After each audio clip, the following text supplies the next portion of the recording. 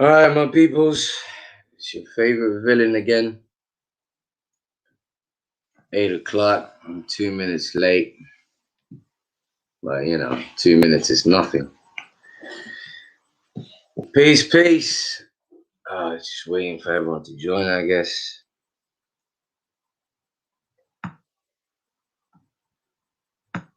Copy the clipboard.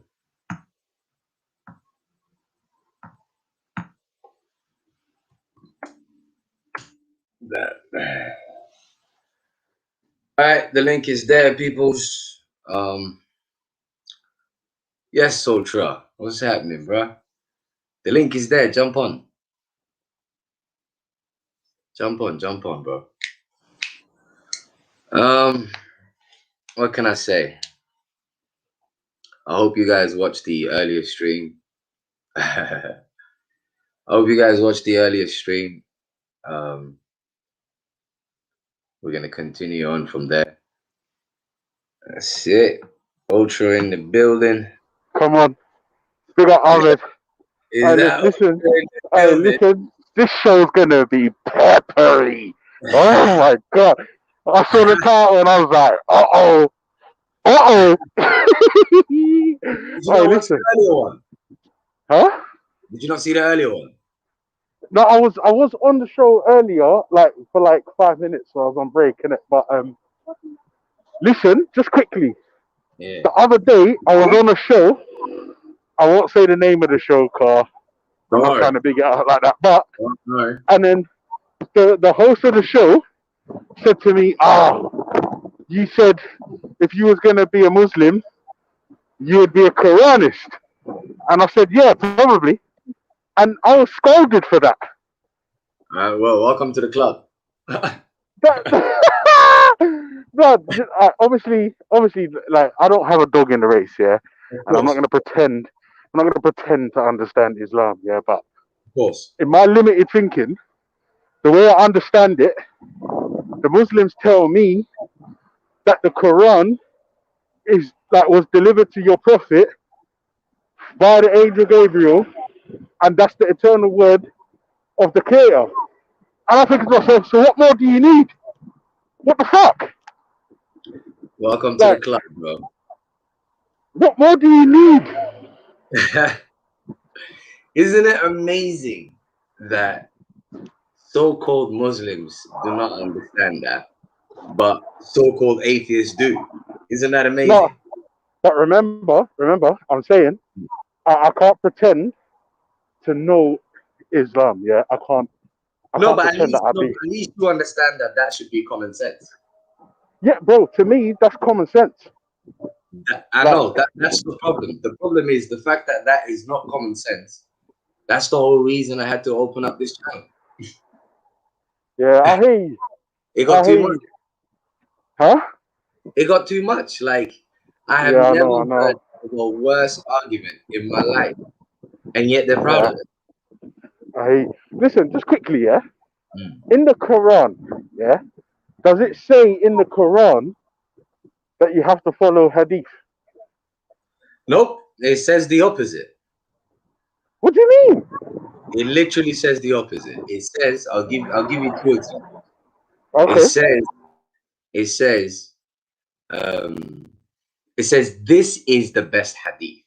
Listen to this, yeah? Well, and it's referring to itself as the Quran, yeah? It's referring to itself. And then it says, in which hadith other than this will you believe? So it's basically saying, I've given you this thing here. The best. You don't need nothing else. There you go. I'm going to ask a really nasty question then. I'm going to put you on the spot. Go for it. So where do these guys get this whole thing about you have to follow everything that the Prophet said and did? That's the question. I'm trying to figure that out myself. Oh, shit. Shit, man. I thought, wow. Okay. The prophet gets chastised in the Quran at least 4 times. What do you mean? I know what being chastised means, but why would the prophet be chastised in the Quran? That doesn't make sense. Because it shows you that he's human. Yeah, but no Muslim. No, I haven't heard one Muslim deify Muhammad. Well, if Will. well, if you're gonna copy everything he does, then how are you not deifying him? Now, to be fair, if I'm honest with you, I haven't heard any Muslim. So I'm wearing a face mask. Sorry, bro. Yeah, I haven't heard any Muslim deify Muhammad. However, like I've seen certain man move like he's basically like he might as well be God. Well, there you go. You see, hear what you just said. What you just said now is a contradiction, because you said you haven't heard them deify him. No. However, they move as though they deify him. Yes, sir. That's correct. So what you hear doesn't matter. What you see is what matters. Yeah, for real. But no, seriously, let's circle back. Let's circle back to that first question there about how where did the man get this whole thing about the teachings and the sayings of the prophet you have to follow? Like, because that's the whole question. That's literally the whole question, bro. So, all right, okay. Another question then. Yeah. Obviously, that is common knowledge that the hadith that these men are running with came like way after the prophet. Yeah. 200 years. And I'm thinking, well, hang on a second. Hang on. 200 years. Why didn't man have hadith at the ready? Like, it don't make no sense. Welcome to the club, bro. Like, if like, all right, look, you see, like, obviously, you have to. Oh, I can't breathe in this fucking mouth. You have to forgive my you have to forgive my ignorance, yeah. But no. if like the creator of the universe, the creator of things seen and unseen, you know, omnipotent, omniscient, benevolent, everything, yeah? I'm thinking, right, so he chose one singular Donny to relay the message, yeah? All right, cool. No problem. But I'm saying, hold on. If he's saying stuff, why did it take 200 years to compile? That's mad. Good question. Like sure, like obviously he had companions, yeah? He would have had, I'm assuming, the equivalent of secretaries at the time when he was alive and kicking, he's in his prime, yeah? Right. So what happened? You tell me. Passing and 200 years. That's the question, B. That's the question. Welcome to the club. No, seriously, I'm asking. I'm asking because I don't know. We are asking the same thing. We're literally asking the same thing.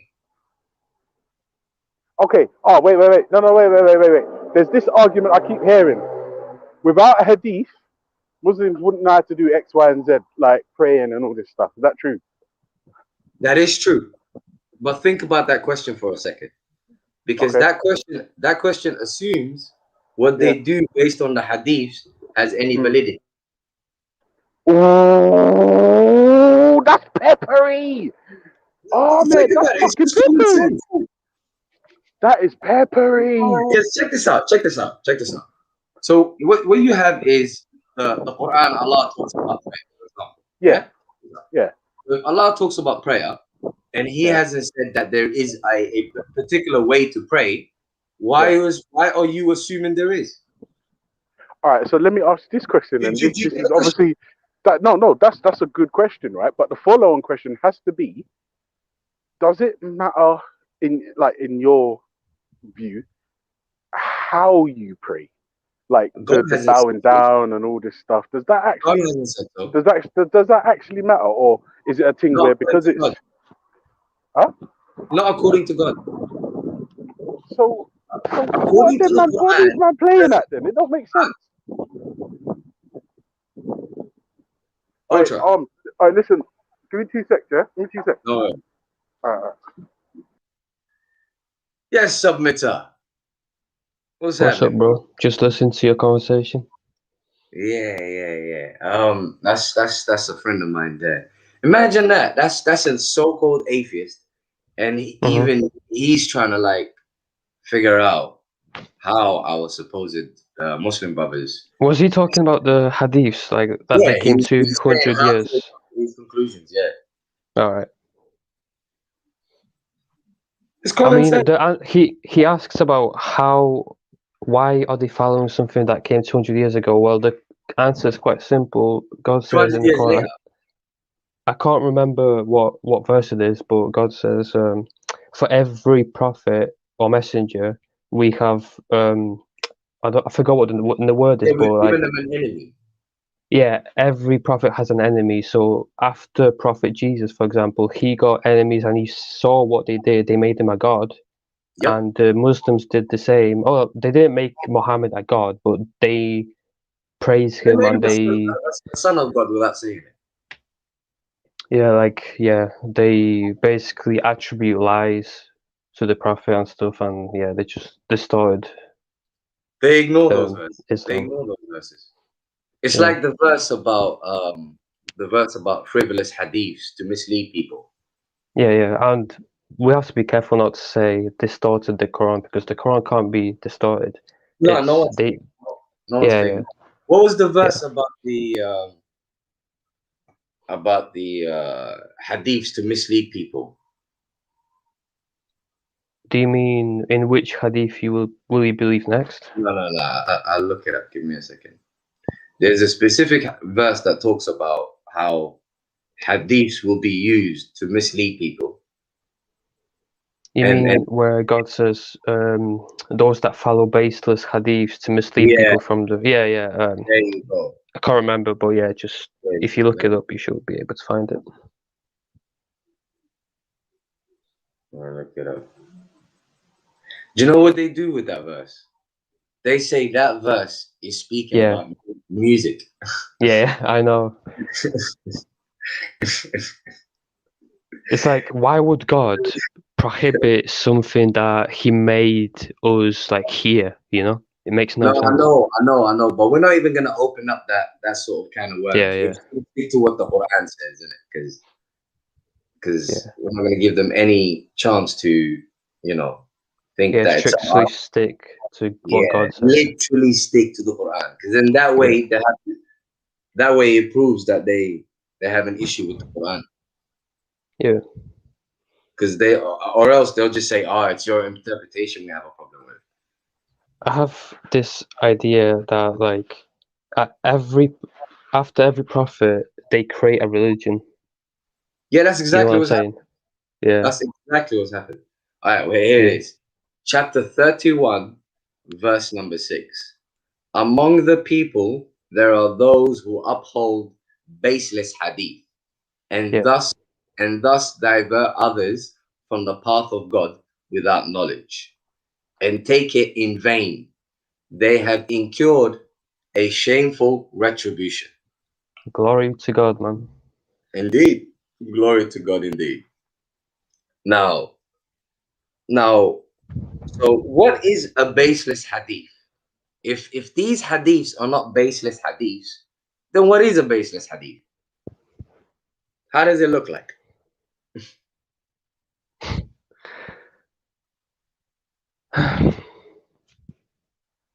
You know, another word that the Quran uses, and again, the Quran uses this thing called antonyms, whereby it will use a word and then it will use the opposite of the word. So for All right, instance, yeah. you have the truth, and then the opposite of the truth, according to the Quran, is conjecture. All conjecture is opposite to the truth. Do you see Well, what I'm saying to you? I see what you're saying, but I think the opposite of truth is falsehood, right? I know, but conjecture is as good as falsehood as far as the Quran is concerned. Because you should not be making claims about God based on conjecture. Yeah, true It that. should be based on truth, period. It should be based on haq. Do you see what I'm saying? Yeah. Let me give you the verse where I'll show you that it gives you the opposites.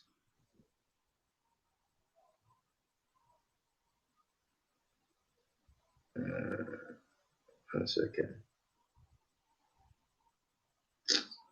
We've been looking at a bunch of verses.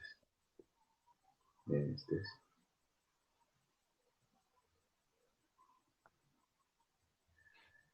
Just give me 1 second. I'm nearly there. No problem.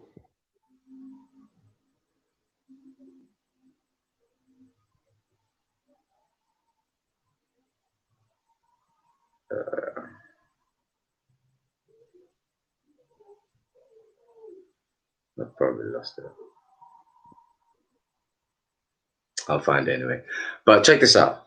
So the opposite of truth is conjecture, as far as making claims of about God is concerned.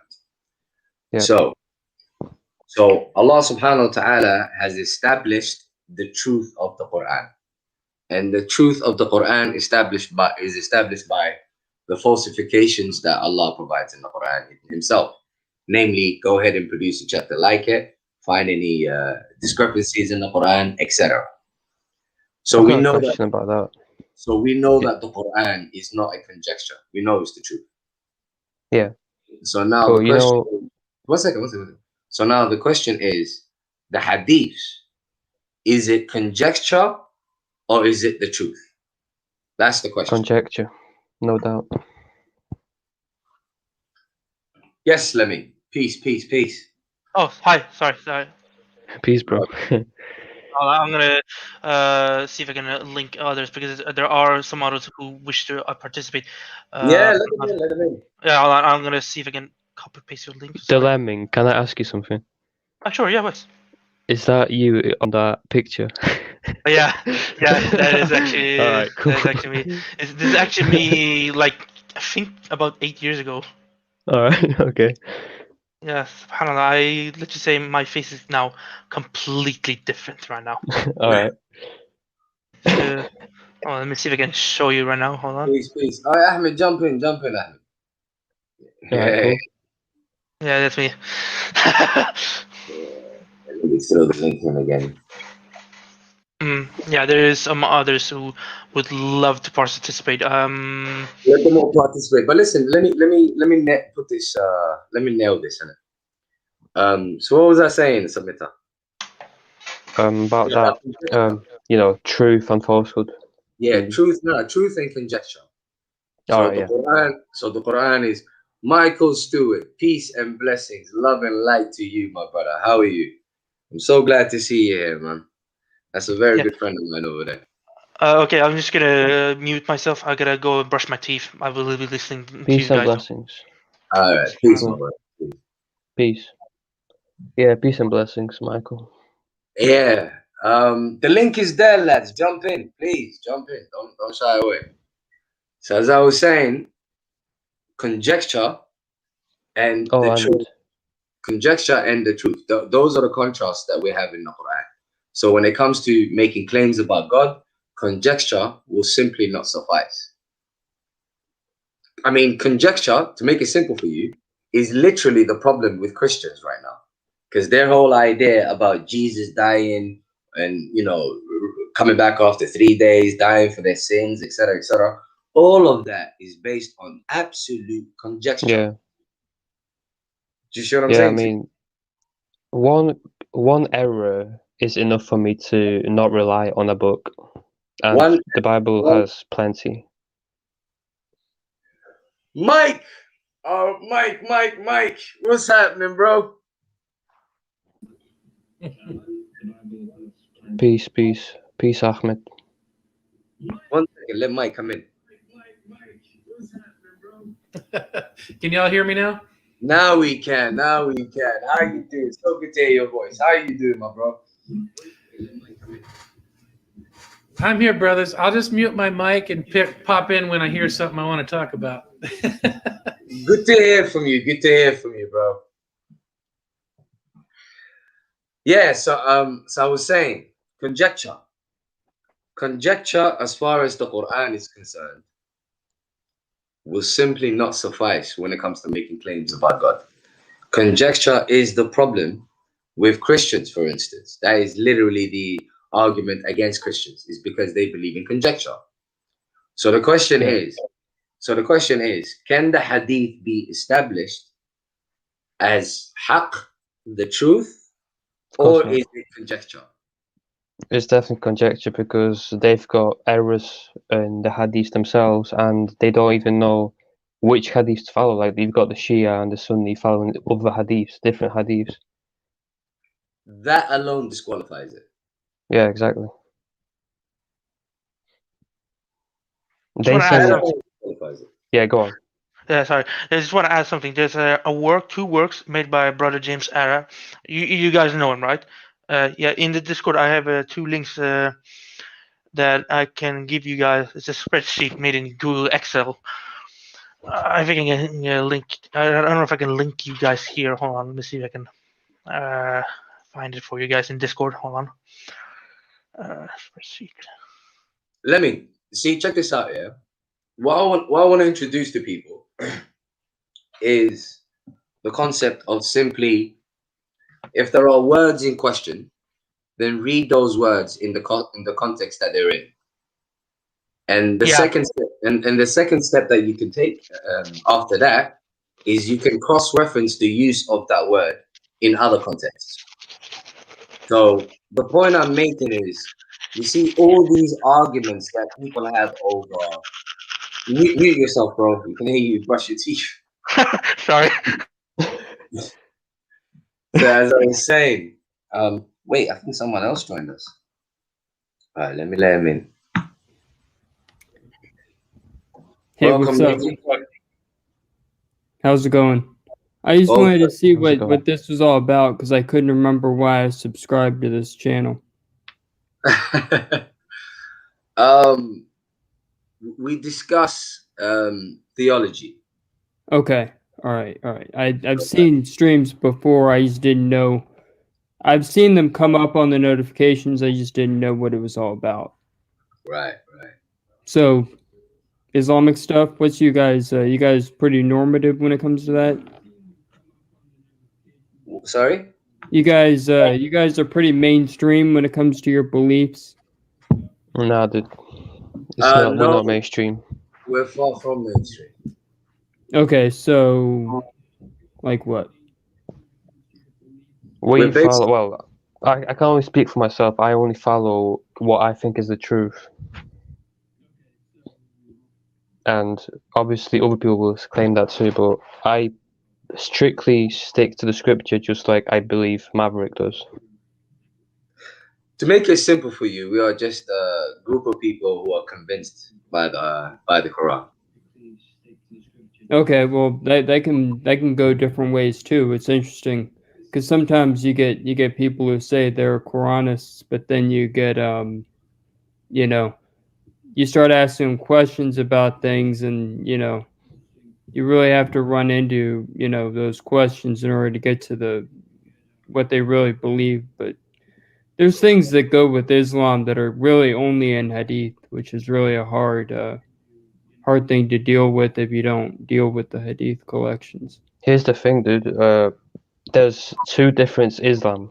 Islam of the Quran and Islam of the after the Quran. Like people have created a religion called Islam after the Quran, but Islam is something completely different. It's complicated, dude. You have to just do some research on that. I know that. I've done boatloads of research. Well, you use the word Quranist, so I'm guessing you are somewhat aware of the situation. But to make it simple for you, this particular channel and the people that participate in this particular channel, when we say we believe in the Quran, we mean it. So whatever is found in the Quran is what we adhere to. Okay. I mean, you can go ahead, ask any questions if you want. So one thing that really isn't a big deal, but it's a daily thing. How do you guys do the Salat? Salah, according to the Quran, does not mean prayer.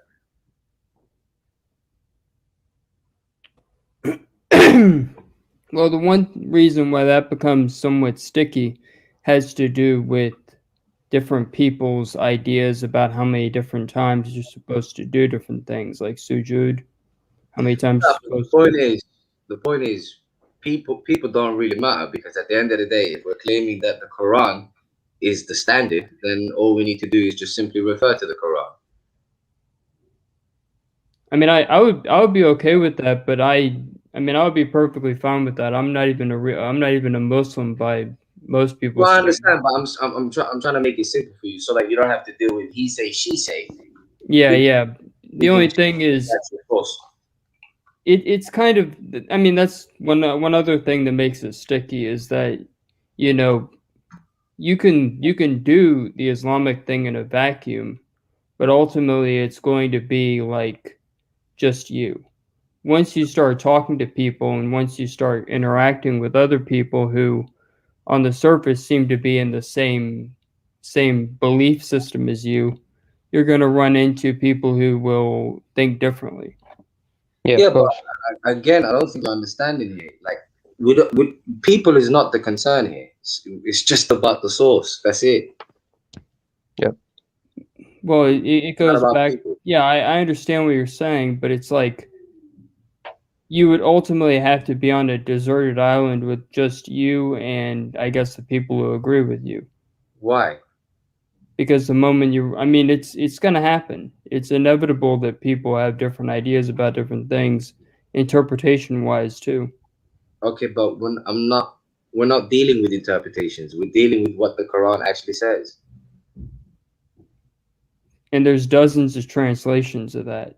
We're not concerned with translations. We're good with the Arabic. And then that goes into linguistics. So, oh, that's fine. We can read the context. I mean, I'm someone who loves languages, but I can tell you there's times when that could make it a little bit sticky. Why don't you give me an example from the Quran of what you think might be problematic? The virgins that everyone is so wrapped around. You know, when you talk to people, What virgins? The ones that supposedly are in paradise that never. Do you want to quote the verse? Are you referring to Huraim? Yeah, that's it. Yeah. They're not virgins. Well, no, it is for me. Bro, you're still brushing your teeth? Yeah. That's multitasking. That's I do that too. But Damn. yeah, the Horis are kind of like a weird thing. I mean, then you got, you know, some people would say you get dates in the afterlife, not. No, but see, Neji, stop referring to people. Quote the verse. I mean, I could pull it up. It would be. Please do that. We see. Please understand this. We don't deal with he say, she say. The only thing that matters is what the Quran says.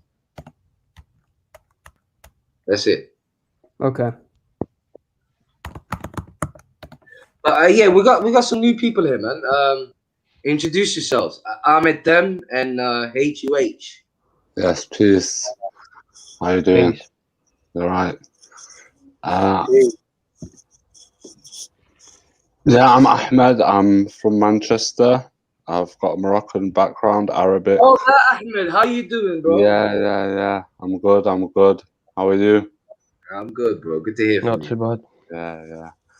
Good. I've been wanting to get involved in this for a while, so it's good to be here. Yeah. It's about time, innit? Yeah, definitely. I've got a few things to say. I'm not sure how it's going to be taken in, but you know, go for it. Brother Nigel Springfield, he was talking about a couple of topics there, and I thought, you know, yeah, it's Negi Springfield, but you're good. You're Negi, good. Right. Sorry, yeah.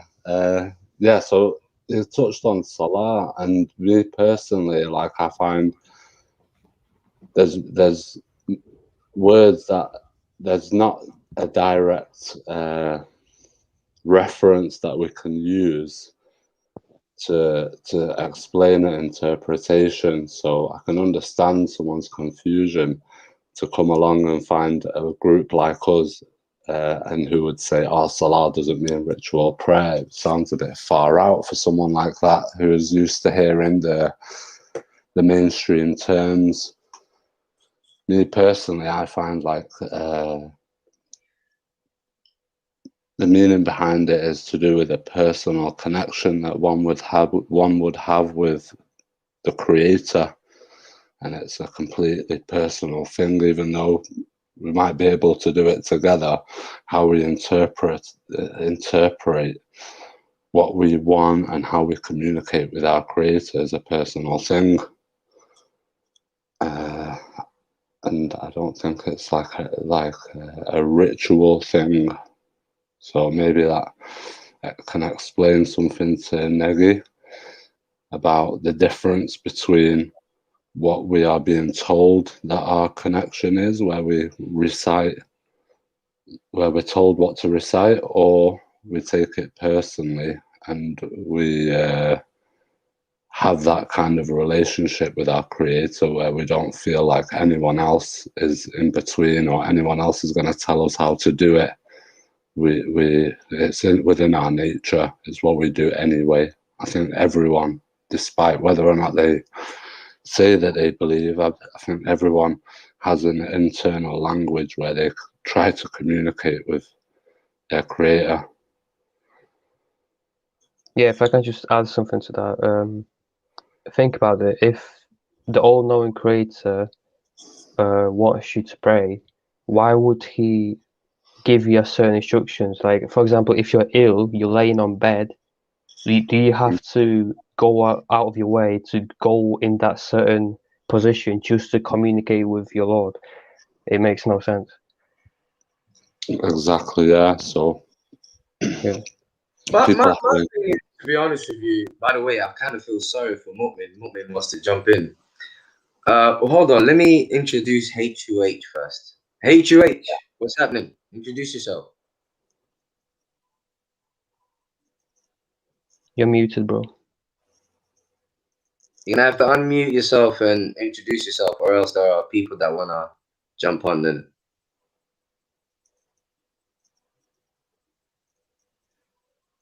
Come on, B. You got about 5 seconds to do that. All right. I think he's had his time. All right, let me let Mu'min in, man. He's waiting for a while. All right, Mu'min. Peace be upon you. Peace be upon you too. All of you. Question for Maverick. Oh, hold on. Is that Joe by any chance? Nah. All right, cool. Just checking. What's happening, bro? What's up? Assalamu alaikum. Good for you. You hope you're good. Yeah, you too. Go for it. Yeah. If Salat doesn't mean ritual prayer, then how would you explain chapter 5, verse 4? All right, let's look into it.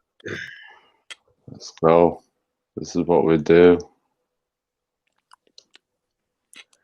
Let's look into it.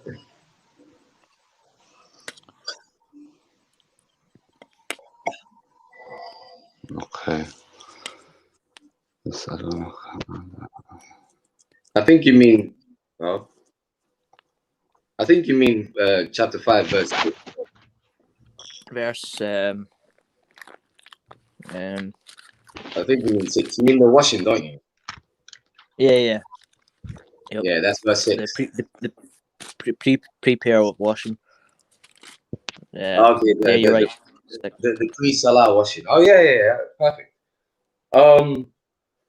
That doesn't really require much explanation, because as we can see here,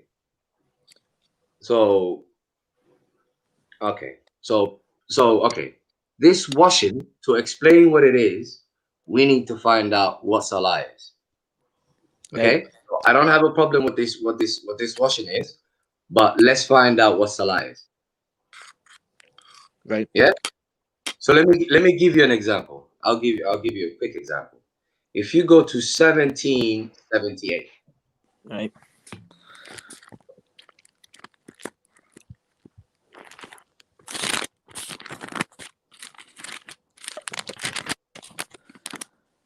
Yeah. You're breaking up. So, should I just read out the translation? Yeah, go ahead. Oh. All right. You're breaking up. Okay. Establish Salat before the. All right. Sorry. At the sun's decline to the darkness of night, and recitation at dawn. Okay. All right, that's Are fine. you One second. reading? So sorry. I'm 17, looking at. 28. One minute. So establish Salah from the decline of the sun to the darkness of the night, and the Quran at dawn. Indeed, the recitation at dawn is witnessed. Correct? Yep. Okay. Now, who's being addressed? So to find out who's being addressed, just go one verse before. Go 1777. Yep. Are you eating something? Our messengers. Yeah, man, I'm eating cake. Go ahead. Yeah, it's talking about the messengers, right? No, read it, so we know who's being addressed the next verse after. Way with the messengers we sent before, they will not find in our way a change. Okay, before thee, who's that? Muhammad. Okay, so before thee, continue. They will not find a change in our way, always. Okay, so the next verse, is it addressing the prophet? Who's it addressing? The I don't know if you know Arabic, but the Arabic says aqim. Yeah, aqim is singular. Singular. So who's it addressing? Prophet. The prophet, right? Yeah. So the prophet is establishing Salah. Especially right. Li dukli means to the decline. Sorry. I got this one. All right, cool. So the prophet is establishing Salah. Yeah? Yep. Okay. So Salah is connected with the recitation of the Quran. Okay. You have a problem with that? Read 1778. No, I see it. Get it. Yeah? Okay. So now we're gonna find out who is the Quran recited to. Right. So go to chapter 17, same chapter, 106. Okay. 106.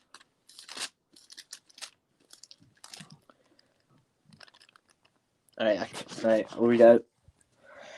A recitation which we have divided into parts in order that thou may recite it to men at intervals, and we revealed it by stages. Recite it to who? Yeah, men. Recite it to men. Yep. So look what we got so far. So far we got that the prophet establishes Salah. He recites the Quran, and he recites the Quran to men. Right. Do you see that? Yeah. Yeah. So if the prophet establishes Salah, and he recites the Quran, and he recites it to men, on men gonna have to be present. Yep. Now we can understand. Now we can understand what 5 verse 6 is telling us. So the people that are gonna be present to where the prophet is reciting, the Quran, aren't they gonna have to be clean? Clean. Yes. Yeah, like wash yourselves and all that. Don't they have to be presentable? It's much more like a personal hygiene. Lord of the Worlds simply likes to have people have personal hygiene, because trust me, when people with bad hygiene, let's just say it's gonna, you're gonna totally tell it's not actually a very nice thing to have. Yeah, if you want a case in point on that, in Texas we haven't had running water in a while, so the hygiene is definitely kind of gross. So we're just getting the water back. Yeah. But notice that by simply giving you verses. Yep. Did I not do that? But what do you do about the verse? No. But before we move on to another one, before we move on to another, are you with me so far? That all I did was give you verses. Basically, what you're saying is Salat for the men, or let them listen to the Quran recitation. Isn't that what the Quran said? Is that what you're saying? That's literally what 1778 and 17106 said. Literally. Yep. Anyways, guys, you guys continue. I'll be right back. Yeah. You guys continue. I'll be back. Right. What So, do you- is anyone else want to engage? Well, there is a. If you took a look at it also from Surah 73 and read from 78, you can just see some context what it's about actually. If you think about it. Sorry, I'm not that much. I'm going to be honest. I am a little bit nervous. Just going to let you know, I'm not the best explainer. That's So all yeah. right. Where are we going from? 70, 78. Yes. Yeah, 78 to 73, if I remember correctly, or I think it was. There was Hold on, let me see if I can find it. 17, 78. Yeah, it was just there. I'm just going back onto it now. Yeah. Okay. Yeah. No, sorry. Yeah, 1773. It's about how the prophet was almost lured away by hypocritical idolaters from what God has revealed to him, Ka singular, and he wanted to invent something else in God's name, and and if he did, they would have taken him as a friend. So if it weren't for God, stabilizing him or strengthening him, he would have inclined them a little bit, and he would have been tasted double in this worldly life and in the era and in death, and he would have no helper against God. And these idolaters almost provoked him to expel him from the land, and they wouldn't last without them, except for briefly. And then there comes the pattern of the messengers we sent before you, Ka. You will find no change in our pattern. And so he was always to uphold the adherence to the decline of the sun until the darkness of the night. So it's like from the entire evening to until until when the darkness comes up. So it's not that I don't think it's like extremely long thing. I don't know because it varies sometimes when there is the declining of the sun until the darkness of the night. I think it's like 40 minutes, I think. Well, I don't know. Varies. But yeah, and then he was. You are to arrange the Quran at dawn, is witnessed, and then the verse after says, "And of the night keep vigil with it," and as an addition, like an optional thing, would you do? And perhaps your Lord will rise you a praiseworthy degree position, maqaman ma'mudat. Does anyone? Do you guys know what that means, right? Maqamun mahmudat. Praise station. Yeah, it's like a Praise station. Yeah, some sort of maqam, some sort of like status, praiseworthy status. Standing place. Or standing place. Yeah, it depends on actually the context, and honestly, standing place doesn't really fit in if you talk about maqam. And are you referring to the standing place of Ibrahim? Is that what you're talking about? Yeah. Yeah, Oh, there's yeah. it's about the whole reason why they translated the standing place of Ibrahim like a physical standing is based on a hadith about where Ibrahim supposedly stand. There's actually a picture. If you I don't know if you have seen this picture of Ibrahim standing. Is there not a verse in the Quran that says, "And take from the standing place of Abraham"? Yes, it take from the status of Ibrahim. Yes, there is a verse in the Quran. Hold on, I think I know which verse you're talking about. Hold on. Station of Ibrahim. I think you're referring to Surah 2, verse 1 to 5. And Surah 3, verse 97. And it's about the Bayt, if I remember correctly. Yes, Al-Bayt. Some say it's the house, some say it's the sanctuary and all that. But anyway, it is interesting. Salat, Musallan, place for adherence. It's a place for adherence, like a meeting point or any point. You mean virtual right now? We can like we were discussing right now. I hope I'm making sense right now. I apologize if I don't. No, it's all good. Yeah, but yeah. So anyway, yeah, it's like a status or something because qawama. If you look at you go to studyquran.co.uk and /PRL online .htm. You're gonna find a place that you can. It's a website that studies the Quranic root words. The one we should look at is Qaf, Waw, Meme. It's here are the real meanings: stand still and or firm. Rose. I'm gonna jump off. Just let that guy on. I'm just gonna get off. So when I jump off, you let him on, okay? Okay. Yeah, nice that's up talking to to you Maverick, guys. but yeah, nice peace talking to you. and take Just care, wanted to bro. see what's up. Yeah. That's okay. Take care. I hope you learn. Oh, never mind. He left before I could say something to him. It's all right. It's not. He wasn't rude. He was just trying to jump off. Yeah, it's cool. Okay, so where was I? Oh yes. The maqam, the meanings of the word. Mu'min, are you on the project root list? Mu'min? Oh, he muted himself. He's not there right now. Yeah. Okay, just type in project root list Quran and then click on. You can see on the upper top on the website. Click on Qaf and then look for Qaf Waw Mim. Yeah, You will see you can see stand still or firm. Yeah, stand still firm. Rose stand up, managed, conducted, ordered, regulated. Yeah, superintended, established, made it straight, right? Maintain, erect, observe, perform, set up, people, community, even company, abode, stature, dignity, rank, and aqama, keep a thing or an affair in the right state. So it's like some sort of managing something or regulating something. Like it's not just only standing, but it's also to maintain to something. If you think about it, and in certain events, like stature, like a status. For example, a rank.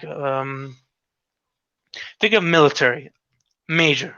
Yeah, like a commander. Yeah. Like a commander or something. I think there's an Arabic word that he used. I think I don't remember. I don't know. Does anyone know Arabic that use those root word letters? There's a military. I don't know if there's a root word I think that's used. I'm not certain. My Arabic is not, sadly, is unknown. Yeah, like Qawm is Aqim as Salat, and Qawm like as in a nation, and Qawm as in stand something. And maqam is like a status or a rank. I hope did you just join Mu'min? Yeah. Okay, I was wondering. Okay. Okay, yeah, he's back. Did you go to check out this website called Project Rootless? It's I can't do it right now. Oh, you're on the phone? Yeah. Okay. But if you have a computer in the area or anything about that or anything you can search on, go to Project Rootless. Type in Project Rootless Quran, and you will find a website called a website that will studies the Quranic root words. And you can read Arabic. You can speak Arabic. Yeah. Okay. So then you know that maqam comes from qaf, waw, mim. Yep. Right? Okay. So in its root word, it means something to maintain something or keep something up or whatever it is. And in some meanings, it can also mean status, station, dignity, and rank. You know, and if you think about it, I'm not certain standing place would be an accurate statement for Ibrahim, but more of a status of Ibrahim. But if you think about it, Ibrahim was called what? A Hanif. And a Hanif means an outlier or something. He was outlier of the polytheist, meaning he was a monotheist, of course, because in the Quran he came to the conclusion there's only one God, and because he noticed that there are, like you say, more greater than the sun in the movie. If you have been reading about him, if I think it was Surah 16, I think. I'm not certain. But yes, and I apologize if I'm not making much sense. I'm trying my best to explain in a better way. I also recommend watching a video made by a person called Quran Centric. He did a good job of explaining about maqam part. I will see if I can find about him. maqam. If I can find it.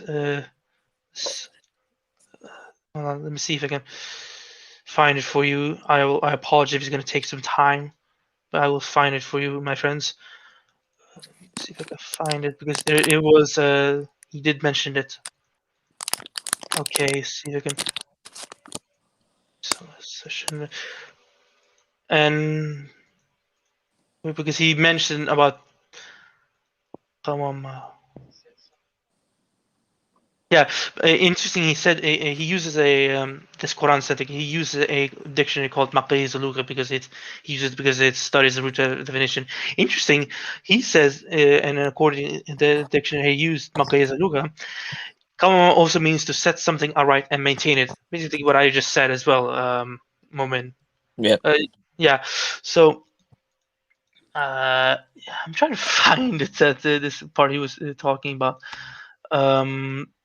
Because he did mention 2:125, if I remember correctly, that about the supposedly standing a place of Ibrahim, because it was, I don't know if that was based on a hadith or something, because there was claims that Ibrahim lived in Mecca and something about that.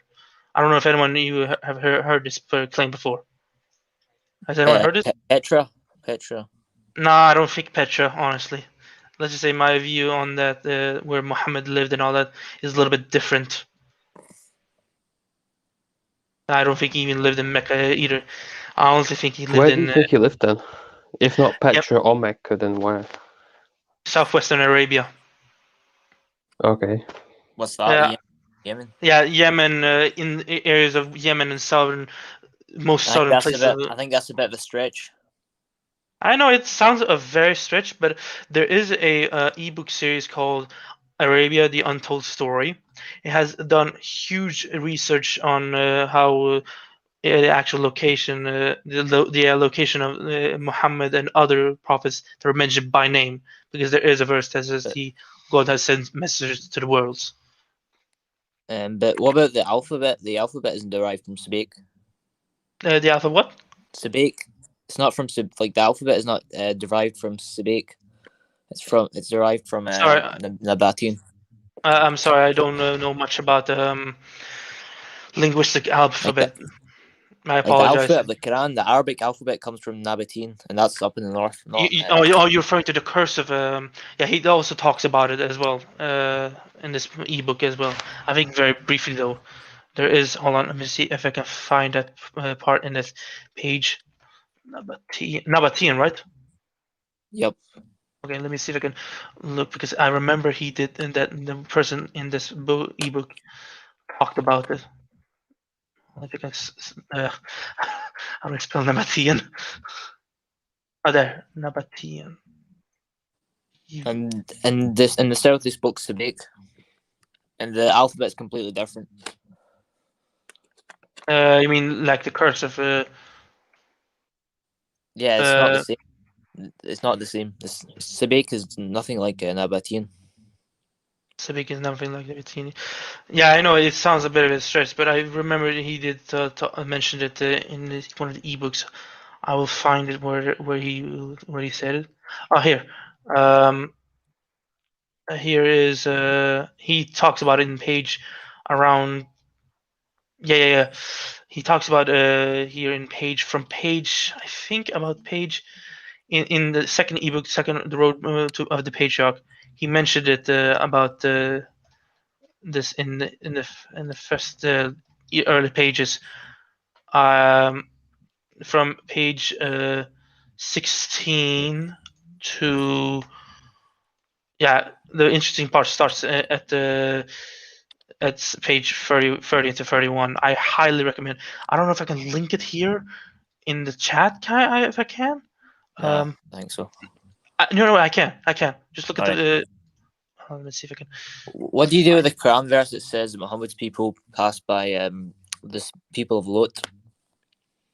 And interesting enough, here's the. Oh, sorry, that was the wrong one, not the first one. Sorry, the second one. Here. You see it on the link. Look at the right. Look at the second book. Look from go to page 16 to page 30. one and keep reading on it. He does mention about the I think he does mention about Sabiq. Is this Sam Jerins? No, this is someone else. The work was made by a person called Pazuzu. I don't know if anyone here knows about Pazuzu. He's called himself that. He's from Free Minds, and it was actually compiled by a group called the Badr Society of Culture, Cultural Research. What page? From 16. He also 16 to 30 to 41, and keep reading on from 30 because he does mention a lot of things about this event. About this, I think. Yes, I think so. Yeah. Remember, this was 30 to 31. I think somewhere, yeah, from 16 to 31. He also talks about how, let's say, the so-called Hebrew is not exactly ancient as people think about.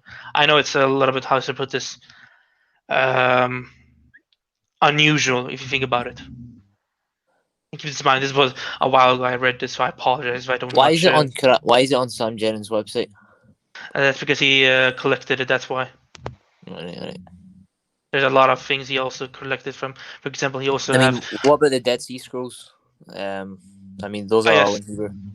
Those are in Hebrew. Those are in Hebrew. Actually, he does talks about it in the Hebrew Deception. He says those are actually Paleo-Aramaic letters that the modern day Hebrew says. If I remember correctly, if I remember correctly, I apologize if I missed something about it. But I recommend read also the Hebrew Deception part. Where's what? Page? Hebrew 26. 26 Hebrew Deception. Yeah, in order for the Zionist movement to successfully hijack the history of the region and plant their cancerous, racist, illegitimate entity of the heart of the Arab world, it was necessary to artificially create the elements required for the so-called racial nationality for amongst. You know, Zionism didn't exist 2,000 years ago. Yeah, I know, but he's talking about the Zionists today, modern day Zionists. But 2,000 years ago, the manuscripts of the Dead Sea Scrolls are all in Hebrew. Manuscripts of Hebrew? Which manuscripts are you talking about? Type up Qumran Scrolls. Qumran Scrolls?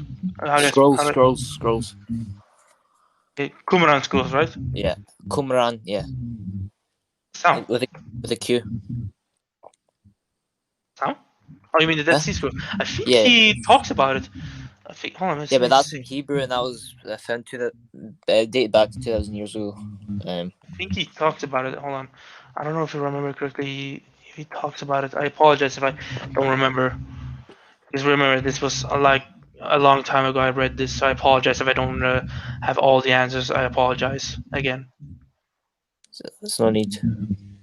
I think he does mention the Dead Sea Scrolls. I don't know if he did it in one of his books, because I remember he talked about it one time in a forum in Free Minds. I think he also posted links about it. Let me see if I can find it. I don't know if he did this in one of his ebooks. And it's a very good response to that, I must admit that. But I'm not certain if that is, like you said, is Hebrew. Could be Paleo-Aramaic, ancient Aramaic. The Aramaic was written in the Hebrew script, or either the Syriac script. Syriac script. But that Paleo Hebrew is Hebrew script, but it's Aramaic language and Hebrew script. Yeah, because if you look at modern day Aramaic, you can look at the Paleo-Aramaic spellings. You can notice that the alphabets look exactly the same. If you noticed, I think he showed a picture of it. Yeah, but that's the Hebrew alphabet. That's. Sorry. The squared Aramaic is actually Hebrew. That's the Hebrew alphabet. According to who? The Dead Sea Scrolls are not in Aramaic. They're in Hebrew. If you read them, you can't. An Aramaic person won't be able to read, understand what it says, but a Hebrew person would. I think that's because he. I don't know then. I sadly can't read. I don't know much about Aramaic language. I apologize. Because, but still, he says that I must have mistaken. I apologize. Squared Aramaic. Yeah, he says these look familiar to you. They're the same letters they call Hebrew. Every one of them. Those squared Aramaic estimates is estimated to have first appeared in Mesopotamia, around 7th or 6th century BC. Wait, how old is the Qumran scrolls? How old are they? 2,000 years old. Yeah, so in 7th and 6th century BC is like what? Hold on, let me check. Let me check. I think it's it's about 600 to 500 year old. There's a possibility these scrolls may be squared Aramaic. But why can't Aramaic people won't be able to read it, but Hebrew people can? I think that's because the Aramaic must be different. I am not certain. That's sadly the question I know. Because it's Hebrew. Hold on, let me see if I can. Like they'll be able to read it, but they'll be able to read it because of the alphabet, but they won't be able to understand what it says because it's not Aramaic. Let me see. I have to look it up. Like I can read the alphabet, but like I know the Hebrew alphabet. Like I know it because it's the same as Arabic. Like Aleph, Bet, Gmail, but I won't be able to understand what it's saying. Because you read Aramaic? No. Because the alphabet, the Hebrew alphabet. Like I know the alphabet, so. Okay, you know the Hebrew. I won't be able to understand. Okay. I think he did though talk about squared Aramaic. I think you should look up it, but still though, that is a very good question though. I must admit though. But remember, this was a while ago I read about this. I think he did still talk about this. Hold on, I think he talked about it in Free Minds. Still though.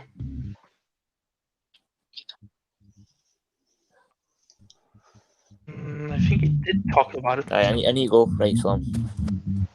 Peace be upon you. Sorry if it wasn't much like a huge talk. It was confusing. I apologize. Yeah, personally, I find it interesting, but personally, I don't find it relevant in order to, give. I don't think I need to know the history of everything in order to understand. Yeah. It's somewhat. But I think. Oh, sorry. We don't need to validate the prophet. I don't think it's up to us to validate the history and the whereabouts and what he did and who fought him and who did it. It's irrelevant. It would be much irrelevant, but to be honest, I think there is a lot of people keep claiming that there's some historical No, here's something interesting. Here's something interesting. There's this Freeman's forum he talks about. Interesting enough, there's a person called Hizbullah in Free Minds. I don't think I posted here. Hold on, I'll post it here. The link here in. Do you see the link here? Okay, so apparently this person said there's also other people who done historical research on, for example, the other things like I think called the Dead Sea Scrolls, like Fahd Hale, Al-Rubai, and Taha Hussein. Do you guys know any of those? No. Okay, so Fahd Hale Rubai was actually an historian, Arab historian, who's been working on a lot of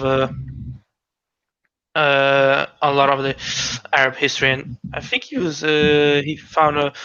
made a controversial book that Taha Hussein called. I think here's a photo of him. I think there's a photo. He was from Egypt and he was doing research on a book. I think he was did a research. Hold on, let me see. I apologize. He's done work on a certain event, I think. Yeah, that's all right. But in all, I don't know. Personally, to me, that's history. And as much as I like to hear about history, it doesn't. It's not exactly for salvation. I know. Yeah, exactly. Yeah, that's what I meant. in my opinion, the Quran itself stands by itself. As soon as I try explaining some history and stuff like that, I've got to start reading some other books. And personally, I don't really like reading lots of history books. Yeah, I mean, the Quran is just a warning, isn't it? Yeah, it's a lot of reminder. It's a reminder. Interesting enough, this person claimed that the Dead Sea Scrolls is actually fake. You'd have to carbon date it. If they've carbon dated it back to 2,000 years ago, then it's most likely not true. Yeah, it's most likely true. But there is an article I found, National Geographic. Also incomplete as well, isn't it? According to them, they say that the Dead Sea Scrolls at the Museum of the Bible is actually forgery, because they did, really? according to them. Yeah, they say that it's a. I'll link you to the. Hold up. Did they carbon dated it? Oh. I'm reading it right now. I just found this. Let me see if they did mention carbon dated. Because that's odd. I don't know if I spelled it right, but I typed Shift F and typed in carbon, and it sadly doesn't mention anything about carbonated. I don't know if it's. Oh, never mind. I don't mention it here. Yeah, I mean, if it's not carbon dated, then yeah, you can't really trust it just like that. You mean if it's not carbon dated, then that is unlikely to be from the past. That could be a fake. Question is, who would fake this, and why would they fake this? Oh, plenty of reasons. For wealth, for fame, for just to prove their point of their, ideology maybe. Like, for example, if it's a Bible, then, they will prove it to be preserved, for example. Yeah, and that's unfortunately for them, it's not actually. And he was actually right. Yeah, it's actually quite disturbing, actually, if you think about it. Yeah. Yeah, but unfortunately, I do feel sad for them, honestly. But yeah. And but let's not talk about. Let's talk about something, because we're supposed to talk about Salat, if I remember correctly. And fortunately for Marek, Mu'min left, but yeah. I think he was having something else. What was he supposed to do? Because I don't think he. What was he doing? Anyway, they both went on to talk about. Submitter, what were you supposed to talk about? There was something you were about to talk about. What I understand about Salah is that the Prophet Salah was just to preach the Quran, and the reason why it's at dawn to sunset is because most people would travel during those times, so that's when most of people would hear the Quran. And yeah, I think and I think Salah is more of a general umbrella term. Yeah, it depends on on the context. There's Salat to men and Salat to God, if I remember correctly. Yeah. For example, Allah Jusalina, the Prophet, if you remember correctly. Yeah, like basically God adheres to the Prophet. He commits to the Prophet. Yeah, a lot of he supports the Prophet. Yeah, a lot of how should I put this? A lot of Islamophobes, like, I will not mention the name because that person they don't study the Quran. They just pick anything they can to attack. And sometimes when they do study, they unfortunately study in a biased way, if you think about it. No, of course. But anyway, the point is, when you translate praying to like God praise to the Prophet, it would sound a little bit off. And if you think about it, why would our beloved Creator would like to pray to our Prophet? It sounds a little bit off if you think about it. Yeah, the Creator doesn't pray. The Creator doesn't need to pray. He can do whatever he wants. If he wants to pray, that's up to him. But I'm pretty sure he has no. He says that he has no need for the world. I think there's a verse that confirms it. Yeah, but the sectarians will try to say that this means blessings. But if the word salah meant blessings and pray, then why are we saying that when God talks to us to do salat, and why are we saying that means prayer, but when God does it, it means blessing? Shouldn't it be consistent? Yeah, that's the problem for them, because they isolate That's when they things. pull up the Arabic rule on you and tell you that you don't understand. Yeah, like, oh, you don't understand Arab, but hold up. Yeah, this is Prayer Arabic. and Yeah. It's a blessings. different language. Yeah, they isolate the meanings. They isolate a lot of things. They keep saying, "Oh, it's a sea of meaning." Yes, but here's the thing: context dictates the meaning. That is the important thing. Yeah, but what happens is they don't want to understand that. Either one, Yeah. they don't want to understand it, That's or just they it, can't understand it, or they just having a hard time understanding it. Because That's it. keep in Yeah, mind, yeah, yeah. It's a bit of all confirmation of it. bias. A bit of all of it. It's a confirmation bias. I used to think that Salat was free daily prayer on that, but then I saw a lot of videos that proves me wrong. I said, okay, Salat is adherence, because it makes a lot of sense. The context makes no sense. It sadly doesn't make sense about the prayer being Salat. And in fact, the word prayer itself in English literally means to invoke, to call us to something. That's a perfect description of dua, which I mentioned in the previous stream with brother Maverick. Yeah, where is Maverick? Yeah, he must be doing something busy. I think he's yeah. He must be. I mean, I was gonna say, like, I do feel personally like this idea of Salat, to me, it feels like it's something that you adhere to, but it's also some form of reaching out, or Yeah. I want to say communication, but communication is kind of a two-way thing, so it's not quite. It's more like than that. You can think about it. It's like more than that. Yeah, because Yeah, like the word dua. verse that you brought up before is like we get our salah, so the adherence that we get is to the message from the Prophet. So Yeah.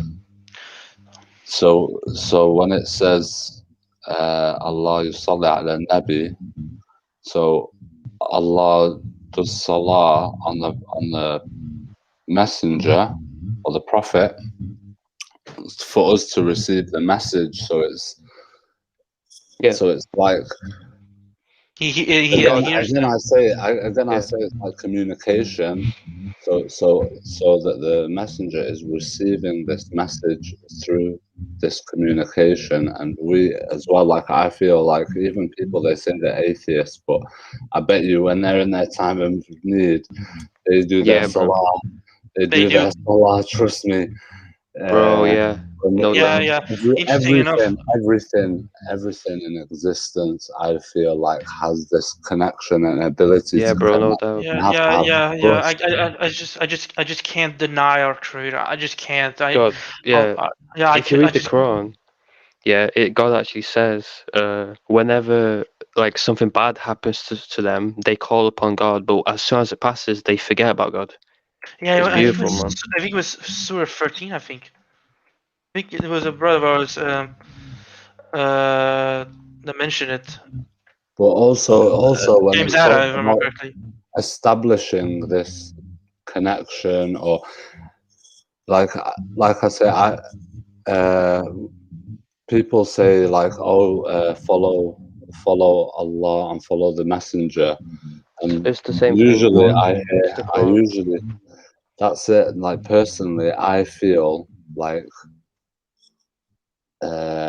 my personal experience, I receive everything from God, and God is communicating to me through that. So I need to follow my Lord and my Creator through my intellect and my logic, and communication through my salah. I can communicate to my Lord and have these inner battles, and literally,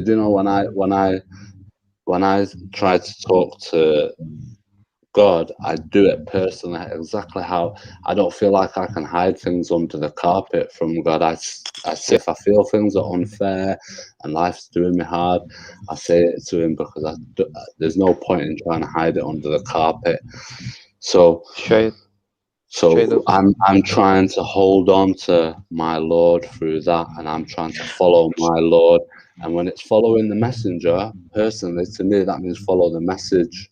Yeah, the exactly. messenger brought me this message. Because when it's saying follow the messenger, it means this. Here we have a message from a messenger. We're blessed to have this. Yep. Yeah. And I can't follow a guy that lived and find out the history of where he was from. How much time have I got in my life to study this? Every single person has to do this. Like me personally, I want to do it from my heart, but I don't think every single person in the world should be on this stream with us now trying to figure this out. Yeah, God did say that he will make exceptions for the sick, and all that. I remember there was a verse that he will make some exceptions for the sick. And he's the most merciful as well, more than we can imagine. And I love him for that. I love our Creator. I cannot deny him. I just can't do that.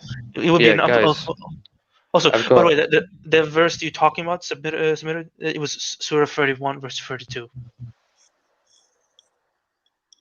The one you will call out to our Creator.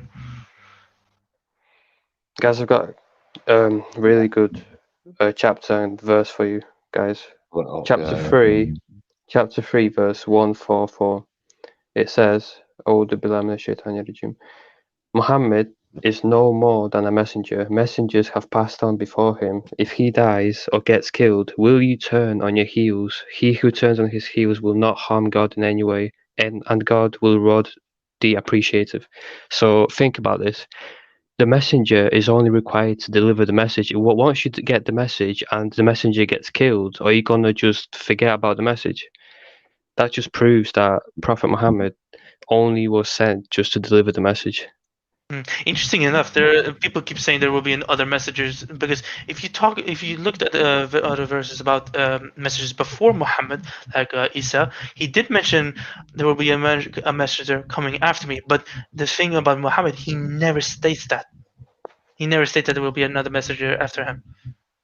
Yeah, he's the seal of the prophets and messengers.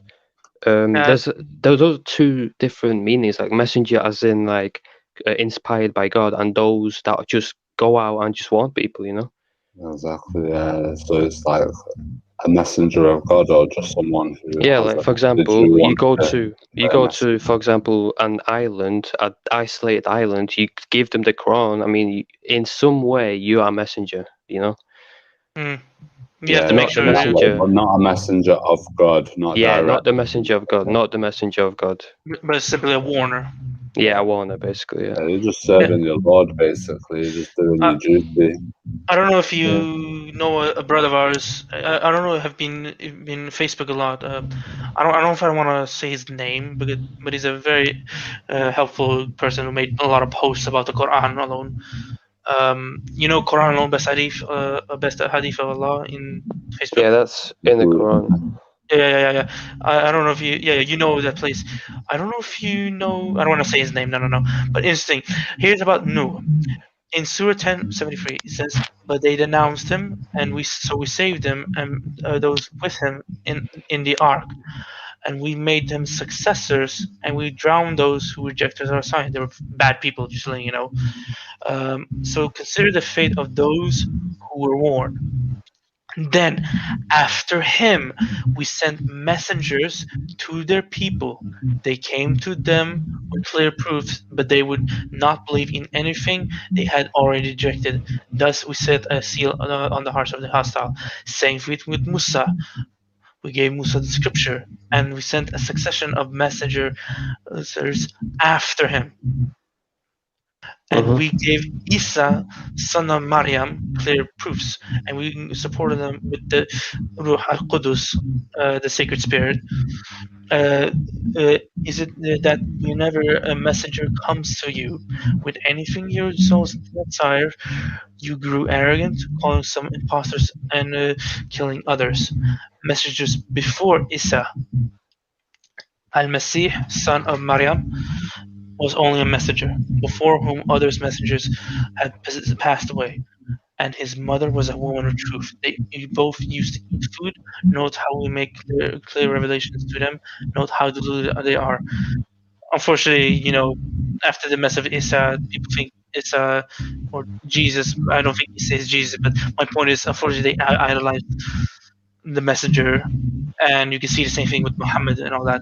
Now, continuing, a messenger after Isa, when Isa, son of Maryam, said, O Banu Israel, I am Allah's messenger to you, confirming what preceded me of Al-Tawrat, and announcing good news of a messenger who will come after me, whose name is Ahmad. Some say Edib Yüksel, Edib Yüksel, he translated Ahmad. Edib Yüksel, yeah. He translated Ahmad to most acclaimed, which makes sense because Muhammad's name is now most acclaimed. But when he showed them the signs, they said, this is obvious sorcery. Messengers before Muhammad is no more than messengers. A messenger. Messengers have passed on before him. If he dies or gets killed, will you turn back on your heels? He who turns back on his heels will not harm Allah in any way, and Allah will reward the thankful. Now keep this in mind. Where is mention of messengers after Muhammad? Keep this in mind. Muhammad is mentioned only 4 times, correct? So there's no verse that we know of is a verse says messengers after Muhammad. We see this. We can see this in Isa, Musa, and Noah, but never Muhammad. Yeah. Never Muhammad. And interesting enough, there's a verse about false messengers. For example, Surah 6 verse 93. Who does greater wrong than someone who invents falsehood against Allah? Or says, He was revealed to me, and nothing was revealed to him. Or says, I will reveal like Allah has revealed.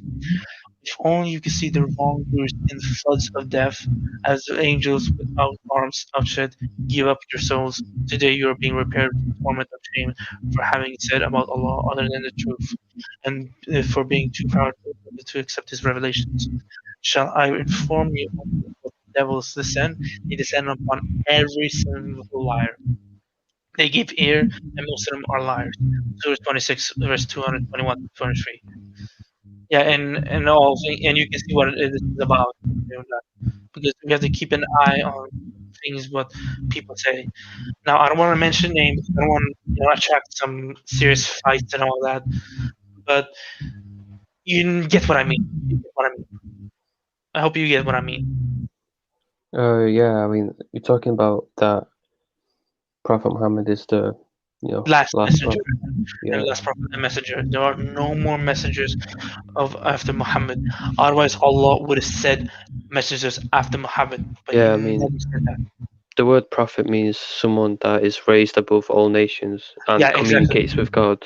So directly, to be a messenger of God, you have to be a prophet. In a way, yeah. But keep this in mind, not all messengers are prophets. All prophets are messengers, but not all messengers are prophets. Keep this in mind. Yeah, not all prophets are messengers. Exactly. Yes, that's true. What is Maverick doing? It's late at night for me, and I have to soon get to sleep. It's very late.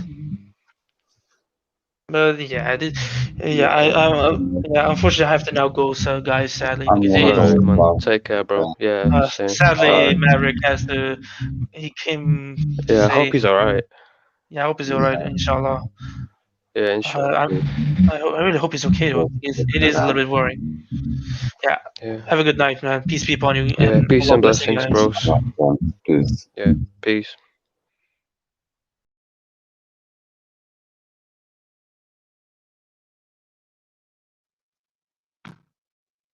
Wait, where the hell did everyone go? The moment I came in as well. IMG. Hey, man. What's hey, that? I was writing something on the live chat and you just came in. Yeah, the guy who was you let him go. Huh? The guy who had the most to say, he left waiting for you to come back. I'm back now. Ziryab, the link is there. Add some people, man. It's a good conversation. One second. All right. Where were we? I don't know, man. You guys were talking about lots of stuff. Yeah, I missed a lot by the looks of it. But yeah, where were they?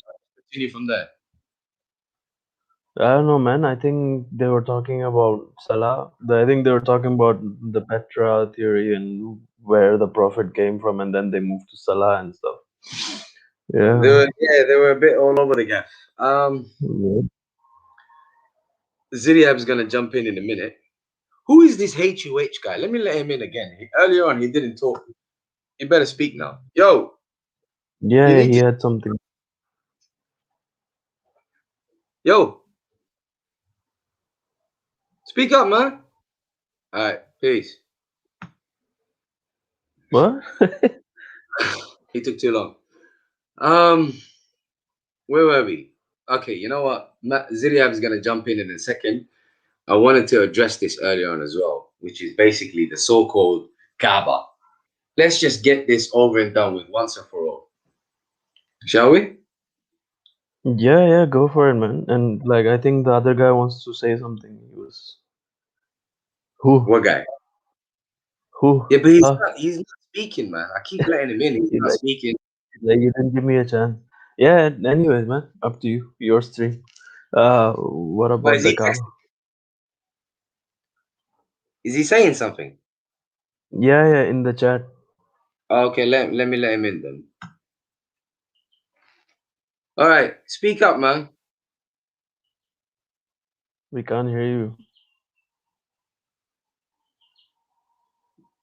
Do you know what worries me? Yeah, that he's some troll that wants to play porno or something.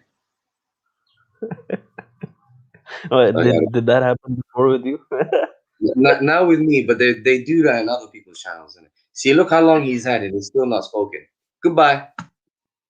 Ziryab's here, so let me just let Ziryab in. What it do? What it does, Ziryab, man? Yo, but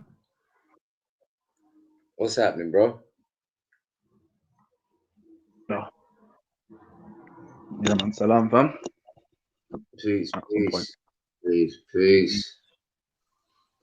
Yeah, man. Let's make this juicy, innit? So, Kaaba, right? Kaaba is where we differ. I take it. Yeah. All right. I think there's a delay though, so yeah, you go ahead, and we can have a conversation, a dialogue. Huh? I beg your pardon? Can you hear me all right? Yeah, I can hear you. Slight delay, but I can hear you. Yeah. That's what I was thinking. There's a delay. All right, cool. So yeah, I think we should have a dialogue discussion on this topic. So if you wanna set it out, I think my problem with what you were saying earlier was the lack of a methodology, or my perception was you was relying solely on like the linguistic element, on the trilateral route, which I don't have a problem with at all. Not relying on that at all. let me make it simple for you, so you don't have to guess where I stand. Yeah. My thing is, I've gone beyond relying on the root words, because that can create, differences. So what cannot create differences is if you read the context. So what I rely on personally is the context, but not only on a specific context. I'm more than happy to cross-reference the word in question and look at every single context that it's in. So my argument is based on the context and the theme of the Quran in a nutshell.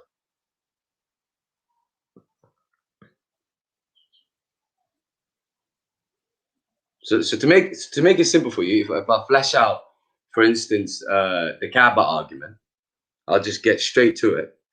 So what we have here is, two things: context and theme of the Quran. In other words, I cross-reference the word in other contexts to see to get a pattern, basically. So if the word means something in this context, then it has to have the same or similar meaning in another context.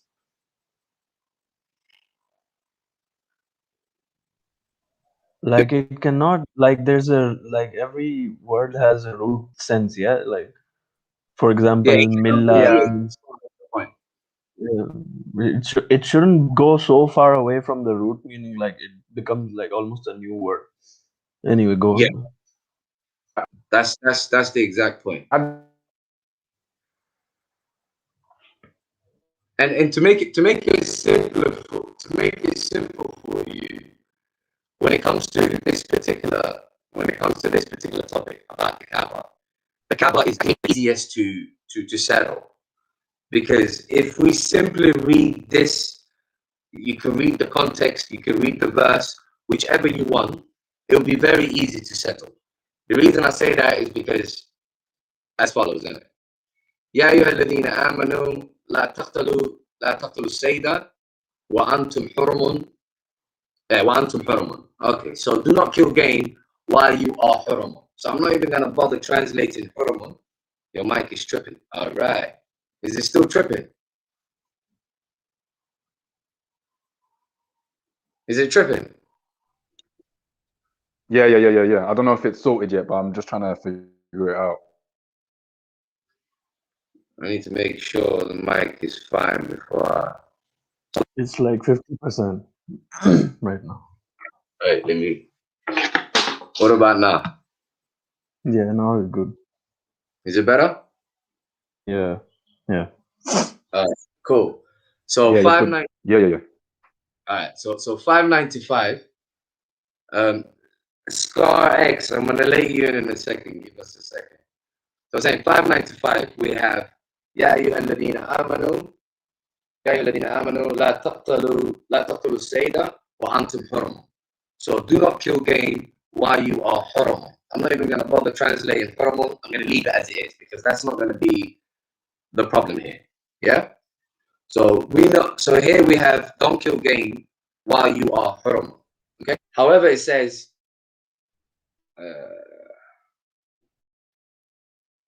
ومن قتله منكم. Huh?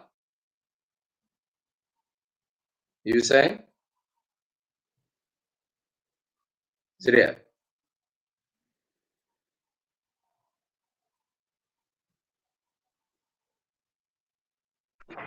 Yo. Okay, I thought someone spoke. Can you not hear me before I continue? Yeah, I can hear you. Okay, I thought Zidia said something. All right. Anyways, so I did. There was a moment, but you're good now. So it's all clear. It's all clear. Maybe there's a problem on my end. Let me know if there's a delay or whatever, innit? I'll hop back in. No, you sound good. All right. So check this out. Yeah. So do not hunt game while you are haram. Okay. So now we know that when there is a certain moment, certain time when you are not allowed to hunt game. Okay. However, it says, and whoever kills it among you intentionally, then he shall give compensation similar to what he killed. Yeah. So you're not allowed to hunt. However, if you do, then you give something similar to what you killed. Are you with me so far? Cool. All right. Cool. So and then it says,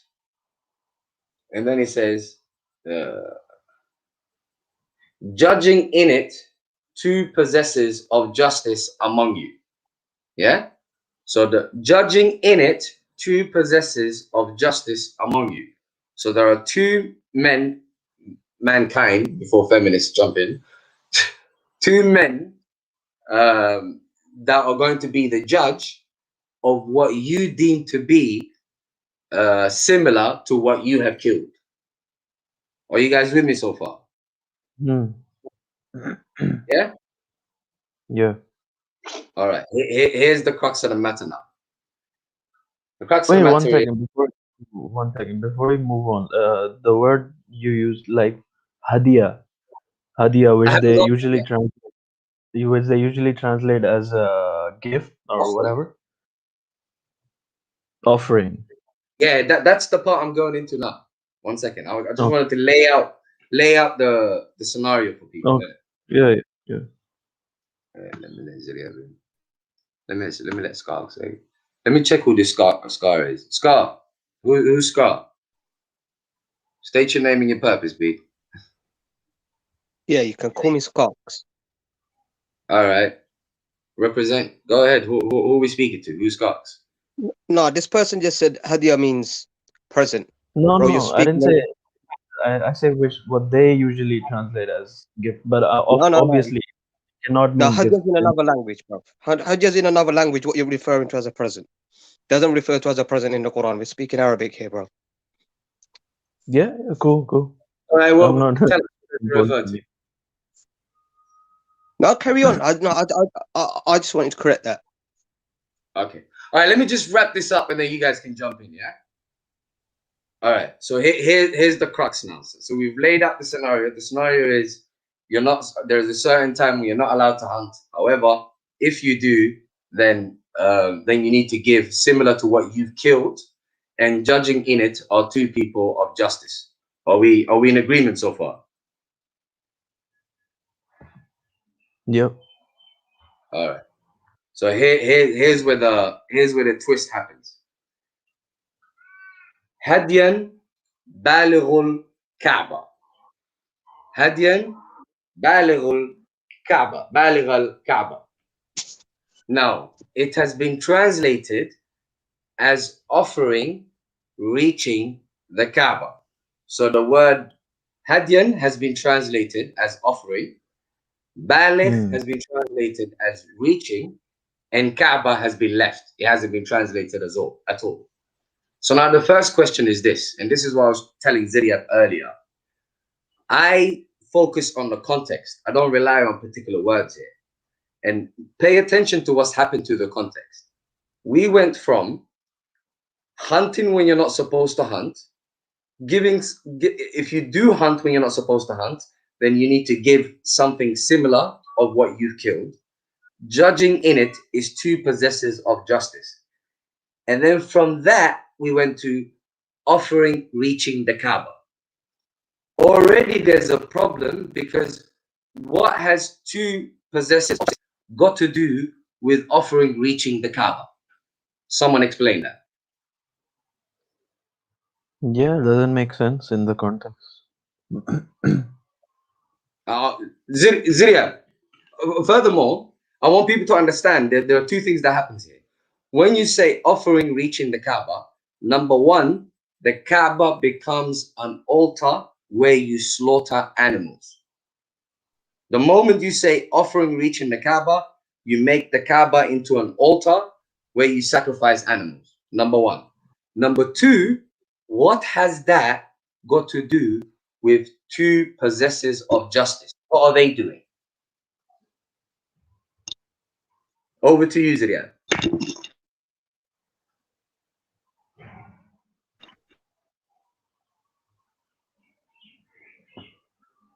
The floor is yours.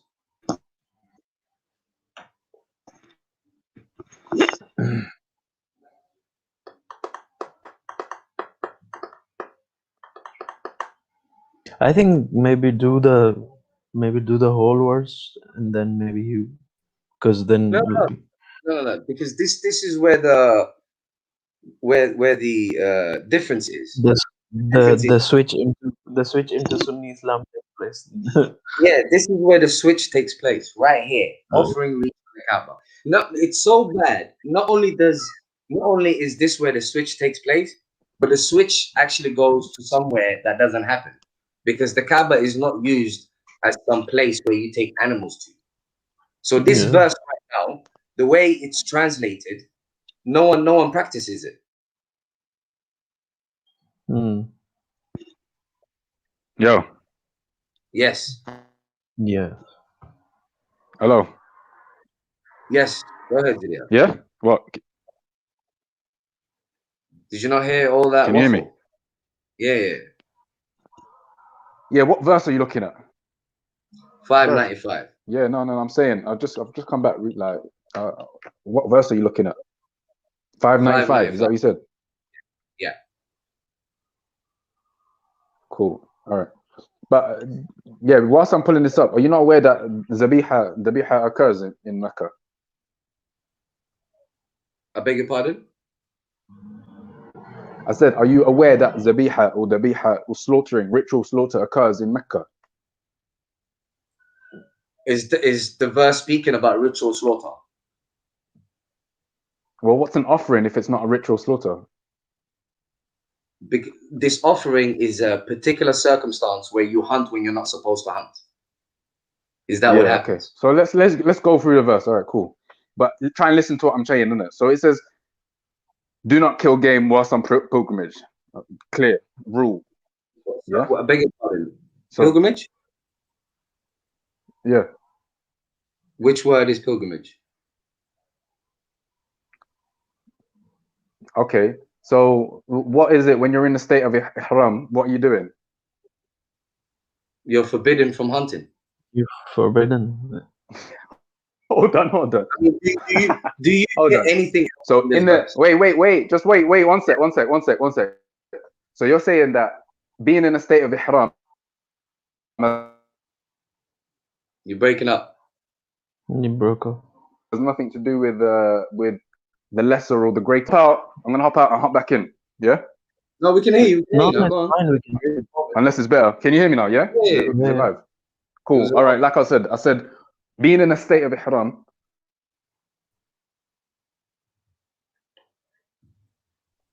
Okay, you're just doing it again. Doing what again? You went away. Oh. Yeah, that's what I'm saying. Let me hop out and I'll hop back in. All right, cool. I want people to understand me, man. I stick to what it says. That's it. What do we find here? That's the point. Like the words before, it says it's talking about game and hunting game with your hands and your spears. Yep. Hello. And then yeah, cool. Let Ziria talk. Go for it, Ziria. Yeah, sure. All right, cool. So the reason why I translated it as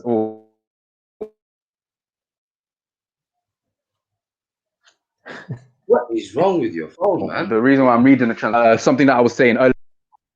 Is it coming in and out? Yeah. Hello. Go ahead. Yeah. In and out thing, yeah. Try to do it slowly, maybe. Yeah, so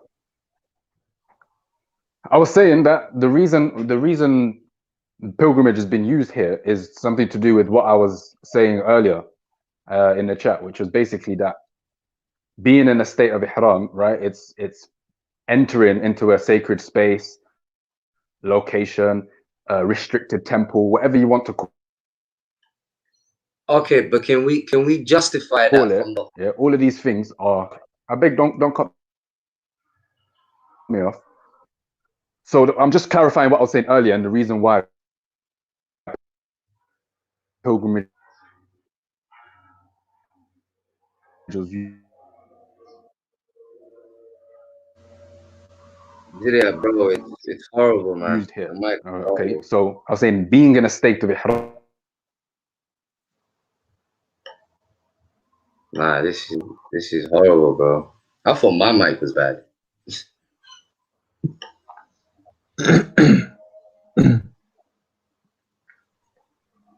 You can't hear a word you're saying, Zia.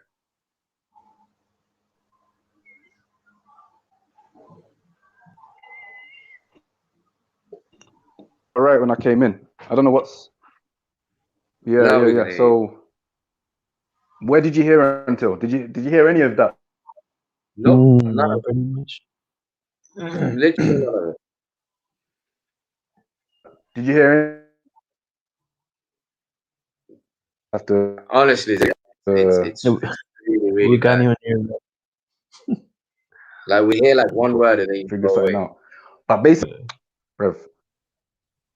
All right, one sec. Let me sort this out. I'll come back in. Yeah, one sec. All right, cool. But yeah, Yeah, going man. back to what I So was it's saying. like the word. I just checked the thing. Yeah, the so like ihram isn't used anywhere. It's hurum in the beginning of Surah 5, and then in 595 it's hurum. And ihram is the word. I think they make it into ihram, like, oh, it's now in the state of hurum, so they Yeah, somehow I know. bring it in He white said clothing. state And of ihram. He said state of ihram. He said sacred space, and then he said pilgrimage. Like there's a whole bunch of concepts that they're trying to squeeze into one word. yeah, because maybe in the beginning it talks about the house or Bait al Haram, so it brings back the whole thing about like one sacred destination where everyone goes to. So I know, but the problem is they can't justify it. yeah, They honestly it doesn't like do in a this. single verse. Do Yeah. this, yeah. Play the devil's advocate and try and show me where we can get sacred house or any of that from the Quran. Okay. I have the perfect verse. Let's go to 595 for that. Okay. No, five. No, which one is the one? Ja'alallahu al-Ka'bat al-Bayt al-Haram. I think it's 97. Yeah. Okay. But 97 have to be looked at in context. So it's gonna bring us back to Yo, 594. can you hear me now? How is it? Much better. Yeah. Much Let's better. see. Yeah. Much Better. Go for it.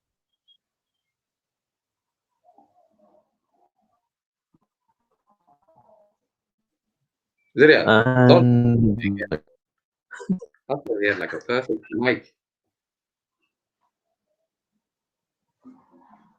You're doing it again, bro.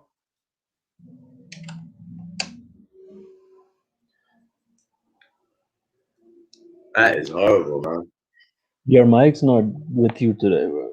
Can he hear? Zaria, can you hear us? Even if No. you wanted to respond, we can't hear it.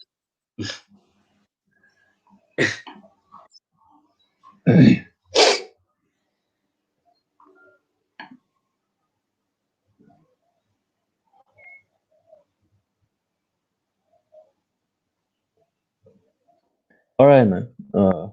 Until he gets his mic working, you wanna do the thing we were just doing? Yeah, well, all right, to make it simple. Yeah, go ahead. Let's do that thing you wanted to do. Okay.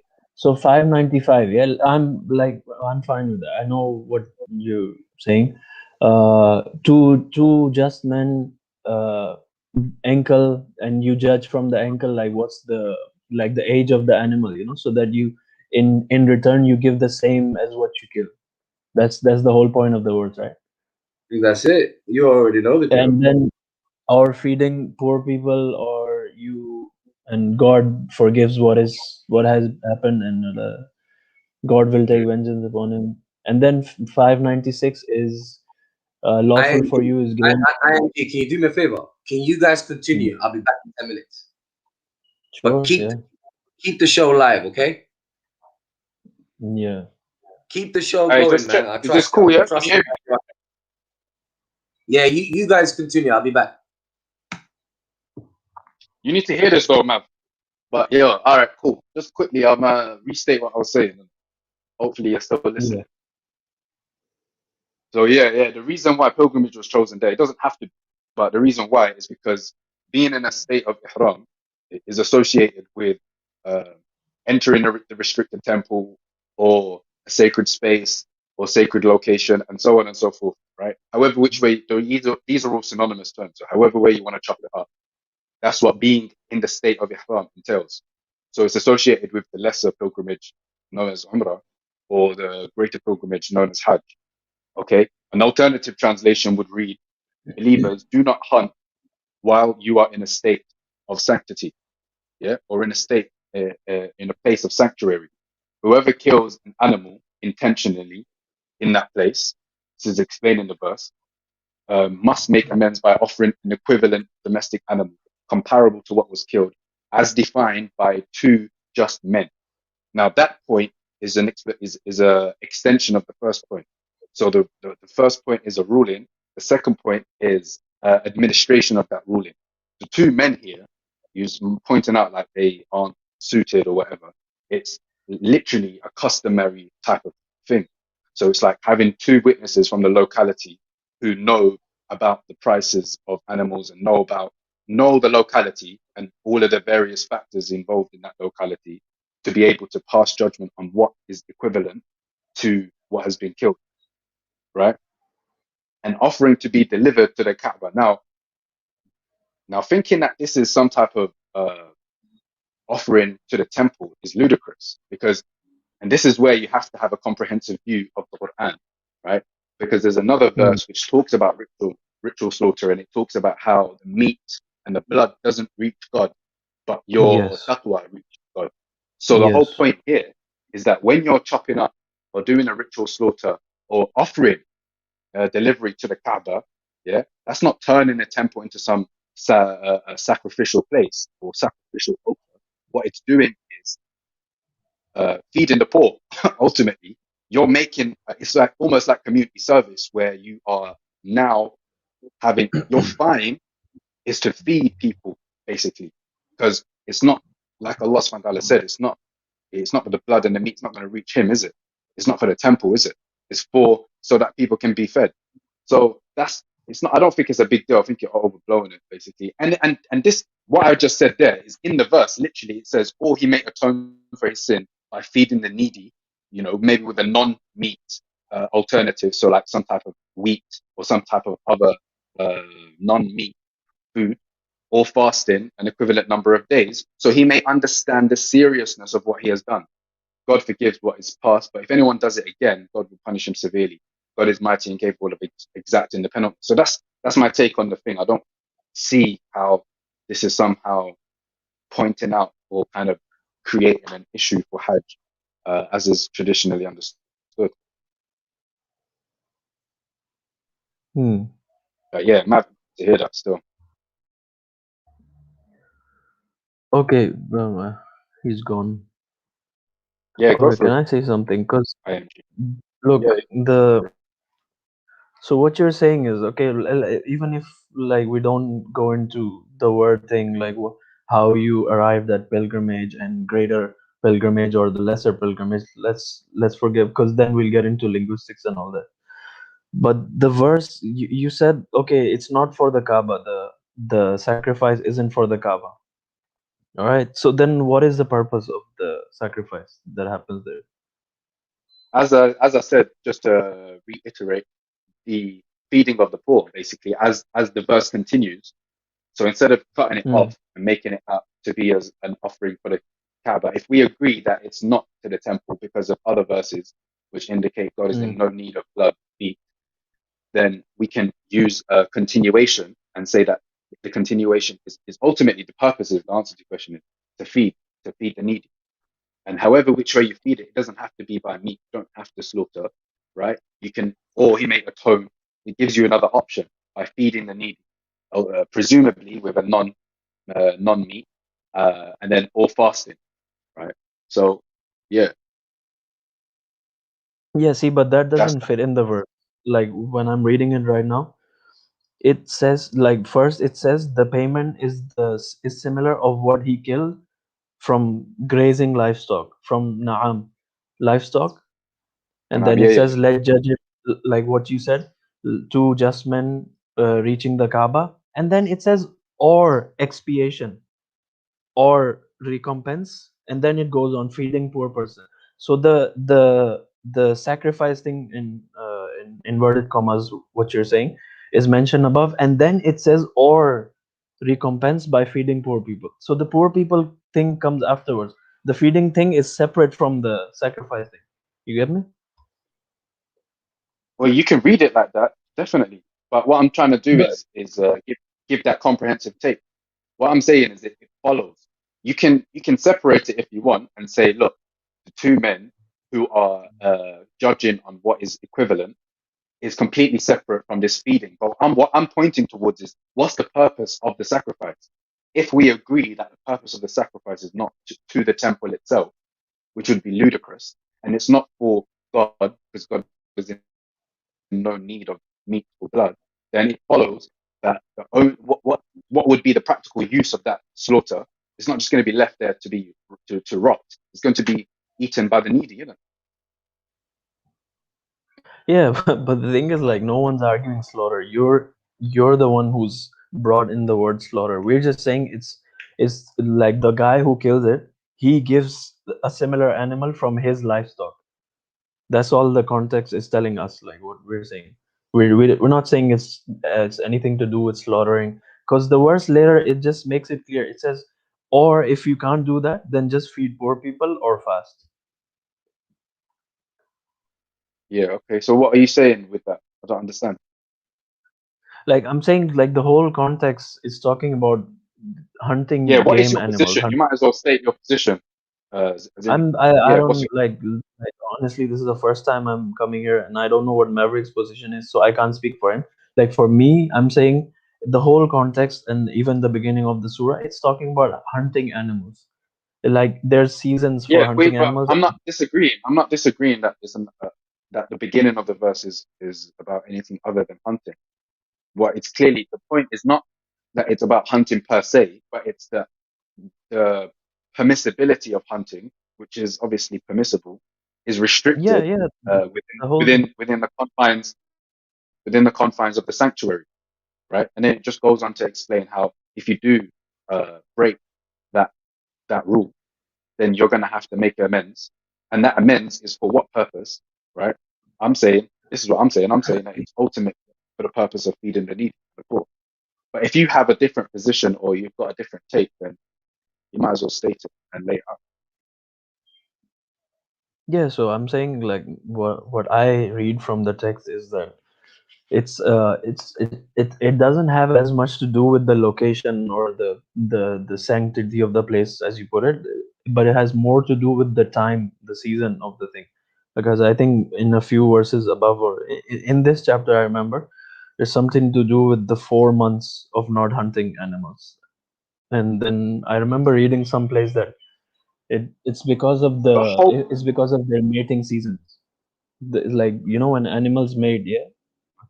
So this had something to do with the mating seasons of the animal too, so that the animal population doesn't decline when we're hunting like 24/7, around the year. Okay, yeah, I mean, that's one take, but if you just go back one verse, yeah, you'll see that it says, "Oh, you who believe," right? God is Yeah. sure to test you with wild game that come within the reach of your hands and weapons, so He can identify those who fear Him, even though they think He is not watching them. Whoever oversteps the limits will have a painful punishment. And then the next verse says what we've just read. So what I'm saying is, just from the immediate context, right? It's the restriction of a permissible thing, which is hunting. Now, it's also explicitly said that this is a test. So, as in the ease of which you can catch this livestock, this game, whatever you want to call it, is a test. Because you could easily catch it, but the whole point is that in the state of ihram, right, in this state of being within the confines of a sanctuary, you're not supposed Yeah. You see. Let me to interrupt you. be See killing now. or See now you brought in sanctuary. If, Sorry, I'm interrupting you, bro. Like, you're yeah, you fine are. just up till The now whole with point, yeah, the previous word. yeah. No, hold on. Hello. If you don't want any wider context in terms of, yeah, can you hear me? Yeah, I can. Hello, Yeah, hello, hello. hello, hello. Yeah, yeah. I don't know if there's a lag or whatever. Can you Yeah, hear I me? think so. I think there's a lag number. Oh, Yeah, go for it, but I can hear you. yeah. So as I was saying, just the immediate context. Don't get caught up on sanctuary. Like, you understand where I got that from being in a state of ihram. I'm not going to repeat it. Do you know what I mean? The whole point is all of that. So you know where I'm coming from anyway. Being in a state of sanctuary entails that you are in a sanctuary, or being in a state of sanctity where you can't do things which are ordinarily permissible, means that you're within the confines of a sanctuary. Now, the whole point of Yeah, taqwa is that, yeah, one sec. yeah. The whole point is that Okay. one sec. Like I said, the whole point here is that something which is ordinarily allowed, right, is being restricted within a specific environment. Now, if you break that, what is the repercussion, right? That you return what you've basically killed, and that's judged to be adjudicated by two men from the locality, or by feeding the people in a different way, or by fasting. I don't know. I think, to be honest, I need to have this conversation with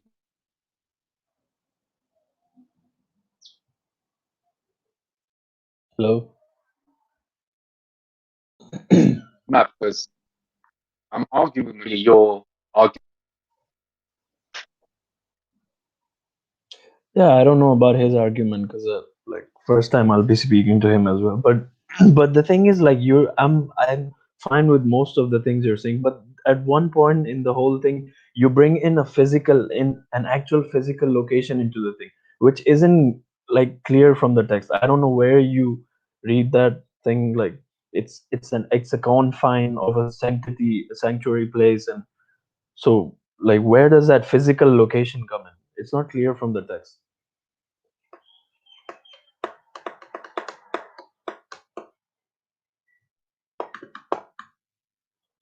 Well, where am I getting the sanctuary from? Is that what you're asking? Yeah, what I'm trying to say is you're making it a physical location.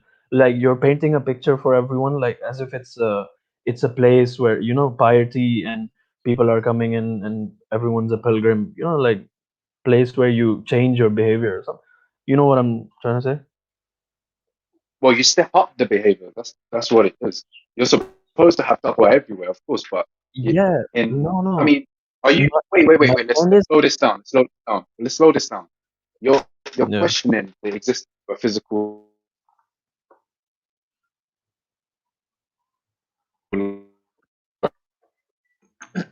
location or a physical sanctuary. So, am I right in assuming? As in, where are you coming from? Because I'm speaking to you, and I don't really know where you're coming from. Like exactly what I'm saying on the whole thing. Like you broke up there a bit, so but I'm just saying like I don't see an actual physical location, in the verses. That's what I don't see there, and this is what you're bringing in. Like you're making it a place, like a fixed place, which I'm assuming is Mecca. So I don't see that in the verses by saying Hurum is a state of ihram or something, and it just means forbidden. Hurum means forbidden, while you are forbidden. So, wait, hold on. When you're forbidden from what? Forbidden from what? From What's that? hunting. That's what it says. Hunting.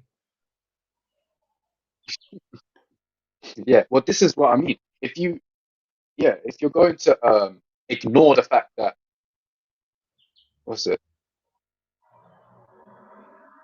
Yeah, if you're going to ignore the fact that the Kaaba is literally explicitly mentioned in that verse, then I don't know what you define or what you kind of think the Kaaba is. What do you think the Kaaba is that's mentioned in that verse? Let's look at everywhere the word Because has been used. you're asking about. Well, this is what I did for ihram.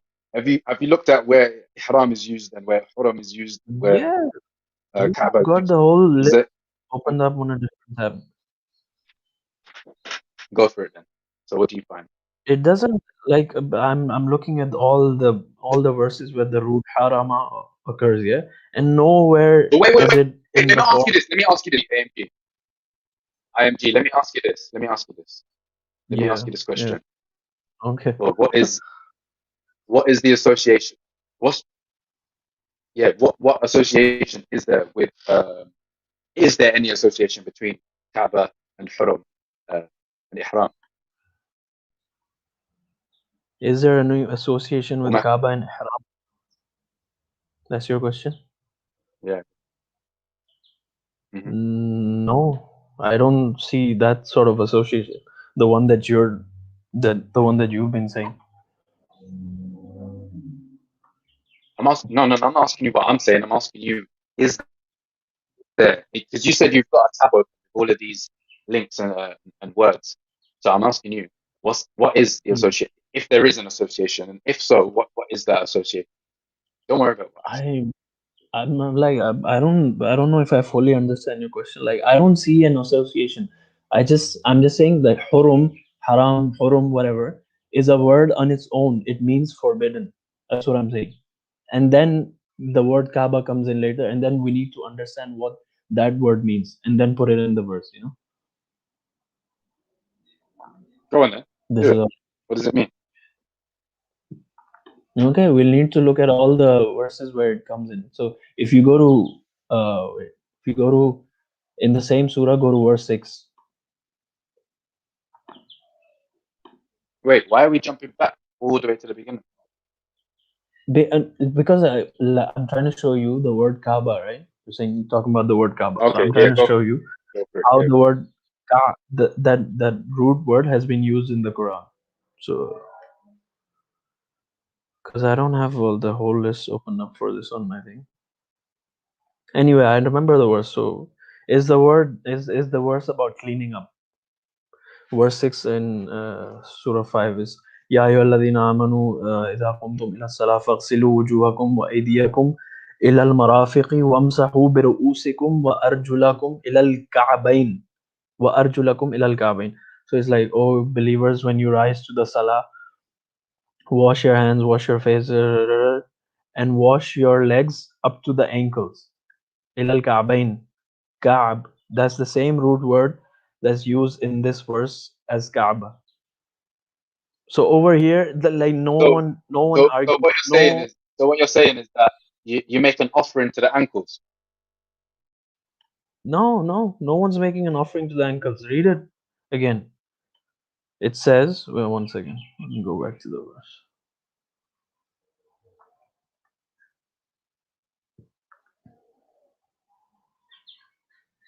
Two just men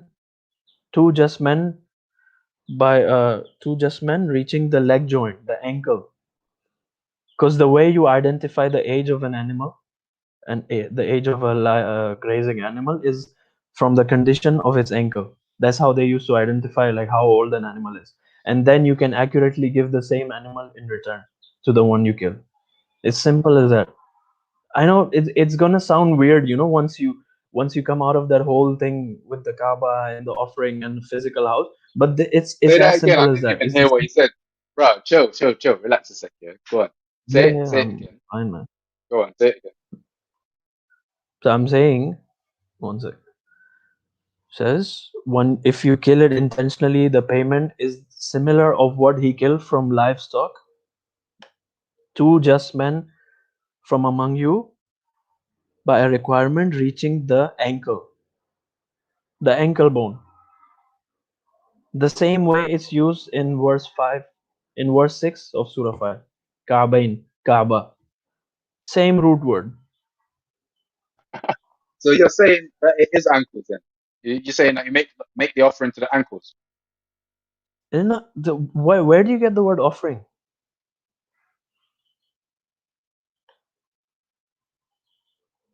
In that verse in 95. Yeah, which word? Hadiyah. Hadiyah doesn't mean offering. No, it doesn't mean offering. What does hadiyah mean? Hadiyah is the same root as the word for guidance, to guide. Hold on. Okay. So hadiyah, you're saying means to guide. So you're saying that the verse is saying. I didn't say hadiyan means to guide. I'm saying the root word means to guide or to direct, to show the way to something, to direct someone, to direct something towards something. So in this case, let me finish. In this case, it directs us towards the ankle joint, the requirement of the ankle joint. Like if the ankle is in a good condition, then we can return that animal in the same condition than the one we killed. It has to be exactly like the one that we killed.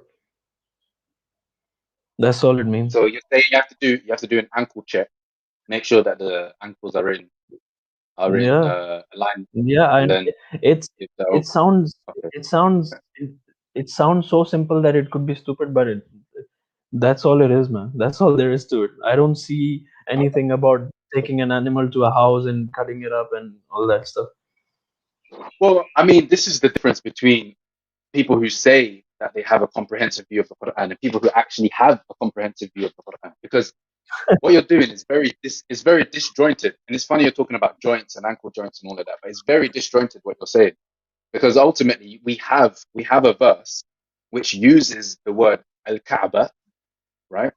Al-Kaabata, al-Bayt, al-Haram. So what I'm saying is the idea that Kaaba here means ankles is ludicrous. It is ludicrous. No. And that ultimately about checking the ankles of animals and making sure that they're correct. It's bordering on insanity. And the reason why, I'm not just saying that, the reason why is because we have a rational, reasonable alternative. And the alternative being that al-Ka'bata means what it means in 597, which is like only two verses after the verse in question. And that's how I know you're not reading contextually, because what you're doing is regurgitating an argument that you've heard somewhere else or that you may have come up yourself. So you've jumped from 595 to 56 to establish a point about ankles when it doesn't fit, when you could have gone from 595 to 597 and seen that the clarification occurs. So hold on, if you know about 597, you see that al-Ka'bata is used with al-Bayt, al-Haram to mean the house of the restricted sanctuary or the base of the restricted sanctuary, or however else you want to translate it. These are all synonyms. So this translation is not too much to get caught up on. The problem here is that you're insisting these words, and this is why I started off this conversation about the trilateral root. If you're only relying on the trilateral root, you're going to come up with insanity like this. You're going to be talking about ankles everywhere, and you're going to be talking about, do you know what I'm saying? As opposed to this is what I'm saying, literally 2 verses next after it. Yeah, I know that verse. And the restricted sanctuary is mentioned. So wait. IMG. I'll stop here. Yeah? I just want you to remember what you said earlier. Where are you getting sanctuary from? Where are you getting this place from? And these questions, which is, reasonable questions. I understand why you would ask that. But what I'm saying is, if you're asking those questions, it indicates to me that you don't know about, you didn't read that verse. You may well have, and you may have read it, but you may have forgotten it or whatever. But what I'm saying, I didn't read it the way you did it. Like, we have different ways of reading the text. Yeah. I'm not coming to the text I'm not coming to the text with an actual physical location in mind, and then I read it, and then I read Bayt al-Haram. I'm like, oh, okay, Bayt al-Haram, Makkah. I'm not. That's not how I'm reading it.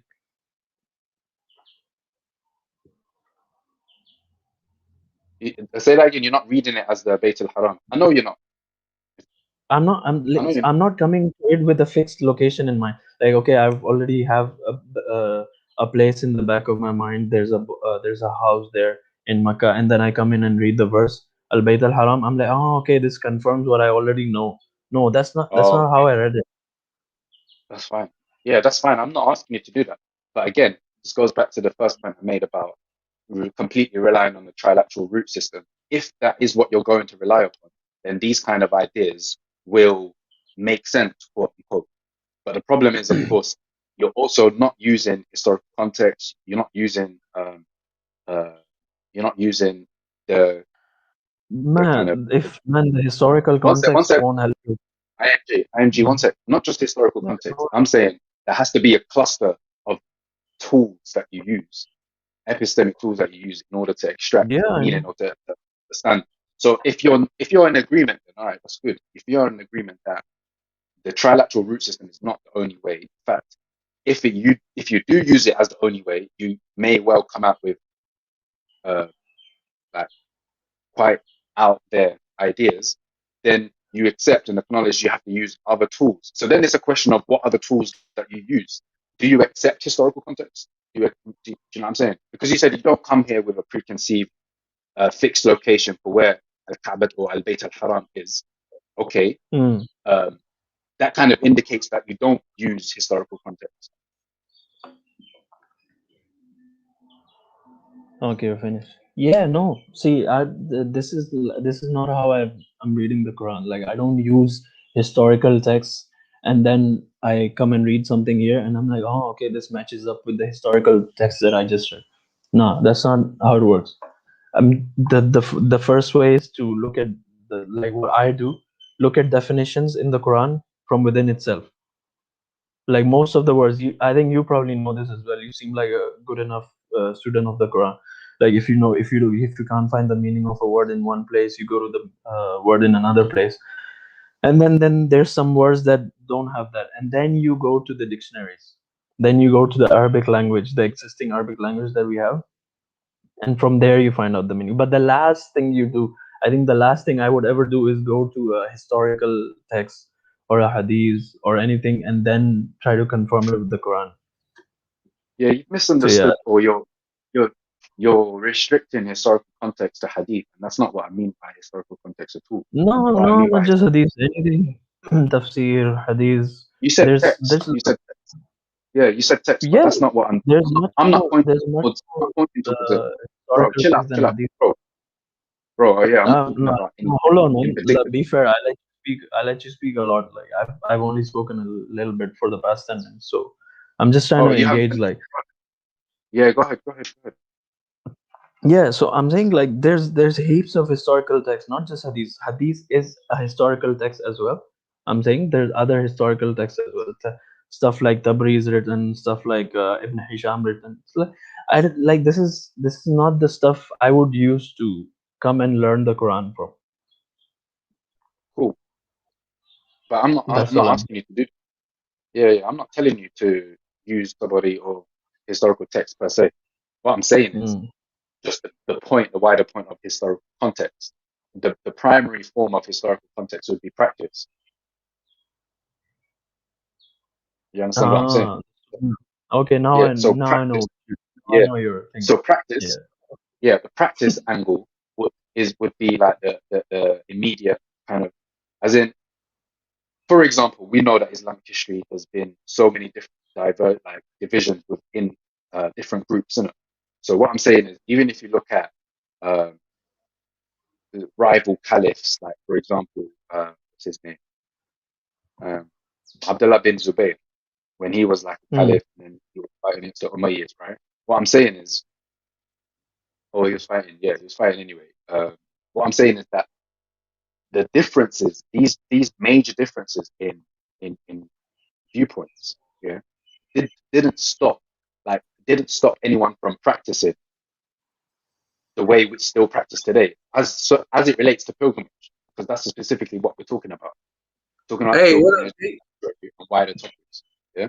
So what I'm saying is that practice would be a primary route through which you could understand in terms of historical context. I'm not pointing towards any text, but going back to the Quran itself, relying on the trilateral route or dictionaries, would mean that the dictionaries supersede the Quran, and that's a mistake, because there's many times in the Quran where a Quranic word actually adjusts the Arabic word, and the only way you know that is internally from the Quran.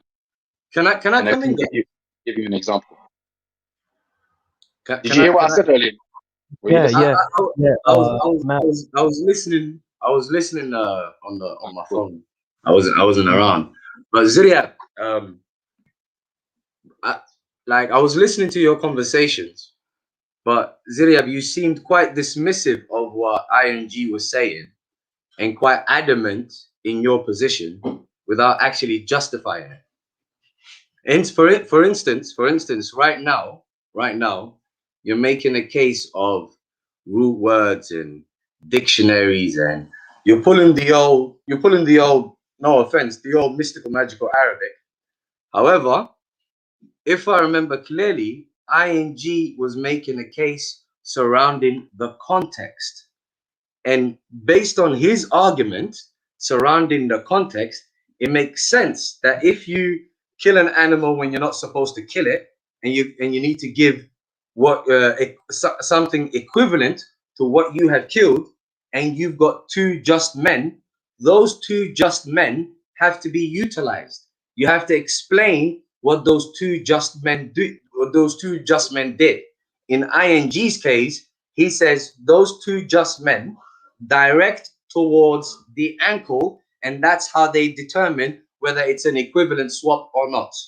At least his argument is not only consistent with the root words and whatever, but even though that won't even be the crux of the argument. The crux of the argument is the context. How are you dismissing that and then talking about history? You sure you listened to my response? I heard much of it, but go on, tell me, please. Yeah, so as I said, the ankle checkers thing is ludicrous for many reasons. Yeah, I'll tell you why. The main reason is, and I want to make this as simple as possible. I don't want to go off on so many tangents.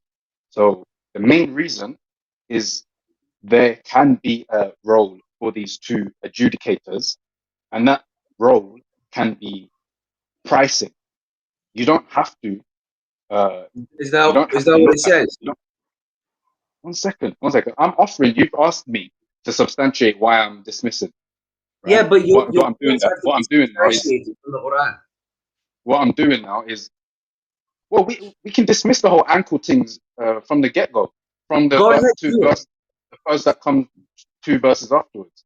That's 95. 97 clearly uses the same words. Al-Kaaba al-Bayt al-Haram. Now okay, what about it? What do you mean, what about it? So again, reading contextually. I did make the case. Go ahead, make the case. Relax, man. I don't know why you're getting so excited. This is why I asked you. I said at the beginning that it's that I'm following you. Make your case. I made it simple. All right, cool.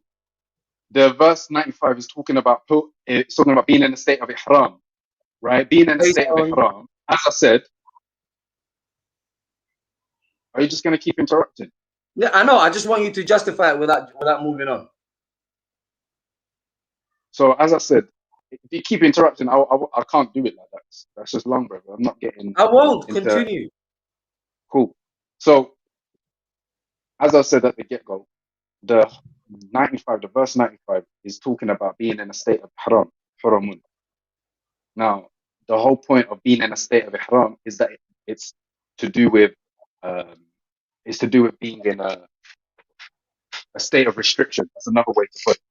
It's to do with being in a sanctuary and so on and so forth. Now, where do I get this from? From the wider context, right? When we look at Kaaba, or when we look at even the word huramun, let's stick with that first. You see that the 95 is talking about not killing game whilst you are restricted. That's the literal translation. Restricted from what is the question that would arise. And I was saying earlier that you'd be restricted from things which are ordinarily permissible, i.e. here, hunting. Now then I went further and I'm building the case, and I'm saying that this state of being restricted, is then the rule against hunting game whilst being restricted is explained in as far as the repercussion that would occur if you do that whilst being restricted. And then I said that as the verse states, right, the equivalent has to be returned, basically. And the equivalent is going to be adjudicated by these two men. Yeah. Now, you man are insisting that it means ankles and it's an ankle checker, and I don't know where you've got it from, but it's not the only translation. It's not the only understanding. You're insisting that it's the only understanding. Make your case. Even if you look at the root word of huramun, even if from a linguistic point of view, donation fits perfectly in the context. I beg your pardon? Go on to, you heard what I said. What? Okay, which word are you applying donation to? Hurumun. So I thought hurumun was the state of ihram. Oh, yeah, not hurumun. Donation is kafara. Donation is what? Hadiyan. I was looking at the wrong place. Hadiyan. Oh, hadiyan means donation. It can be, yes. So it can mean guidance, and it can also mean donation. Yeah. Well, from the root, ha, dal, ya, right? The guidance thing is there, of course, but it can also mean donation. Now, where do I get this from? Do you get that from the Quran by any chance? Has it ever been used as donation in the Quran? Yeah, you can look at 5:2. You can look at 595. You can look at 597. The other verse, like I said. 595 and 597 are the ones we're discussing. Don't be cheeky. So you said 5:2, right? Yeah, you can go there. Let me go to. You can go to 4825 as well. No, one moment. Let's just deal with 1 point at a time. So 5:2. You said the word hadiyan means donation. See, if you go to 5:2 and use this donation thing, you're coming with the same thing. The same thing that you're doing in there. You're coming with a fixed thing in mind. Let me make you guys understand what donation entails. Wait. Say wait. Sanction month and not the sacrificial animals they put here, and then they put in quotation marks donation. Okay, you know what? For argument's sake, because I'm gonna show that it's the context that's king, and we're not gonna argue about words. If you say that the word hadiyan means donation, what has donation? 4825. What has hadiyan? What has donation got to do with two just men? Did you check 4825 as well? 4825. Let me check it. It is they who denied the truth and barred you from the sacred house and prevented the offering. Offering would be an alternative. Man's are getting stuck on these English translations, but these words, like, it all entails the same thing. Let's paint the picture. Let's paint the picture again. Hold on, man. Let me paint that picture again. Hold on, let me paint the picture again. We know where you're coming from. You said to state the case. Let me state the case. You already have. My case is I'm not done because you was asking me another question. So clearly I haven't stated the case. Go ahead. So the angle of donation, is tied to the adjudication by, well, let me make it simple. Those two people, the judges, who are, you asked me about what their role was. Their role is local knowledge. They are familiar, and this is not explicit in the Quran, but it's something that you can intuit. No, we don't deal with intuitive over here. Ziria, don't even bother. Oh, you don't deal. Oh, you don't even use your brain. Okay. So okay. So let's make it literal and explicit, like you're saying. And I think this is a key indicator that it's important before you get into any topic of discussion to actually talk about where you're coming from. So that's why I started the conversation with the whole trilateral. You already know where we were coming from. I had technical difficulties, but the idea was to discuss what is your methodology. That was my problem earlier. That's why I was making those comments. Because you already know my methodology. My methodology is simply read the Quran. That's it. Come on, man. There's no point having a conversation if you're just gonna make it as silly as that. Why is that silly? Do you mean that reading the Quran is silly? Because your reading of the Quran does not entail what the Quran means or what the Prove Quran that that's the case. When you prove that is the case, then say so. Don't just say that as literalist then? Are you a literalist? Huh? No, I know how to read. I know how to read. So when God talks about a throne being carried, so wait. So when God talks about a throne being carried by angels, do you take that literally? Did you not hear what I said? I simply know how to read. Reading doesn't mean that you read everything as literal all the time. Language employs metaphors, idioms, literal statements. That's how language works. So that's a silly thing And to so, say. and so, wait, intuiting context from, or intuiting meaning from context is not within language. No, because it's subjective. I know what you're referring to. The thing is, listen, I know your position and you know my position. You're not going to drag us out of our position. Our position is strictly what it says in the Quran. That's it. So go, whatever claim that you make, you have to substantiate it from the Quran. Why is that so difficult? It's not difficult. It's a question of methodology. Like I said, if you want to make it as simple as reading the Quran and really sound as silly as that sounds, why do you keep saying that's silly?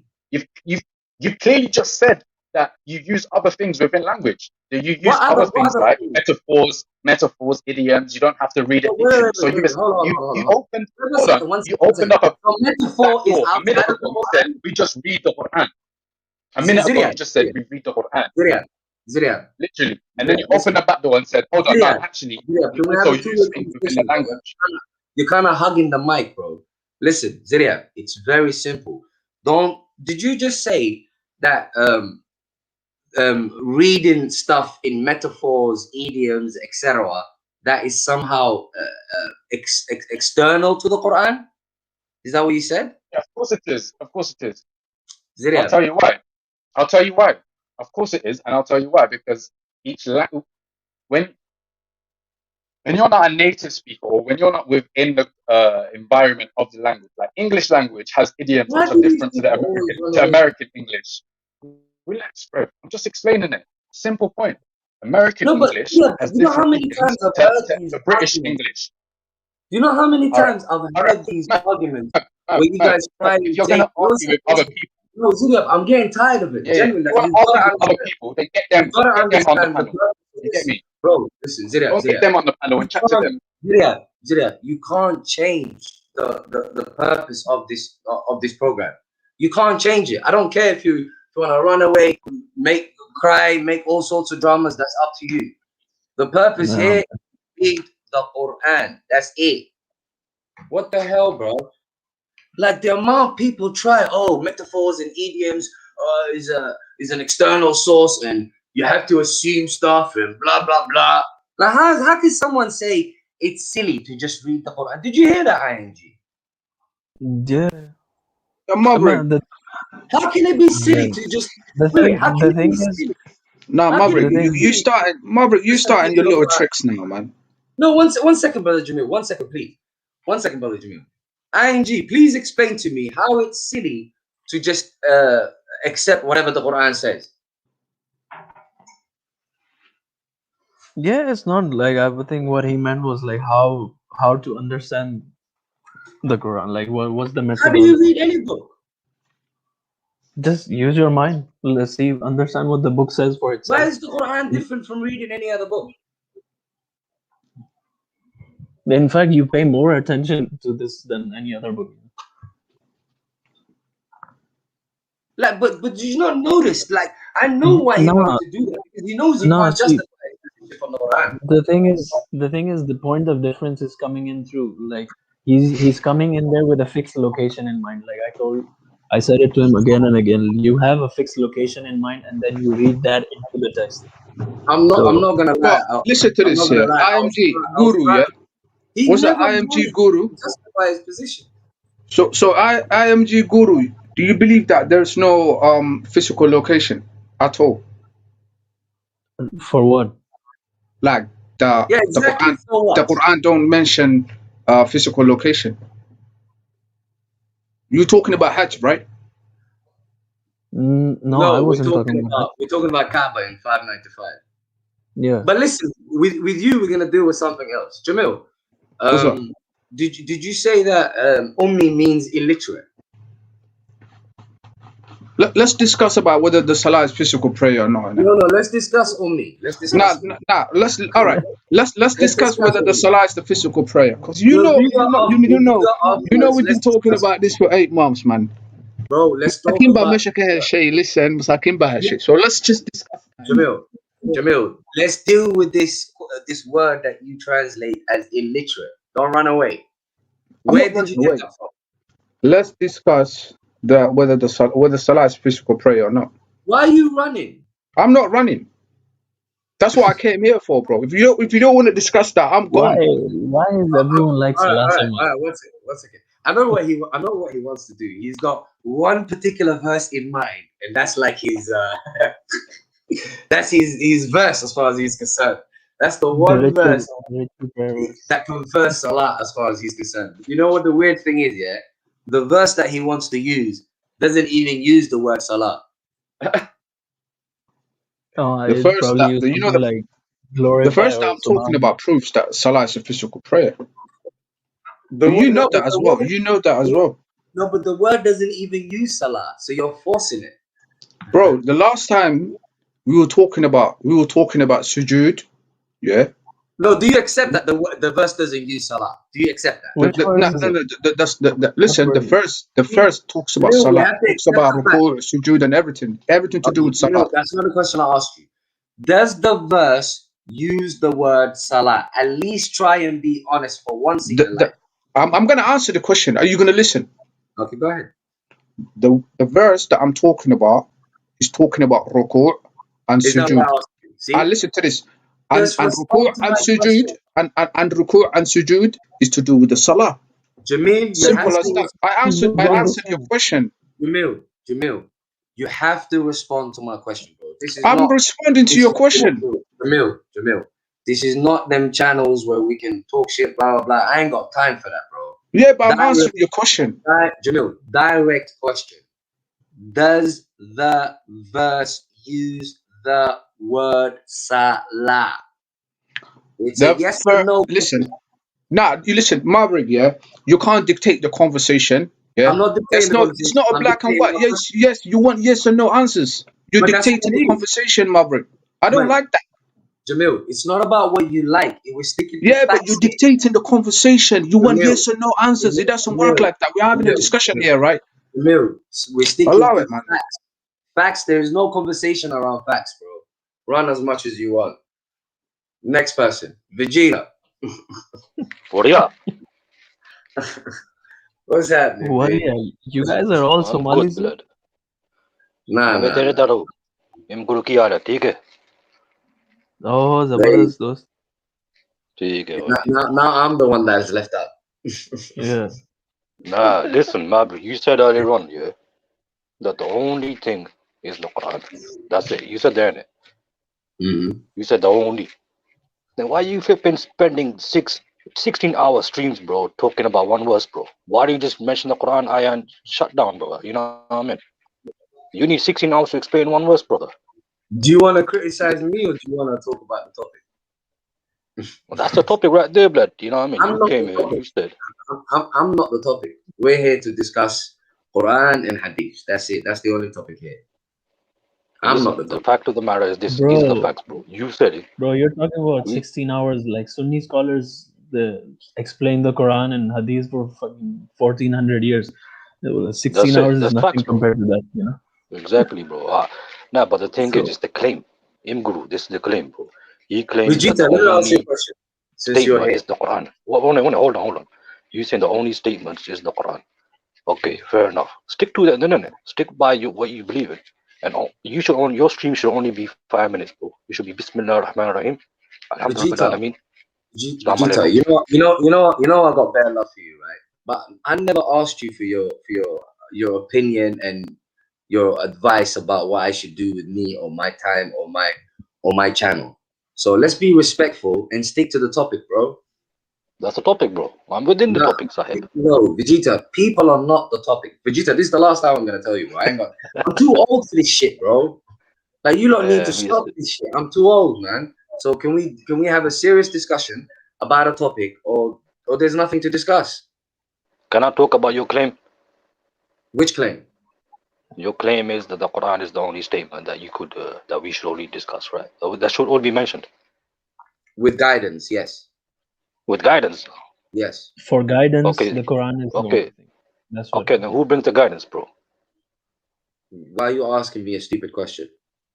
You said with guidance, and I'm saying the guidance. Who's more guided than Prophet Muhammad Sallallahu Alaihi Wasallam? Sorry? Who was more guided than Prophet Muhammad sallallahu alaihi Where, wasallam, who was more guided. where do you get the idea of more or less guided?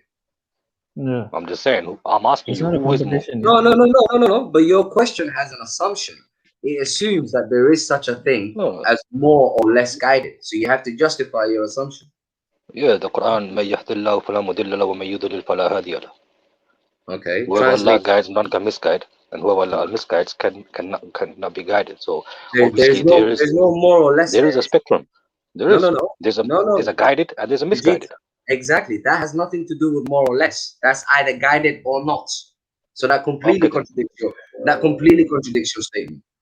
Okay. I'll give you that. I'll give you that. Right. Now you telling me that you're guided, but what the statements of the going back to the Prophet is misguidance. That's what you're saying. You don't know if they go back to the Prophet or not. That's just claims. Yeah. That's conjecture. That's just conjecture. We got a chain, bro. We got a chain. Yeah, we got practices. The fact that you have a chain, the fact that you have a quote unquote chain, it proves that it's conjecture. No, that doesn't mean that's conjecture. Why does the Quran not need chain? No, I'm talking about the scripture, the understanding of the scripture, right? No. You're jumping. Now you're talking about understanding when that's not the topic. That's not what we're disagreeing. Bro, you spending this stream right here, bro, is 2 hours 40 minutes, bro. You spend 2 hours 40 minutes discussing what, man? Vegeta, two-way conversation. You said you have a chain. You said you have a chain of narrations, whatever. Now, chain means it's conjecture. It's not a fact. If it was a fact, you wouldn't need a chain. No, chain means inheritance. Okay, fine. It's cool, bro. It's conjecture. Is it a fact? Is it a fact or is it conjecture? Inheritance, bro. Answer the question. Is the hadiths a fact or is it conjecture? Fact. Inheritance. Inheritance, yes, inheritance. Let him call it what he wants. How do you conclude that it's a fact? What's that, Guru? Like, what do you mean inheritance? Like directly inherited from the Prophet? Is that what you're saying?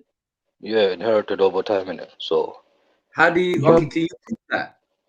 Since you called the hadith a fact, there's certain aspects of your culture or your behavior which you inherited from your parents, which they inherited from somewhere else. Vegeta, answer the question. And it trickled down to you. Man.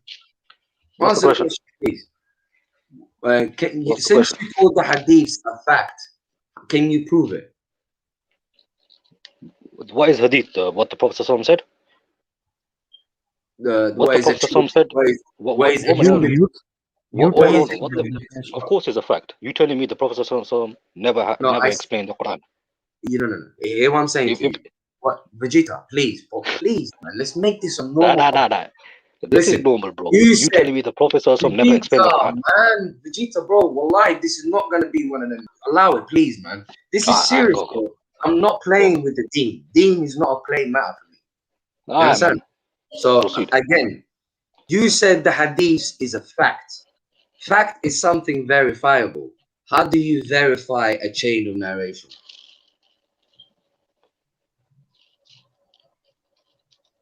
Ilm al-Rijal, studying the men. You're studying men. Yeah. Ilm al-Rijal, yeah. Okay, what do you study about the men? Study the people, isn't it? This guy was truthful. Oh, so you study how truthful they are in their memory. Yeah, you know how hadith works. Okay, cool. Is that and then he goes home and beats on his wife? One second, guys, please. 1 minute. Yeah, we're going. Go. Is that subjective or is that objective? I don't know about that. No, what do you mean you don't know about that? Of course you know about that. I don't know about that. Of course you know about that. Can you objectively prove someone's memory and someone's truthfulness? Yeah. You trust somebody in it. It's about trust. That's subjective. Yeah, fair enough. Say it's subjective, no problem. So it's conjecture. Basically, what I'm saying is I trust the Prophet. No, don't go anywhere. It's conjecture. What's conjecture? The hadith is conjecture. If it's right not now, fact, okay, I'll tell you what conjecture is. If it's not fact, it's conjecture. There is nothing in between. Okay. If hadith is conjecture, what you doing over here, 3 hour flipping streams, that's the whole thing is conjecture, bro. Come on, blood. Why are you coming at me? No, because you're afraid. You're afraid, bro. I'll put the mirror up in front of your face, bro. I'm just saying, what you trying to point a finger at me? You got 3 fingers pointing back at you, blood. You got 3 fingers pointing back at you, bro. You the one who's doing conjecture for 3. Bro, this stream is 2 hours 44 minutes, blood. Vegeta, Are you telling me? Come on, man. Vegeta, please. This is the last Relax, time, man. bro. This is not a laughing matter. I'm not playing with the deen, bro. Then don't clown around, innit? Don't clown around, and I won't be laughing at you, blood. No, the point is to show that you lot are lying on the deen, bro. You're lying. Bro, I just showed you to be hypocrite of what you're accusing me of. You're more guilty of it yourself, blood. Okay, Vegeta, do you want to have a serious conversation, or else this is just a pure waste of time, bro? And I ain't got time for waste. I don't know why you get. Like, I'm the only one here. Guru's your boy, right? He's on your side. No, but Guru is more than prepared to have a serious conversation. You're playing. Let me, you know what? Let me talk to Guru, and then you could be the referee. Let this guy represent. No, it's not about refereeing. Because you refusing to accept it. It's not about refereeing and who's better and whatnot. It's about the truth. This is not a laughing matter. You point a finger at somebody, and you got 3 fingers pointing at you. You saying conjecture, hadith, conjecture, but you spending 3 hours over here doing your own hadith. Okay, Vegeta, you know what hadith, bro. Vegeta, you know I got bare love for you, but allow it. I ain't got time to waste time, bro. Right, pure waste of time, bro. People love hadith, bro. Nothing but love for him, but he wants to play about, and deen is not something to play about with, man. You know what I'm saying? These are the best, man. These people literally think deen is a joke. They think it's about, who's the better debater. Yeah, this guy made me laugh. Who's the better debater? Ziryab earlier on. That's why he got upset. Because he wants to be the top debater. It's not about the truth. They couldn't care less about the truth.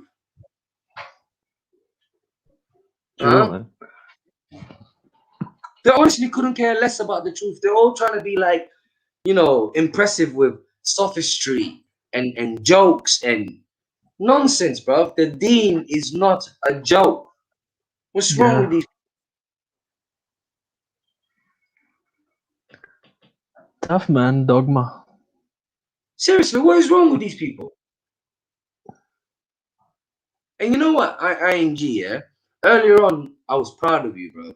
You know when you spotted the Hadyan Kaaba, Hadyan Baligh al-Kaaba. Baligh al-Kaaba. And you said it's directing towards the ankle. Yeah. It's the root word is guidance, but it can also mean to direct something towards something, someone towards something. Not only that, brother. Not only that. You don't even have to argue about the root word. The context necessitates that you are correct. The verse necessitates that you are correct. Because those 2 just men have to be utilized. You have to explain what do they do. So the moment you just twist it and you go to donation reaching the Kaaba, what's the point of those 2 just men? What is the point? And then Ziryab earlier on mentioned something about knowing the locality. And then Ziryab mentioned something about knowing the locality. What's knowing the locality got to do with 2 just men? You don't have to be just for that. He said knowing the pricing of the animal. Like, I think if you everyone knows the price of an animal, right? I'm gonna let him in again. I think that one didn't make sense to me. Yeah, my ears are burning up. Go on, Ziryab. I've got a regular thing. Cool. All right, let's do it like this. Let's just read the translation, because remember you asked for an alternative, yeah?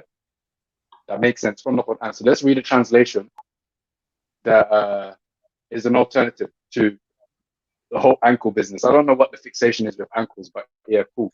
Ankle is not a necessity. I don't know what the fixation is with houses, bro.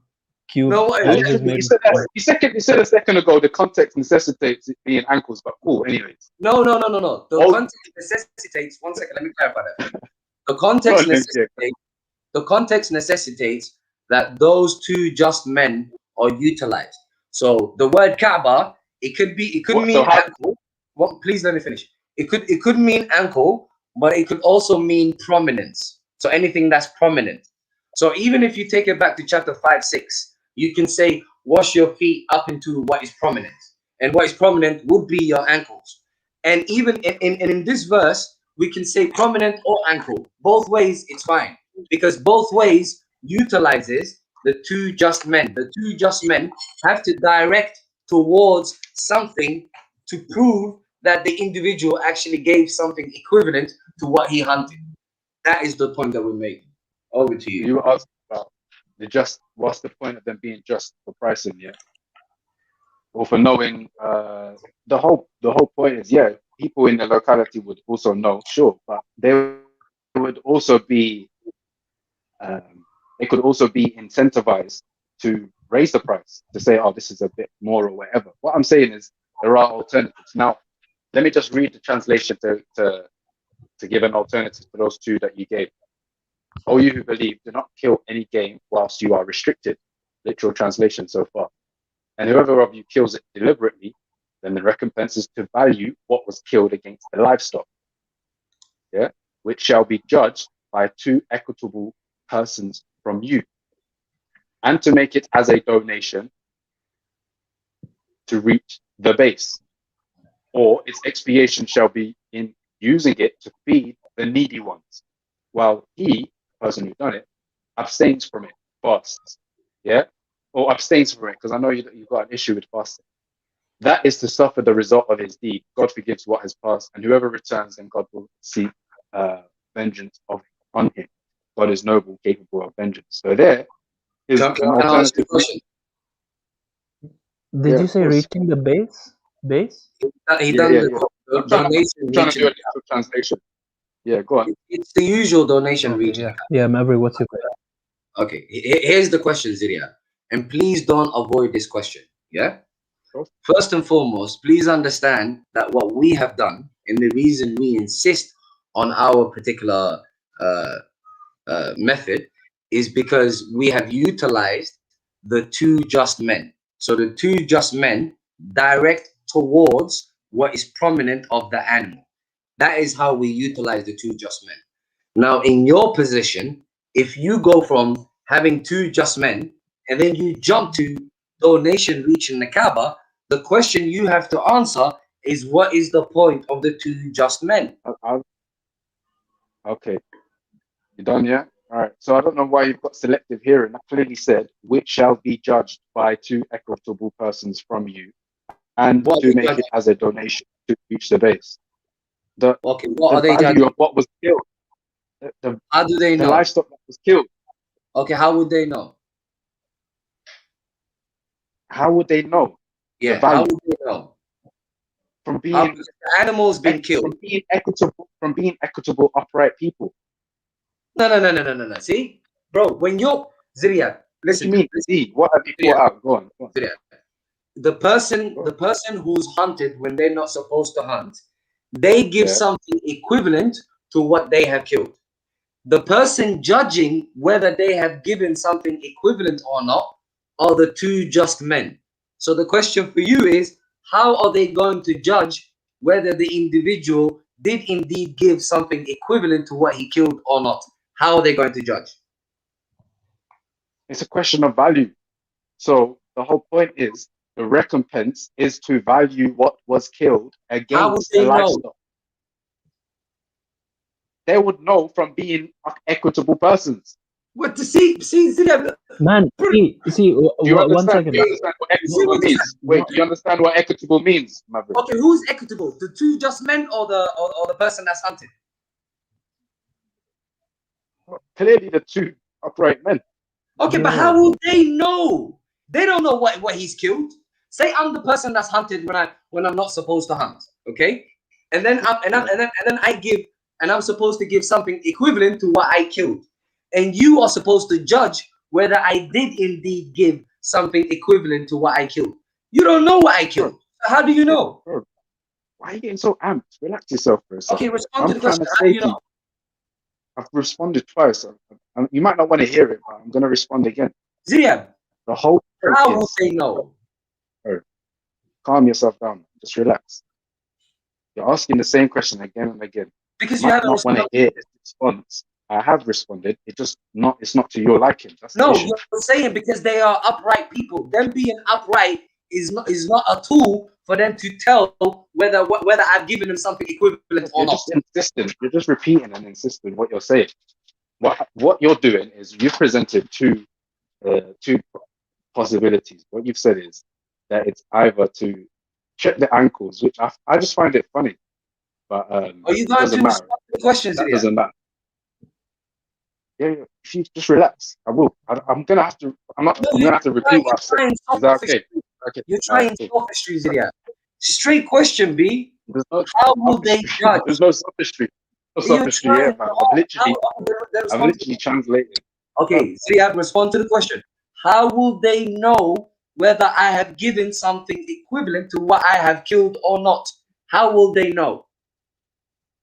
Look, I'm trying to respond, and you just keep cutting me off. So again, I'll just repeat the verse, the beginning part of it.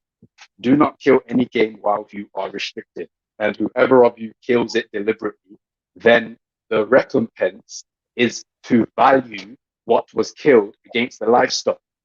You're saying that the hunter is the one who's doing the valuation. I'm saying no. I didn't. Valuation. No. So I'm saying, all right, cool, whatever.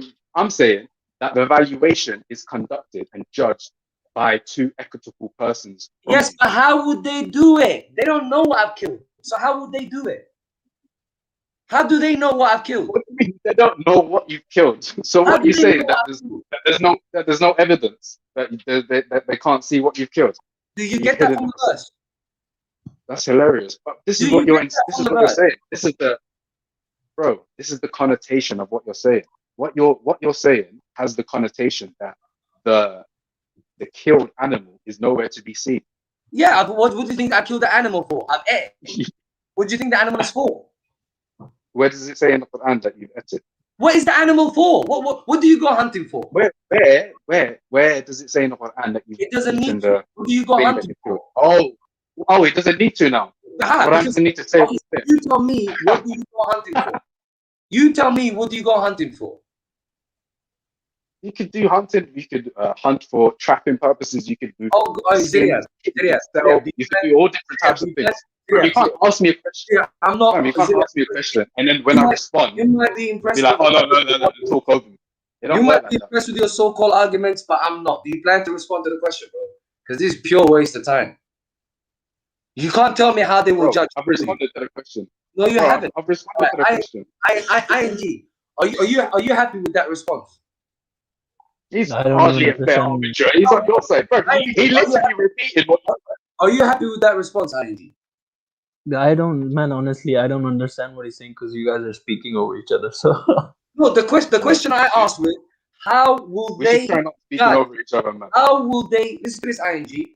How will they judge? That's the question I asked, and he's just like, oh, there's evidence. Oh, the animal's there. What the hell does that even mean? Yeah, see, it doesn't say that in the Quran that the animal is there. Like, how can you? And then he's even asking. You're fair. It doesn't say that you've eaten it. It doesn't say that you've eaten it either. It doesn't need to. But that's why you hunt game, right? So there's one rule for you. So it doesn't need to say what you're saying because obviously that makes sense, doesn't it? But it needs to say what I'm saying. Because there is such a thing as common sense. That's what you go hunting for. What you're saying, wait. You don't go hunting to sell animal skins. Oh my God, bro. No? You don't go hunting to sell animal skins or do you get that from the female? But wait, you don't get, we've established you don't get eaten, you've eaten the what you've hunted either. Okay. Listen. Either way, listen. Let me make it simple for you. Ziria, how will they judge? How will they judge? Not through evaluation. Respond. Through evaluation. Evaluation. Okay, you're assuming that what I've already hunted is there for them to evaluate. Where do you get that assumption? You're assuming that it's not. No. Huh? No, because you need to justify your position, not me. Because in order for someone to go hunting, you understand what I'm saying to you, yeah? And then to bring two just people There's no need to assume that what they've hunted is there. Like, give me a single reason why it would be there. Why? Give me a single reason. Why the judging would be there? No, why what they've already hunted for would be there? Why? Are you telling me they have no? Have they made use of what they have? Because it's not explicit that the hunter has eaten it. Mate, I haven't spoken about eating right now. Justify your position. No, forget what I said earlier. Forget about it. Scratch that. All right. Justify your position when you say that it is possible for what the person has already hunted for it to be on the scene. Give me a single reason why it would be in the scene. One can hunt for purposes other than eating. That doesn't respond to my question. Why would it be in the scene? You're assuming that it does respond. It does respond to your question. I'll tell you how it responds to your question. Because if you do not hunt for the purposes of eating, then the carcass will be there. The evidence will be there. And you can then do an evaluation based off of the evidence or carcass. Okay, wait. Why is the carcass necessarily there? You're putting necessarily. Why the carcass would be there? You are putting necessarily. No. Syria, you are putting necessarily because your whole argument rests upon the idea that this carcass is there. So you have to make a case where it's necessary for the carcass to be there. You have to make the carcass. Okay, the carcass. All right, man. The carcass is necessarily there because the valuation is conducted by two upright people, and that valuation cannot be conducted unless there is something to base that valuation on. So the carcass is necessarily there to justify your assumption, is what you're saying. The same way, eating the hunt is necessarily there for your assumption. No, again, I said don't worry about that. The difference. The difference is that I have valuation in the verse. Okay, Ziria. Again. Yeah. Stop trying to hug on this. Whether you've eaten what you've hunted. Stop trying to hug on that because I don't need that argument. I have no need for it whatsoever. Listen, I have no need for it whatsoever. However, the point here is this. The point here is a simple reading throughout the Quran allows us that the two just men get to direct towards what is prominent of the animal that you are giving in return to judge whether it's equivalent. Don't interrupt me, please. Let me finish the statement. Huh? Now, to judge whether what you've given is equivalent or not. That is a simple, straightforward reading. Now, you are making a case where you are introducing ideas into the verse. Number one, you're introducing that there is such a thing as a carcass. Number one. Number two, you're introducing that there is such a thing as evaluating. Where do you get the two from? The two are not in the verse, are they? All right, let me do this. Let me do it like this, yeah? So, again, you're insisting whatever you're insisting. I'm providing an alternative reading that reads absolutely fine and actually makes more sense than the whole ankle check business. Why? Because the verse explicitly or literally translated says, then the recompense after you kill any game whilst you're restricted is to value what was killed against where did you get the word value? What do you want Arabic? Go ahead, go for it. I'm saying, okay, so وَأَنْتُمْ حُرُمًا وَمَنْ قَتَلَهُ مِنْكُمْ, and whoever kills it from you, مُتَعَمِّدًا فَجَزَاءٌ مِثْلُ مَا قَتَلَ, meaning that whoever of you kills it deliberately, مُتَعَمِّدًا فَجَزَاءٌ, then the recompense, مِثْلُ مَا قَتَلَ, is to value what was killed against the livestock. Which word is value? So value is mithlu. Is the word mithlu means similar? Mithlu means similar. Value. Since when, Ziria? Is that the level we're going to now? The level we're going to. Just Mathala, misal. You can use the whatever website you're using for the translation. I don't need any. See, you're trying to be like so disrespectful. Whatever website, you're basically saying I'm an Arab. I can speak Arabic, mate. Oh, Stick bro, to the facts. these tired arguments, man. The Relax. facts are. You asked The me one facts thing. are. Stop The going facts on to are. the next thing. The You facts asked are. me, Yeah. The where facts is are. recompense? That's what you asked me. You asked me, where's recompense, isn't it? The facts are. That's what you asked me. The facts are the word value is not there. Bro, That is the facts. if you want to just monologue, That is yeah, the facts. just tell me that. Oh, fuck, man. Fucking annoying, bro. Ah, man, disappointing. They're annoying. You're not going to reach a result this way. They try and force their things in, and then when that doesn't work, it's you want me to relying on translation anyway. I'm the Arab. It's my language. Is he Arab? I don't think he's Arab. Have a conversation with those people. I don't think he's Arab. Can you have a conversation with those people? Mithlu doesn't mean valuation. Mithlu means similar. No, like example. You know when he threw that, oh, you can read whatever translation you want. You know that was the jab at us. You know that. Yeah. You know that was a quick jab at us. But the funny thing is, the word mithlu throughout the Quran, has it ever been used as value? Mithlu means similar, example, something like that. It doesn't mean value. It's never been used as value. Never. So how's he gonna mock us? I think it was a different word he was saying, but he said mithlu. But whatever, man. Oh, 3 hours. Oh, did you kick it? This is why you can't have conversations.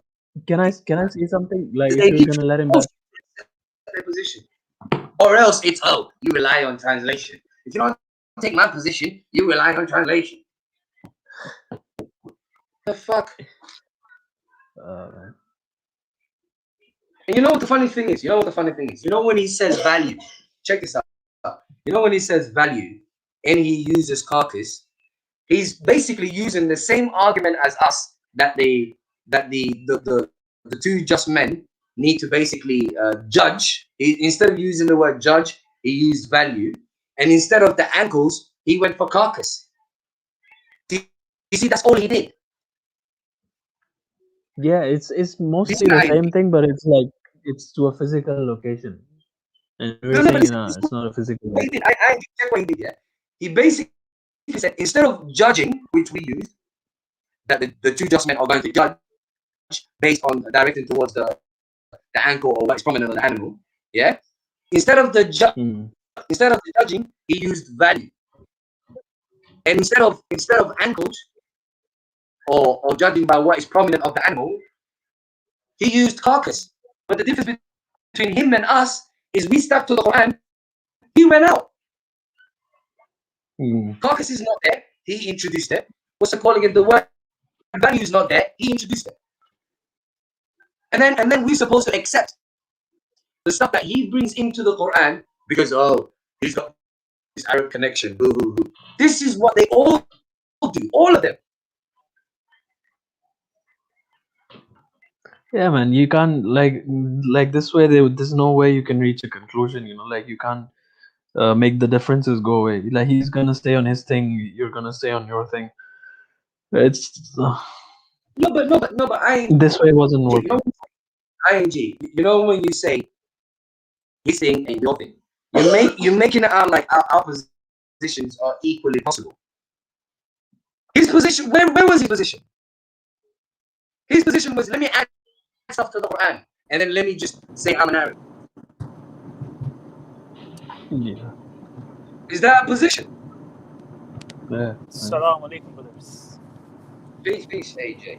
Peace, buddy. I think I missed a lot. What happened? I got the usual mystical Arabic. I'm so sick of hearing that argument. Honestly, I'm so sick of it. No, man, I think you just feel sorry for them. That's it. No, but they're proud of their stuff. That's why it should be like. Furthermore, let me take the argument this way. The two just men, they have to judge what the person gives. That is what they're there for. Is that not what they're there for? Yes. So, are you saying they don't judge by what is prominent of the animal? Furthermore, explain this to me. How would you judge if you don't judge by directed towards what is prominent of the animal? How else do you judge? I don't know how. Like he's saying, you check the pricing in the market. Like I don't. Everyone knows No, what but the he's doing the price in same the thing. market. Listen to what I said. Yeah, he said judge the carcass. So he's still in the same box. So he's saying judge the animal basically. But he's talking about the other animal, the animal that I've already hunted. Mm. Do you see what I mean? So he's still in the same position. He's still talking about judging animals. And what are we saying? Are we not saying judging the animal? Yes. But here's the difference. We're talking about the animal that the Quran is actually talking about. Whereas he's talking about what? Outside of the Quran. Where does it say anything about? Anyway, man. Let's move on. No, I want to kill it, bro. I don't want to leave the slightest little hole for them. I don't want to leave the slightest little hole. Because this whole argument, wallahi, billahi, every single argument they make is pure. It's Arab supremacy. Because every single time, they bring in, oh, we're Arabic, don't it? We're telling you what it means, even if it doesn't make sense with the context, even if it doesn't make any sense whatsoever, because they're Arabs or they speak Arabic, we have to accept whatever they tell us. How is that not an insult? Mm. AJ, how's that not an insult, bro? Well, you should know that on that part of that side of the world, they never taught how to have a conversation with people, how to have an argument, how to construct these types. They don't know how to argue. They don't know. So the only thing they had is they were taught that's how it is, and then the supremacy part that you own this shit. That pure supremacy. That's why they cannot they cannot debate, they cannot argue. They just know, oh, we're right, and that's it. That's why I feel sorry for them. AJ, you know what the funny thing is? Earlier on, I was listening to ING and Zia talking here, and what amazed me was Zia was saying a bunch of stuff. None of it can be verified from the Quran. Not one of it. However, like what? ING Guru, he said one thing. He simply said direct towards the animal. That is what the New Testament are doing, and that is how they would know whether the animal you have given is equivalent to what you have killed. And then he even explained scientifically, animals, the way you can tell how old they are and etc. is by looking at their ankle, because the longer they've been roaming on the earth, the more pressure that they have been putting on their ankles. Even human beings, look at your ankles. Your ankles are darker than the rest of your body. Understand? It's because it's taken on a lot of weight. Right. You know what I mean? Are you with me? Man, you know the thing is, like, even if we it makes sense. It makes sense to look at an animal's ankle. It literally makes sense. But this is what they do. This is literally what happens right now. You understand what I'm saying to you? Yeah? So it makes sense. Not only does it make sense, it goes with the verse, it goes with the context. So it's word for word translation. The word Kaaba is translated as ankle. The same chapter, the word baligh is translated as it can be toward or reaching, no problem. The word hadyan can be guidance or direct. That is what guidance means. Direct something. Understand what I'm saying? Yeah. So linguistically, there is no problem. Contextually, there is no problem. Logically, there is no problem.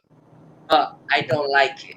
So I'm going to introduce stuff that the Quran doesn't say, such as carcasses and value and stuff like that. And you have to accept what I say because I'm an Arab. How does that make sense, AJ? Doesn't make sense. One more thing, you know about the ankle? It also makes sense because you can tell how physically that animal was being overwhelmed. You know what I'm saying? Not only that, it was being overworked. Exactly. Well said. Very well. Sorry, can you repeat that? I said, like, you can tell if that animal is a healthy one or it has been exhausted, like over stressed or overworked. Very well said. Oh, okay. I didn't know that. So that's a valid point too. Very well. Like, okay, man. Like, if I can say something, guys, even if we forget all this stuff, because like this is something you can't ever reconcile. Yeah, like he's gonna stay on his thing, you're gonna stay on your thing, and then you get into linguistics and meaning. Like, just like if I think about it logically, like what does a physical house have to do with guidance of people? Wait, that's the next part of the game. This is what I wanted to ask him, but you guys couldn't stop. Like, if you, check this out. Check this out. But what I try to do, this is how reason works. If someone is sincere, if someone is not trying to win an argument, this is how reason works. This is how reason works. Yeah. Basically, you say you have two possibilities. What you're supposed to do with the two possibilities is evaluate which one has weight. So, for instance, one rule you can take is by a simple process of elimination. You see what I'm saying to you? Yeah. So now, if we consider the possibility of donation to the Kaaba, then we have to accept that the Kaaba becomes an altar where you sacrifice animals. yeah, sort of, pretty much. I mean, that's what they're arguing. But if you're saying take an animal to a particular location, what is the purpose of that location? Yeah, it's like what the Nordic do. It's what pagans do. Yeah. Pagans in that, they go to an altar and they sacrifice an animal for their gods. Is that not what they are? Yeah, that's what the Nordic does. Huh? Yeah, the Nordic. Norse people?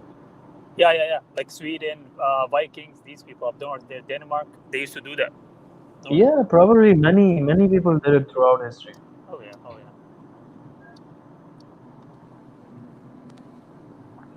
But yeah, man, it doesn't make sense to me. Like why is guidance restricted to one physical box or cube or location? You know? Like, what does that have to do with anything? No way of justifying that. Literally, no way. Okay? Explain this. If I went and hunted when I am not supposed to go and hunt, what's that got to do with taking a donation to the Kaaba? Like, link the two. Okay, he said feed the poor. Like the donation, the purpose of the donation is to feed the poor. But then this is what I pointed out to him. That feed the poor is already in the verse separately as a separate thing to the sacrifice or whatever. Okay, I think I HA said that Kaab and Kaaba are not the same. It's the same rule. It's the same rule. You know what the funny thing is? This is what I mean by a lot of Arabic speaking people. They love to go on about particular words. But to make it very simple for you though, please understand the importance of the context. What we have here is hunting when you're not supposed to hunt. What has that got to do with donation to a particular cube? Like, give me the connection. What's the point?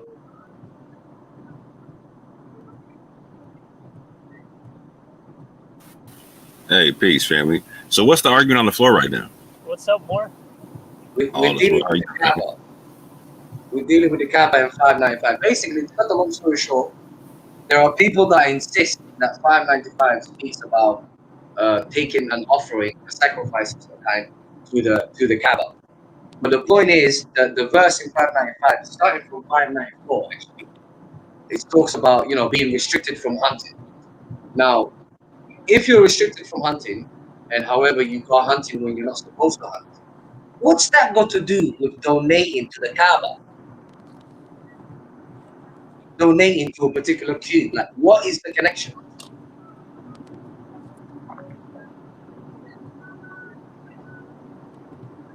Can someone tell me? So you're just so I'm clear, are you saying there is no donation or what's going on? I'm saying the verse is simply saying you bring two just men, and what those two just men do is they direct towards what is prominent of the animal. Because when you kill, when you're not supposed to kill, you give something equivalent to that which you have killed. And the people that are judging, the animal that you give in return, they basically direct towards the what is prominent of the animal that you've given to determine whether you've given something equivalent or not. So that's one option. The other option is somehow donating to the Cuba, to the Cuba. You bring two just men and then you just donate to Cuba. I'm guessing.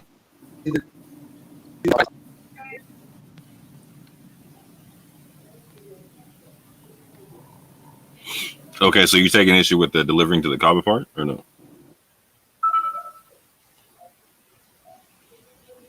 Mommy?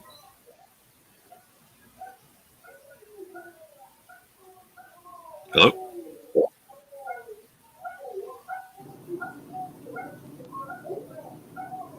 Yeah, I can hear you. Okay, so Maverick, are you taking issue with something being delivered to the Kaaba, or what's going on? I'm trying to catch all the arguments going back and forth. No, something's happened to his mic. I'll try to tell you what I understood so far.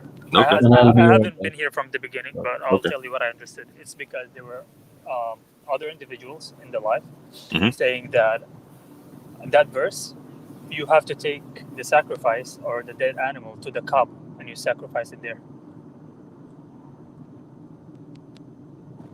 Oh, I think we disconnected.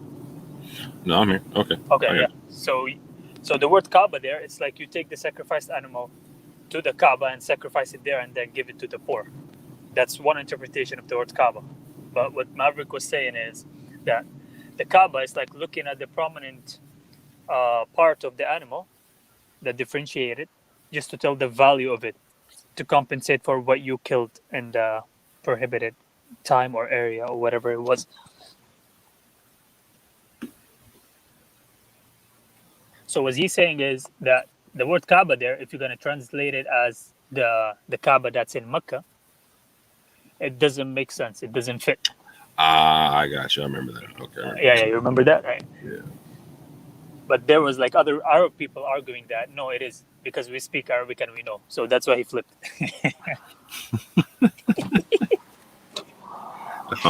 You know, they couldn't argue, so they just used the supremacy card.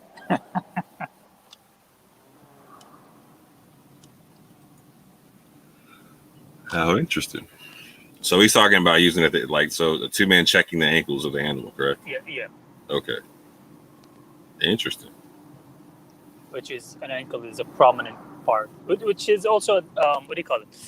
It could be used as a translation for Kaaba or Kaaba. It comes from the same root word.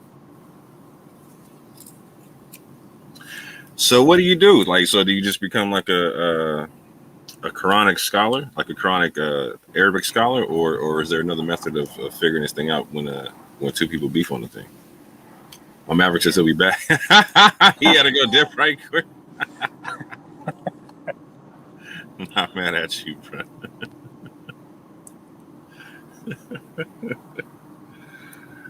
Oh man. So was that the only argument of the day? No, I mean there were like two lives there. I was going in and out. This has been on for like 3 hours or whatnot. Oh yeah, and there's one before it's like 2.5 as well. Yeah. Okay. Yeah, there's been a lot of talks. People been coming on. One guy came on. He talked about the Petra thing. And then there's one guy wanted to talk about Salah. Oh, how'd the Petra thing go? I don't know, man. This one guy was here on. He had quite a bit to say. He said he came up with a third location for. He's like he was from Southwest Arabia or something. That's where the Prophet came from, Southwest Arabia, which is today like Syria or something. No, that's northwest. You mean like Yemen or something? No. Northwest. Yeah, oh yeah, sorry. He said Yemen. Petra is at northwest. It's at Jordan, I believe. Yeah, so he said like Southwest. That's what he believed, but I don't know. He didn't substantiate it or anything. I heard that argument. You good? I said I heard that argument before from Sam Garris, I believe. He's the one that introduced me to it. But I mean, I don't know, like how far you can fake a thing and just hide it. I'm not sure. I didn't investigate, but what's your take on it more? In terms of Mecca being the historical Mecca? Yeah, like Mecca it's actually Petra. That's where things was. So for me, like, so I'm unique in my Quranism to where I take the previous scriptures with my Quran and whatnot, as the Quran states and whatnot. So for me, Mecca being in Saudi Arabia doesn't quite make total sense. Because so in the Bible, Ishmael, he's dealing with the what is it called, the Valley of Paran, or not Valley, the wilderness of Paran, yeah. So he's in more in northern Arabia, Sinai area, closer to Egypt, etc. whatnot. You know what I'm saying? Not to mention that there's a part in the Torah where Abraham is at the house of Allah at Bethel, right? At Beit Allah, right? Yeah. And so it gives locations for that as well, where it talks about him building his standing place, the same standing place that's talked about in the Quran and whatnot. And that's not quite in the Saudi area, you know what I'm saying? This is from the Torah? Yeah.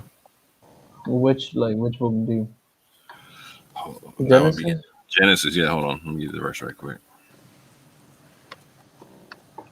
Because like if it was such a big place, that's been going on since the time of Abraham, like it would have surely been mentioned like quite clearly in the Old Testament, yeah. But it's like you can't. You can link up the Torah and the Quran quite a bit in terms of what they're talking about, because there's a lot of overlap. There's linguistical overlaps you can look for. Like I'm saying, like I was able to find verses based upon like the standing place that Abraham does, like a standing place of prayer and whatnot. Because the same word is used in Hebrew as it is in Arabic or whatnot. Hold on right quick. I'm interested to know your background more. I am North and West African. Oh wait, so you speak Arabic? No, I'm American. Okay, meaning I don't speak any other language but English. Okay, and what is your like, let's say, religious background, or how did you start? Oh wow. So because you seems to be an insightful person, that's why. Yeah, so I grew up when I grew up, my parents were Christian and Catholic. I went to a Christian private school. I went to a Catholic private school at one point in time. I went to public school. My father was an ordained Christian minister. As I got older, I found out people on my mother's side of the family were Jewish, historically. And as I got older, I found out people on my father's side of the family were historically Muslim. So I ended up just picking up both religions and rocking with it. That's nice. So you've read the 3 books, right? You've read the 3 books. Oh yeah, very familiar. I learned how to read on the Bible, technically. Mm-hmm. And how I mean, in a percentage wise, how similar the 3 books are, if you want to give a percentage? Well, for me, they're all the same book. They're all the Book of Allah. That's right. All one book. I don't see any differences. Okay. I see what you're saying. Because the thing I have is like it's there, the book up top with Allah, which is Al-Kitab, and that book was revealed to all nations. That's what I think. Like the 3 books are actually the same thing, but with the alteration or the language that we use. So that's why they're a little bit different. But in the grand scheme, they're supposed to be the same book. Yeah, Genesis 12 and Genesis 13, you're going to see Abraham in his standing place at Bethel or whatnot, or Beit Allah. Genesis 12:13. Thanks, man. But yeah, like that's what so the Quran calls the Torah the Book of Allah. The Quran calls the Quran the Book of Allah. You know what I'm saying? Yeah. It says that the Torah is a previous criterion. It says that the Torah, that the Injil has the light of the Torah in it. You know what I'm saying? Mm-hmm. I find when you put them together, they illuminate each other quite beautifully, and they both bring out stuff out that you wouldn't normally recognize just looking at one by itself. And to me, that's the power of having at least 2 criterions, is that you have a second witness to itself. Mm-hmm. which is Yes, something sir. that comes straight out of the Torah, like out of the mouth of 2 or 3 witnesses shall a matter be established or whatnot. I see.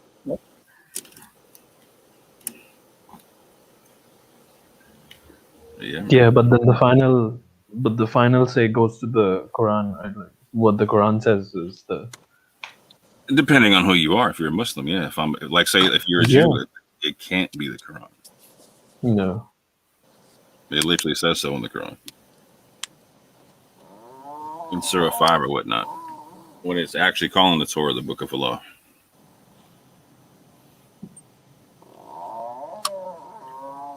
It tells the Jews if they take in, like, so first of all, it tells Muhammad, like, if they ask you to judge amongst them, like, tell them, like, why you got your own book. You know what I'm saying? Yeah, how do they come to you for judgment while they have the Torah? Right. Then it says it explains to them that the Torah is a part of the book of Allah, and that they're just prophets judged by it, and that if they judge by anything other than what Allah has handed down, that they are kafirs. Mm-hmm. Maybe that's exactly how Allah wanted to address them. It's because you're not even doing your book. Just go do your book, the rules over there, and you'll be fine.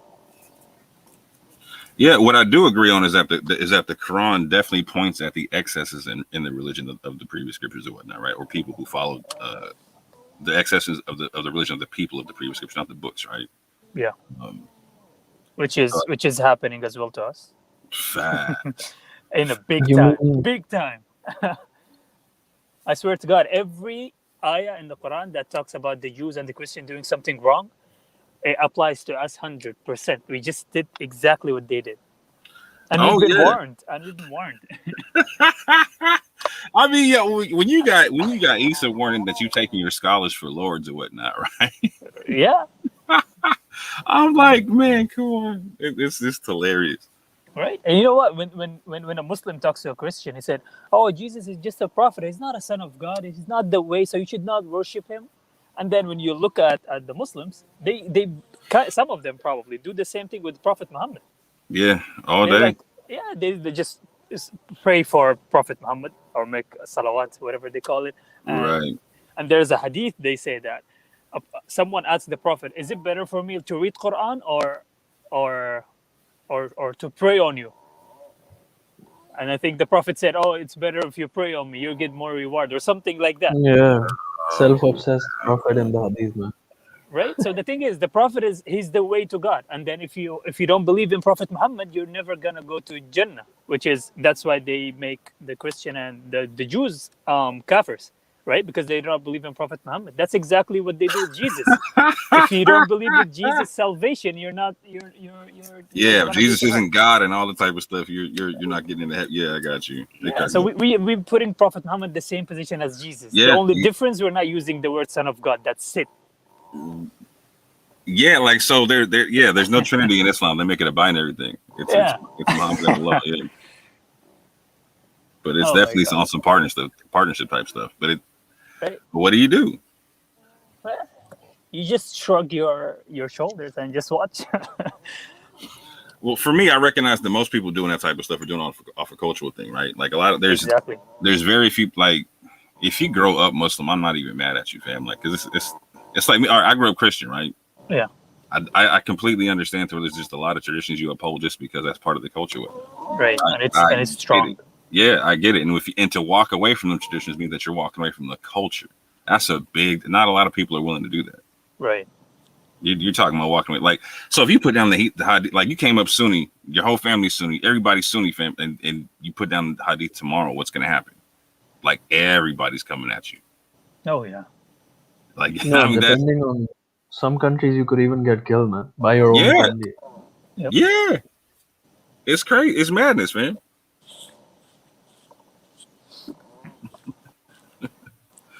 I guess that's what it takes to believe in Allah alone. Well, the thing is, if you notice, whenever you join a community, it's always going to go south. That's why if you see the prophets, they all abandoned their communities. Abraham left his community. Musa left with his people, but he left the community that he was in. Most of the prophets, they left their community. Because whenever you're in a community, you're going to be conformed to their bias, or what do you call it? Conformity? Conformity, So you're gonna take their negative things without you even realizing it. It's gonna be like a normal because everyone is doing it. So you won't speak up against it. It's hard when you're in the community.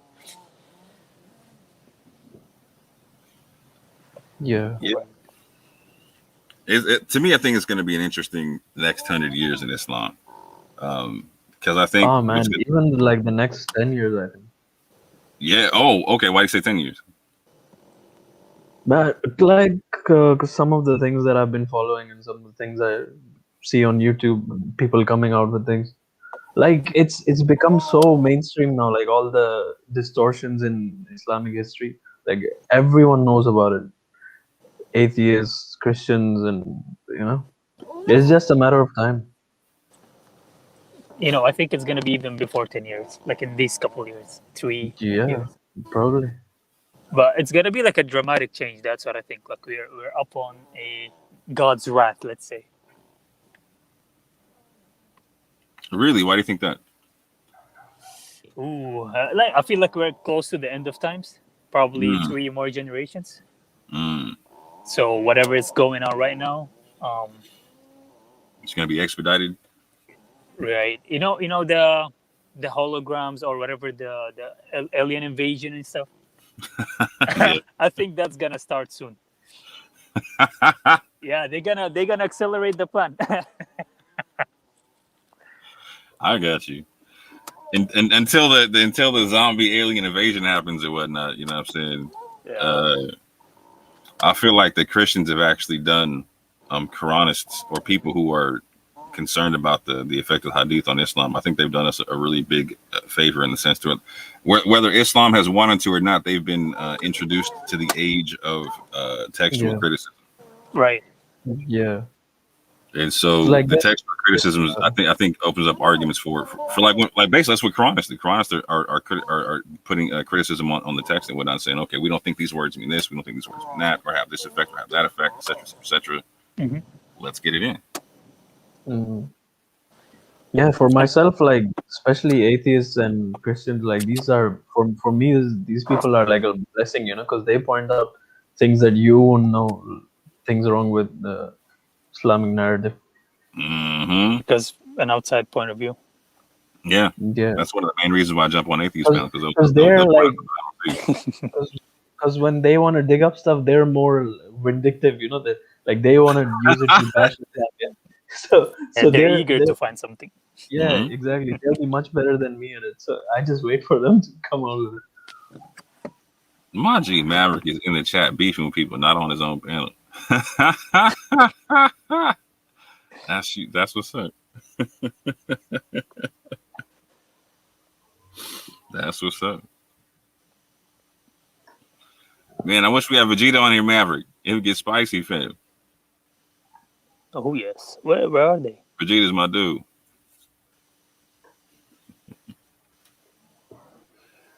Oh, that's true. I wish I knew what they were talking about before Vegeta got kicked. Do you know what they were talking about? Nope. I just came a couple minutes ago. That's too bad. So here's the big question: how come the Quranists don't agree? And what can they do to get more orthodoxy amongst them? Do they need orthodoxy? I don't think so. Define orthodoxy. Like one standard way. Like a central belief concept. Yeah. Centrally? No, I don't think so. Not centrally, but like just conceptually. Like so for instance, like when an outside sect or religion looks at us, they'll be like, oh, okay, like so much unity and stuff, like nothing different about their beliefs. No difference. That's what you're saying, yeah? Yeah, I'm trying to figure out why the Quran is different. And if so, should they not differ? Because everyone comes with a different methodology to understand the Quran, yeah. Like, so they're gonna come to different conclusions. So does the Quran give a methodology in understanding itself? Even if it does, the way we apply it is not 100%. That's what I would say. I mean, the level of consciousness that each one of us have through his life goes ups and downs. So you might read something and don't get it, and then maybe you read it a couple years, and then it might click with the new information for you. So that's what you mean, right? Like, why when we read the Quran, we all come with the different understandings, even though we're all Quranists. We're No, that part I got. Why we get different understandings, because we're coming from different understandings, right? All of us are individuals and whatnot. The question is why don't we all end up at the same spot? Right. I think it's probably the intentions. Whatever your intention was, how pure it is, it'll take you close to the correct thing, I think. Yeah, maybe we're not meant to end up at the same conclusion. Yeah. Do you think there's a methodology from the Quran that would get us all to the same spot? I wouldn't answer yes or no because I don't know on top of my head. Yeah. I'm not certain. Okay. Did you read any? Do you have anyone in mind? A verse or something that might have solved? Yeah, I just use a basic methodology. Like, so from Surah 39 out of 23, I read that it's the best hadith with much reiteration therein. So I use the reiteration concept. And so, what one word means everywhere in all the verses. Yeah, so if I want to, so for instance, if I want to know if I can beat my wife, right, I'm going to go to every verse in the Quran that talks about that has the concept there, right, and see what the reiteration is. And if I can't find reiteration, I go the Surah 10 ayat 94 route. If I'm in doubt about anything coming down to me, I go to the people of the previous scripture. I'll see what the previous scrolls say on the matter. And typically, when I employ that, I won't say typically, every time I've employed that method, I haven't found any issue with it. To me, it seems like a pretty simple, straightforward concept. There's not one offs in the Quran. You're not going to find one command in just one spot. You're going to find reiterations. Otherwise, there's going to be inconsistencies. Right. So, is there something in the previous scriptures, since you brought up the example about how to treat your wife? Or yeah, it confirms if you take all the verses if you take was it 434, right? I think that's what it is, but where it has wadribun in it, right? The contention does it say to set forth or to strike there, right? And when you compare all the other verses that have to do with that topic or whatnot, like separating from the bed and all them kind of things, you see that separating from the bed is the initiation of a 4-month process to where you decide if you're going to get divorced or not, right? And it says that if you decide upon divorce, that you're supposed to release your wife in good treatment. And again, it says in another verse that you're supposed to release her without intending harm. And so that's consistent with the set forth concept, right? And so I go to the previous scripture in the Torah to say, okay, what does the Torah say right there? And it says that if you find some infidelity within your wife, etc., whatnot, that you set her forth from your house with a bill of divorcement. So to me, it's a consistent concept of setting your wife forth versus beating your wife. You don't have there's no Quranic verse that says that allows you to beat your wife. Otherwise, if when you compare it to the rest of the Quranic verses, if you're beating your wife, you're never initiating the divorce concept, or you're never initiating the process of divorce. So it would be an inconsistency that one verse would have you beating your wife, where the rest of them would have you initiate the divorce process and let her go with good treatment, without harm and in good treatment. And it would be inconsistent with the previous scripture, which is supposed to be a previous criterion. Okay, so that one's the one in the Torah that talks about, you said, infidelity, right? Yeah. Oh, but that's like one. Yeah, go for it, man. AJ. No, continue. I have just a random question. Yeah, so that one would be so specific. Yeah, it's like infidelity, but the one in the Quran is more of a general thing. Like, it's talking about a woman sort of rebelling against you know what I mean? Like, she's like being disobedient, sort of. Okay. However you're reading into it, right? The course of action is not to strike anyone. The course of action is to issue a bill of divorcement and send her from your house. Okay. Does that make sense? I think so, because I can't remember the next verse. Then what the next verse says? I think it says something about reconciling again. So Yeah, after the 4 months, you decide whether you're going to stay together. And if you stay together, everything's all great. Like it's all is well, right? Or you're going to divorce each other. It's one of the two. That's whenever you're talking about separating from the bed, you're talking about that 4-month separation period. Does that make sense or no? So this strike, so this udribun in this verse is to start divorce initiation process of the 4 months. That's what you're saying? No, that would be like so that's the next escalation. So like the not touching or separating from the bed, that is the initiation of 4 months. Then the next step, right? And and this becomes clear when you look at other verses in the Quran, because after the 4 months, you're deciding as to whether or not you're going to stay together or not, right? So if you're not going to stay together, then you set her forth without intending harm and in good treatment. So like set her forth as in like that's the end of basically the relationship. Yeah, 434. Yeah, 434 is talking about the escalation of a bad relationship. What do you do with it? Like at first you can't talk, right? You can't even have you can't talk things out. Okay, so if you can't talk things out, then you separate from the bed. You figure out if you should stay. Bottom line, you figure out if you should stay together or not, right? And then if it escalates beyond that, then you set her forth. If you can't find peace after that, you set her forth. Okay. Also, if you want a detailed explanation as well, there was a video by Quran Centric. He had a good explanation on that. What's the meaning of daraba there? Yeah, I saw it. Yeah. You saw that too? All right. Recently, yeah. Which I think it's a valid one. But yeah, it does make sense. Yeah, it does make a lot of sense, like what he said. And I've read that sort of argument in other places. But like so many people I've read, like even some Quranists and like many Arabic experts, they say like you can't, according to the Arabic language, the grammar, you can't use anything other than physically striking in this verse. Like, what do you think about that? Because I'm not like what? Based upon what? Based upon the rules of the Arabic language. Okay, so what rule says that can only if the word has double meanings, right? Mm-hmm. What word in that verse modifies it to make it mean strike, and what word could modify it to make it mean not strike? It's a contextual concept.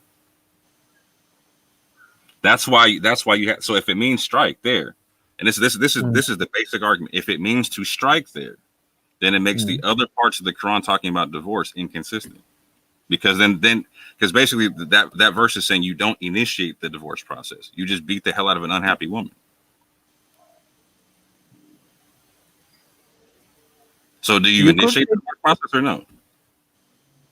You could take it to mean beat the hell, but it could just be like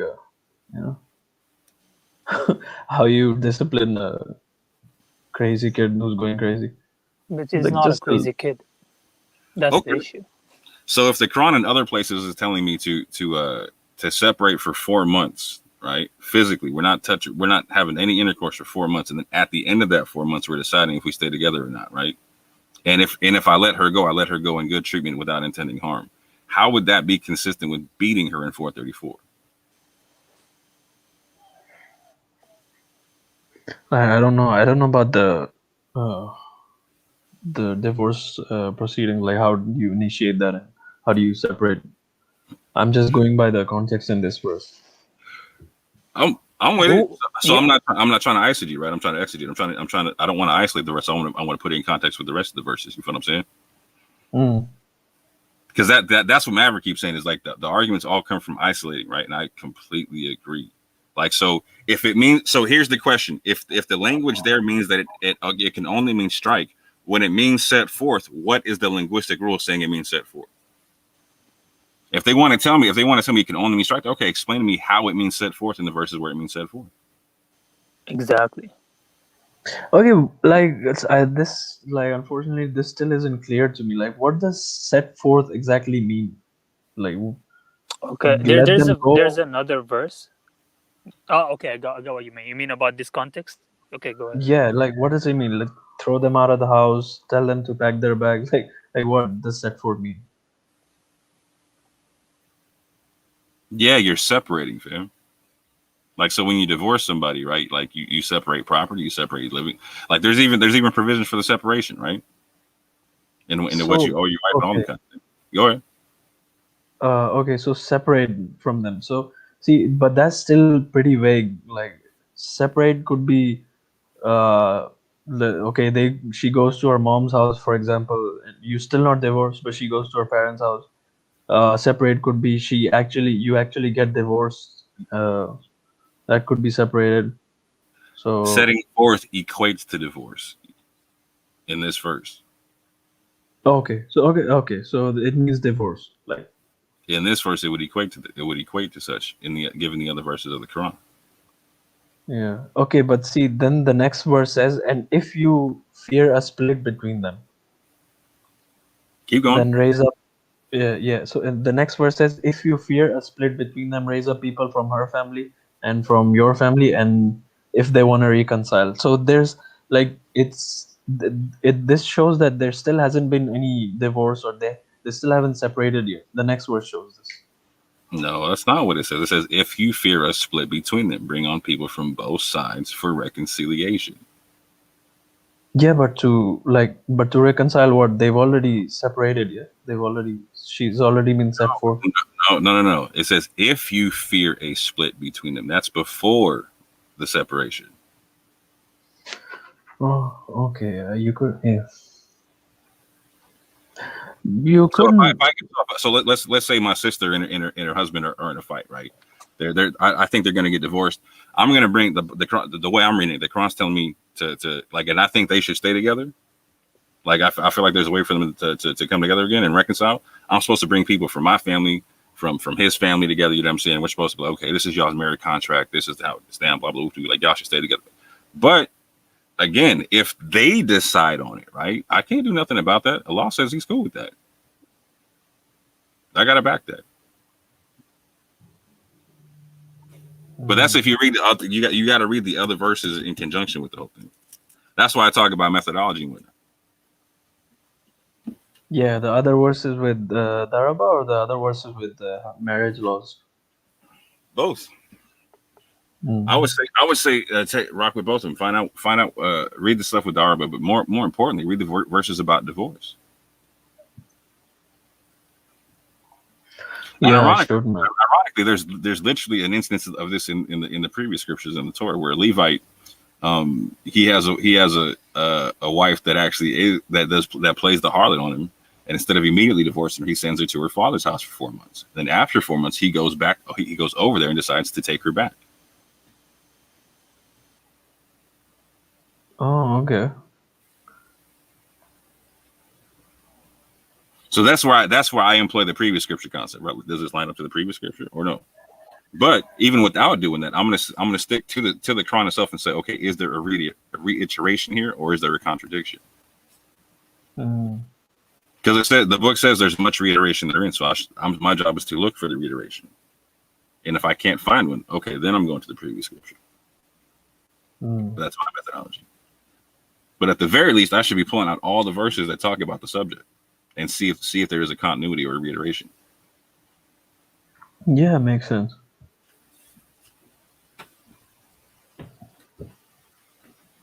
Cool, man. Yes, what sir. time is it where you are? It's about 4 p.m. where I'm at. Damn, man. Saturday, yeah? Yeah, Saturday in the US. Yeah, it's Saturday for me. it's Sunday where I am. Yep. Australia. Oh, Aussie, I'm with it. How are things in Australia these days? Oh, it's gone, man. This guy wants to... Man, it's pretty good. It's not as bad as America. Nothing's ever as bad as America, but it's still good. Yo, do the people still love your prime minister or no? I don't know, man. There's all kinds of people. I'm not like native Aussie. I'm from Pakistan. You don't sound native Aussie. yeah. I'm more Asian. I've spent Yeah, some you time in Arab countries as well. Yeah. Spent like almost all my life in Arab countries. Yeah. So what's the big difference between living in Arab countries and Australia? Bro, literally no difference, you know, because this place is filled with Lebanese. It's like I just left the Arab speaking Lebanese people and came here, and these are like English speaking Lebanese people. Non-Arab speaking. Oh, okay. So the only difference is no subtitles. Got you. Where are you from in the US? I'm from the West Coast. West Coast. Yeah. And then my family is from the Southeast and the Southwest. Like, so the hot, humid parts of America, and then like the dry desert parts. Oh, okay. I live in the cold, rainy parts. On the same line of latitude as London.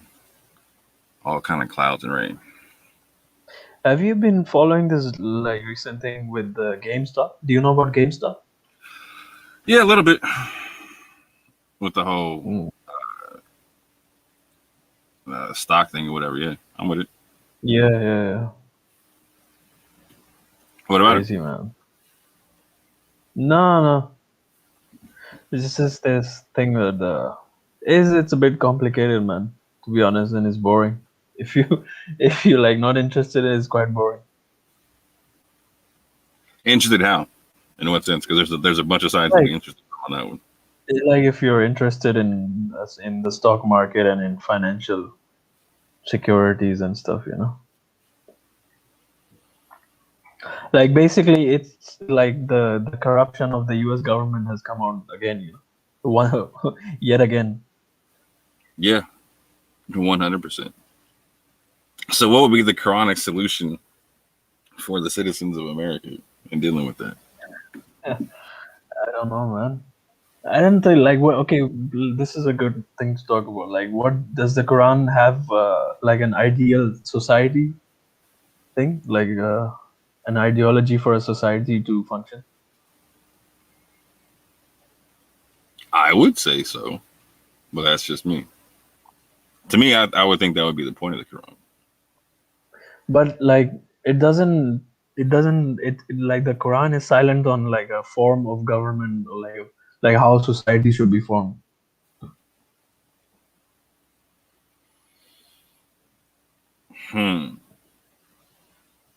Like how legislation should be mandated, and you know, like I think that's something that people should come up with for themselves. You know, it could differ from culture to culture. So like giving us one fixed way to do it would be, you know, won't be good. So wouldn't the Quran be the legislation?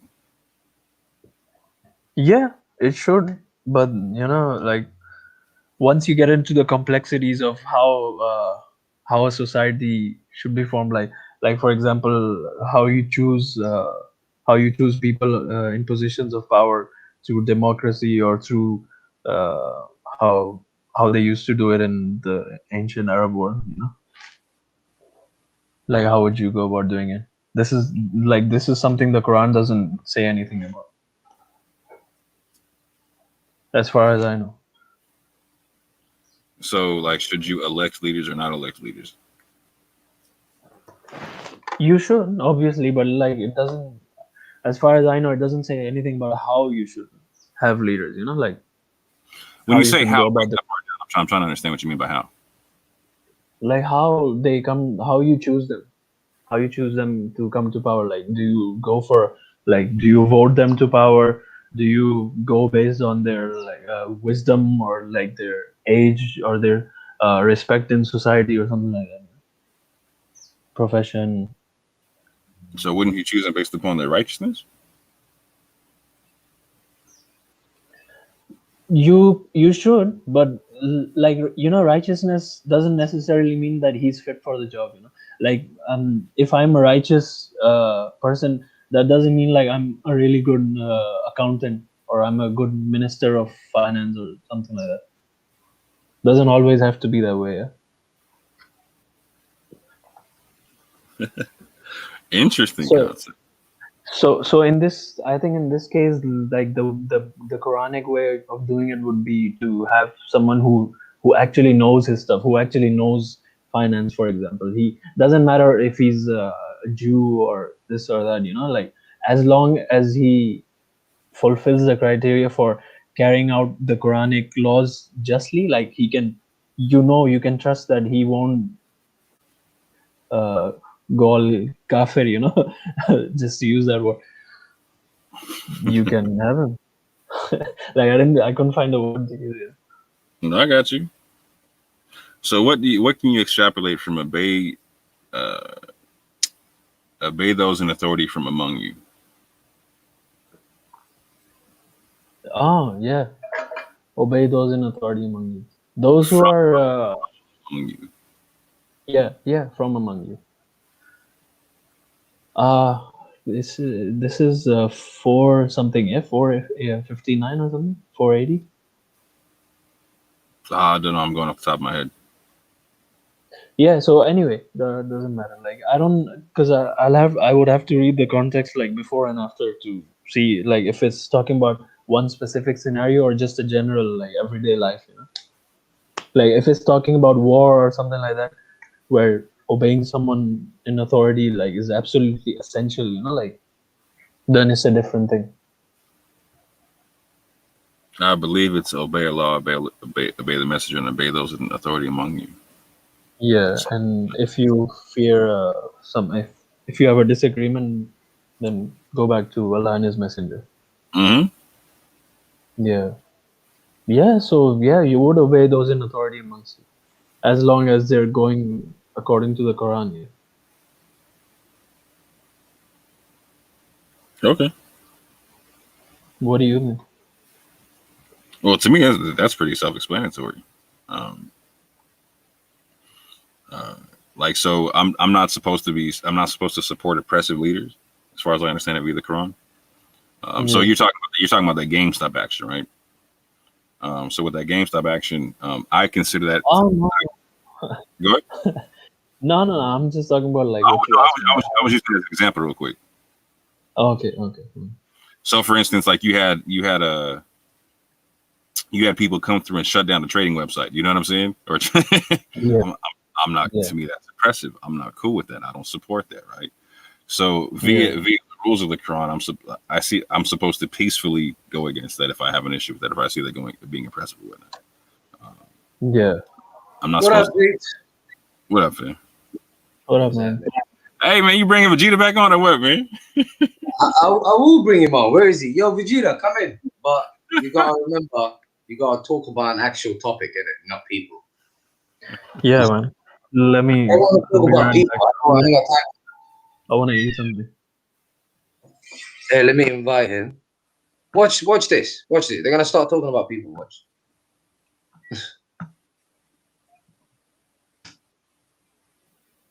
All right, there it is. Guys, I just heard you guys talking about governance and whatnot. Yeah. The Quran only deals with guidance. Governance is left to the logic of man, because governance depends on the circumstances of the people. So it will be based on agreement, won't it? As long as you don't go against the Quran. Interesting concept. So is there an aspect of governance that the Quran does not deal with in terms of guidance? Okay, what's forbidden in the Quran is the usual.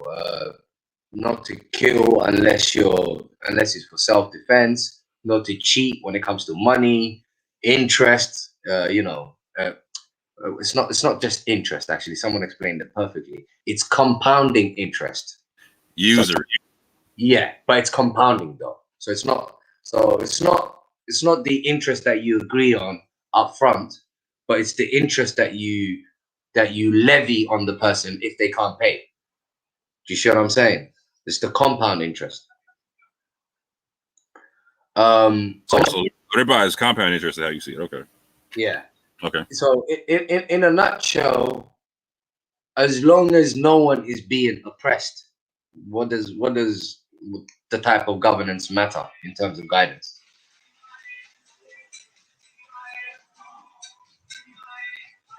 Do you see what I mean? Well, yeah, like so the non-oppressive government is the one I'm seeing talked about in the Quran, correct? Like we're not allowed to support oppressive leaders, correct? From how I see it. Yeah, that's all it is. As long as we don't go against the Quran. What I'm trying to say is, if you for whatever reason wanted communism, socialism, whatever ism that you wanted for your society, provided it doesn't go against the Quran, is there a problem? No. That's it. It's really that simple. I see it. Don't disagree. But at the same point in time, the point I was making is that I would know that my country is being oppressive in their acts of war based upon the rules of war in the Quran, kind of a thing. Yeah. That's how you would know. Yeah.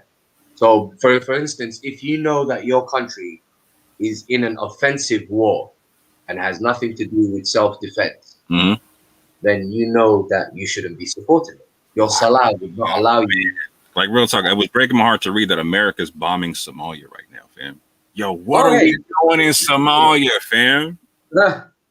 They've been doing that for ages, bro. Yo, but they're putting they're putting it on newspapers. I'm like, what? What's going on? I know. See, that's the sort of things that people should be against, basically. You know what I mean? But if your country or any country is in the right, is defending themselves, then you should support them. Basically, we always have to stand for justice. Exactly.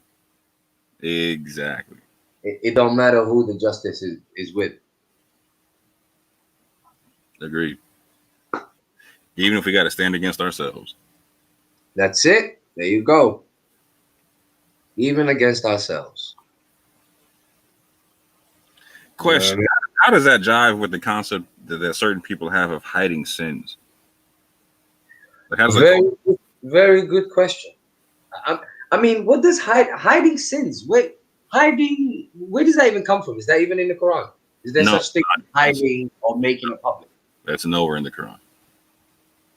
Like literally, the Quran says you got to tell on yourself. You know what I'm saying? You know what? I'm gonna be honest with you, bro. Like, you will struggle to justify anything from Sunnism in the Quran. Anything. Most of it, I'll say, yeah, you'll struggle to. I don't know about anything, but it's possible it might be anything. Okay, give me. Besides the fact that they claim that they believe in God and Judgment Day, everything else you won't find in the Quran. You just take my joints. I was going with. I was like, man, Prophet, Allah, Judgment Day. You got me messed up now.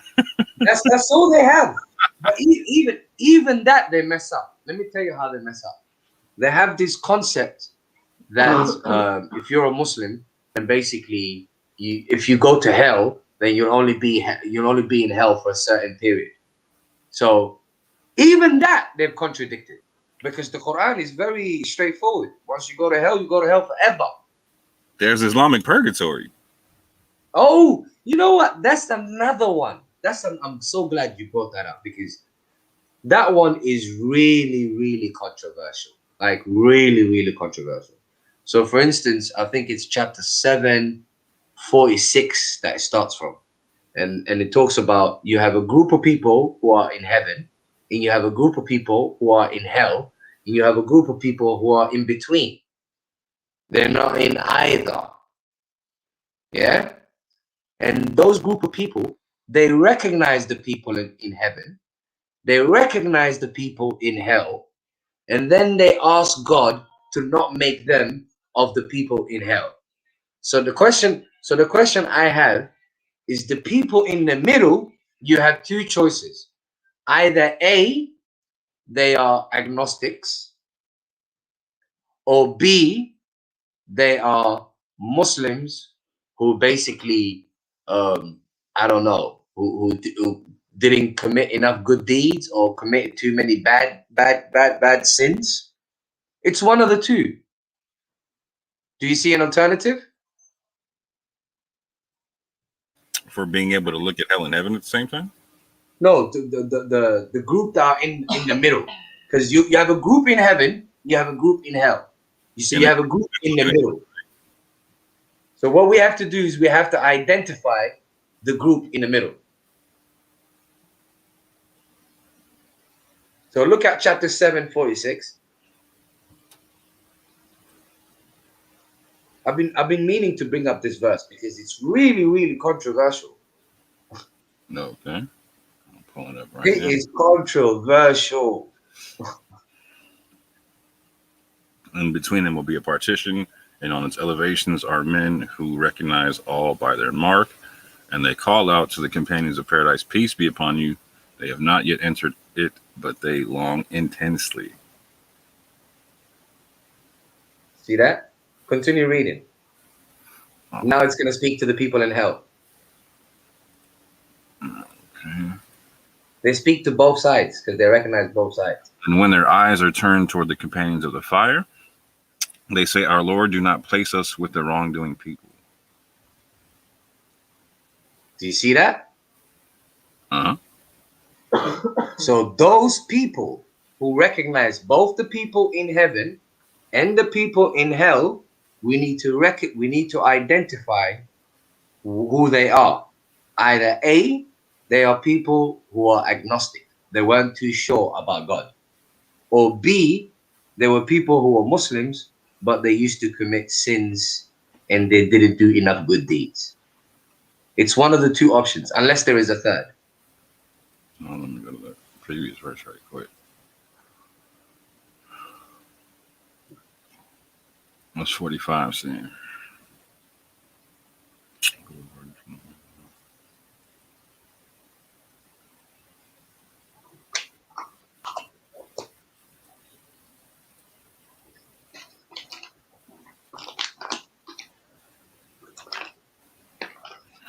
And the companions of paradise will call out the companions of a fire. We have already found what our Lord promised us to be true. Have you found what your Lord promised you to be true? They will say yes. Then an announcer will announce among them, the curse of Allah shall be upon the wrongdoers. And it says, who averted people from the way of Allah and sought to make it deviant while they were concerning the hereafter disbelievers. Then it goes into what you're saying. You see what I'm saying? Mm-hmm. So we have to identify. So we've identified the people in paradise and the people in hell. So we know a group of them were believers and we know a group of them were deniers. Yeah. Mm-hmm. Now the people in the middle, who the hell are they? I think those are the ones that are being talked about in 45, who were being averted from the way of law.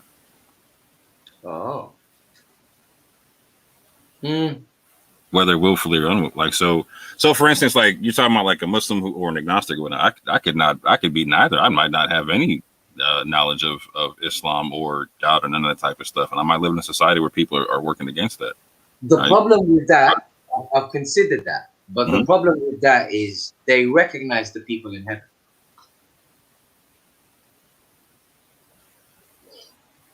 So the people in the middle, they recognize the people in heaven. Mm-hmm. So if they recognize the people in heaven, they've received the message themselves.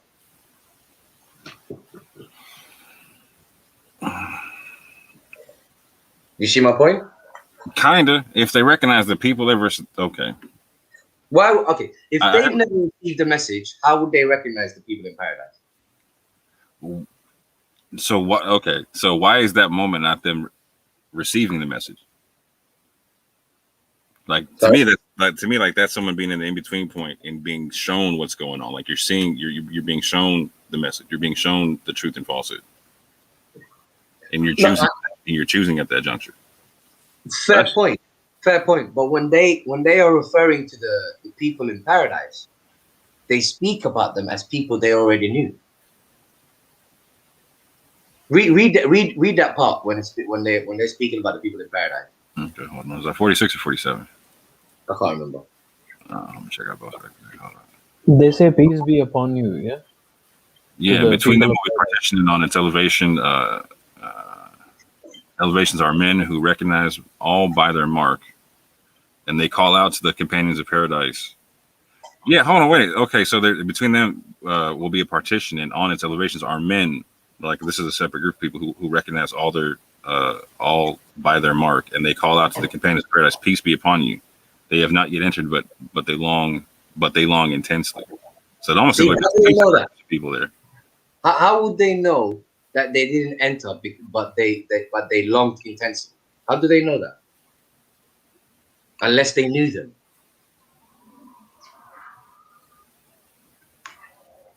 So how is it saying? So I'm not reading it that they know all that stuff. I'm reading that that's the state of things. No, I know, but what I'm saying is when they say to the people that what's it called? You haven't reached here except what? Through hard work or something. What did you say? What do they say to them? It says, and between them will be a partition, and on its elevations are men who recognize all by their mark, and they call out to the companions of paradise, "Peace be upon you." They have not yet entered it, but they long intensely. That part. How could they say that? How do they know? How do they know that they used to long intensely? Like, how can you say you have not entered, but you used to, but that you used to long intensely? No, they're not saying it. God is saying this. Like they have not entered it, but they long intensely. The people in the middle. I considered that, but is that really the case? Why is not? that God saying that? Let's consider that. Is that God or is that them? Let's read the verse again. I mean, because if it's God saying that, then essentially you guys are saying that it basically says they turn around to the people in heaven, they say Assalamu alaikum, and then God starts speaking straight after that. So, okay, just to be clear, like, so as I'm reading the verses from like 44 down to 47, I'm seeing there's the group in the middle, and then there's a group of men in heaven, right, who are recognizing people by their marks, and that group of men are saying, "Peace be upon you," to the companions in paradise, and that group of men long to enter. No, but that's problematic because you mentioned the group. There's a group in the middle, and then you just move on from them. I'm identifying everybody in the picture right now. I know, but you moved on from the people in the middle. Like you just said, there's people in the middle. I'm saying the people in the middle are not saying that the Salam alaikum, that's the men in heaven, like waiting outside is how I'm seeing the picture. But what's the point of mentioning the people in the middle then? Because they got a choice. Actually, one second. I want to read Muslims for Allah put something here. Okay. It says chapter 3, 185. People who depart this life before reaching their 40th birthday and did not sufficiently develop their nafs will go to the lower paradise. 46:15. Can you guys confirm that? My hands are kind of busy right now. 46:50? 15. Yeah, one is 46:15, and the other one is chapter 3, 185. Look at. I'll take 3, 185. Yeah, 40 years is like it's understood to be according to this verse, like he reaches maturity, you know. Like,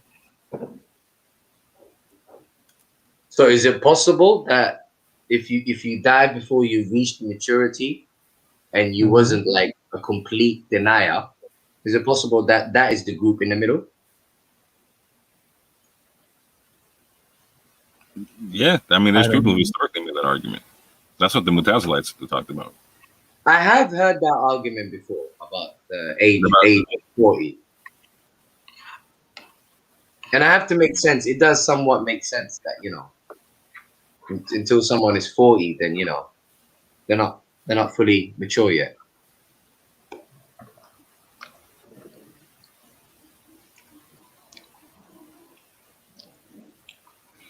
So 3, 185. Every soul will taste death, and you will only be given your full compensation on the day of resurrection. So he who is drawn away from the fire and admitted to paradise has attained his desire. And what is the life of this world except the enjoyment of delusion? Okay, Muslims for Allah is saying it's a question. He's not putting it as a fact. He's saying it's a question. But I have to admit, the question he's putting forth is something I'm willing to entertain. I mean, if someone hasn't reached the age of 40 and they were, you know, short of what is expected of them, could they be the people in the middle? Possibly. I could entertain that.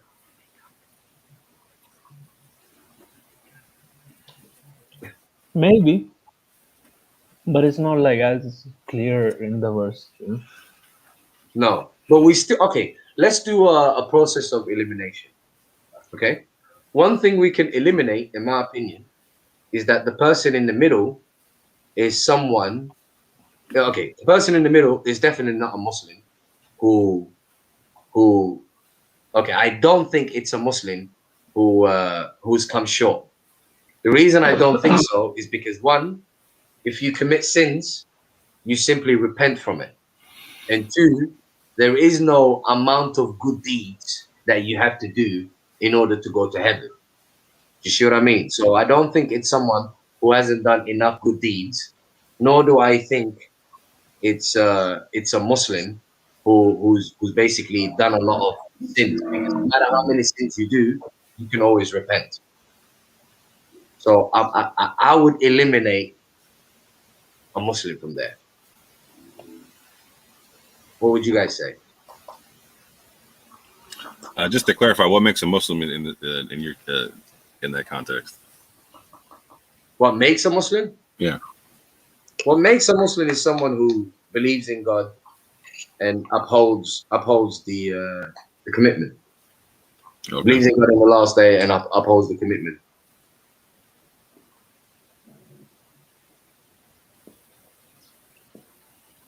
So even though they're saying our Lord, they're definitely not Muslims. Huh? So it seems like even though they're recognizing God, like you're saying, like when it says in one of the verses, our Lord. No, like once you're in the hereafter, someone saying our Lord is no big deal, is it? You're in the hereafter. It's not like you can deny it.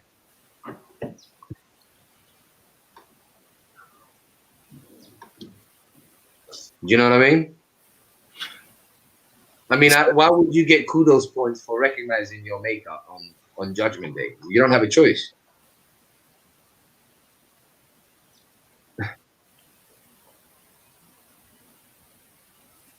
So they're not Muslims that are recognizing their maker. No, first I want to evaluate the possibility of that being a Muslim. So let's look at arguments for. What arguments do we have for that this could be a Muslim?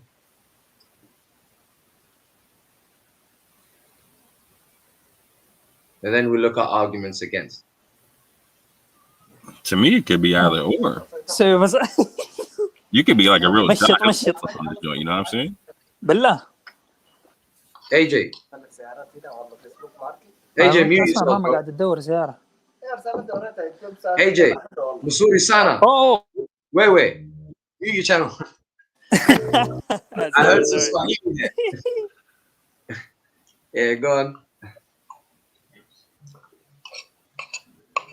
Yeah, to me, like it wouldn't matter if they're Muslim or not, because you could be raised a Muslim and like you could never read the Quran in your life. You could never. That doesn't make it'd be a cultural thing, right? You can know God. You can believe in God and know God exists, right? But not be close to God. See, that's the thing. I think it's possible that it's someone who believes in God, but who's a bit, who's 50-50 with it. On the fence. Huh? He's on the fence, like. Yeah, I think it's someone on the fence. Because someone on the fence is not really a kafir. Because a kafir is someone who denies. You see what I'm saying? Because even in the Quran, it says, even the kafirs, I need to remember which verse it was. Even the kafirs, Allah says He will gather them all and He will take the worst of them. So He will gather all of the kafirs and then He will take the worst of them. So it's not all of them.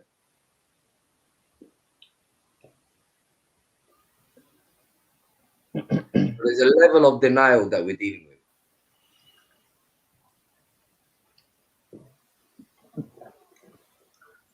Yeah, but like here, like to be honest, for me, the context isn't clear enough to say what is really going on. You know. Neither is it for me, which is why I'm trying to consider all possibilities and see what holds water. So when the context isn't clear, the question is what other verses of the Quran speak about the matter.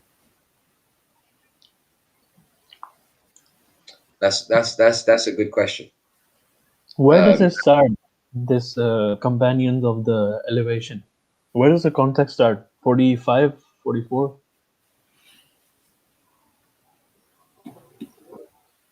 I'm not Because sure. like I keep going back. I can't find something that gives me context. You know. The context is anywhere that it talks about paradise or the hellfire. But the point is this, though. The point, one thing we can eliminate is the concept of going to hell for a period of time. That's just useless, especially if you have the middle position where you don't go to hell or heaven. Like, what's the use of going to hell for a short period? And that directly contradicts the Quran, because the Quran it says it's eternal. As a matter of fact, the Quran condemns the Jew. Here's the interesting part. The Quran condemns the Jews for saying exactly that, for saying that, oh, the fire will only touch us for a certain period. And the Quran condemns them for that. So the very thing that the Quran condemns the Jews for doing is what the Sunnis are promoting. What verse is that? Huh? What verse is that? Can't remember the verse, but type it on YouTube. Type it on Google. It'll give you the verse. Yeah, it's a pretty famous verse. You could type in like, have they taken an oath with God, or have they taken a promise with God? Type the fire will only touch us. Yeah, and then just type Quran. It'll come up. But that's how I search verses. But yeah, what? Doesn't that prove my point, though? If God is condemning the Jews for claiming that the fire will only touch them for a certain period, how can the Sunnis make the same claim? Yeah, like it's nowhere. Like I never read it anywhere. Like, okay, you go to hell for like 10 years and then that's it. You're done with your bad stuff and now you're in heaven forever. Like there's nothing like no, not only that, bro. They're claiming what the Quran condemns the Jews for doing. Yeah. You see how bad that is? You see how messed up that is? Yeah, man. But then you tell them, and they're like, "Oh no, that was for the Jews. Like for us, because we follow Muhammad. It's different for us, Okay, different." But this is why I say there's nothing in the Quran they follow. But that's not quite consistent, though, because it's talking about woe to those who do certain things. It doesn't say woe to the people of the book or woe to the Yehudim who do certain things. It says no, woe to those who take the scriptures with their hand and do, etc., etc., etc., whatnot. And then there's a few prophecies. Like, so one of my, like, people talk about, like, is there any prophecy in the Quran? I'm like, yeah, all day. My favorite one is the Hadith. It prophesies the Hadith coming all day long, and it prophesies people using it. It even prophesies that his people, this is what it says. The messenger says, his people abandoned the Quran. His people. Yeah. It's prophesied. Not like abandon the Quran. If you read it, it says like they have taken the Quran as a thing abandoned. So they haven't. They have the Quran with them. Like it's on their bookshelf, but they're just reading it. Like they're just in Arabic. Alhamdulillah, they're just reading That's even better. That's even more. Pertinent, because that says you have the Quran and you still abandon it. You see what I'm saying? Like in the beginning of Surah Baqarah, just like in the beginning, there's this verse. Yeah, they have exchanged guidance for error. Do you guys know that verse? Yeah. Yeah. So they have guidance. They have access to it, but they exchange it for error. Yep.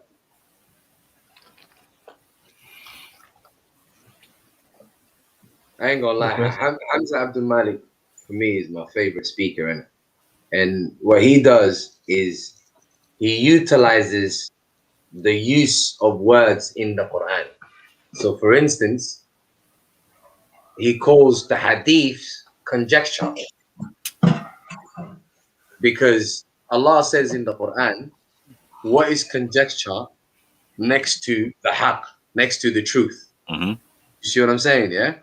So if conjecture is contrasted with the truth, the question then is the hadith conjecture or is it facts? If you can't prove that it's a fact, then it will be conjecture. If it's conjecture, then Allah condemns conjecture. See how simple that is? Right, and that's where their whole transmission concept gets all messed up, because the Quran has falsification tests within it. So I don't like, even if you have the most perfect, like, oh, I could prove that I got the oldest Quran in the game. Like, no, I still got to falsify it in terms of what it says inside of it. I got a Quran that Muhammad wrote himself. Yeah, cool, gotcha. I still got to falsify what it says inside. Yep. Yeah, man. You see now, though, real quick, because I got to cut, and you were off when I was having this conversation. So a lot of kickback our community gets is there's not really any consistency, which I think is a legitimate argument in the sense to where, like, if we're going to talk about sticking to a book or whatnot, the book says, like, if there's any inconsistencies, then you know it didn't come from Allah, right? So what methodology can we apply to try to come to some clarity on our differences on this thing? Well, and is there a methodology from the Quran that we should be applying? What are you talking about? Earlier on, I was having a conversation with a friend of mine, Ziriyad. I said to him, the Quran is our criteria. That is the criteria we're going to use for our claims. You know what he did? He laughed. He laughed and he called it silly. ING, am I lying? Yeah, you said, like, I read the Quran. So I think what you meant is, like, you look to the Quran for the meanings, and how he understood it was you just read it. It's just like basic reading. So yeah, that's why he was. No, even the way he understood it, basic reading, cool. What's laughable about that? Yeah, it's the yeah. Quran, like it's the Quran. What was like that? to answer Moore's question, like, I think the first thing for me to do is, like, look how the Quran, what the Quran says about a word, like what you do as well. And the Quran has definitions for many things. It defines words like what is the Laylatul Qadr, what is this, and then it follows up with the definition in the next verse. Okay, so what do we do? Yeah, what is Laylatul Qadr? Can we entertain that? Laylatul Qadri khayrun min alf. It's the night that is better than 1,000 months. Yeah, that's all. The night of decree, innit? Simply when the night with Quran. Is it something that you experience, or we don't experience it? No, we don't happened in past. So what we is it? don't experience that it happened in the past. As a matter of fact, I'm glad that you brought this up, AJ, because this is another thing that I wanted to discuss. This concept of predetermination. What's it called? Is it called predetermination? About what? The concept determinism. The idea that God wrote everything before. Okay. Yeah. What was it called again? I think it's determinism. Yeah, like everything is predestined. Predestined. That's the one. Yeah, everything is predetermined. Okay, predestination cannot be justified from the Quran. Let me clarify what I mean by that. When I say predestination cannot be determined by the Quran, I'm talking about predestination of people. So what is predestined is, for example, in terms of nature, how nature works, that is predestined. In terms of when we die, that is predestined. In terms of when we're born, that is predestined. However, as human beings, what we do day to day and how we respond to certain circumstances, the choices of human beings, that is not predestined at all. That cannot be confirmed from the Quran. I agree. Well, And you know what the funny thing is? That's the main argument for the people that deny God. Because they can't fathom, well, if everything is written, then there is no choice. That's their argument. But the idea of everything being written is not Quranic at all. Yes. Like they say, like, oh, this guy's going to hell. Like it's already been decided, so it doesn't matter what he does in his life. You know how he chooses to live. He's gonna go to hell. So that doesn't make sense. You know, like why would he give you a brain? You know? Exactly. There is no justification for predestination in the Quran. As a matter of fact, another proof that there is no justification for predestination in the Quran is Allah says He knows what we reveal and what we conceal. So He knows what we're going to do because He knows it the moment we have it in our hearts. So He doesn't need to predestine it in order for Him to know what you're going to do. The moment you think it, He knows it.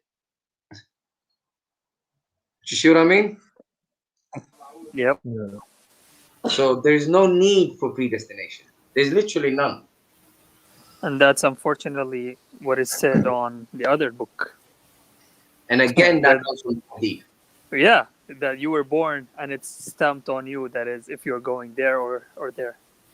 There's a Christian sect called Open Theism. Yeah, and that sect literally exists because that sect literally. Bro, I'm gonna respond to you in a second. That sect literally exists because they're against the concept of predestination. But that's something Christians have to worry about. We don't, because nowhere in the Quran does it say that the choices of man are predestined. Nowhere. Am I lying? No. Even logically, it doesn't make sense. If it was predestined, how would you be judged on it? Am I going to be judged for something that it's already predestined, so I actually didn't have a choice? Is that like a joke or something? No, not only that. What's the need of it? Like, why would you need predestination? What for? Right. It's pointless. You know the people that say predestination, I think they have a problem with God having knowledge. Because what they're trying to do is they're trying to say, oh, God knows because He made it that way. Do you see what I mean? Mm-hmm. Oh, it's like they have a problem with God knowing without Him necessarily making it that way. Something related to this, like somewhat, like let me change the subject a little bit. I think you guys know that the story in Surah 18, Surah Kahf, about Khidr killing the young kid. Yes. Yeah, so that's the one thing that I have a huge problem understanding. You know, like what's going on there. Well, it's very easy. Remember, I said to you that death is predestined. So when you're going to die, that's written. Do you see what I'm saying? Yeah, you're here for a certain period, and you're to be tested for that period that you're here. So the verse that you're referring to, the kid has simply reached the end of his time, and then on top of that, Allah tells us why the kid has to go. It's simply because the kid from here on out will do nothing but bring his parents. He will do nothing but bad, basically. Okay. Yeah, that's fine. So why didn't this is my problem with this. Like, why didn't God do this with Adolf Hitler or Genghis Khan or those kids?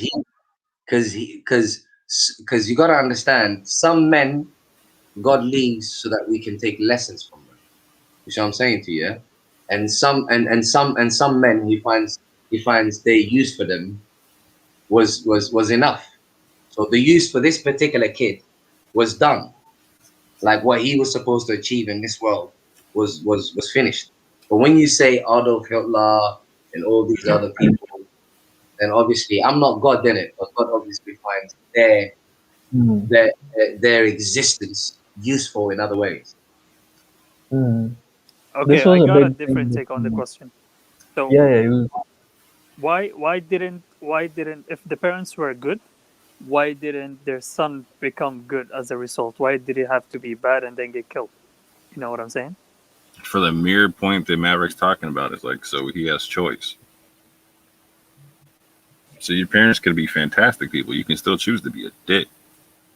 Very true. Yeah, like Noah or Lut, like his wife didn't believe and Prophet Noah's son didn't believe. So quick question: does everyone see this story as a literal happening or as a potential parable? Possibly potential parable. Yes, I didn't grow up Muslim, so I was just curious to see if people who used to be like Sunnis or whatnot see like if they know of or if they have concepts of parables in the Quran. Oh, there's definitely parables in the Quran. Okay. Oh yeah, there is. But I always thought that's actually an incident that happened. It's possible that it happened. Me personally, I lean towards that it happened, but it could be a parable. But I think it happened. I see. Interesting. But either or, the point is made. Like the point of the Surah Kahf is simply to trust God. Yeah. So real quick, let me touch back on the previous point because I got to cut real quick. So what should we do as Quranists if we're sincerely reading the Quran and coming with like vastly different concepts of it? Like, so what methodology should we apply to get to some level of understanding between the two? Consistency. Just whatever claim that you make, just make sure it's consistent throughout the Quran. So you have to be consistent with the theme, you have to be consistent with the context, and you have to be consistent with the use of the particular word in every context. So as long as you're consistent, then we'll know. That's what's up. All right, with that, family, I got to go off. Y'all have a good one. Peace and blessings, family. Peace and blessings. Yo, nice talking to you, Orthodox Mort. Always. Peace, man. See you soon, brother. Yes, Mike is here. I was wondering if he was I want to go as well, man. Guys, it's been talking to you. I gotta cook dinner today. No worries, man. It was nice meeting you. Take it easy, bro. Bye. Take it easy. Yes, Mike. Everybody leaves, huh? It's because you came, man. They got scared of you, bro. Yeah. No, I'm staying here. I'm just listening. Yeah. He's got background noise. Yeah. Yeah, you catch it. How's it going, Mav? All good, bro. All good. I'm glad we're discussing many things here today. You've I was in the other stream you had going earlier as well, but you bailed on me and nobody else could get in. You were not bad. I had to quickly run out. But yeah, we discussed quite a few topics. Yeah. I was scrolling. I just came back in and I didn't even realize I'd left it on. And I'm in another stream and I'm like, okay, like this is all right. Why not? So I just started reading up and seeing. I see you had some stalkers after you again, huh? As usual, bro. It's necessary, though. It's necessary. Like, yeah. I wanted to touch on what you guys were talking about with the concept of the like the story being a parable. Go for it. So my conclusion with the Quran as a whole, and any of those, is that, in my understanding now, it never was meant to be a religion. Man created a religion so he could circumvent what the Quran actually teaches. Agreed. He could profit from it. But as a Quran alone, as Quran by itself, it's transcending. So it doesn't matter who the people involved were when the verse was revealed at the time for whatever purpose it was revealed. It is the context of what that story is about that's transcending. And so when you have the concept of pick a story, any story that's in there, it's always about what was good, what was bad, what the decisions were, and what the consequences were. If it had to do with idolatry, let's say idolatry, for instance, So if I find myself in the same situation that story about idolatry is explaining, then I already know what I need to say in that particular situation, because the Quran says what the prophet or whoever that story was about had to say at that time. So that's how I see it, as transcending both then and now and through the entire time and then beyond us. It's not that it's about the who it was about, it's about what that actual contextual story was about and what it was referencing. 100% agreed. 100% agreed. This is why I've always said, for instance, if we look at the narrations in the Quran, where God talks about different societies and different stuff different responses to different circumstances, they are all lessons for us. Yes. Give us an idea of the psyche of man, how men behave basically in certain circumstances. So we are always to bear that in mind in case we find ourselves in similar circumstances. Exactly. 100% agreed. And then it gives you, in most cases, the mentality and the idea and the understanding of what you should say or how you should treat the situation. Indeed. You know what? It's funny you brought that up. For example, speaking of the kid that died, and then Allah and God explains it as, you know, he just would have been worse for his parents anyway. So, see, the way I took that as is, for instance, when we lose people, obviously it's not a good feeling, and people tend to be like, oh God, why did you have to take him? Why my son? Why my uncle? Why my friend, etc., etc. I feel like that is a lesson to remember, that when God decides to take someone, he knows when someone's time is expired. Right. I agree with you. And you basically have to accept that his wisdom is beyond yours. Well, not only that, is at the time of the loss, we're grieving and we're emotional and we're hurting because of that loss. And it helps us to remember that it's ultimately, whether we want to agree with it or understand it or not, it was for the better. It was the time is meant for that time. There's a reason behind it. Absolutely. And this is to help us better to accept it and move on. Absolutely. I couldn't put it any better. There's there's quite a few in there like that. Mm-hmm. You know, the lessons of how the prophet reacted when people were derogatory to him. You know, say peace and move on. Yep, perfect lesson. But you can't tell that to the mass of the Ummah right now. You know what I mean? Yep. It's a beautiful lesson, isn't it? It is a great lesson. Just walk away. If people would listen and follow and use it, there would be a lot less war and strife nowadays. Absolutely. Absolutely. Well, what's on your goals for tomorrow?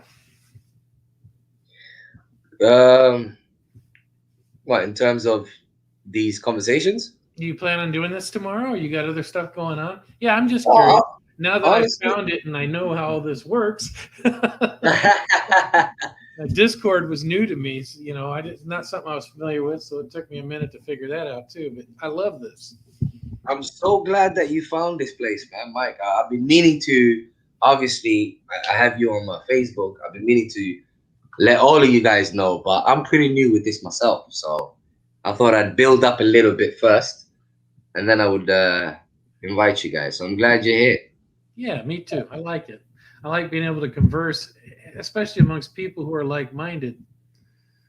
That was one of the talks. One of the things we talked about when you were AFK was just like that gentleman. Sorry I didn't catch his name before he left, but the brother that was Brother Moore, you talking about the American? Yes, Brother Moore. There you go. Right. So just like he was saying, what is it going to take as like-minded individuals for us to be able to be unified in our answering? I know where he was going, I think, with the question was, how do we unify ourselves and come to the same understandings, or at least the same like-minded understandings? And how do we, because once we could do that, then it makes it that much easier to go out as and represent that, because then everybody's got the same thoughts or same understandings. And I wanted to jump in there and talk to him about that real quick, just as things to think about in that realm. Is one, that nobody's ever on the same page, because we're all learning at our own pace and at our own, as we study and learn and seek guidance from God, we're all learning at our own different levels. That's where part of the problem comes in. Even amongst Quran alone, you still have folks who are Quran alone that still understand that there's, in their understanding, that Salah is prayer, and there's 3 prayers that they've got to do. Like, their mentality is still attached to a hadith-based mentality, where they still accept that it's okay to take part and parcel of verses because they say things that sound familiar, like the hadith-based prayer, and put it together, make a prayer out of it, even though none of them are associated or the context is even related. Well, I was going to say to you, Mike, I think this idea that people who follow the Quran alone have numerous differing views. Sure. I'm not sure that idea is actually true. In my experience, there tends to be 2 different camps. One of the camps is the camps that you've identified, which basically still insist that there are rituals in the Quran. Yes. So then you have another camp who simply reads the Quran according to the language, according to the linguistic rules. So those are the 2 camps that I've come across. I haven't come across a 3rd camp personally. Now, and the way we would unite, in my opinion, I am not too fussed with anyone who's not willing to accept the Quran is the authority. So I'm willing to accept whatever the Quran says. So if we cannot find rituals in the Quran and you insist on rituals, as far as I'm concerned, you're just like the traditionalists. I'm not going to bother wasting time with you. Well, but those of us who don't believe in rituals. Let me input to that before you go any farther. I believe that that's not the be-all, end-all answer you should have for that. And I'll explain why. When I first came to Islam and was introduced to it, my wife was introduced to the rituals and stuff before I was, and I was trying to mimic whatever she was teaching me. Thankfully, God guided me to understand that some of the stuff she was being taught wasn't in the Quran. Like me having to be Muslim for her to be married to me. That's what started me reading the book in the first place, was her being told that. And I didn't believe it. I'm like, this is crazy. Why would anybody tell you that? Let me see this book. If it's in the book, then we'll talk about it. And it wasn't in the book. But by the time I read through that book thoroughly, I had come to the conclusion and understanding that that book described everything that I was about. And so I told her, it's not in there. It's nonsense, but it doesn't matter because I accept this. Right. And so that's what started me off. But then I still understood that there was prayers. I still understood all this stuff was still part of it, because I had not gotten deep enough to see the translations and things like that, how they were skewed and changed. It took 3 years for me to get to that point. So during those 3 years, until I finally discovered that Salah is not what it was made out to be, I was still doing and arguing and debating by what I could find to match those prayers. The same thing I just accused other people of doing. I was in that boat too, and I couldn't see anything past that until I finally got enough knowledge and understanding and education in the Arabic versus English translations to finally see the truth. Understood. Which is why I don't condemn those who say they're Quran alone but still abide by the rituals, because in my mind they just haven't reached that level of knowledge yet. Now there's some who are steadfast sticking to their guns, even though you show them clear contradictions and you show them things that make it questionable as to what they're saying. And if they're not willing to see past what they think they already know, then that's on them at that point. But I'm still not going to condemn them, because it doesn't mean they're not going to get the light bulb eventually. They're already halfway there by realizing that the hadith and all that stuff is not a part of it. And that's half the battle or more to begin with. Now it's just the battle between themselves and what Allah is telling them in the book, and they have to come to that, conclusion on their own. I totally hear you. You get what I'm saying? No, I totally get what you're saying. The one thing that I'm slightly troubled by, although I'm totally with you, do not get me wrong, is the concept that someone says that they are Quran alone, and yet no matter what is presented to them from the Quran itself, they still choose to deny it. Yeah. That's the part I struggle to comprehend. I know. But that's, then that goes right back to what was the prophet told to do when you come to a situation where somebody disagrees with you. Tell them peace and turn away. Let them deal with their issues, but don't create a fight out of it or animosity negativity out of it, because the negativity will always create a barrier. So I'm 100% with you on that one. But the thing is, Mike, what I'm trying to do is, instead of people focusing on people and what people say and the positions that people have, I'm trying to get people to focus on what the Quran actually says. No, I'm with you. I love sitting there listening. I want to make us irrelevant. I want to make me, you, the people who believe in rituals according to the Quran, I want to make us entirely irrelevant and get people to focus on what they can verify from the Quran. I agree with that. I totally agree with that. I wish I had the ability to read Arabic with the skills that you do. It'd be great, because you've got the ability to do the Arabic and then break it down. And I don't have that. I can study it and I can look it up, but it's going to take me a lot longer than it is for you to just... Before you know it, you'll get it, Mike. No, man, I don't. I'm over. I'm 52 years old. I've tried, and it just doesn't stick with me. So, fair enough. Fair enough. You know what, Mike? You've actually brought up something that I've been meaning to address as well. And which is, I had a slight little argument with someone earlier on about this as well. And that is this concept of mystical, magical Arabic. That this God that people use where they exist because they are... I'm listening. AJ's just letting you know he's still listening. Yeah, I'm listening. Keep going. AJ, he's heard this card. He's seen it. He knows it. So this card that people constantly use where it's like, oh, I'm an Arab or I speak Arabic. Therefore, no matter what I say, even if it doesn't make sense, even if it doesn't go with the rest of the context and etc., you have to still accept it simply because I'm an Arab. I want to destroy that idea. Yeah, I don't do that.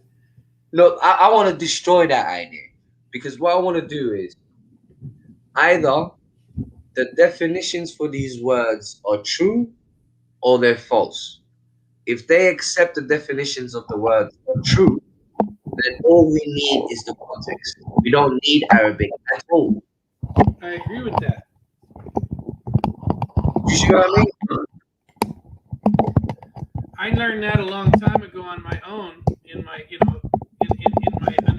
learning to learn everything about it. Was if the context is there, the wording might be skewed in the translation, but that's a simple research. Okay, what does it say the root word is for salat? Sadlamwa. Here's the definition. Here's the breakdown. So whatever that word is, it has to be it has to relate to all these words here. And so that's what started me off. Salah was my first word that started me off into this, because it just didn't jive. It didn't make sense with the rest of the context of stuff I was reading. And, the ritualistic part of that didn't make sense either. Why do I have to repeat back to God what he gave me to learn from? How is that beneficial to God? And how is it beneficial if I'm only reading those verses and not the rest of the book? I don't get it. These things were just popping up left and right. So I started focusing on the context and then finding the words that didn't seem to fall in place with that context and starting to look them up. And that's how I learned about the root words and then the meanings of that. And then I could eventually find a word that seems to make more sense and go with that. And then I have to go and find where that word was other places and make sure it worked there. I do all that kind of research. I just can't do it off the top of my head in the Arabic. I'm not sure you need it. Once you've understood that, I'm not sure. When you're having conversations with people who are more, their primary is Arabic, or in English is their second language, it makes it a lot easier to have that discussion with them. Fair enough. And I'm usually challenged by people who are Arabic speaking. And that's always, I agree with you, it's not a necessity, but that's always one of their go-tos is that, I don't speak Arabic, therefore I cannot possibly understand. But I feel like they use that as a stick to shut you up. Yeah. I don't feel like it's genuine. It's not. It's their excuse to get out of it because you've challenged them with a question they can't answer. So it's quite offensive. Once they get challenged with something they can't give you an answer to without either making themselves look like a liar or something they truly can't answer, then they start the attacks, either personal or like the Arab things of that nature. They start getting really butthurt, and that's what it's to. Drives me crazy every time, and it doesn't matter if my speech, I make it a point now. Typically, when I'm having an actual conversation with somebody who's of a different mindset, I always try to make sure that the entire conversation is peaceful, non-attacking, non-aggressive, so that they can't use that from the get-go. Yeah. So then when they go to that point where they start attacking me and everything, then I get to break the verse out about what would Muhammad do. And then they still don't get. Then they say, oh, well, you don't love Muhammad because you hate Hadith, therefore you disrespect him anyway. So who are you to bring up Muhammad? I'm like, I'm bringing up a verse from the Quran. The very thing that you just said is the Furqan, the judgment over everything, because that'll be usually part of the argument. I tend to lead them into those things. Let me give you an argument which I'm personally, like, I have no idea how anyone can refute this. Okay. Like, honestly, I have no idea. So, for instance, the Salat argument, no matter what evidence you bring, people won't accept. So I tried another angle, and I've seen Hamza Abdul Malik use this angle as well. I like him. He's good. And I like him very much. And this is the angle that I took. So I said to someone, I even said to my own mom, I said, when you're praying and you read Fatiha and you say, Ihdina Sirat al-Mustaqim, guide us to the straight path. I have a question. Where is the straight path? Or what is the straight path? Because as far as the Quran is concerned, besides Fatiha, which is the only time that they ask for guidance to the straight path, the rest of the Quran says this is the straight path. Yes. So, for instance, 2373 says that the messenger invites to the straight path. Indeed, you invite to the straight path. So if the messenger invites to the straight path, how is it possible that he 5 times a day asks to be guided to the straight path? Right? That's awesome. Simple, straightforward question. So it's either you are on the straight path or you're seeking the straight path. If you're on the straight path, you can't be asking God to guide you to the straight path. That's disrespectful. That's great. How do you get out of that, Mike? How do you get out of it? Yeah. I'll get back to you on that one. I'm confused. I'll look it up and see if I can find any loopholes in there. Hey, what's your take on the obey Allah and obey the messenger? Do you know my stance on that? Yes, I do. Okay. Well, to make it simple for you, I'm going to give you a cheeky little route. Even the messenger had to obey the messenger in order for him to obey Allah. Thank you. Because that's, when that light bulb clicked, I was going through all of that. That was one of my big studies I was doing about, because that was always the argument. Obey Allah and obey the messenger means you have to obey the Sunnah and the Hadith of the Prophet. That's their gateway. Yep. And so, like you, I'm like, well, that doesn't make sense. I mean, I understand how they're trying to use it. How can I refute that in such a way that is, clear? And so I started going through that. When you start reading the verses that are describing the messenger, you clearly see that it's describing Jibril. Yeah. Because the traits, the attributes cannot be attributes that man can have. You can't be at the right hand of God. You can't go to heaven. You know what I mean? You can't be up there in heaven already at the side of God. I can't remember all the different traits. I got a whole paperwork on it. But you understand what I'm talking about? Absolutely. Okay, so those traits are not traits of a human. You can attain. And when I saw that, that's when the light bulb really started to click. And I was like, man, so it's not the messenger, the prophet that these are saying. It's the prophet being told, just like everybody else, that he needs to continue to obey the messenger to him and obey Allah. And when the prophet has an issue or a question, he needs to ask the messenger to him to clarify, because that's his point of communication. That's his source for the truth. Right. And so once I saw that and recognized that, then I was like, well, their whole thing, all of their Hadith and Sunnah arguments fall to the wayside at that point. You will never come across a worse argument in your life. I guarantee you that.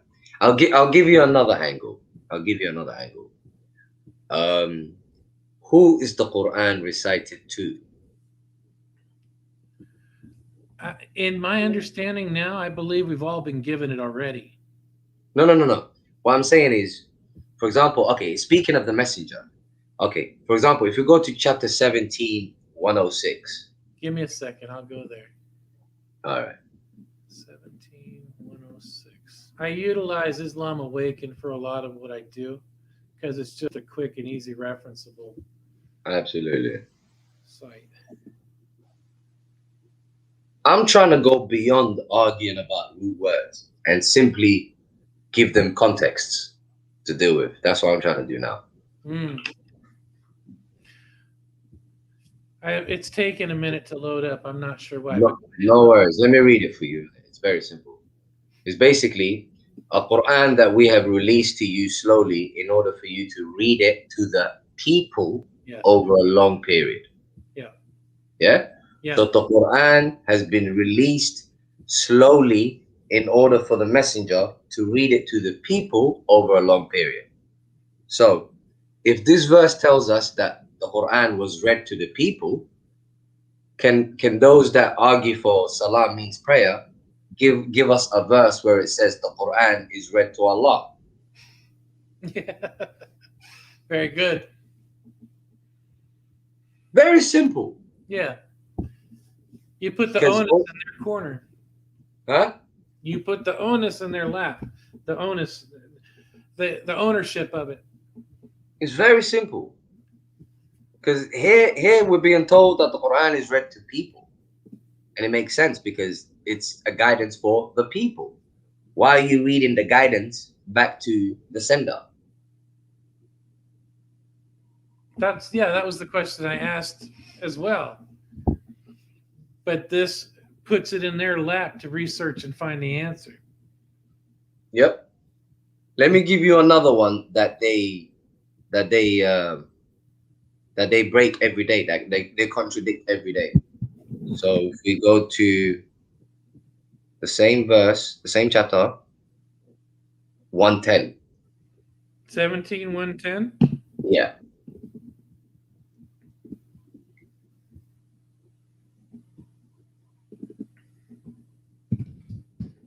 So we have say, call him God or call him most gracious. Whatever name you use, to him belongs the best names. You shall not utter your salah too loudly nor secretly. It's Bisalatika, right? Huh? Bisalatika? Yeah. Okay. So you shall not utter your salah in other words, too loudly nor secretly. Use a moderate tone. Right. So the question here is, they have certain so-called salahs which they pray loudly, and they have certain so-called salahs which they pray silently. Right. So they contradict this verse. Absolutely. This verse is clarification to the middle path. Yeah. Not a middle prayer, not a prayers.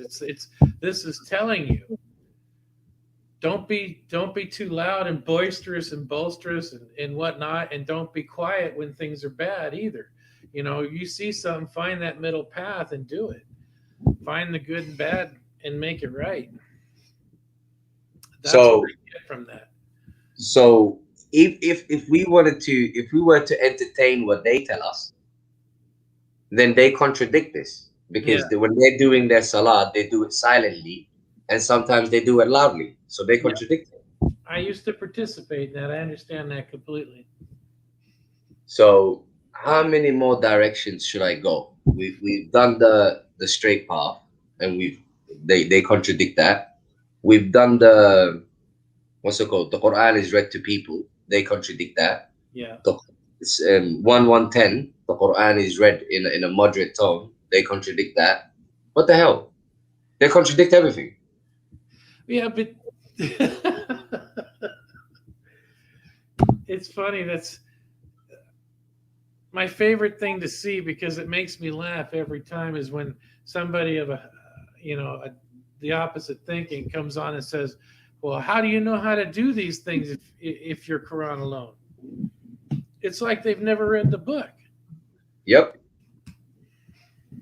And their whole mentality is, because it's missing from the Quran, that it's necessary to be explained outside of it, instead of asking themselves, if the book is perfect and it's missing, then why am I messing with it in the first place? You know what, Mike? What came to my mind, and this is when I knew it's really, really bad. If you really think about it, what do they actually need the Quran for? Because everything they practice, literally everything they practice, is from the Hadith. That's right. So what do they need the Quran for? It's for decoration on the top shelf of whatever cabinet or the highest place in their house is. You know what they use it for in my country? Like when you get married, they hold it above your head when you're leaving the wedding place. So it's like a blessing for your marriage to start off. Good.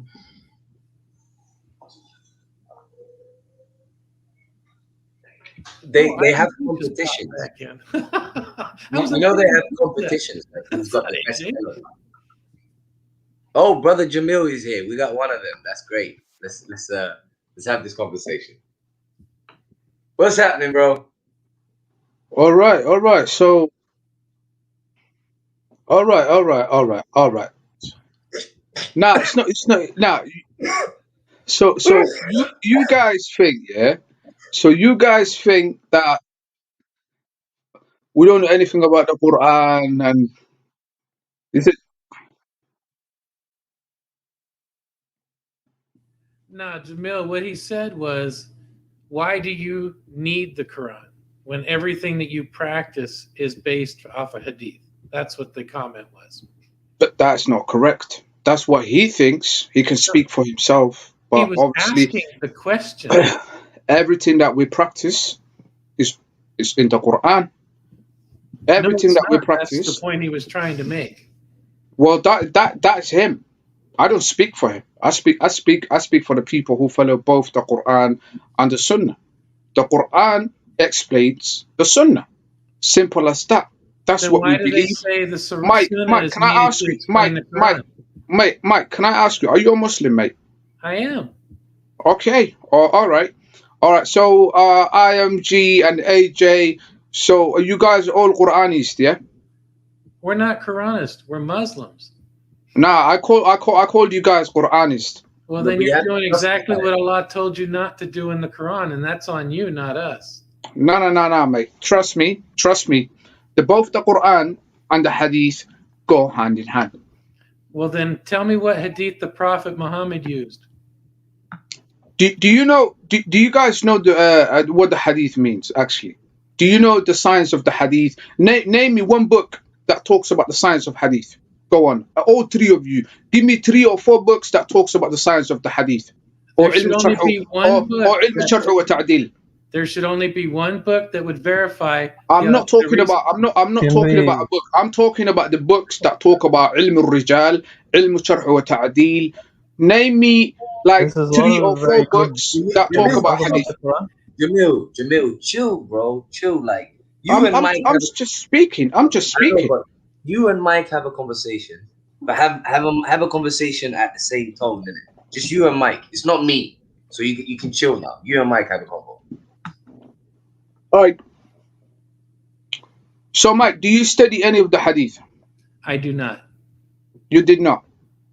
I do not. All right. So how can you reject something which you haven't studied? Because the Quran tells me to. Where does the Quran tell you to reject the hadith? In what hadith after this Quran do you follow? I'm asking you a question. That's all You haven't. Get me one verse from the Quran where it says that you can't follow the hadith. Maverick, do you know that verse by number? I don't know it by number. I'm gonna look for it for you, but Jamil, chill, man. Come on, man. I'm not just asking questions, yo. Why you guys shitting? I just came on. Chill. I'm just asking questions. All right, cool. Maverick, you're not bothering me, none. I'm not taking. That's what I'm saying. Thank you, Mike. Thank you. I don't know why this guy. No, I'm just trying to tell you it's not me in it, so you can chill. Yeah, but I am chilled. Listen, this is how I talk. I got that energy in it, guys. Yeah. I hope I'm not offending anyone. I'm not making anyone angry, but that's how I talk. I'm very loud, you know. So that's how it is, man. But I just asked the question that saying, give me a verse from the Quran which says that you can reject the hadith, something which you haven't studied. Brother Jamil, the way you just talked now is completely different than the way you were talking. And that's the point Maverick was trying to make. You were very aggressive in the way you were addressing me when you could be talking just like you did just now. And it would be much more inviting for a better way of putting it. All right, Mike. If you feel that way, that I'm It doesn't bother aggressive, me either way. I'll take it back. I'll take it It back. doesn't I'll bother take me it back, either way. mate. I was just trying to explain from Maverick's point of view why he was saying something. All right. If that's the case, I'll relax a little bit, mate. No problem. All right. So until we Yo, Assalamu alaikum. Mike. Yes. I heard you say, which hadith did the Prophet ﷺ follow? That's not what I said. What did you say then, man? Proceed. I was quoting a part of a verse from the Quran that says, in which hadith after this will you follow? And I was asking if anybody knew the actual verse itself, because my memory is not full where I can quote them verbatim. I remember that verse. It's verse number 6, but I can't remember which chapter. But prior to what you said, prior to that you said 45:6. 45:6. Thank you. But prior to that, Mike, you said, which hadith did Prophet Muhammad ﷺ have? I did say that. You're correct. I said, what hadith did the Prophet Muhammad have during his time to explain the Quran to him? That was the point I was trying to make. You're correct. All right. Turn to chapter 66, verse number 3. وَإِذْ أَسَرَّ النَّبِيُّ إِلَى بَعْدِ أَزْوَاجِهِ حَدِيثًا. The word hadith is mentioned. You're going to have to give me a second, okay? What was the verse? Chapter 66? Chapter 66, verse number 3. Verse number 3. Give me a moment. Proceed.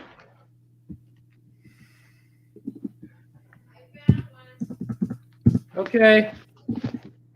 If you're busy, no problem, man. Oh, no, that was my wife yelling down at me.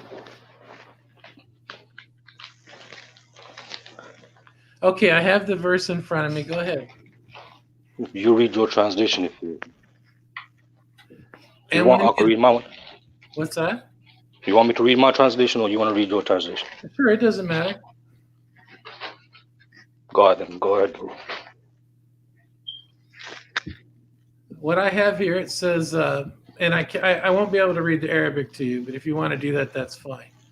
And when confided the Prophet to one of his wives a statement, and when she informed about it and made it apparent a lot to him, he made known a part of it and avoided a part. Then when he informed her about it, she said, who informed you this? He said, has informed me the all-knower, the all-aware. Okay. Now the verse it says that the Prophet ﷺ confided to one of his wives a statement. The word statement is translated from the word haditha. So there is a Prophet's hadith right there mentioned in the Quran. Now you show me where that statement of the Prophet is in the Quran, bro. Go ahead. Oh, you're trying to say because we don't know what the statement was that you need hadith to have to explain that? Is that your point? No, I'll ask you a question. That is exactly his point. Yeah, fair enough. If the statement was necessary to know, Allah would have revealed it. But it's not about the statement. It's the lesson about what was being taught here. That's the important thing. You don't need to know what the statement was. It doesn't apply to the lesson. Not only that, it's private. Why would you want to know about him and his wife? Okay, so one thing we have established. Okay, hold on. But one thing we have established, Brother Jimmy, go ahead. All right. The statement is talking about the Prophet. Allah told the Prophet something. Yeah. How it happened, and what happened, and what was said, was not mentioned in the Quran. Why? He's a prophet. He receives news. Listen, that's what prophet means. Listen, this is not just. It's not because just he's a prophet. You didn't answer the question. How did he receive? Yeah, he was definitely a revelation. Allah told him something. So what took place? What was said? What was said was private. No, what was said is that it shows that the Prophet was receiving a revelation which is other than the Quran. He's a Where prophet. does it say that? Do you understand? Because okay, all right, 1 minute, Jamil. Let me respond to you, Jamil. He's a prophet. By definition, he receives news from God. We don't have a problem with that. The issue is Don't confuse his prophethood and his messengerhood. His messengerhood and what he received as a prophet doesn't concern you. There are certain news that concerns, what's it called again, his time and his place, that he dealt with certain issues, but it has nothing to do with guidance. Nothing. All right.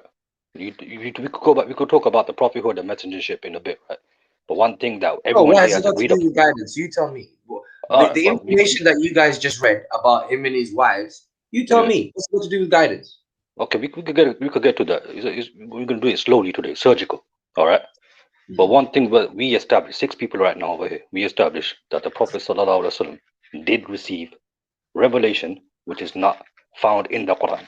No, you said that. No one established this. You said this just now. Listen, Maverick said himself that he received news. No, I don't have a problem which is not the with Quran. him. Listen. I don't have a problem with him receiving news as a prophet. Yeah, it's not revelation. But you're using the word revelation. There's a difference. What is revelation? Revelation is scripture. Okay, so when when it says, what's the word for revelation? Wahi, yeah? When it talks about what's the word in Guru? No, it's not about the word that's the issue, it's the context. Yeah, okay. The context is, in the context that we're speaking about, it's simply an inspiration. It has nothing to do with scripture. It has nothing to do with guidance. Do we agree that it has nothing to do with guidance? So when do you want to answer the question? Okay. For the time being, I'll accept that right now. But it's gonna fall on your face in a bit, because mother. No, I've accepted it. So why you interjecting? No, I'm saying get there. Go for it. All right. So when you see the mother of Moses, the Quran says that she was inspired to put the child into the river, right? Yes. Was that an instruction given to her concerning other people? Yes. Or was it revelation? There you go. Was it revelation? Right there, blood. No, but it wasn't revelation. She was inspired. It's not revelation. No, 1 minute. That inspiration, can she share it with other people? Did she? Yes, she did. No. Did she do what she was instructed, or did she go beyond that? She did what she was instructed. But then what's the problem? The problem is not that. The problem is on your side. How? That's the problem. The problem is on your side, because you're saying that there is no revelation other than the Quran, right? Go ahead. Have you proved that there is? We could get to that, bro. There's other verses. I can go to other verses. No problem. We could get to the main thing to establish right now, all right, is that there is revelation but you haven't established that outside of the Quran. But you haven't established that revelation as in wahi. There is wahi. You use the right word. You mean inspiration? Inspiration is wahi. No, bro. The word we're talking about is inspiration. Inspiration is wahi. I don't like. No. See, when you do this Arabic stuff, you use Arabic to like a buzzword. Like we speak English over here. So what do you mean? Do you mean inspiration or revelation? Clarify yourself. Revelation. You have not established that. You know what? How about you define the difference between inspiration and revelation? We did. We could get to that. Can I tell him? Yeah, come in. Yeah. Proceed. Okay. See, there's a difference between inspiration and revelation. The word used in the Quran for inspiration is wahi. The word used for revelation is nuzul. Nuzul as in sending down. It's something that is beautiful. Beautiful.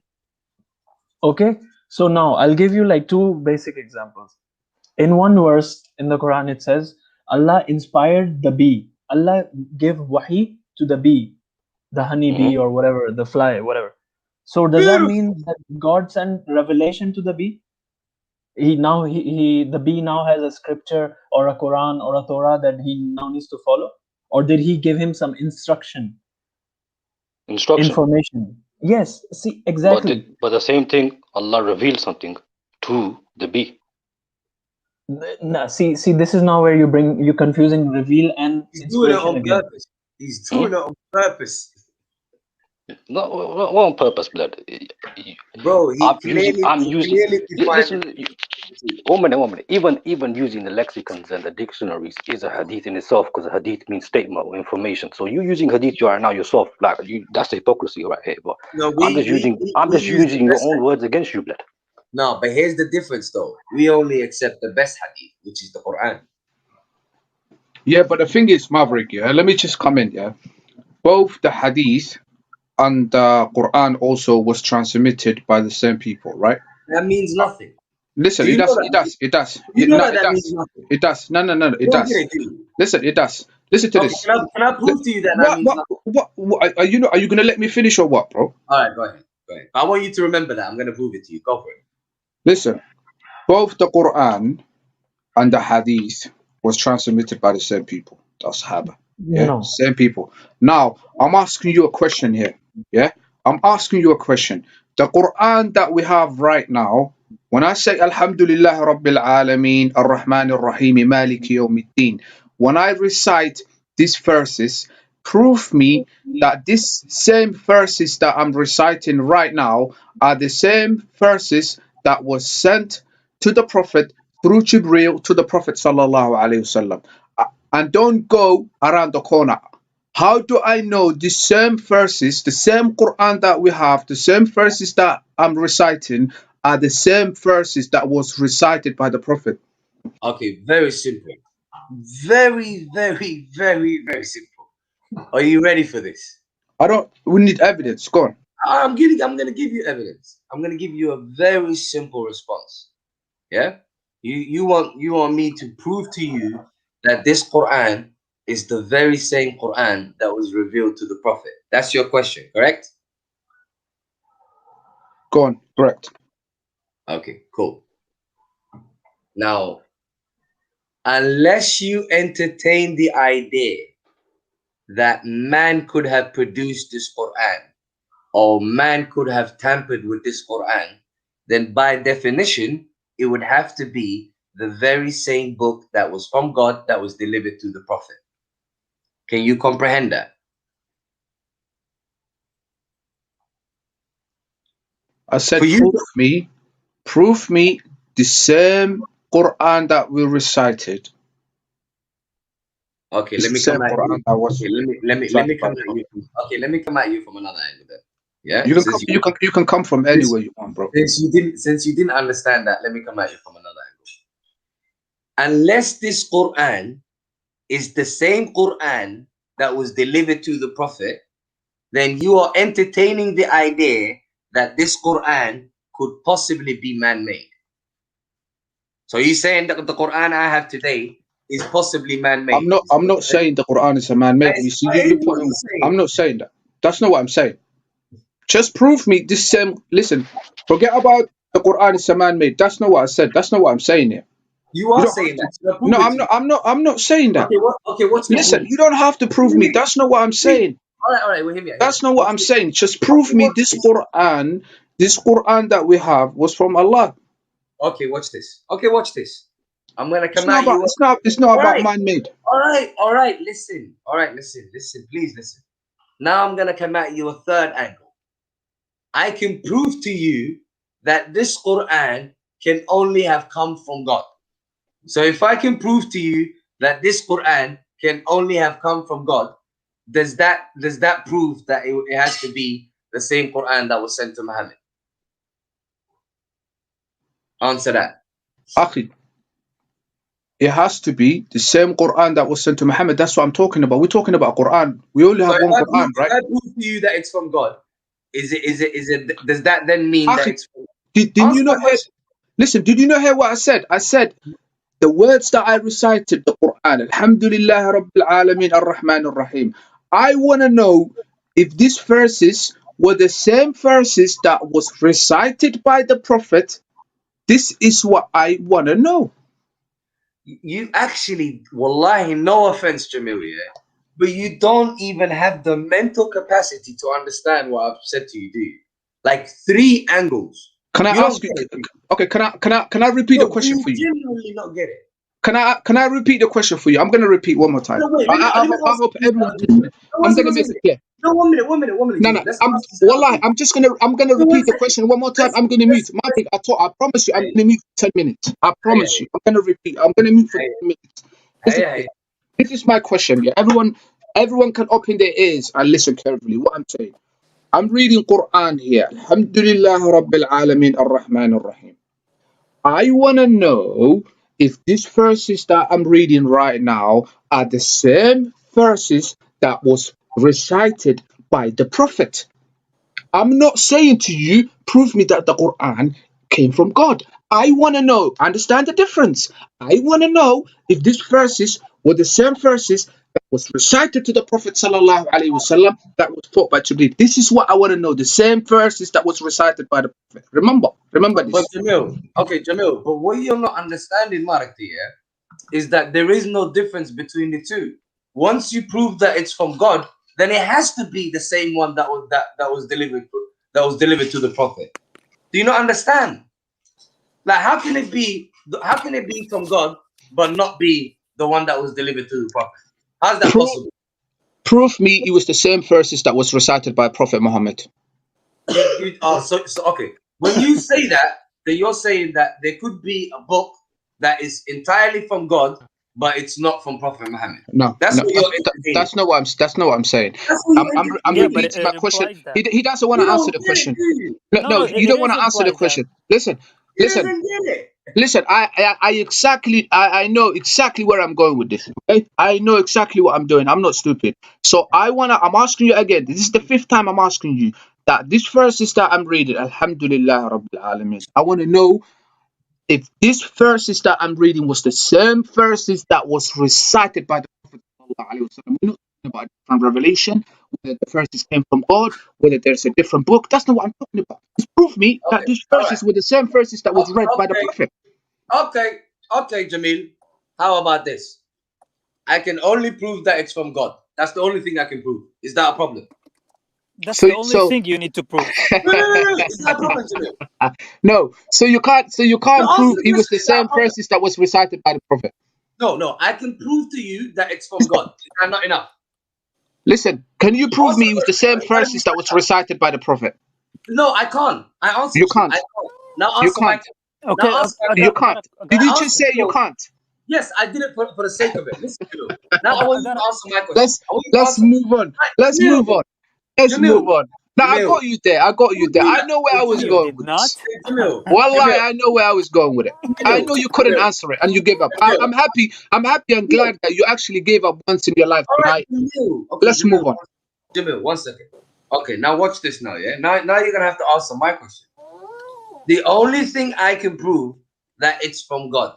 Are you saying that's not enough? Answer my question, Jamil. He answered your question. Listen, listen. I'm gonna answer this question. That's not what I'm saying. No, I want you to answer my question. I don't care what you were saying. No, answer his question. Go on. Just answer the question.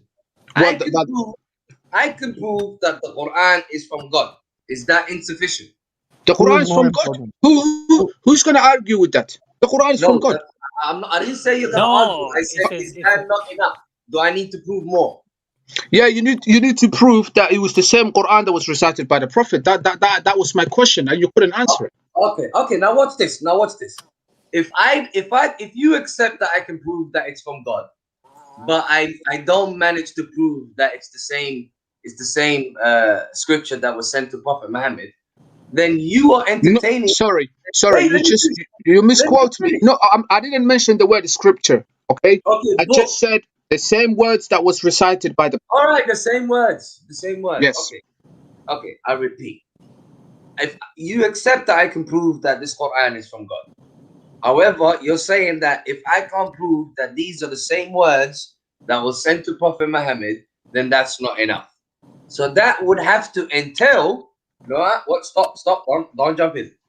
That would have to entail that this book, these words, could be from God, but it could have been delivered by some next man other than Prophet Muhammad. That's what you're literally saying right now. That's not what I'm saying. It is. That is what you're saying. No, that's not what I'm saying. You don't get. That's not what I'm saying. Help me out here. Just because you don't get Maverick. Someone help me out here. Maverick, you're trying to change Are you trying to run away from my question?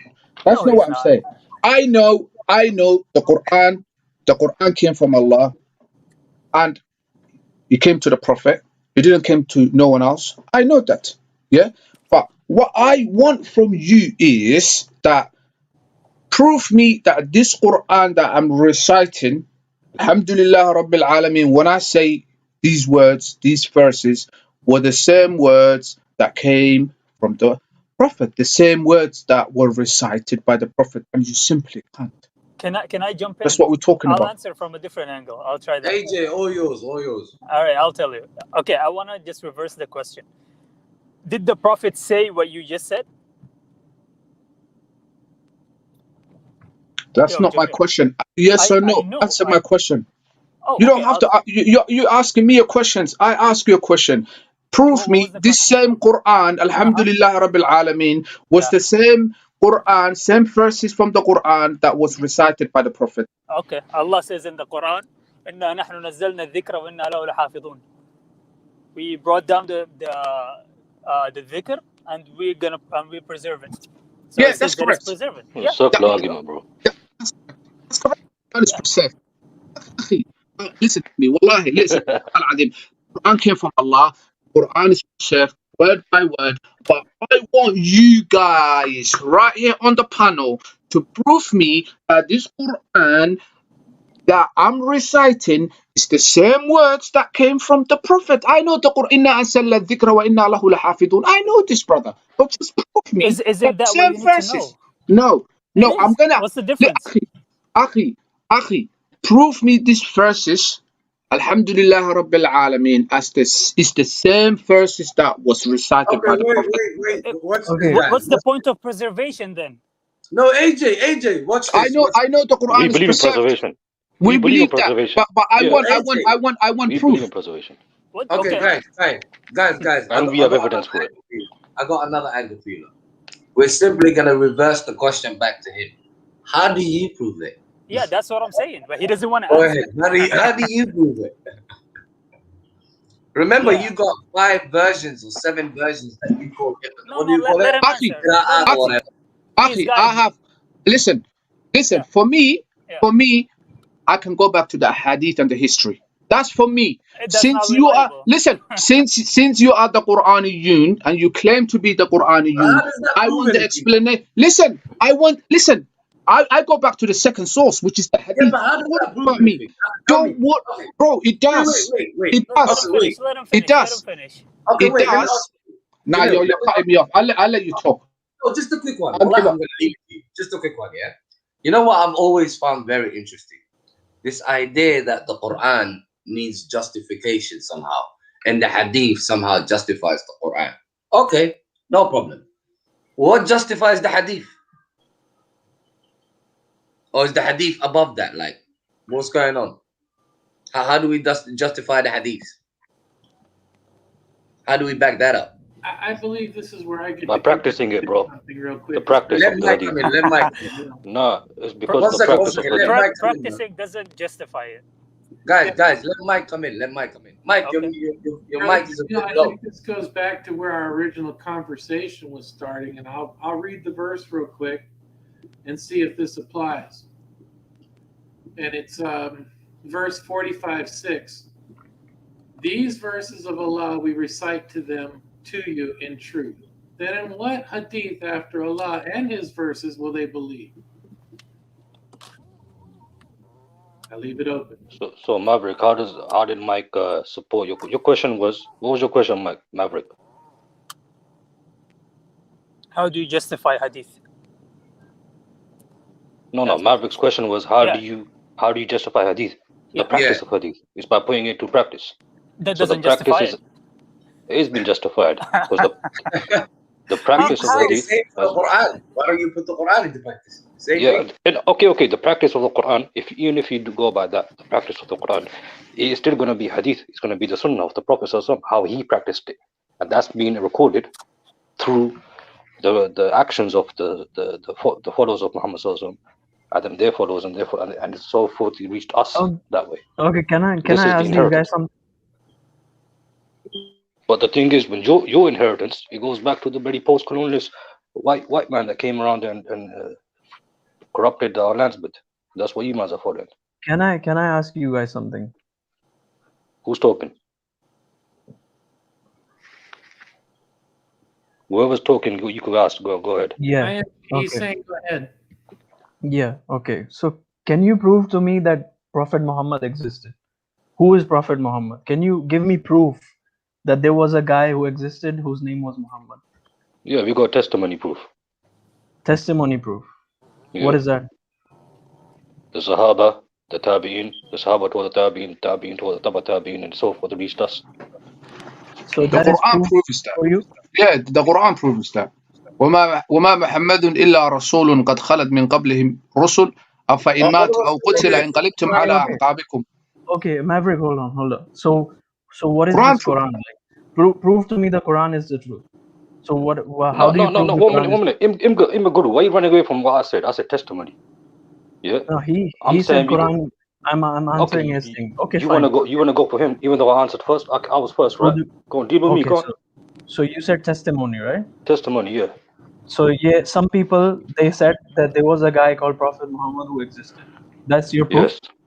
Yes. Okay, so if I bring you some people who say that the earth is flat, are you gonna accept that as proof? No, because those people have to test, have to verify, have to study who these people are.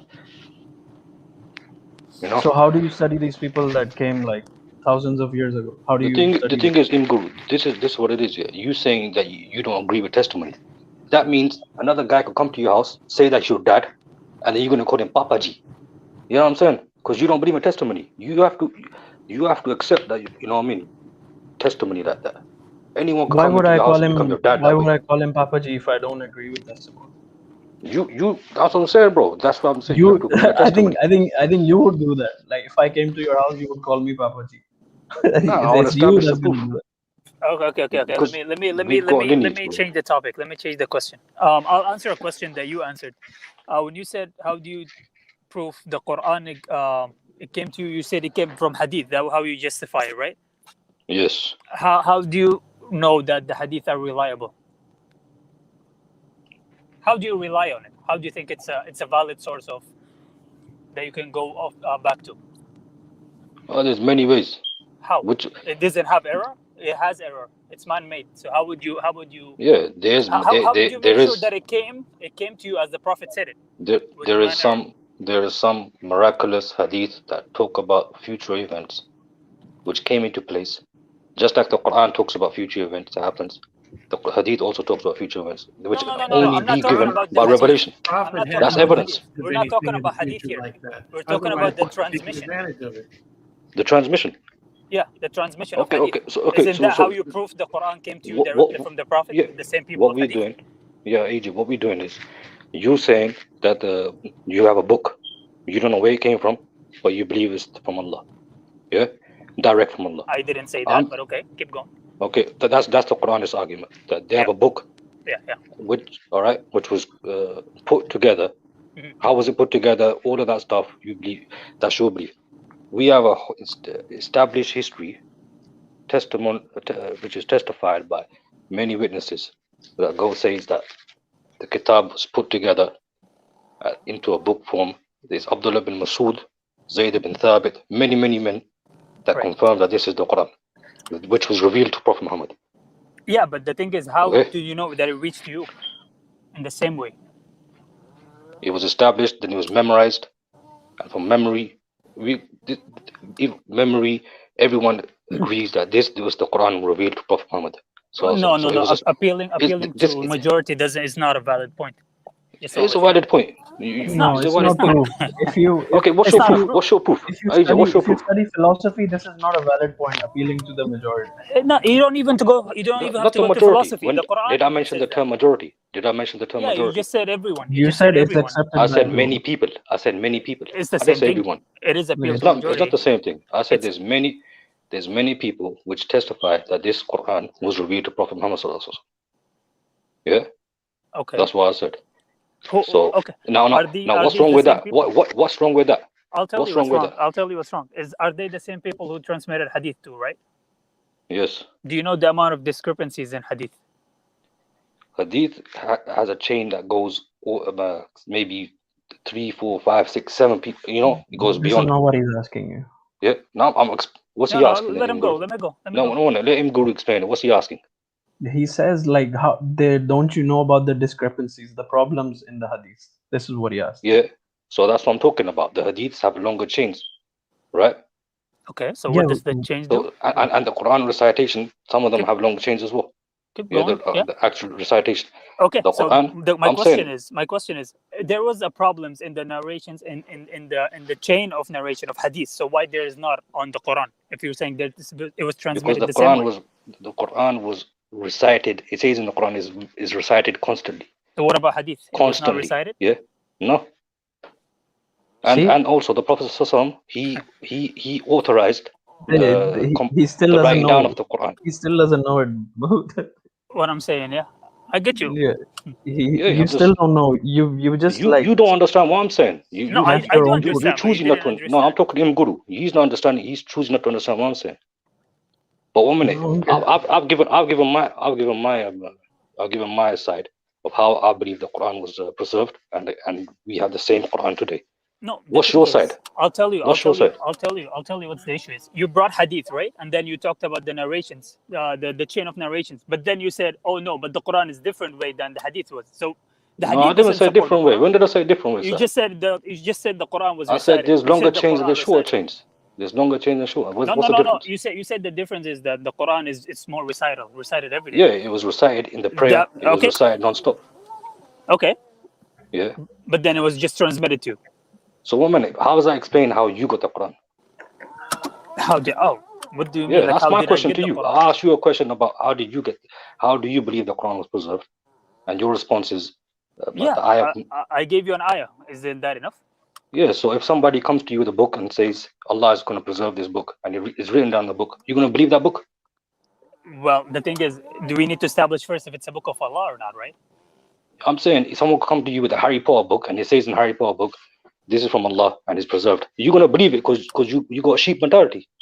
Which I just established. If I have a sheep mentality, I wouldn't believe in the Quran in the first place. I would have believed in any other books. Don't be silly. No, I've just proved it because you saying no, you did not. You did not. You're using the Quran to prove that the Quran is preserved. I'm saying I could bring you a Harry Potter book written by J.K. Rowling. In that book, it says for example, it says in the book, this is from Allah and it's preserved. All right, you're gonna take that hook, line, and sinker. It's because you're about that sheep lifeblood. No, let you go, bro. Come on, man. Stop using that homonym. You can't use an ayah, bro. That's a Yo, Maverick, help your boy out, bro. Pull him out, bro. Yo, Maverick, throw the towel in. Throw the towel in on this guy. Throw the towel in on this guy. Chill, man. Chill. There's people watching. You think like I'm gonna believe in another book just because I'm a sheep? That's basically what you said. No, they have the sheep mentality. I asked you what makes you believe the Quran is preserved and it's from Allah. You said because it's written in the Quran. Man, J.K. Rowling could write a book. But that's Harry Potter could write a book. That's the secondary thing. The first thing we established that it is a book of Allah. Then you're gonna acknowledge everything said in it. I didn't say I believe in it because it says it's preserved. Okay, 1 minute. Okay, so it's a secondary thing.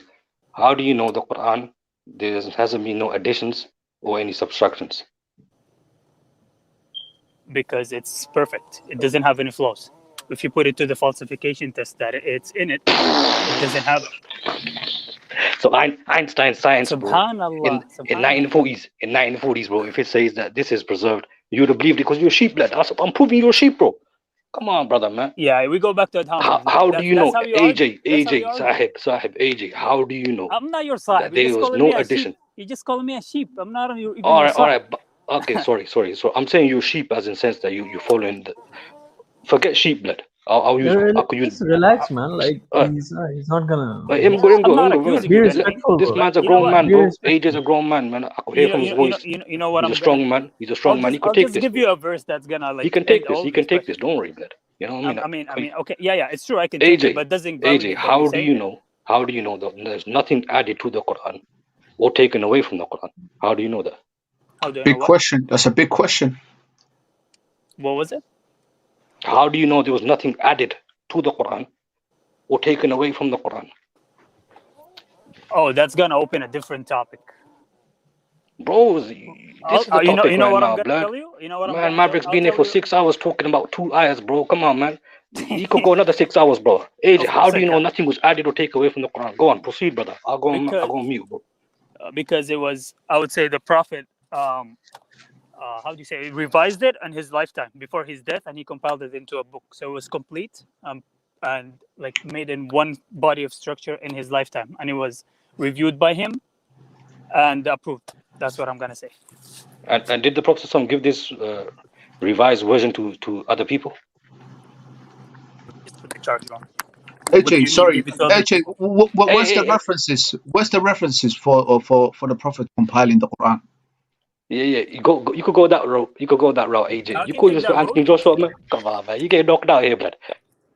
I would say that there's a verse in the Quran, but I don't memorize it. I don't know where exactly. Guys, It's in Surah 18. Oh, that doesn't work. Yeah. 1 minute, guys. Wait. 1 Is minute, in the Quran please. a source, a reference AJ, source 1 for you second. or not? AJ, 1 second. AJ, 1 second. Guys, if we're gonna have a conversation, let's have a decent, honest conversation now. I'm telling you. Stop ignoring what AJ says to you. Rational faith has just said it again. So, for instance, if you're gonna say, how do you know whether something's been added into the Quran, etc., blah blah blah, like AJ has already said, the Quran is perfect. So there's no reason to assume that it has been tampered with. And if you're going to suggest that something could have been added to the Quran or taken away from the Quran, you have to prove that. You can't just throw that in there. So come on, answer questions, lads. Maverick, you said in the previous week when I came earlier, you said we're not going to talk about people, but you're talking about AJ yourself right now. So let's put that aside now. He's talking AJ, about you ignoring the points, not ignoring AJ, me. okay, I won't ignore you now, AJ. I'm going to say exactly what you said, bro. You said that the Prophet ﷺ, he compiled the book, he revised it. I asked you a follow-up question. Did he give this revised book to anyone else? Did he give this revised book to anyone else? Yes. What do you mean? I didn't get the question exactly. AJ, you said the Prophet ﷺ revised the Quran, right?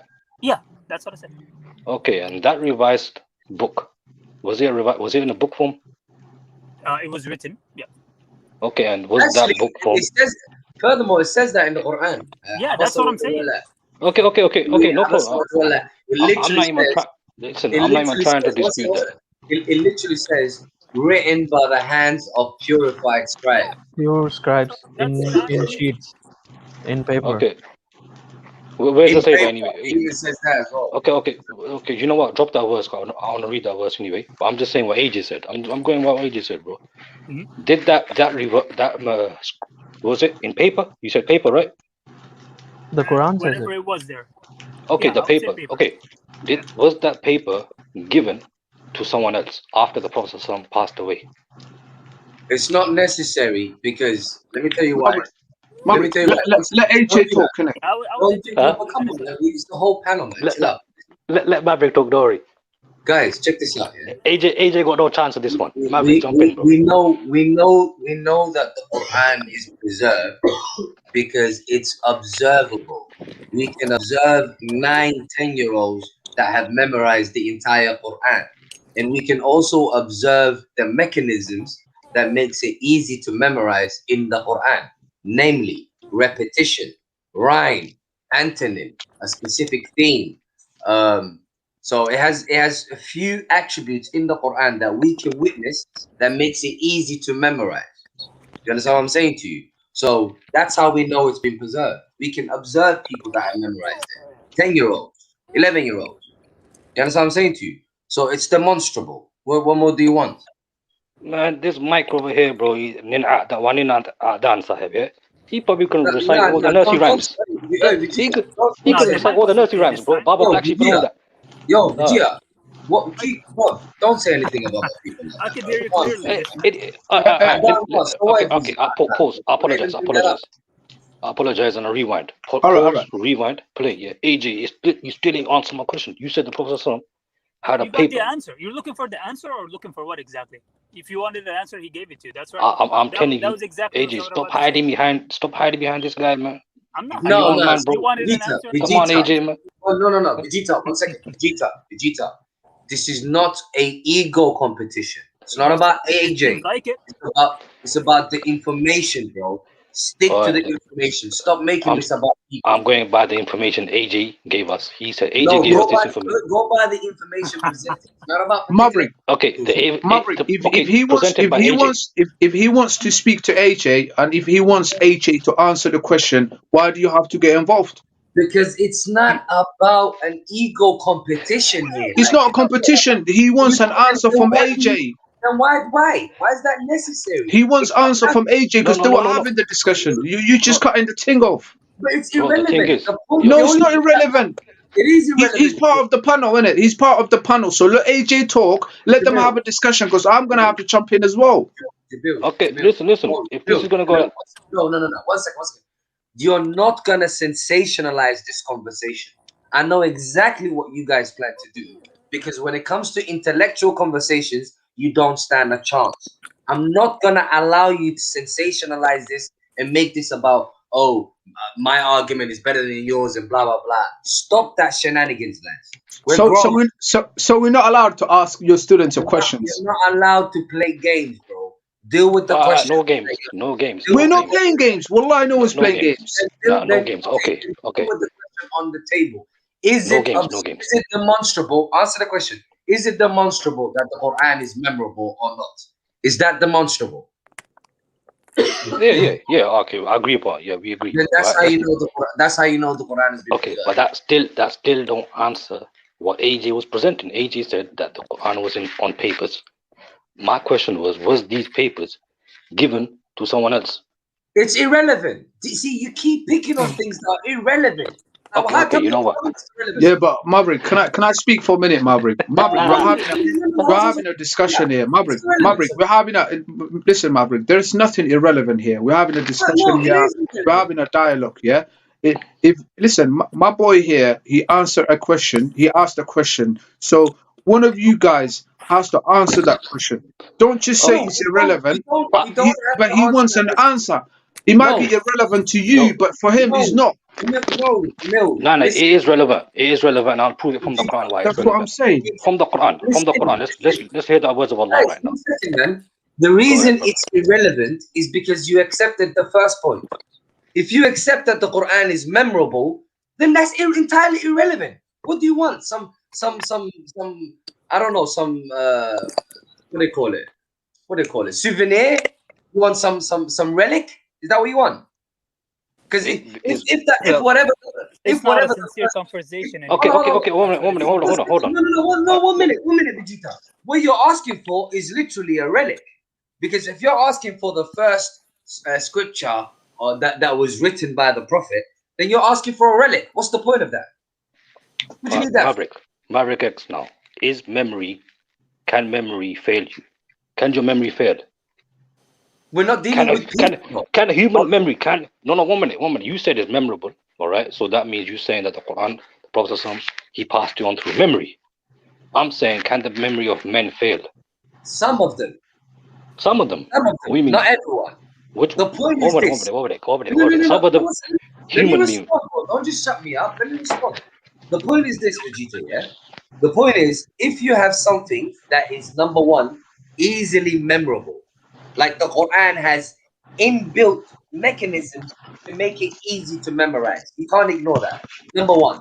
Number two, if you have thousands, tens of thousands of people who have memorized it, even if some of them forget it, others won't. And and you gotta understand, even the ones that forget it, they're more likely will remember it again, because the setup of the Quran makes it easy to memorize. It's been designed that way. All right.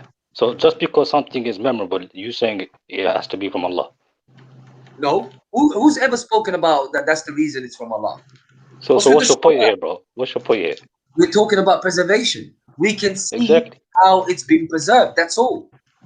Bro, Twinkle Twinkle Little Star is probably memorized by thousands of people. It doesn't mean it's from Allah, bro. No, it means it's been preserved. That's what it means. Yeah, but at the same time, bro, It could be. Can you prove that it used to be twinkle twinkle little star? How I wonder what you are. Then we go and jack your car. Someone could put someone. It could have been that the original one, but someone must have added a different one. You can't prove that. I can prove that. The context. You can't prove that. Yeah, it doesn't make sense with twinkle twinkle little star. So the same thing you How can I wonder check what with the you are. Quran. Yeah, like a diamond in the sky. Same thing with the Quran, exactly. Throw crap and you will die. You put it in something that will become fry. What does jacking a car have to do with twinkle twinkle little Anyway, star? I'll let you folks drive around. Let's go back to the original point. Did the Prophet these papers, right, that the Prophet wrote, where are they? And did he give it to someone else? Bro, you can't just ask unnecessary questions. It's a relic. What you're asking for is a relic. Now I got a question for Maverick. What the hell? How are you asking for a relic? Yo, Jamil, take over.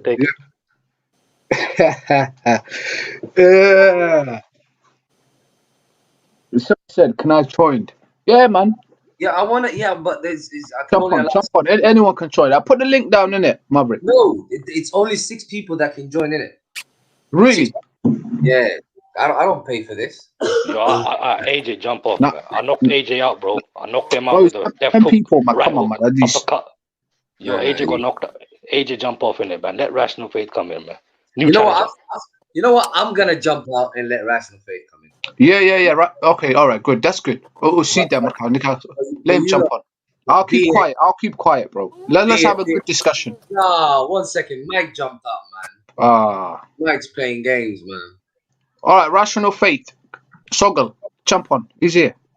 Soba. All right. So everyone. Huddle. Guys, stop playing games. Can you hear me? Rational Faith, peace, bro. Peace, I hear you, bro. I hear you. I don't know about the rest, but I hear you. All right, great, yeah. So, How you doing, was man? the claim? Yeah, I'm good. Yeah, I've been watching your videos for quite a while now. Yeah, man. Good to see you finally, bro. Yeah, definitely. Go for it. Yeah. So, what was the claim that you were making again? Where you said you want to move to another discussion. That's for you, Vegeta. You asking me a question? Touch on the previous point. When you say no, but before when you said, "How do we know that it hasn't been preserved?" or "How do we know this?" The point is, you would have to show evidence that it's been corrupted. Otherwise, for me, it's a worthless point because there's no evidence for your claim. So I can say many things, backing them up with evidence, and then I can just dismiss them as easily. So I can say, "How do you know I'm not on the moon? How do you know this? How do you know that?" But if I presented no evidence, it's pointless for me to entertain them. Who's talking, man? Who's even talking, bro? I don't even know who's talking, bro. Who's talking? No, it doesn't matter. No, it doesn't matter because I'm going to address the person by his name, bro. Rational Faith. All right, Rational Faith. What you talking about? There is no evidence of. Yeah, Rational Faith. It could be additions or could not be additions. I'm saying, bro, I just gave an example of Twinkle Twinkle Little Star, bro, where I added a lyric in and I could confuse the masses with it, bro.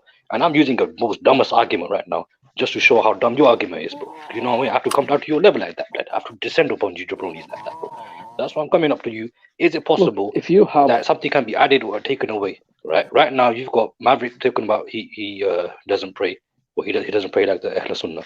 You got the Shias praying this way. Everyone is looking at one verse of the Quran and interpreting it in many different ways, right? You got complete opposite interpretations. That ideology shows you there and then that something can be distorted. That's evidence right there. You got Shia and Sunni, bro. That's evidence right there. I'm saying to you, how do you know the Quran that you follow, the Quran that you understand, has been preserved? What's your evidence for that, bro? Okay, what I would say is that one, if you're going to claim, because you're not saying that it has been corrupted, you're saying how do you know it hasn't? Now what I'd say is, look, one, it was preserved through oral transmission, and so we have many people memorizing the same Quran, and there is no there's no forged verses. I'm not talking about scribal errors. Name me some names, there's no bro. forged verses. Listen, brother. Name me some names. Let him speak, man. You Names asked a question. of what? Sorry. Names of what?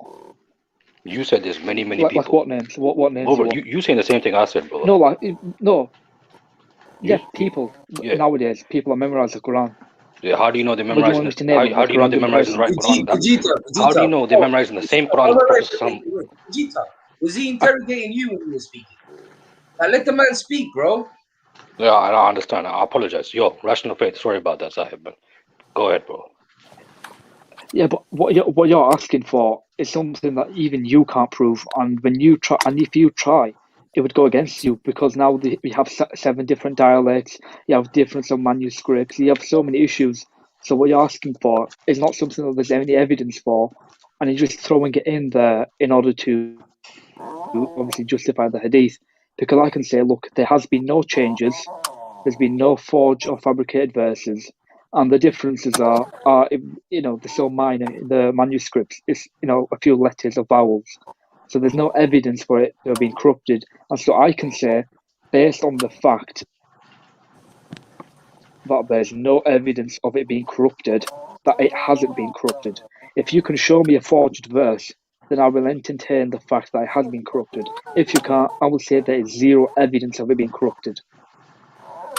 Rational Faith, bro. Thank you very much. That's what I wanted to hear, bro. You have just shown us that the Sahaba, the Tabi'een, and the people that came after the Prophet preserved the Quran for us, bro. You just proved it, bro. What my point, bro? You just proved the Hadith. You just proved the chain of Hadith. You said it was oral Okay, you answer me a simple Oh, you gonna interrogate me? Alright, no problem. Go ahead. Oh, Rational Faith, you think? No, I'm just asking you a question because okay. Is there a weak? Let me just finish this point. Is there a weak ayat in the Quran? No. That's da'if. No. Okay, but the weak hadith aren't there? Yeah. So what's your point? So how could they have been preserved in the same way? And most of the hadith are khabr al-ahad, which means single chain transmission. Very few reach the level of mutawatir. Some say All of them 127. are. All Some of them say are. there's Not only. really. All of them What? are Not khabar. really. What? There is no such thing as mutawatir hadith. Yeah, There is a lot of mutawatir hadith. No There's such what? thing as mutawatir. I mean, what's the point with no why one do you bring agrees it on up? how many. What's the point No, with that? because then You if you're trying to saying bring it's being preserved in the same way, you're criticizing the Quran because now if there's a weak hadith, there must be a weak Quranic ayah if it's been preserved in the same way. No, because at the same time there's also something known as Sahih Hadith. So what's your point? No, but most of the hadith are transmitted through meaning. Is the Quran transmitted through meaning? Is mutawatir bil ma'na? Is the Quran transmitted through meaning as well? You said Or is most it of the hadith verbatim? are Because most of the hadith aren't verbatim. Yeah. It's not. Is the Quran is verbatim? Yeah. Okay, but you telling me there's no hadith that is Yeah, verbatim? but hadith aren't. Hadith aren't.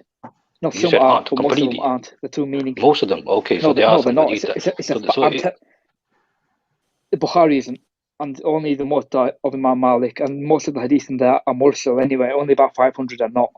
So now this is going against your own point, because now you're saying, oh, but the Quran is verbatim, but the hadith aren't. With the Sahih, the Quran is verbatim, so it's not been preserved in the same way.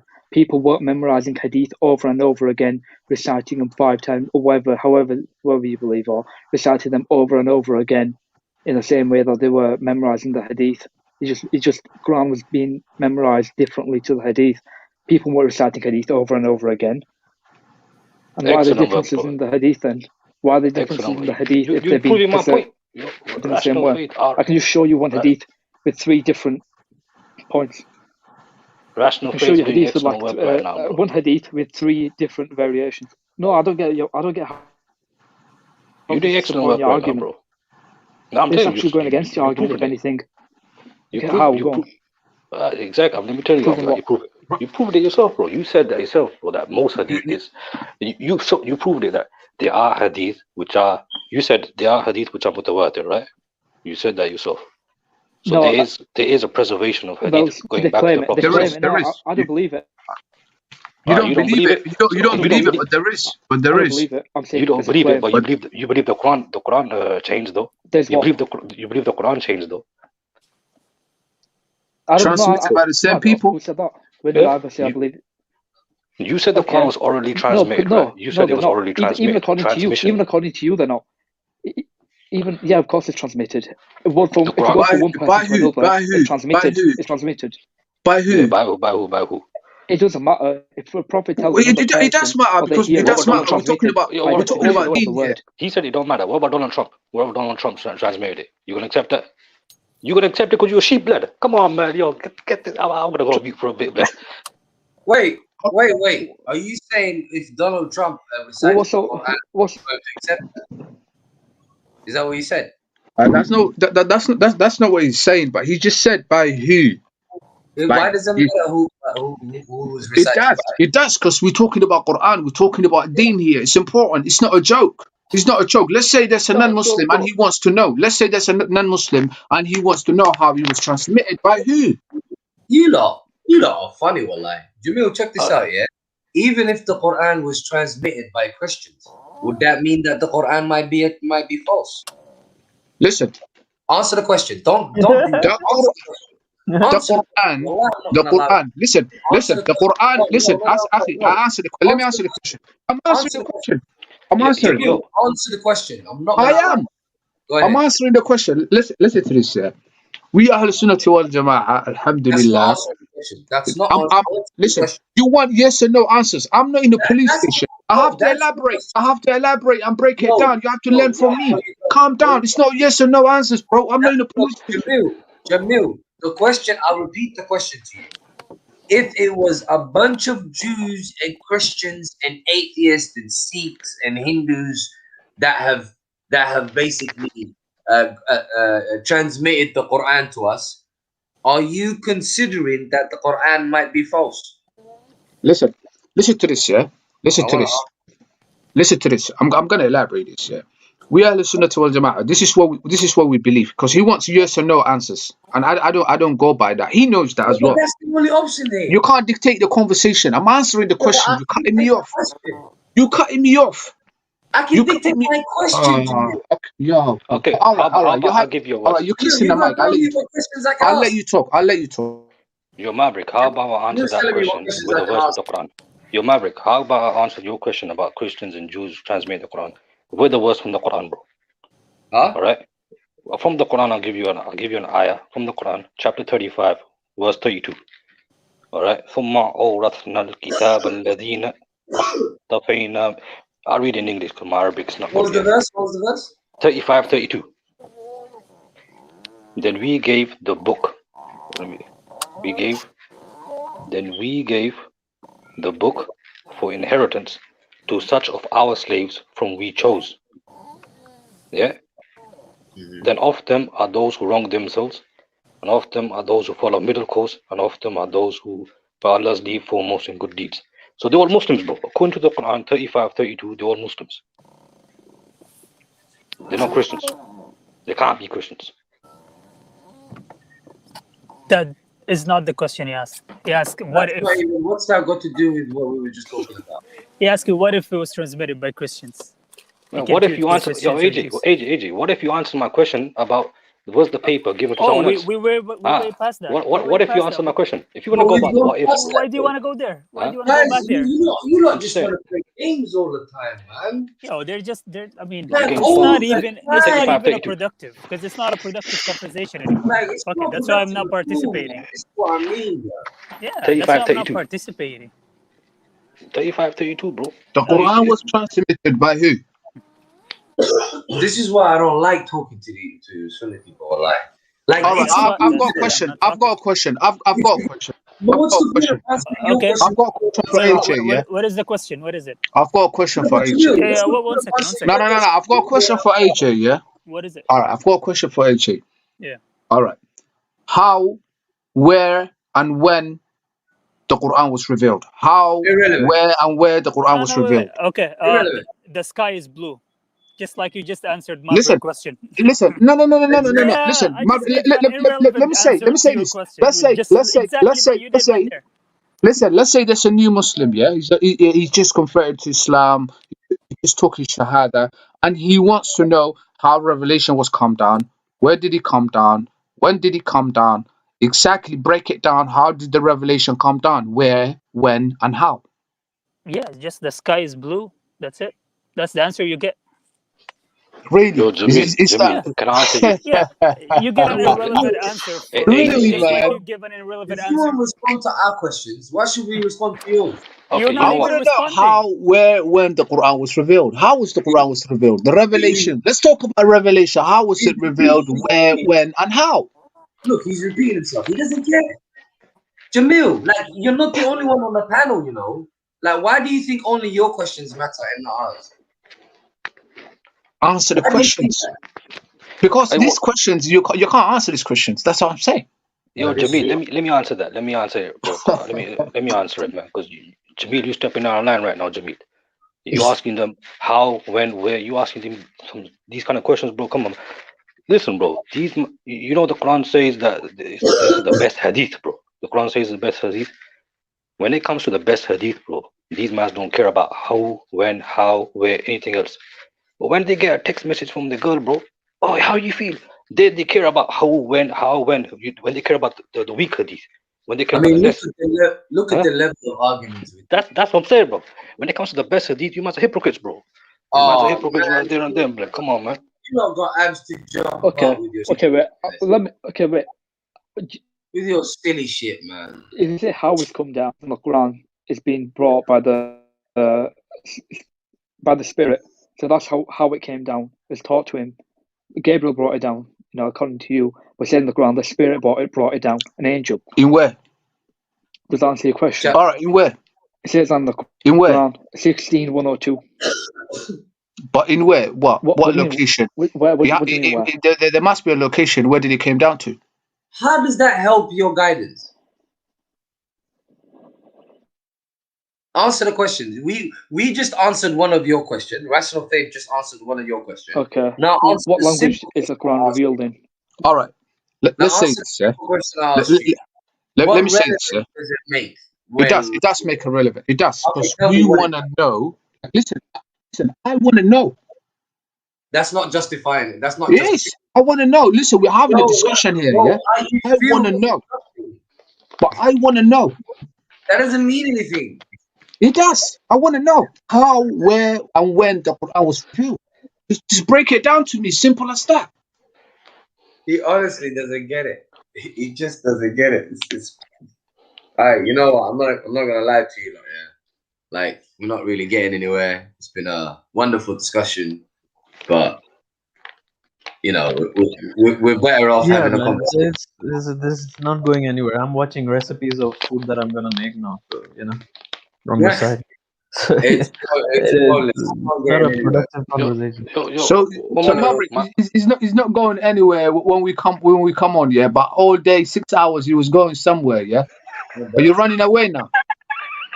You're a joke, bro. Bro, you like say shit, man. I love it, bro. All right, man. I love it. Peace. Yeah. Peace. See, Go to sleep, everyone. You need your sleep after. You need to restore your brain cells now. Do you know what I mean? But that's the level of debate we're dealing with, lads. Yeah, man. That's how it is. The problem is, if you answer some of them, which answers, they're going to keep going and keep going. They're not looking for an answer. They just keep sort of prodding, keep asking more questions. They don't want to sort of listen. They just want to keep asking stupid questions. Exactly. It's literally a game to them. It's let's see who and the thing is, even like when we sort of ask them, yeah, exactly. That's all they're doing. Like even we don't go to their level. Like the sort of ridiculous argument that they have. Oh, how do you know? Oh, it's ridiculous. That's why, like, with these people, it's a waste of time. Unless they're in it for a serious conversation, and they're not. No, it really is a waste of time. Which is why, to be honest with you, nowadays, trying to understand what's it called. Yeah, Joe Brooks said it, man. They absolutely love rhetoric. The how rhetoric. How do you do this? How do you do this? How do you walk? How do you do that? How do you do this? It's a joke, man. It's an actual joke, man. But when I realized, what's it called? Yeah, absolutely, yeah. Your voice is breaking up. Sorry? Sorry? Yo. Your voice is breaking up on the mic. Yeah, on the mic. Oh. Kind of breaking up. Oh, man. Is it better now? Yeah, it's better now. Yo. All right, cool. Yeah, Joe Brooks said it, man. They love the how rhetoric. How this, how that. Honestly, I can't be asked. It's an absolute game to them, man. Yeah, definitely. Yeah, they don't really want to hear the answer. They sort of just want to keep entertaining stupidities. If you say how it's preserved, then they'll say, "Oh, how do you know he lied?" And then if you, he didn't make it up, and if you say, "Okay, this is why he didn't make it up," because you can test the claim, then they have another question. Really and truly, now I'm trying to get through to atheists and people of other religions and basically show them that the Quran trumps everything. Because with the Sunnis, to be honest with you, I think a lot of them are far gone. A lot of them are too far gone. You know what I mean? Yeah, definitely. They are. Yeah. And the thing is, they'll disrespect their own book in order to win an argument. They believe in it, and yet they'll disrespect it in order to like win the hadith. Like, it's stupid. Like, I don't get why you'd even do something like that, where they'll disrespect the Quran in order to sort of win. It's funny you said that, because that's one of the things I started to realize when I started to question what the hell is going on.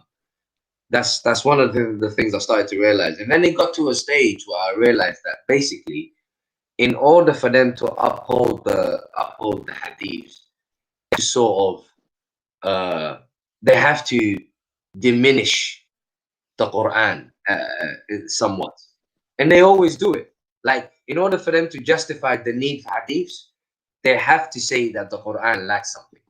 They always do it because they have to, if you really think about it. Yeah, because how do you justify hadith unless you say there's something wrong with the Quran? Do you see what I mean? Yeah, exactly, absolutely. Yeah, definitely. Yeah, they all do that. They always like sort of put the Quran to say, "Oh, but now look, now we need the hadith." They'll do that all the time. They'll even tell you, "Why do you believe in the Quran?" Have you not heard that? Exactly. They'll tell you, exactly. Why do they do. They do that. Yeah, they say that. I'm like, what the hell happened here?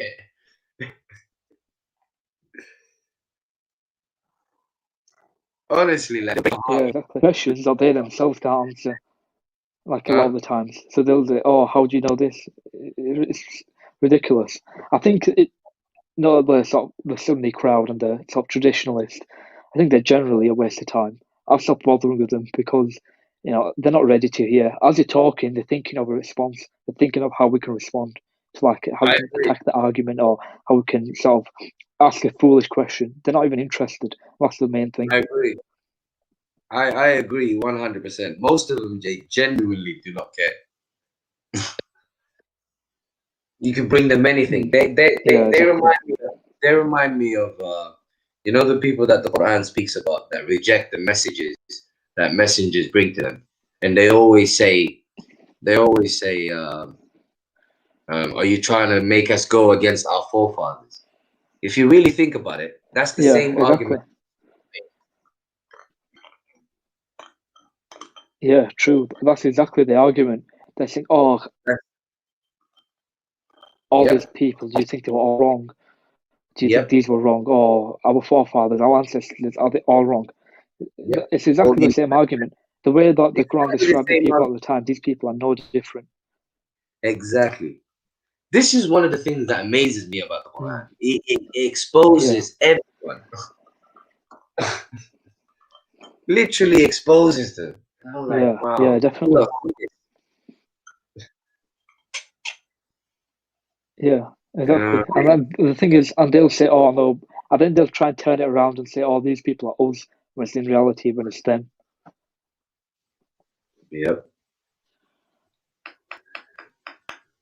What amazes me is the words in the Quran itself. Like, for instance, that verse that talks about every prophet has an enemy from mankind and jinn that will lead people astray. Yeah, absolutely. Yeah. How did that verse go? Yeah, definitely. One second, I'm gonna look at that. Let me find it.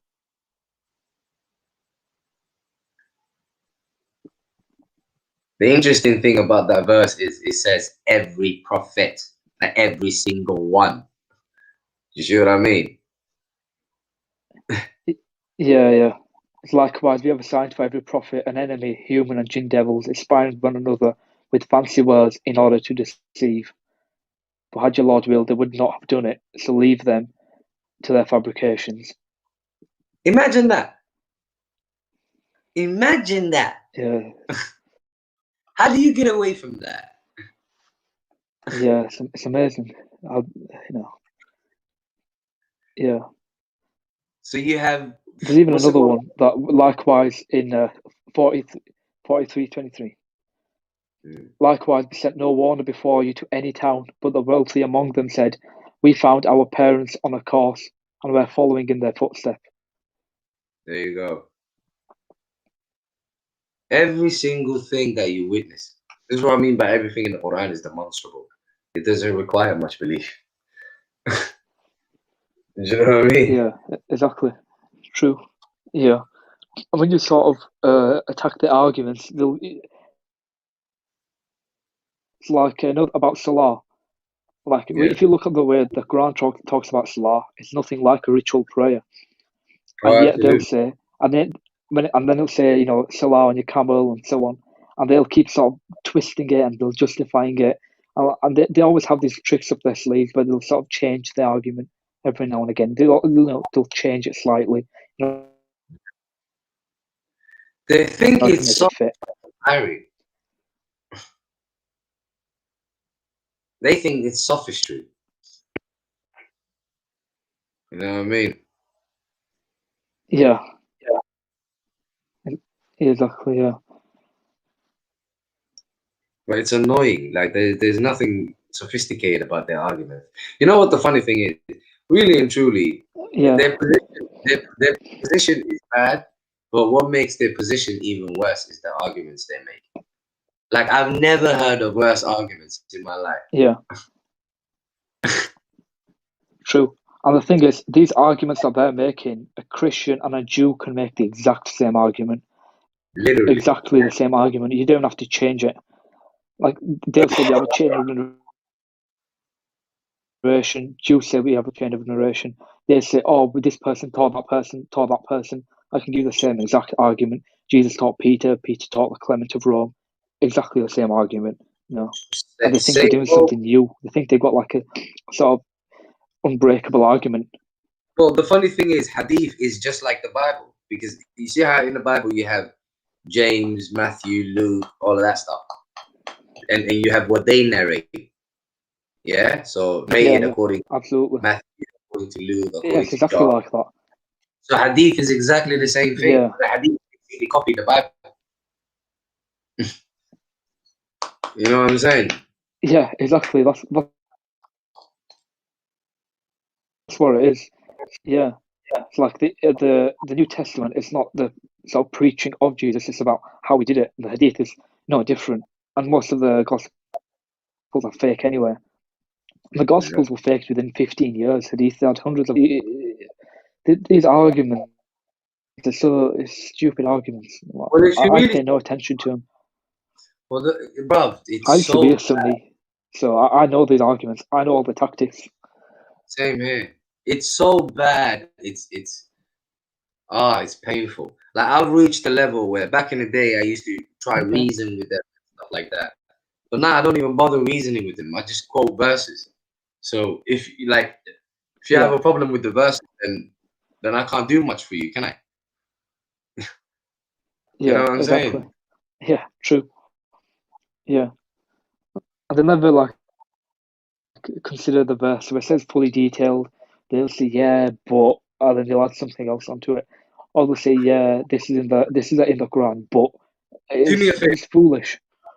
Do me a favor. Can you, as you were saying that, please read 11:1, chapter 11:1. 11. Alif Lam Ra, a scripture whose verses were perfected, then elaborated from one who is wise and informed. Yeah, so the verses are perfected and then elaborated, and then by who? Yeah. By one who is wise. Yeah. How do you read that and then say it needs explanation? How? Yeah, How on exactly. Seriously, how on earth? Yeah, absolutely. Yeah. The Quran explains itself, and where it hasn't, it's not necessary for us. We don't need to know about it. Yep. And so they'll sort of ask. What they've done is they've. Yeah, go on. As a matter of fact, the Quran says those that read everything, or investigate everything, and then follow the best of it. So we're only supposed to follow the best. You get it? Yeah, exactly. Yeah. Yeah, and the thing is, what they'll do is they'll detach a verse. And the problem with main problem I have with Sunni Islam is that it's not that the Quran is difficult to understand, it's the fact that you will never understand it if you're a traditionalist Muslim. Because you can have a verse and you think you've understood it, and then they'll have a story about how you've completely misunderstood it. And that's like every verse. And then what they'll do is they'll detach a verse and they'll attach a sort of made up context to it. Narrative. And then they'll ask you stupid questions, and then they'll say, "Yeah, exactly." And they'll say, "Oh, explain this," and then they'll say, "That's what this is talking about," and they'll have their own narrative. And we can do these sort of arguments. So if you ask them sort of questions, who's Noah's dad? What's the name of Moses' mom? All these sort of, who's the name of Solomon's mom? They can't answer these questions either. So what they're doing to us, what they themselves can't answer, and then they'll say, "It's not necessary for us." So I'm like, why have you asked them questions then? It's ridiculous. Honestly, it's beyond ridiculous. It's painful what they do. It's like it's the biggest crime I've ever witnessed in my life. It's genuinely a crime. Yeah, absolutely. When I've started looking into the Quran, I've realised that everything they're saying is not supported by the Quran. It's just not supported. Everything, like even the concept of a mosque doesn't exist in the Quran. Yeah. That's how. So, for instance, like the word masjid in the Quran, look how simple it is. So you look up the word sajda in the Quran. So you will find that sajda, according to the Quran, is to submit. So when you say masjid and you put the term mim before the sajda, it simply becomes the place of submission. So it's you're right. So what it becomes is you have communities who rejected the messenger, and then God destroys that society. And then you have communities who have accepted the messenger, and then that society then becomes a place of submission. That's all it is.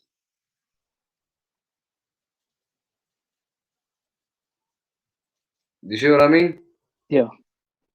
It's simply absolutely. And even the word, even the word salah. Yeah. Exactly. The word salah, it means to follow closely. It doesn't mean prayer. And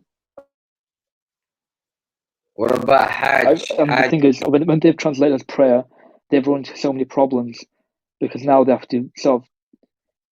I haven't looked into Hajj too much, but what is your sort of interpretation of it? The word it generally means argument in the Quran. That's what I was just gonna say to you. It's very simple. With the Quran, all you have to do is just stay consistent. So in the Quran, you will find that it generally means argument, but the argument is a debate. It's not. It's not bickering. You know what I'm saying to you? So all you have to do is just stay consistent. So the verses that they have translated as pilgrimage, it's simply the same debate. So the debate is what Abraham had with his people. He debated his people when they when they had all of that idolatry going on, and then he left them. He built his own society, and then he called people to come to him to debate with him about what he's bringing to the table. You see what I'm saying? And as for the last messenger, the last messenger makes it even easier, because the last messenger was persecuted because he was debating with the status quo, with all of their mushrik business. Yeah. So they persecuted him for that, right? So in the end, that chapter 2196, chapter 2196, it simply talks about when he comes back to that society, and it simply tells him وَأَتِمُّ الْحَجِّ, to complete the debate, because they persecuted him. Now he's told to complete it. Yeah. Do you get it? When he's come back to definitely. Mecca. So it's simply a debate. And if you think about it, what is the Quran? What is the scripture but a debate? It challenges people. Yeah, absolutely. Yeah. What would you say 2158 is about, where it talks about Safa and Marwa and Umrah? Right. The word Umrah means to harvest, promote, cultivate. You see what I'm saying? So the word Umrah is to promote something.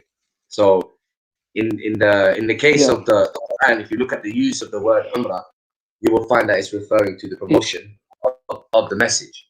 So in chapter 2158, the context basically when they are journeying to Masjid al-Haram, when they are journeying to the sanctioned place of submission. Yeah?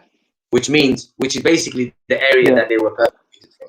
So when they're journeying on their way to the sanctioned place of submission, there is this particular Safa and Marwa, particular stones or whatever, that is that the idolaters used to venerate. So it simply says, it's not a problem if you pass by Safa and Marwa. Do you see what I'm saying? So it's not something we are to do, but it's something God says is okay if you just pass by them. Yeah. You get it? Yeah, I see what you mean. Yeah. Okay, let me read it for you. Where is it? Chapter 2158.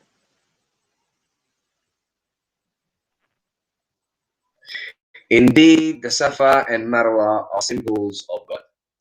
So whoever debates, whoever debates to the house, or cultivates or promotes, so no blame on him that he goes around between both of them, and whoever volunteers better, then indeed God is appreciative, omniscient.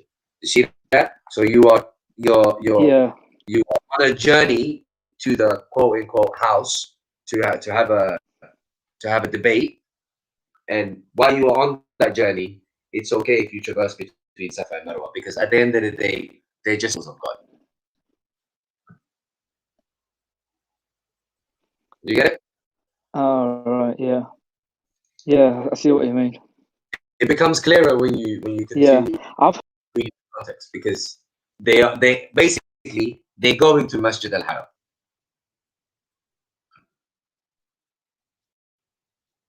You see what I'm saying? And the house is another thing that we need to discuss. The so-called quote house.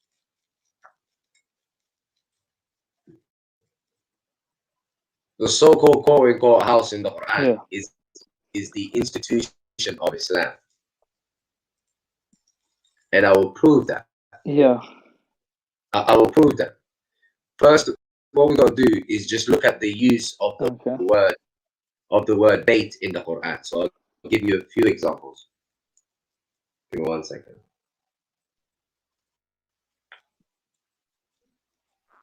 I'll give you a few examples. Okay, right there. Al-Bayt. So if you go to, yeah, go to 481.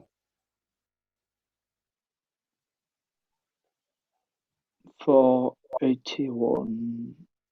Yeah. Yeah. Okay. Read it.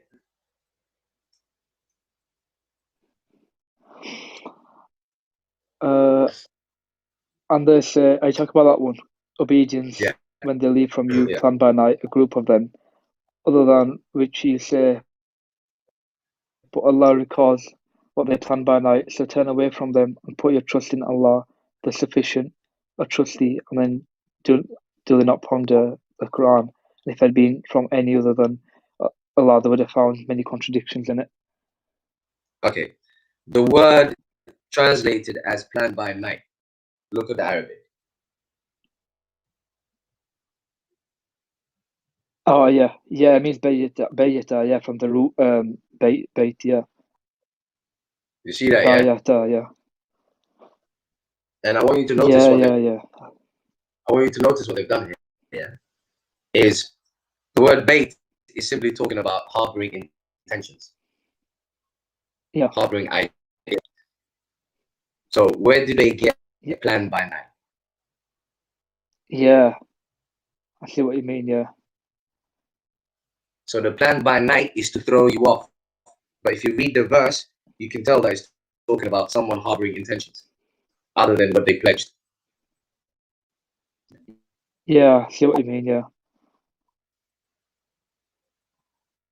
So when you say planned by night, that's like 3 words. Where's the word laid? You know what I mean? Yeah, I see what you mean, yeah. Now we see that bait has something to do with harboring ideas. Yeah. Something to do with harboring ideas. So we know that the word bait, it can mean a literal house, or it could mean harboring ideas. Yeah. Yeah. So contextually speaking, I see what you mean, yeah. Contextually speaking, where it's been translated as a literal house is to be seen as an institution. Yeah. Because an institution is an ideology, something that harbors ideas. You see what I mean? Yeah. There you go. There is no way to.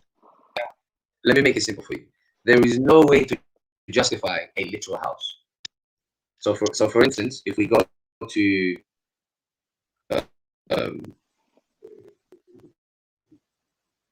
let's go to 2:125.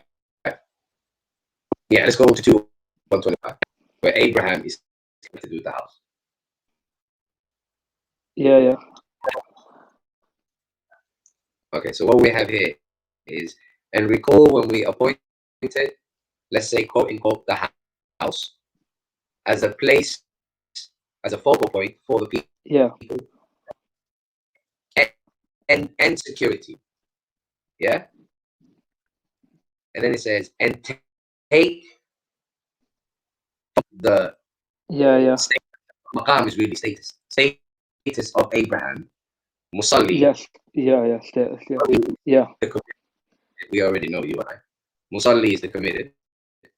And we made a covenant with him and Abraham that thou shalt purify my quote house for those who visit and the residents. The ta'ifina are those who visit, or akifina are the residents in this context. And those who bow and prostrate. Who bow and no, it doesn't say and prostrate actually. Bow, prostrate. You don't have end. There's no end. So you only have and bow, prostrate.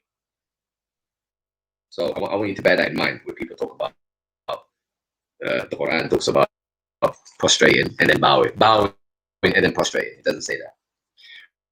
But going back to the beginning of this verse, the house is a focal point and security for the people.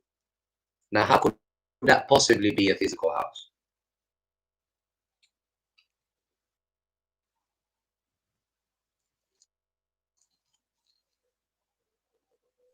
Did you hear me? Rational faith.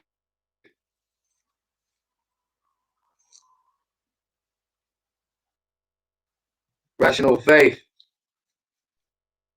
Don't do me like that, damn it. Yeah, can you hear? Oh, there you Yeah, can you hear me now? Oh, no, I can hear. Did you hear me? Yeah, I heard you. Yeah. So how can a house Yeah, I be? see what you mean. Yeah, I see your point.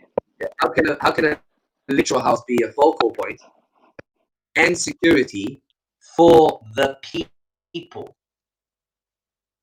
How can that be a literal house? Yeah, I see what you mean. Yeah. You see what I'm saying? Yeah. I see what you mean. Yeah. Yeah, that's And then interesting. I still need to look more into the whole Hajj and thing. I've heard. Have you seen Quran Centric? Yeah. I think he has a different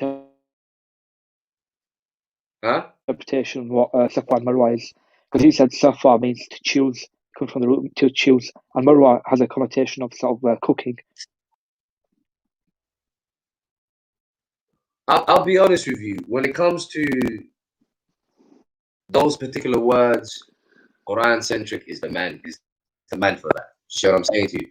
But the reason I gave you the example, definitely. The reason I gave you the example that I gave you is to entertain the traditionalist view and to show you that it's still irrelevant to us. You see what I'm saying? So I wanted to give them the benefit of doubt and to show that it's still irrelevant to us. It's nothing of our concern. Because we are not. Yeah, you're right. Yeah, we are not the people being addressed. We're not that audience. You see what I mean? Yeah. I see what you mean. Yeah. It's not like it's a command for us to go and find this Safa and Marwa. You see what I mean? Yeah, true. Yeah. There you go. So sometimes I give them that benefit of the doubt to show them that their arguments don't really mean anything. Yeah, they don't. Yeah, absolutely. Yeah, you're right about that. Anyway, it's been great. I'm gonna head off now. It's getting a bit late for me. No worries. But we can do this another time, hopefully. Huh? Bit tired today. We can do this another time, hopefully. I'm a bit tired today. Definitely, my bro. Definitely. Yeah, cool. It's been great talking to you. See you later. See you soon. Peace. All right, peoples. You're stuck with me. Damn it.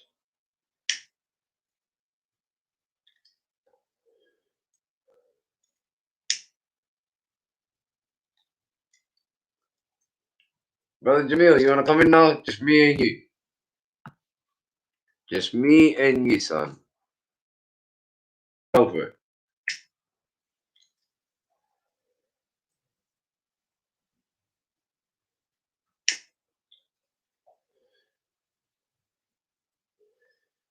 Go on, Jamil. Don't be shy. It's only me. I'll take it easy on you, bro.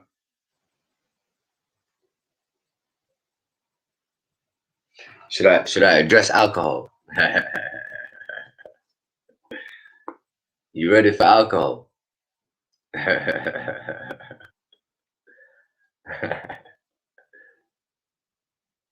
You know what? I'm gonna make a show of just one night just dealing with alcohol. How about that? You know what I mean? But to make it simple for you,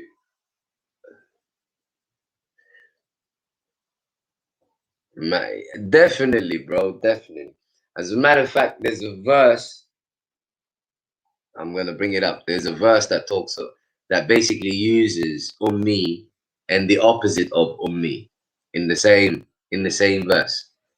So like it says something along the lines of they are ummis, they have no clue about scripture. If I remember correctly. But yeah, he ain't getting away with that. He doesn't want to come in. He ain't ready for this. Jamil, don't be shook. Jump in. I'll take it easy on you, I promise.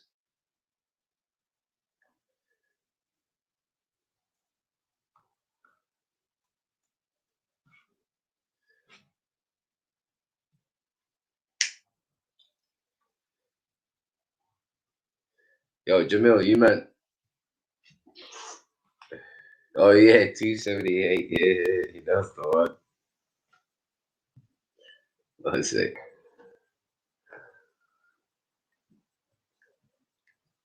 Nah, Jamil don't want it, man. Jamil would rather represent his community than what's it called? Than stand for the truth. You know what I mean? Now check this out. And among the ummiyun. So among the ummiyun are those who do not know the scripture except wishful thinking, and not they know anything except conjecture. Now, how on earth do you get away from that? So, like, literally, the verse says what an ummiyin is. Jamil don't want to jump on. You don't want it, bro.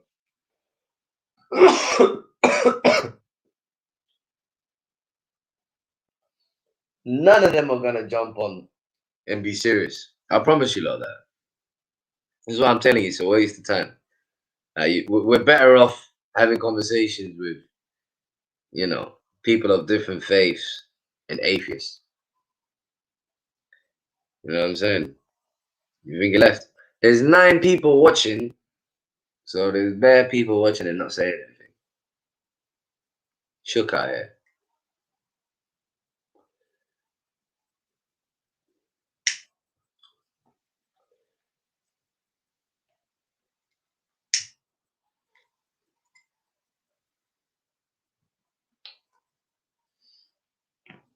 You want to hear about alcohol, yeah? Boy.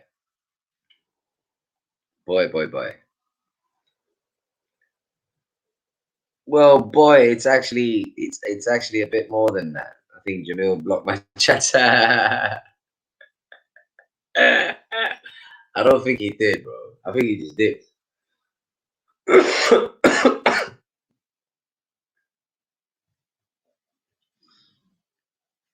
Yeah.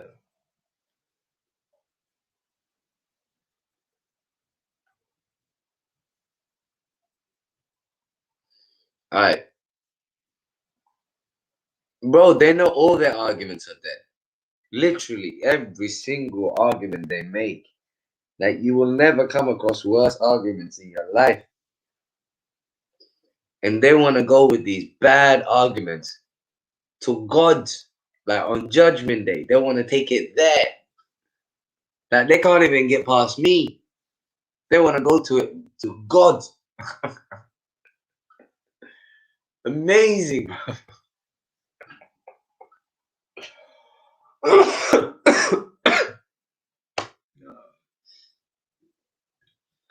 Yeah.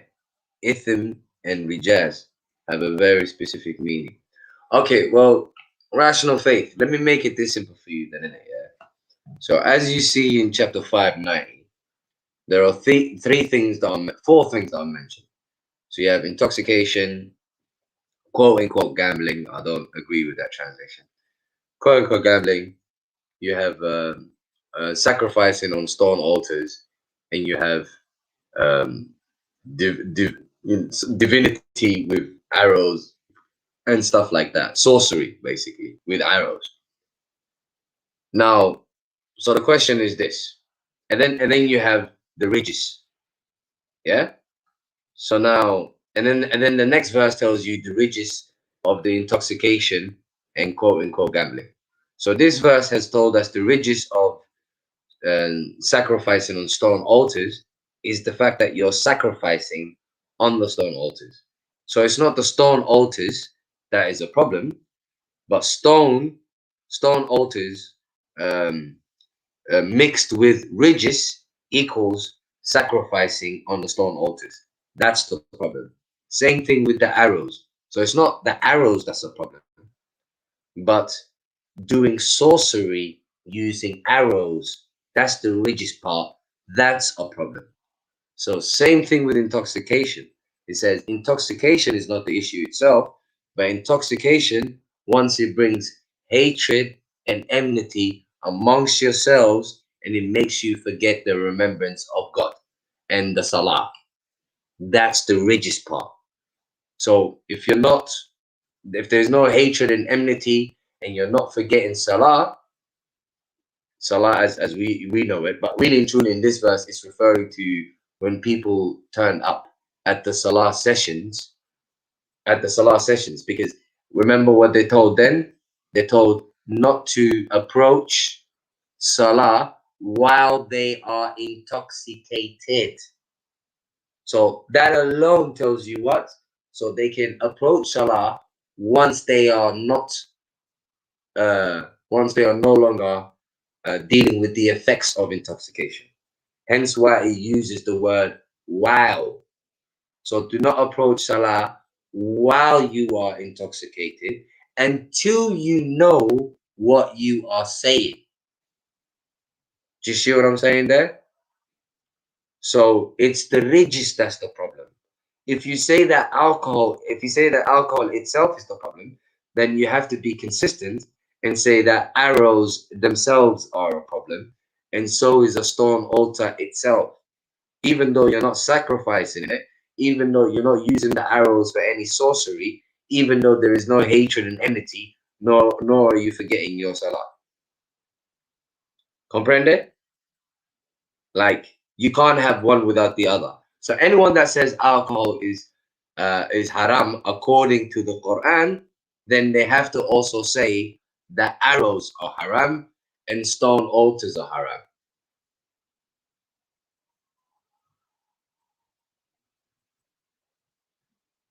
There you go, rational face. There you go. There you go. I couldn't put it any better. So if we're gonna be consistent, we have to say that arrows are forbidden, and we have to say that stone altars are forbidden. So it's not about what you do with the stone altar. It's not about what you do with the arrow. It's just forbidden, period. If you're gonna say alcohol is forbidden.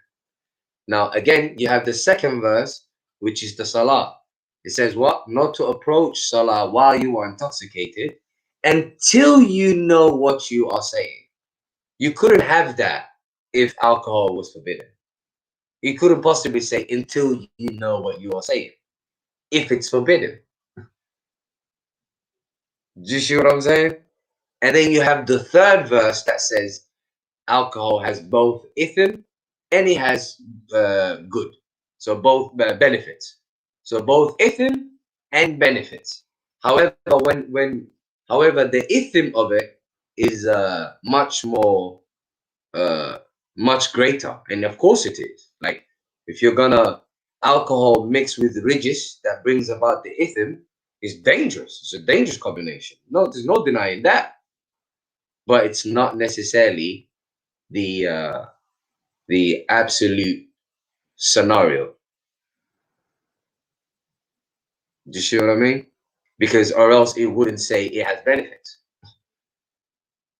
So if you look at all three verses and you stay consistent, you can't say it's forbidden. The furthest you can go is being drunk, especially in public, where there could be hatred and enmity, is discouraged. That's the furthest you can go.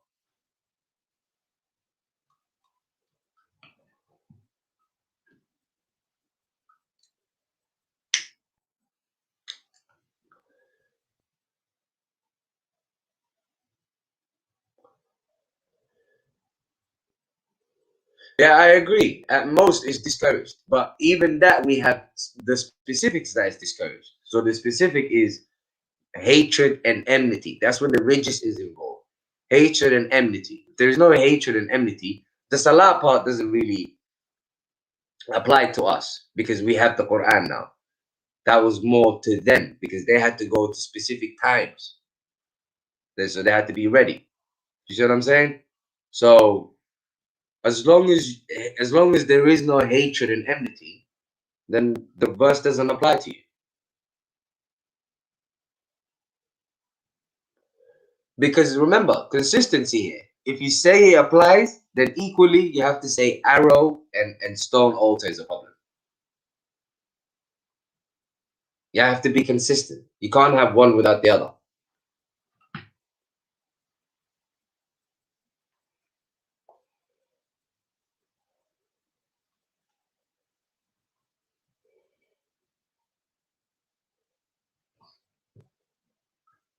And I say this as someone that hates alcohol. I literally hate it. But I'm not willing to insult my intellect.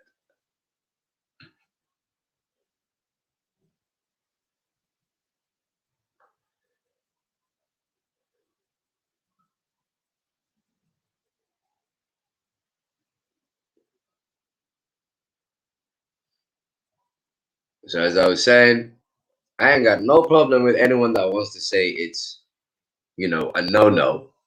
But they have to be consistent and say arrows are a no-no. Don't you dare ever touch an arrow.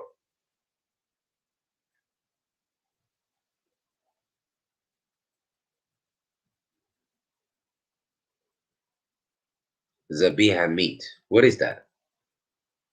The whole idea of halal meat is also made up. It's an industry.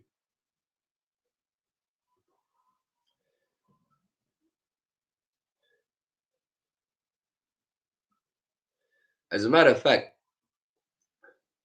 this is how you know it's all about business. Do you know that there are so-called Islamic cartoons?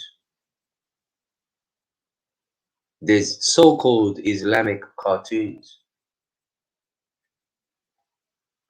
Or halal slaughter? Nah, there's no such thing in the Quran.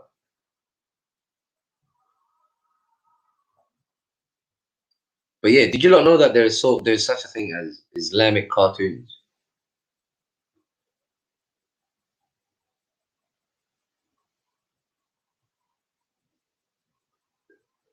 You are correct again, Rational Faith.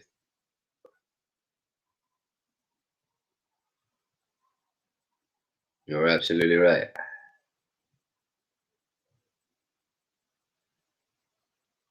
But no, seriously, there is such thing as Islamic cartoons now. This is how you know everything is business. How is that anything but business? How is that anything but profiting of, you know, manipulating people? Now, what the hell is Islamic cartoons?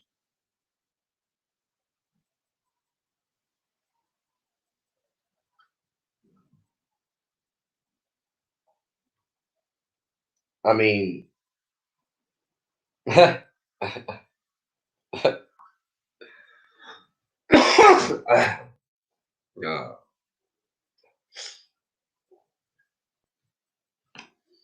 Ridiculous beyond belief, man. The one pure thing on earth they had to go play with. Unbelievable. Unbelievable.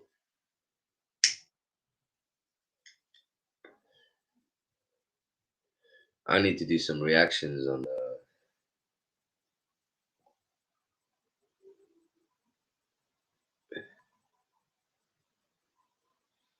Agreed again. Hard to disagree. Very hard to disagree. But Joe Brooks Joe Brooks is killing it. Would they behead people for a cartoon of Moses? You know, it's funny you say that. I've always wondered why the traditionalists are so cool with how Jesus gets portrayed. Like there's statues, cartoons, and all sorts of Jesus, but they don't say a word. So I don't think they would. I think the same would happen with Moses. They would just look at the Jews and be like, "Yo, Jews, why aren't you lot saying something?"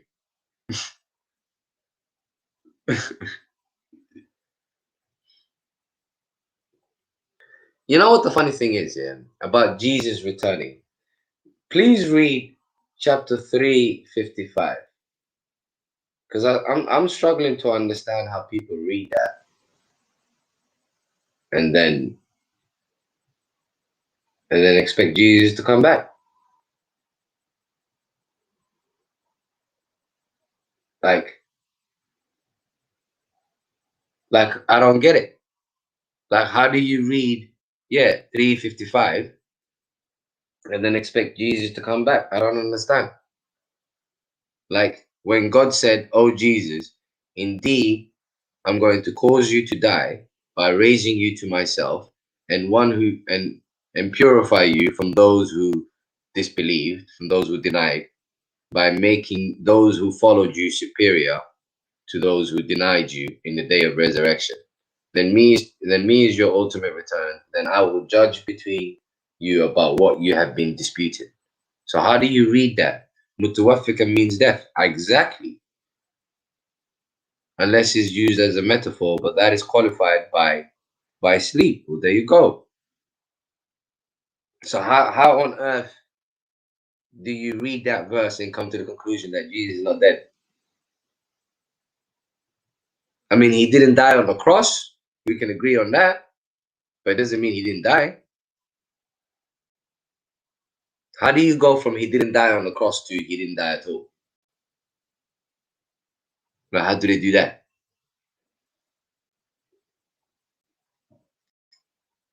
And you know what the funny thing is? You know this whole concept of Jesus coming back, that's just pure Christianity.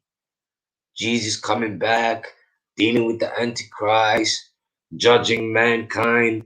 What's the point of Judgment Day then? What's going on? 100%. 100%. But the abuse they've done to the Quran is just intolerable. Literally from two theologians to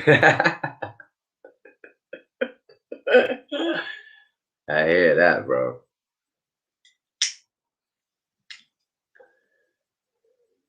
Funny thing is, most of their stuff comes from the Bible, man. The hijab comes from the Bible. That women wear, that comes from the Bible. The beard comes from the Bible.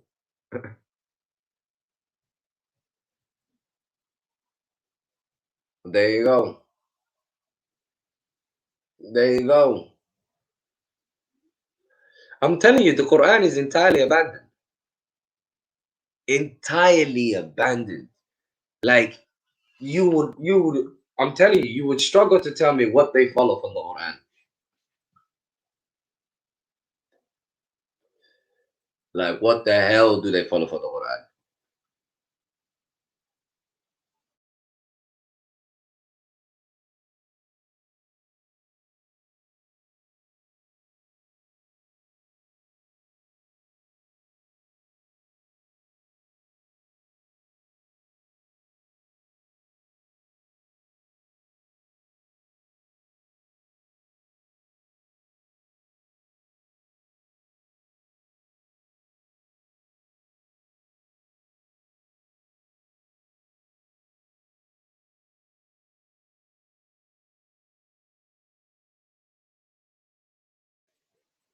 Yeah, man.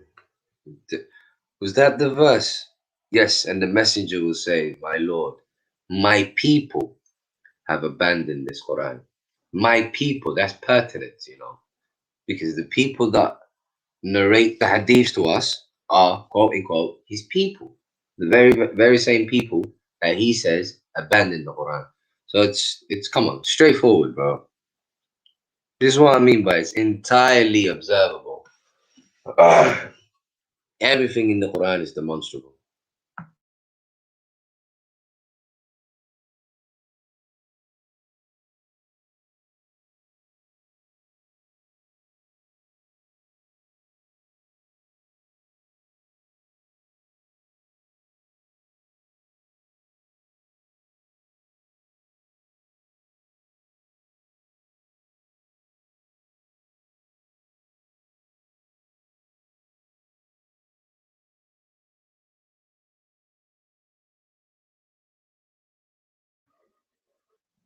Yeah. Everything in the Quran is demonstrable. Every single thing. And this is why I wanna challenge the Christians, the atheists, the Sikhs, all of them, because everything in the Quran is demonstrable. So what's the use of anything else? It's still going on, man. Help me out here, man. I'm leaving in a minute, so come in.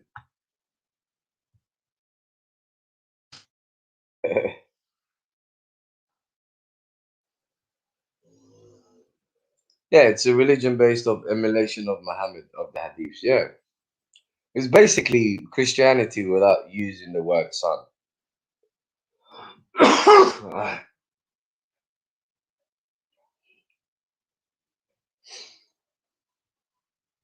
Yeah, it's simply not using the word son of God, but behaving like it.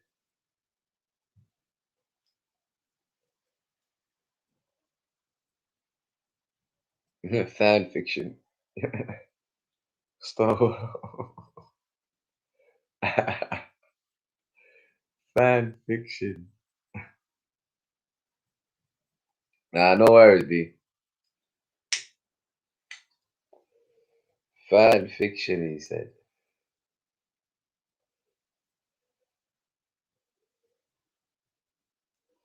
But it's the world's biggest, like, there is no bigger heist than this, as far as I'm concerned. This is the greatest heist in history.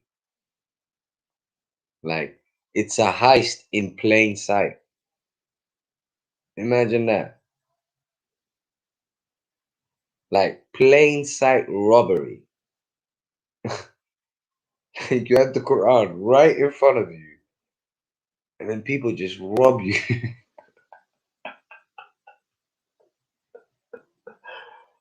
Unbelievable.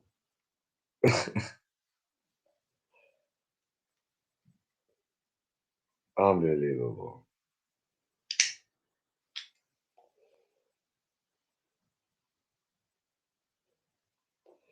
Historical fan fiction. You killed it, man.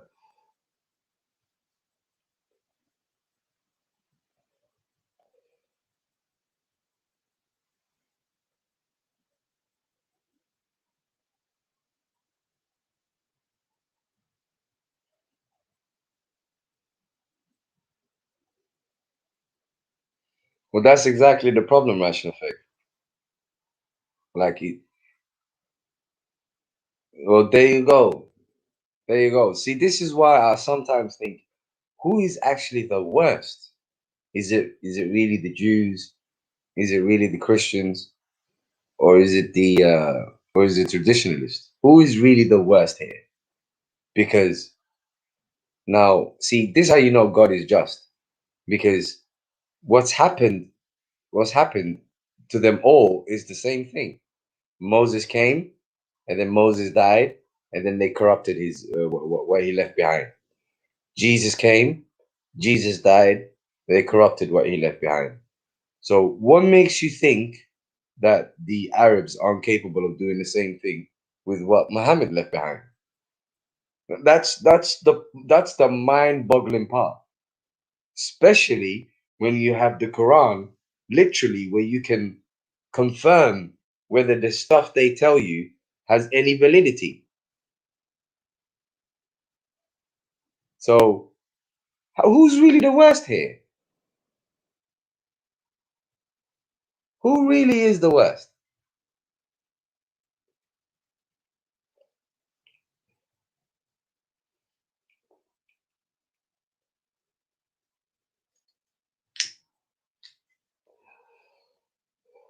You know what the funny thing is? They've created ex-Muslims, which is a completely weird concept. It's really a weird concept, because if you really think about it, that's someone who believes that there is a creator, and then they are supposedly convinced by the Quran, and then somehow they are no longer convinced by the Quran, and they no longer believe the stuff they observe requires a creator. That's what an ex-Muslim would entail. However, all of them, literally, bar none, all of their complaints are hadiths. They don't even know the Quran. So ex-Muslim how? What are you now rejecting that you used to accept? It's all hadith, especially the women. They just keep going on about hijab. Quran don't talk about no hijab.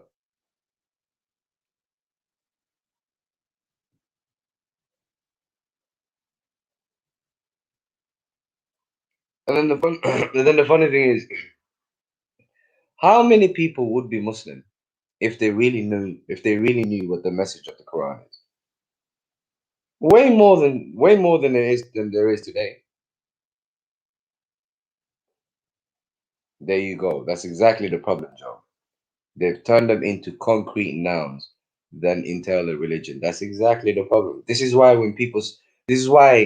really and truly saying that we are Muslims is a problem, because again we're making it into a concrete noun, whereas the word just simply means one who has surrendered.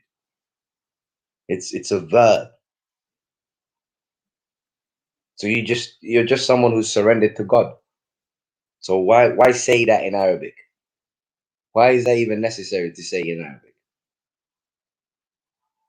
Because we've been convinced that it's a label. Same thing with the word Allah. Like, people won't say God. They'll speak English and they'll just throw Allah in there. It's like, why? What makes you think? What do you think he has a name? Do you think God has a name, and that name is Allah or something?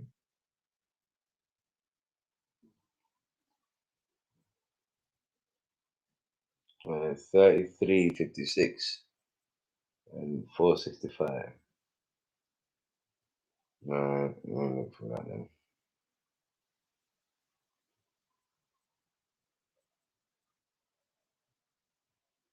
Then as for those who disbelieve, then I will punish them with a punishment retribution severe in the world and in the hereafter, and not for them any helpers. Make a note of the end part. Okay, that's not this one. The other one is 465.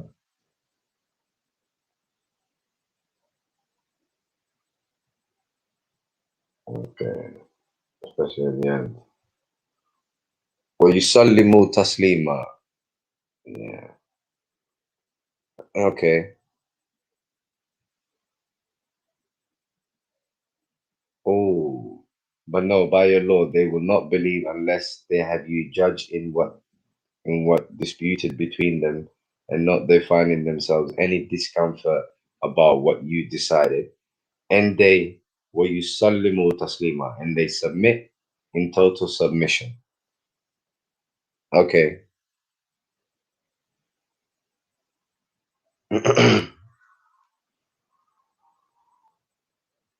Look how it is in 33:56. Okay.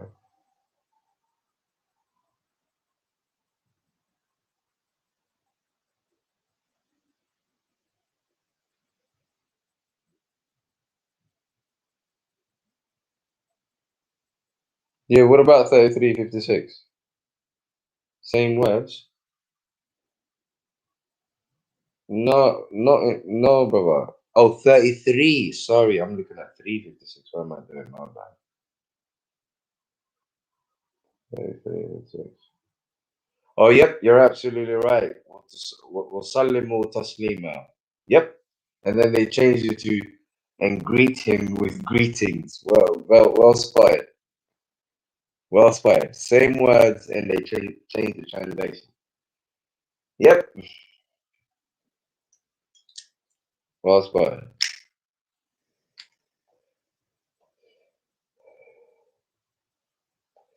They do that all the time, bro.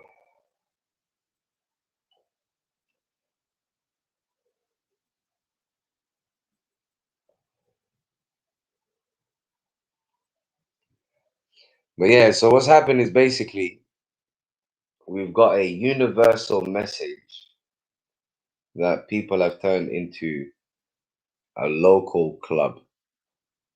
And that's evil as hell. That is evil as hell. Like, the amount of people walking around depressed, thinking that, life is just this life and then you just die. and they're confused, like just wondering what the hell what's the purpose of their life or whatnot. Just eat shit, bust a nut, and die. And they genuinely don't know if there is more to life and whatnot. And had they read the Quran, they would have more than likely been happy. But no, you had to twist it and change it and muck about and make it into something that people won't necessarily be convinced by. That's evil as hell, man.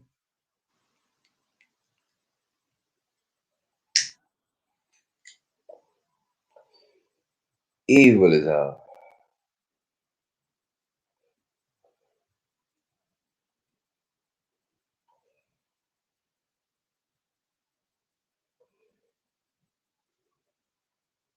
Now, really and truly, I think I can comfortably say most atheists are more anti-religion than they are anti-God. Like, I think most people are like suspicious when it comes to organized religion. I don't think the issue is necessarily whether there's a creator or not. So, yeah, we're still here, man, but we're leaving in a minute. I've had enough. I'm leaving in a minute. Yeah. They had the Quran, they made a religion and tried to make the Quran fit with it. Literally, they forced the Quran. And then they said, look, we gave you the Quran, so you have to take whatever else we gave you.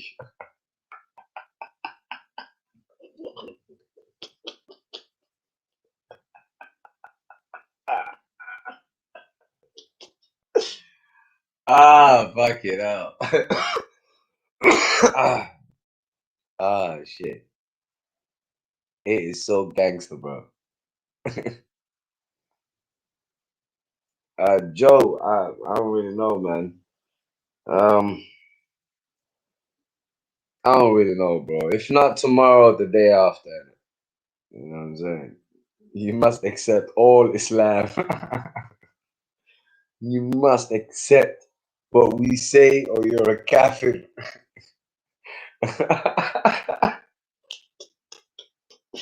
Seriously, they are the biggest gangsters I've ever seen in my life.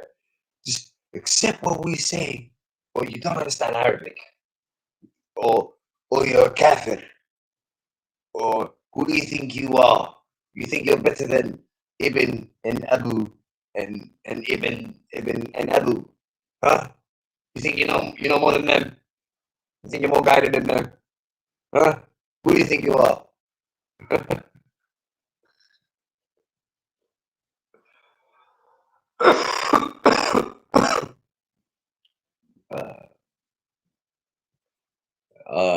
Bloody hell, bro. They said what they say.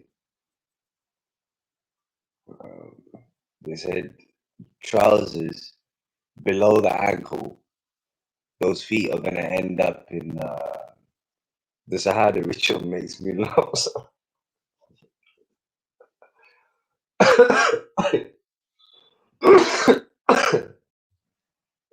Bloody hell. I ain't gonna lie, the people that piss me off the most are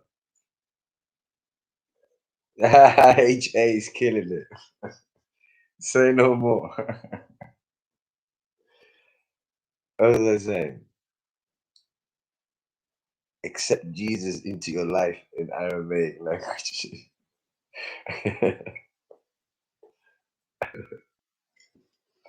I want to know what is the difference between Abu Huraira and Apostle Paul. Like, someone tell me the difference between Abu Huraira and Apostle Paul. I feel like they're cut from the same cloth.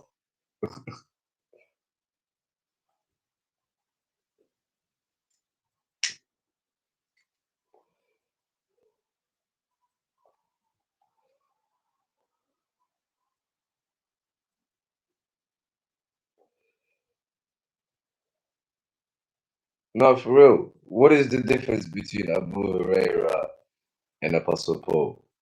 Like, someone tell me the difference.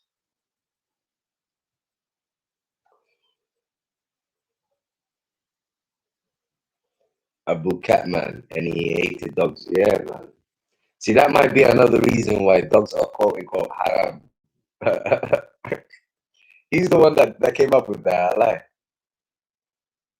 This is why now a lot of Muslims believe, nah, dog, keep that dog away from me. I'm telling you, man, the stuff they have done, man, it's just, you couldn't make it up, bro. You literally couldn't make it up.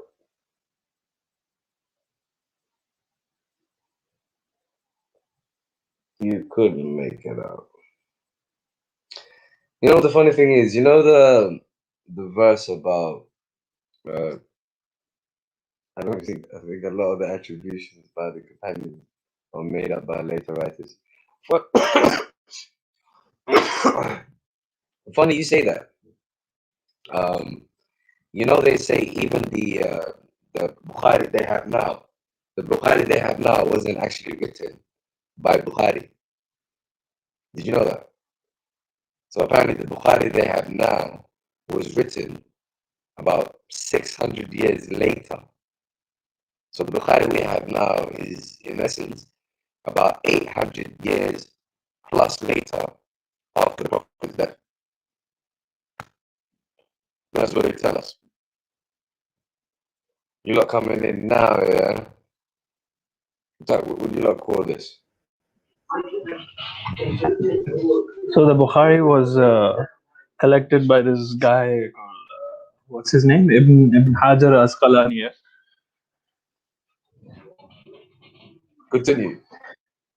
He came like, I don't know, 300-400 years after Bukhari, something like that. Yep. And like Bukhari, I got this from Mufti Abu Layth's videos. Like he says this, there was only one student of Bukhari transmitting all the hadiths for, like, no one else, and no one vouches for his student. No one, like all this Ilmul Rijal stuff, you know, it falls on its head. Like no one vouches for that guy.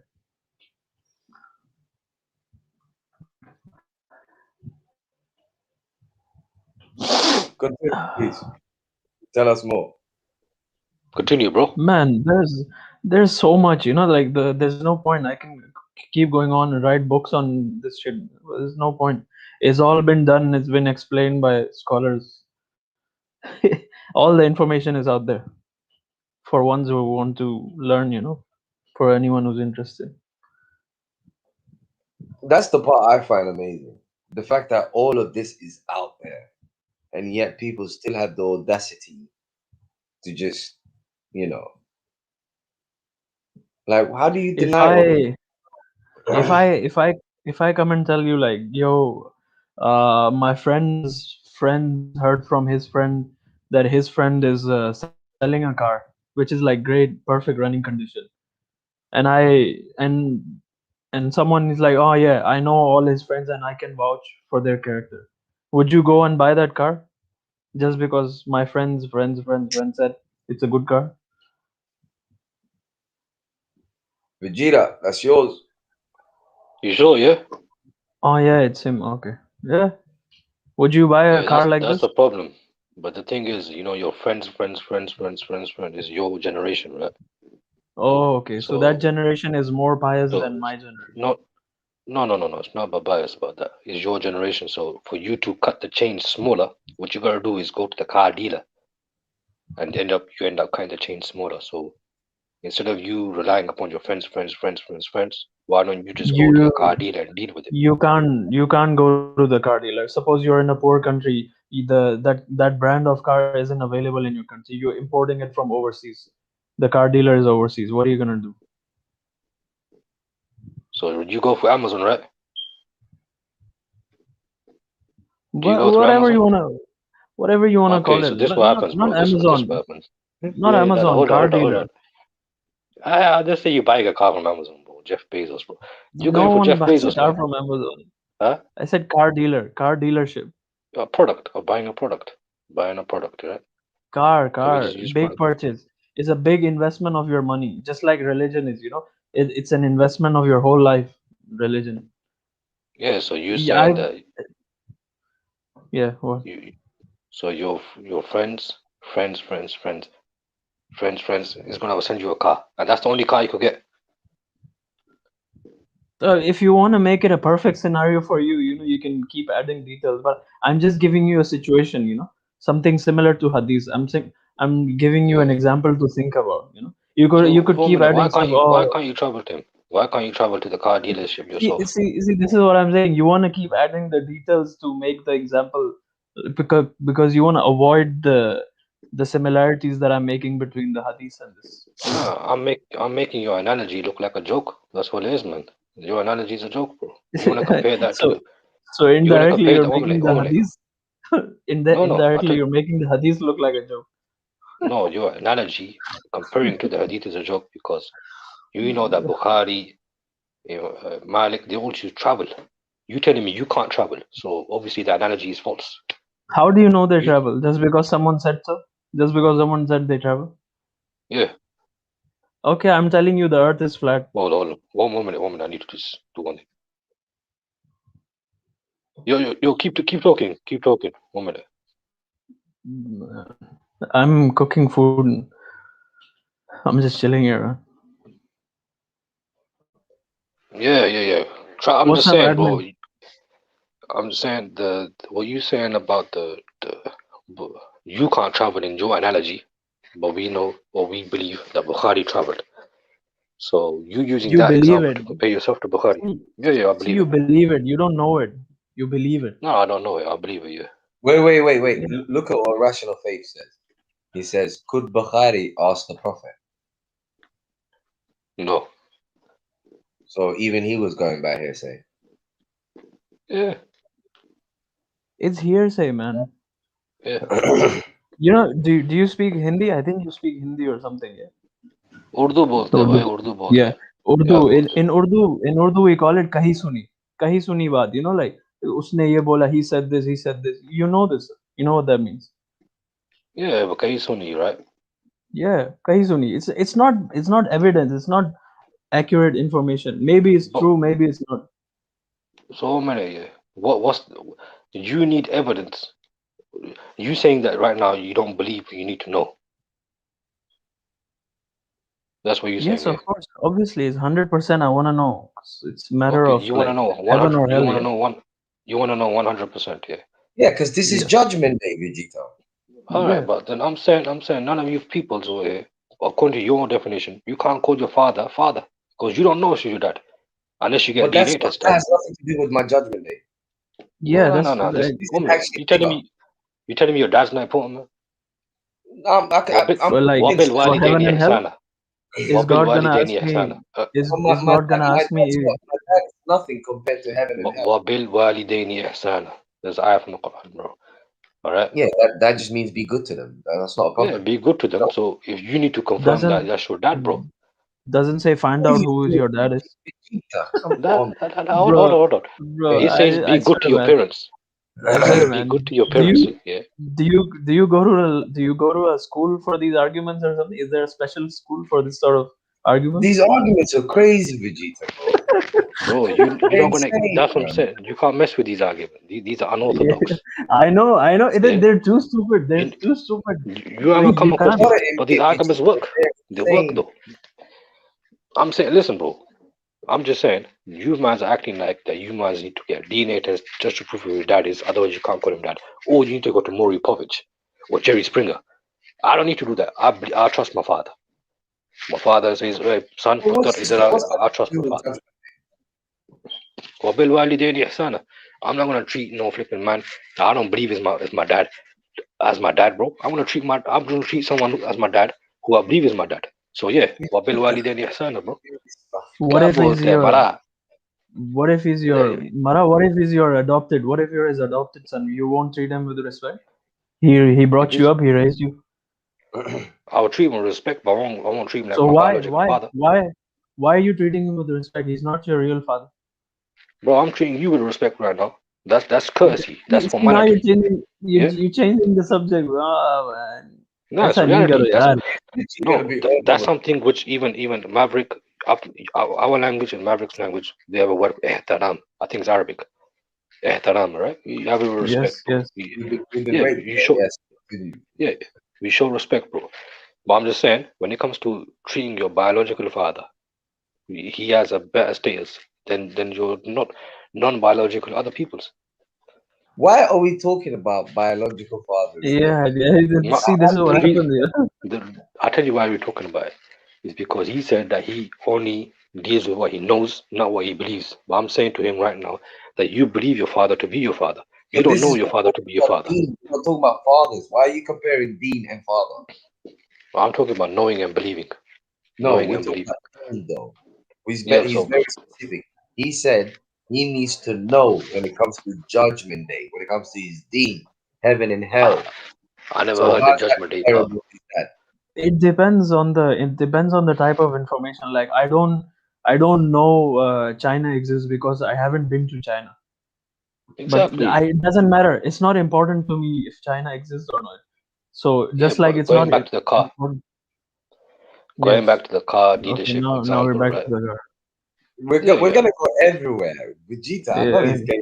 I'm gonna take off any minute, man. I'm cooking my food's on the cook your food. Keep it on the plate. क्या बनाते हैं? Vegeta, seriously though, I don't understand. How can you afford to take this for fun? Like how? Take what? Sorry. How can you afford to take this as fun and games? It's not. No, listen, bro. I'm telling you, bro. But the whole thing, you man, when you're talking about it, I see it as a joke, bro. Like, I'm like, this is a very straight up colonizer talk, bro. Okay, you know what's it got to do with colonizer? Because this shit never existed before colonialism. What you coming out with never existed before colonialism, bro. So you're saying people believed in hadiths before colonialism? Yeah. So what did people believe in before hadiths? They believed in hadith. They believed in sunnah, bro. Hadith is preserved. Sunnah didn't always exist. It came 100 years later. So what did they believe in before? Sunnah means practice, innit? So but we're talking about what's written. We're talking because the thing is, these practices are what is written as far as you are concerned. So these written practices, they came centuries later. The written hadith, I'll accept it. The written hadith, there are people that did try to reject the written hadith, but they never rejected the sunnah, which was the practices of the. But you don't know what the practice was. You don't know what the practice was. I'm saying at that 1 minute. What I'm saying is what you saying about rejecting the Prophet's sunnah completely. That only came after colonialism. You don't know that. Okay, 1 minute. You can't prove that there was such a thing as a sunnah practice before the hadith. But I could give you men going back to early generations of who was upon the sunnah. Right?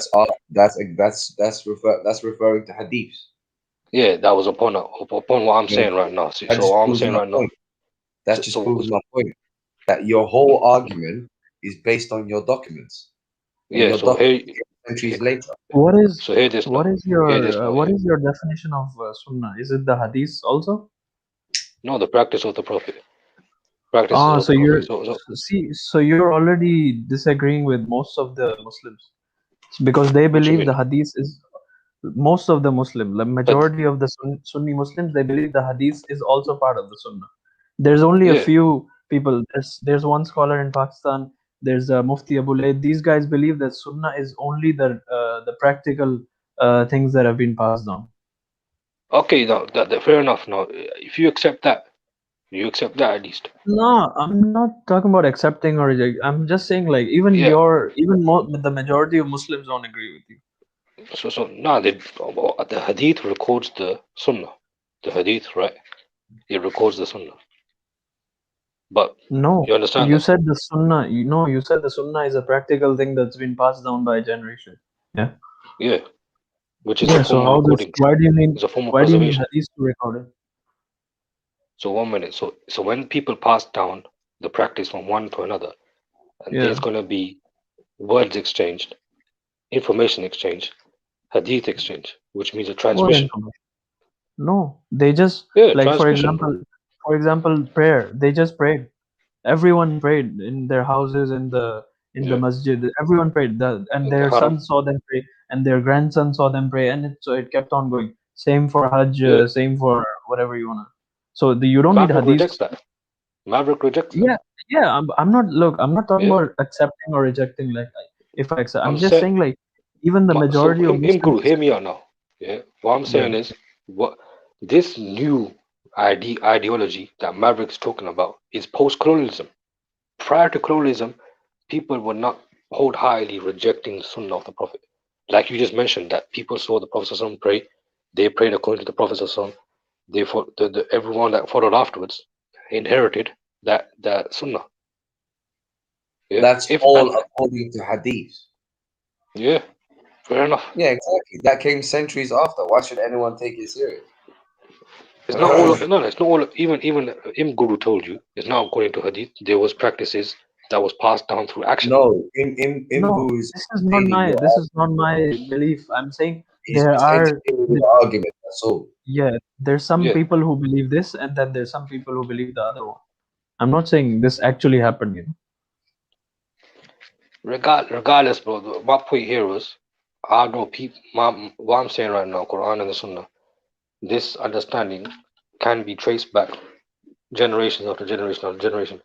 Your understanding of Quran alone can only go back to the post-colonialists, bro. Show me somebody prior to, 1500s, for example, that was upon what you're upon. Google Karaite Jews. Who? Karaite Jews. Karaite Jews. Karaite, Karaite Jews. These were Jews who rejected the. So 1 minute, your ancestors are your ideological ancestors are Jews? No. This belief So you're system upon the of Jews. just. Man, you can keep saying it as much as you want. Guru, can you write down in the back chat? Can you write down in the back chat? I'll have a look.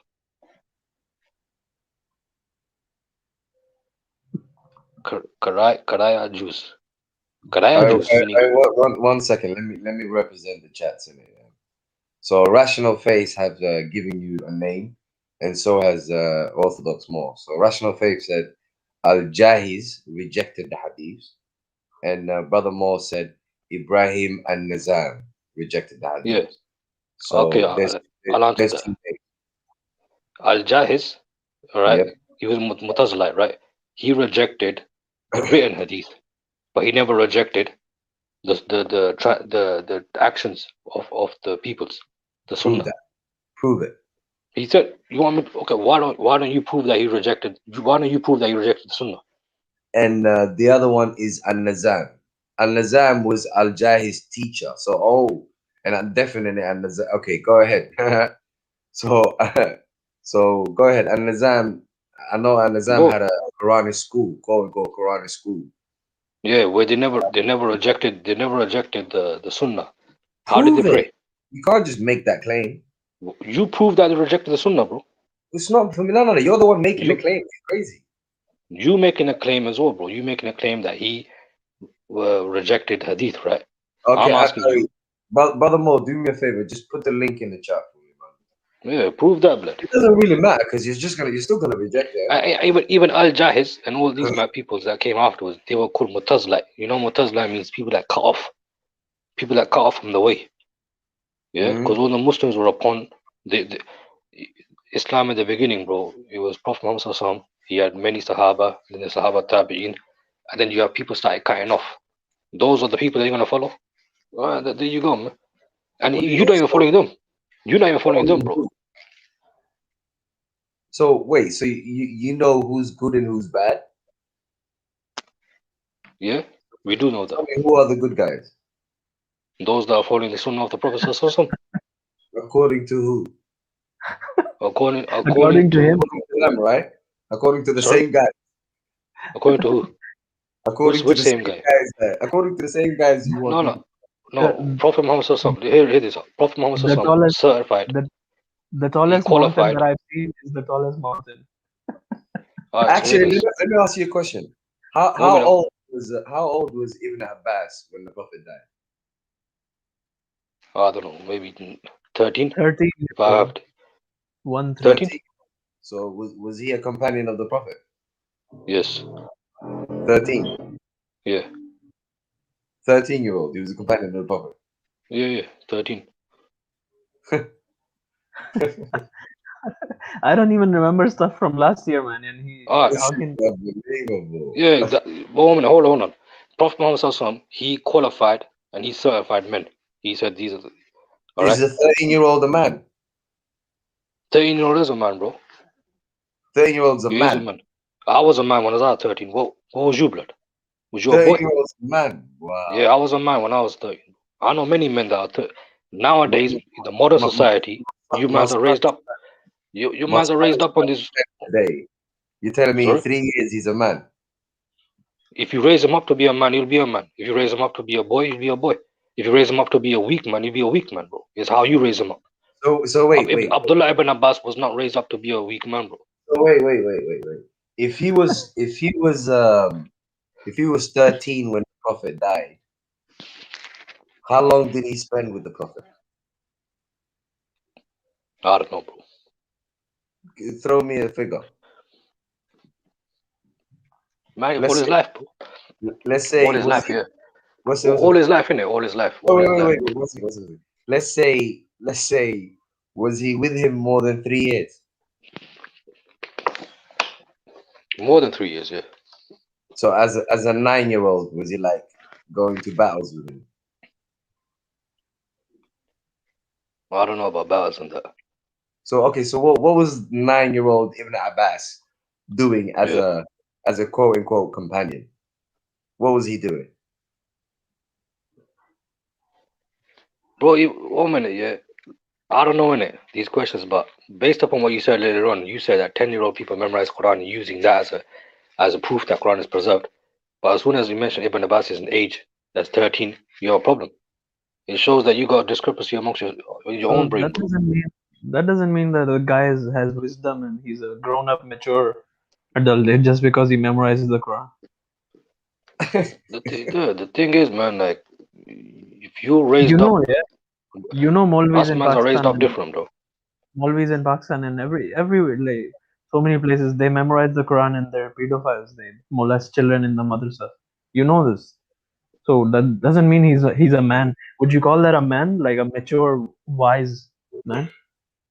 Yo, Maverick, this man, I need to jump off the bus. You talking about bumming kids, man? What are we talking about, that? What?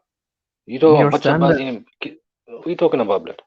Your standard for a man, like, just because someone memorizes the Quran, he's a good age now. Well, I never said that. I'm saying, Maverick X was saying, and you were saying that the Quran is memorized by 10-year-olds. You said this earlier on. Maybe right now it's 7 hours 51. Maybe around 6 hours ago, a 6 hour time. You said this, right? So you have no problem when using 10-year-old boy as an example to support your own belief. But as soon as Abdullah ibn Abbas is 13, memory, yeah. So as soon as Abdullah ibn Abbas is 13, you got a problem. As a matter of fact, and another thing, why is Abdullah ibn Abbas you believe that his education stopped at 13 when the Prophet passed away? Is that what you believe? Okay, first and foremost, when I use the 9 and 10-year-old as an example when referring to the memorization of the Quran, that's actually showing you the simplicity of how easy it is to memorize the Quran, that even a child can memorize it. That's the point. You understand what I'm saying? That's what you believe anyway. You believe the Quran is just the Quran. But wait, before you jump into other stuff, yo, go. Just listen, Vegeta. The point is, the Quran is so easy that it can be memorized even by a 9 and a 10-year-old. That's not 10-year-old. That's rating the Quran. That's saying that the Quran is so easy to memorize that even a child can memorize it. How can you understand that point? And then but the point that you're making is Ibn Abbas, who was 13 when the Prophet died, let's say if we're gonna be nice to him, he spent at least 3 years with him. So between the ages of 10 and 13, what kind of a quote unquote great companion is he that you guys are making him out to be? Especially when you say he does stuff like tafsir by Ibn Abbas. Like what? Was he taking notes at 10 and 11? Yeah. Is that what he was? Anyway, 10-year-old, 11-year-old? yeah, you can't do it, bro. But anyway, what you said, bro, that the Quran is easily memorized, and even a 10-year-old, you believe in the Quran alone concept, right? But that has no relevance to that. Do you believe in the Quran alone concept? Okay, go ahead. All right, you believe in the Quran alone concept. So you telling me Abdullah ibn Abbas never had the same Quran memorized, or as the Quran that you read today? So if he did, bro, according to you, Abdullah ibn Abbas is the man. I don't have a So that's problem memorize the Quran. that according to you, Abdullah ibn Abbas is the man for you, bro. Because Why? you believe in the Quran alone concept. Okay, and Yeah, so what's the man's age got to do with anything? If you believe in the Quran alone concept, what's the man's age got to do with anything? because I'm trying to see the validity, like, because you're putting a lot of weight on this child's shoulders. You're saying that he was this great companion that does tafsir of the Quran, etc., etc. Don't you think you're putting a lot of weight on a child? I mean, there's another problem with you here.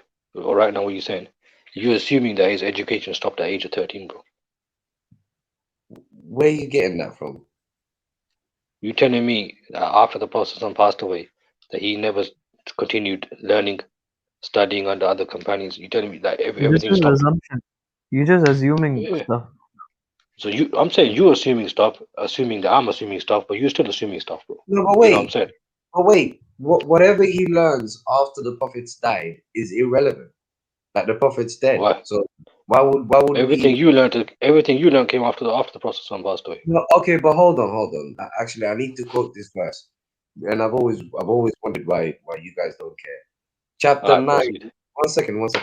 Chapter 9, 101 says that even the prophet does not know who were the hypocrites among the companions.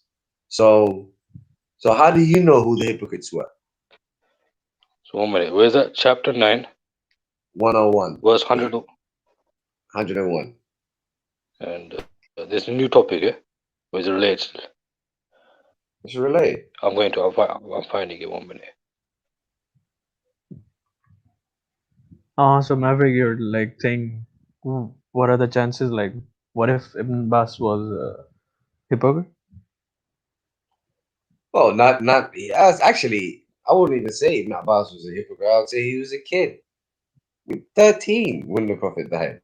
I don't even know how to take that serious. Damn. So 1 minute. Okay, that's the final destination you want to take this. You want to call Abdullah bin Abbas hypocrite? No, I'm just saying he's a kid. Okay, no problem. I'm not saying anything about it. It's just a kid.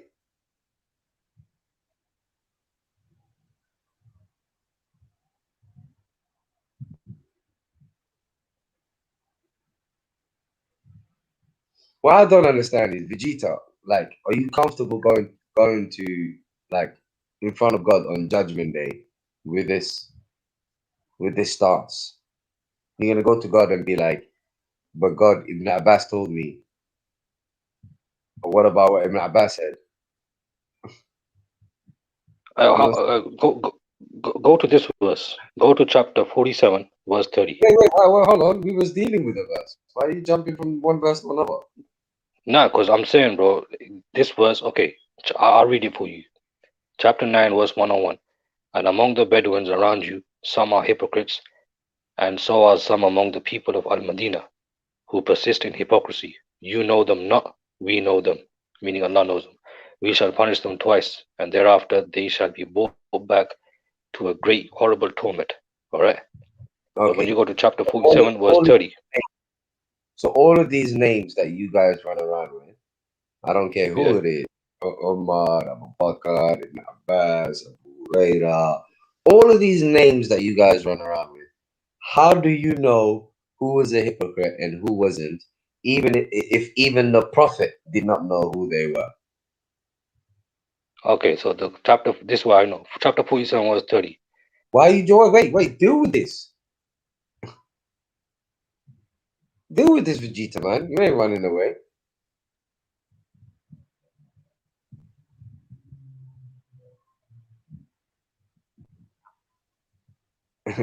I'll give you time. Think about it. Try and think about a good argument, at least a good argument, please. Like, it's got to be somewhat, like, you know, give a good go.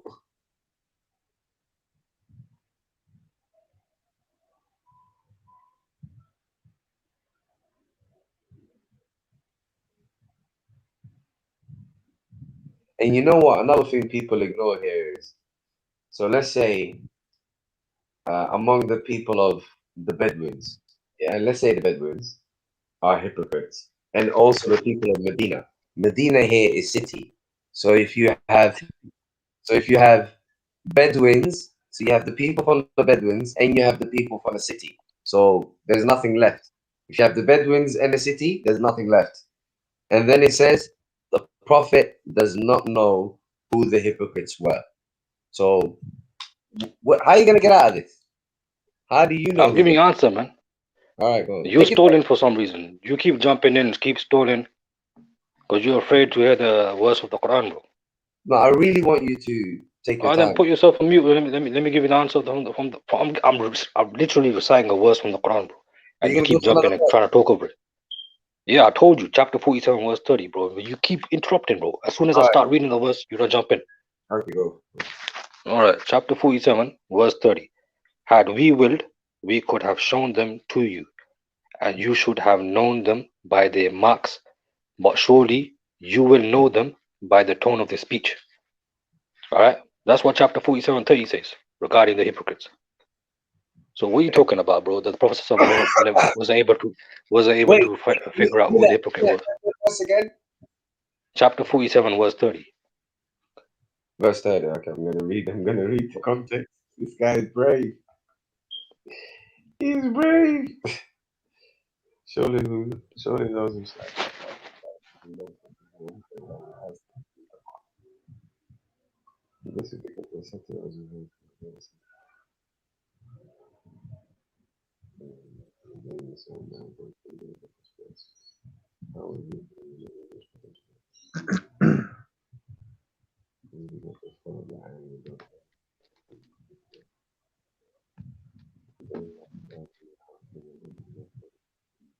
So the context kind of starts at verse 25.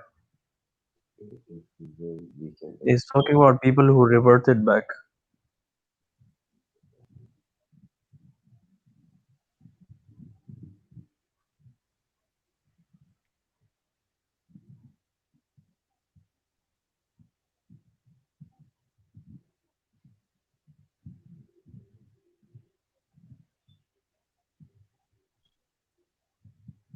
Okay, yeah, it's talking about the people who reverted back. Okay, so what's that got to do with hypocrites?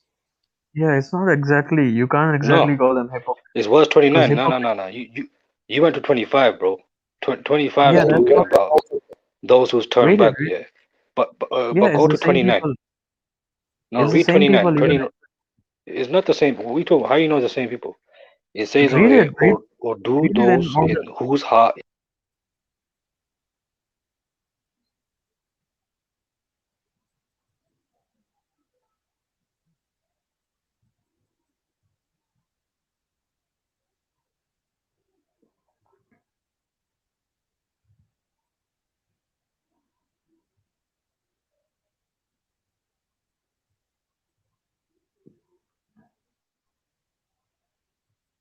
Yo.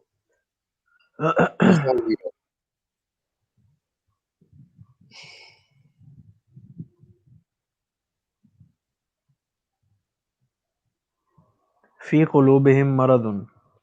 In their heart is disease. So if you go to Surah Baqarah and Surah Baqarah verse 7 or 8, same people. It talks about the same people. In their hearts is a disease. Wait, not only that, are you saying that this verse contradicts the verse before? Because if the verse before says that the prophet does not Yeah, know who hypocrites are, good point. are you saying this verse says that he does know who the hypocrites are?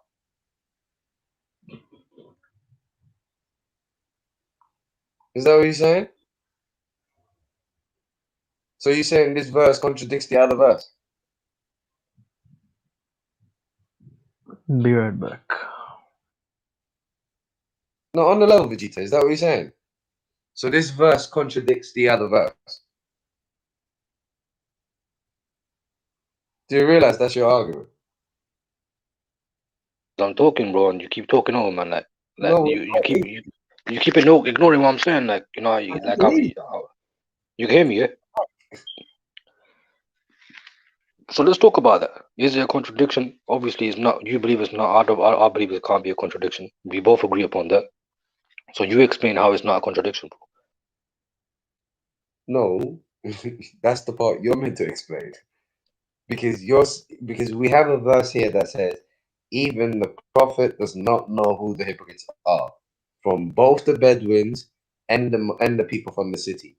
So both sides, he does not know who the hypocrites are. But you're now bringing a verse to somehow do what? Yeah. Yeah, what's the verse gonna do? So 1 minute. So this verse is not. You do not know them, meaning. Meaning? The verse. Yeah, verse 9, 101. You don't know them? You don't know them, but 47:30 says that you can. So it contradicts the 9101. What are you saying?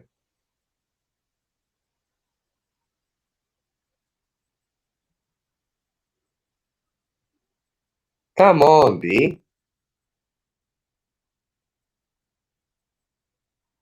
Your mic is playing up again because I can't hear you if you're talking. You can hear me now. Yeah, now I can hear you. Yeah, I don't know the answer to be honest. I'll be straight out with you. I don't. If I don't know, I don't know.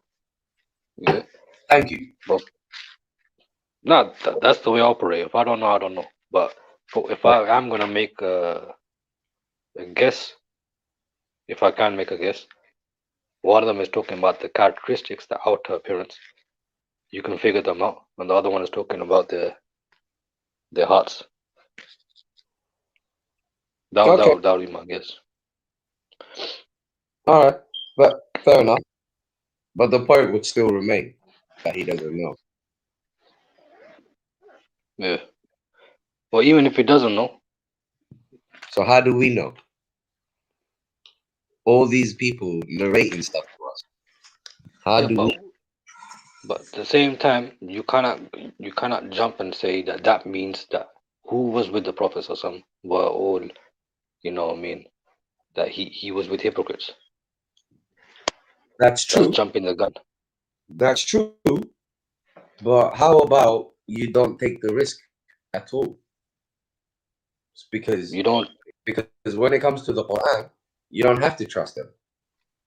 Because the Quran has falsification tests. Yeah, but at the same time, there were people like Muhajirun and the Ansar that have been praised by Allah in the Quran. Some of them. Exactly. So we don't know.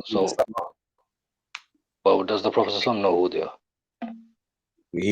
Clearly he doesn't, because he doesn't know who the hypocrites are. Nah, so 1 minute, you telling me the Prophet never knew who was a Muslim? Not according to what we just read. I don't know, man.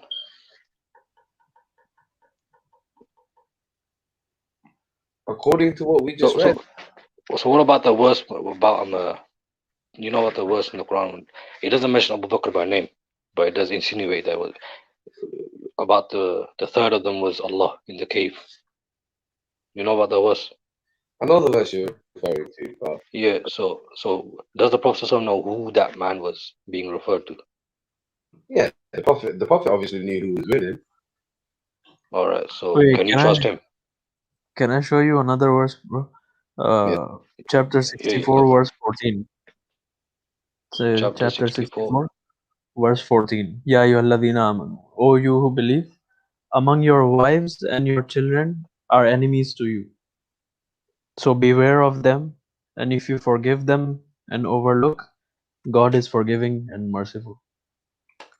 So it's telling like everyone who 64, believes. 64, 13. Tera yatis. 14. 14. 14. Sorry. So even the believers are like, he's warning believers, like there are enemies in your own family. There are enemies to you. Yeah. So it's not I like mean, that was what we understand was, you know, when there was the Muslims migrate to but some of them stayed behind because of their families.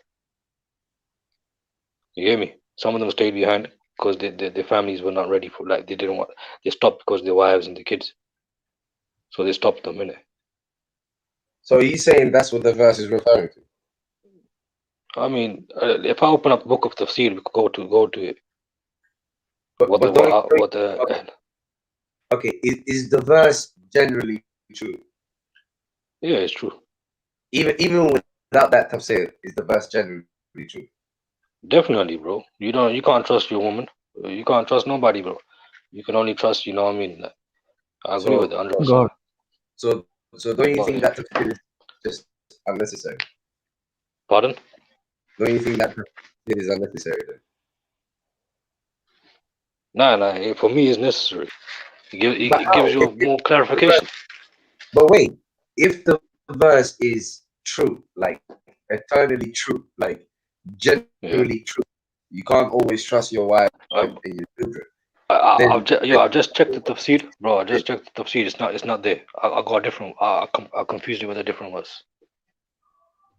So now you get accepted. Yeah, I confused it with a different verse. But I could open up I could open up the tafsir book. Surah Taghaban. Let me check it out, bro. Warning against fitna of spouses and offspring.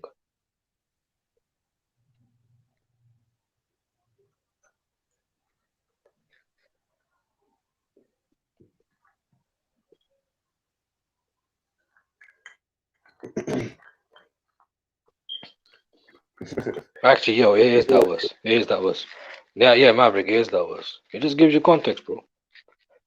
No, but it just gives you okay, context. but it didn't. Okay, do you think did it make the verse better? Did it improve in any way? Yeah, it did, bro. Really? Yeah. How? If the verse is generally true, how did that explanation make it better? It tells you why it was revealed, how it was revealed, when it was revealed. You know, and it gives you an example. You know, that which you can relate to yourself. So when you want to make a move, I can already relate to the verse. Like I don't see the point of that tafsir. yeah, you could be arrogant or whatever. Say I don't need no examples. I don't need none of the. But you still watch movies, bro. You watching Netflix movies and getting inspired by Netflix and getting inspired by flipping cartoons and all that stuff. But when you hear the stories of the Prophet Sallallahu, you telling me you don't need it. You know what I mean? I'm telling you, folks, you man's are hypocrites from day blood. Why are you comparing cartoons and all of that with guidance? Because you mans are taking inspiration from movies.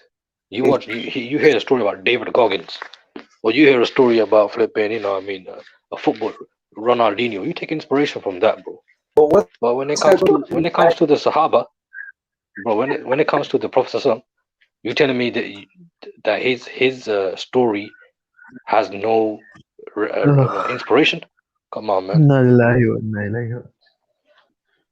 Yeah, you could say that, bro. You could say that, Mkuru, because I'll kill you. Jita, let me ask you a question. Was the Prophet lost before the Quran? Was the Prophet lost?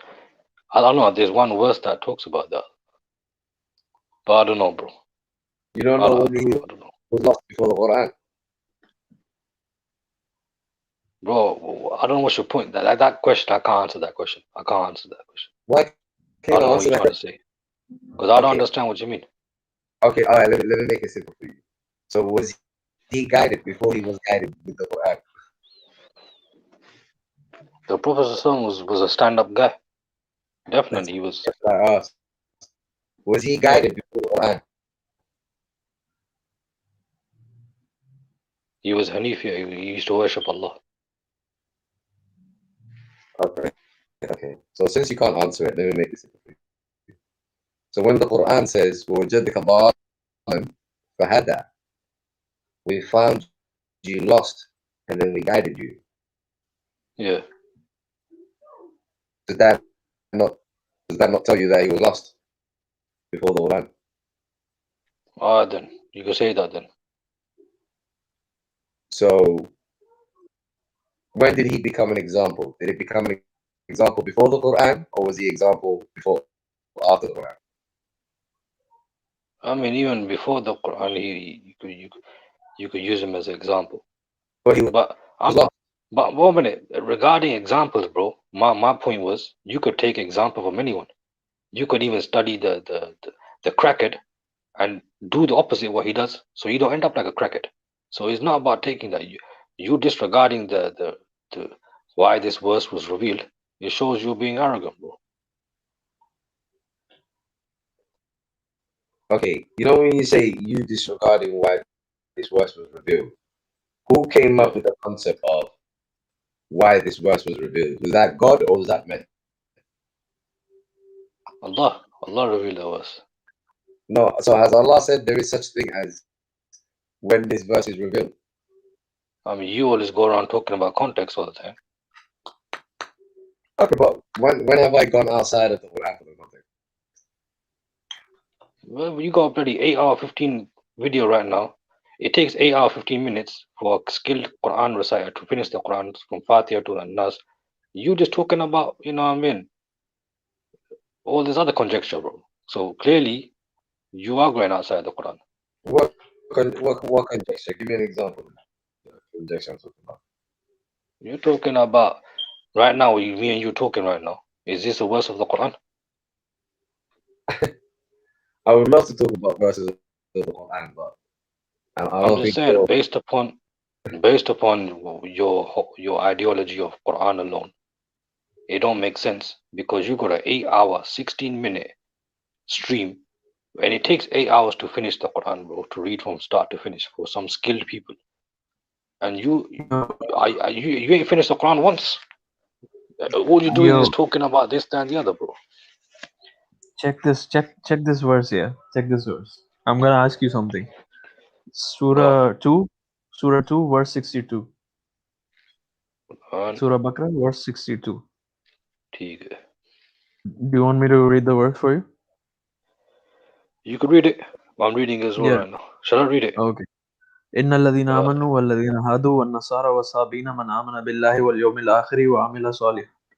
Those who believe, those who are Jews, and the Nasara, Nazarenes, and the Sabians. Whoever believes in God and the last day and does good deeds, they have their reward with their Lord, and they do not need to fear. Yeah. So look at this verse. Like, think about it for a minute. Like, really think about it. Forget about us. Okay, we're gonna go to hell. Me and whoever. But these guys, like, they're Jews, they're Nasara, and so Quran is saying these are Jews, these are Nasara.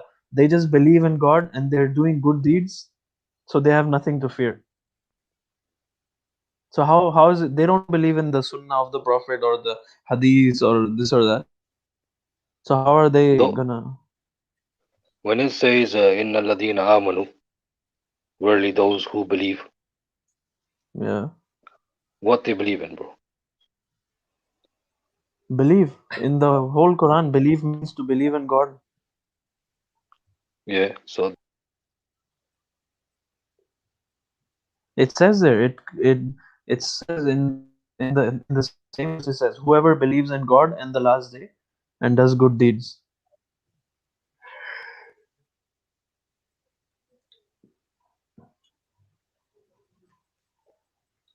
think about it, man. Like no pressure to answer or whatever, but just like think about it. It's not about like following one religion and praying in one way and praying this way and that way according to some sect. It's not about that. This is not why the Quran. This is not what the Quran talks about. It just talks about being a good person. That's it. Believing in God and the last day and doing good stuff. Nothing about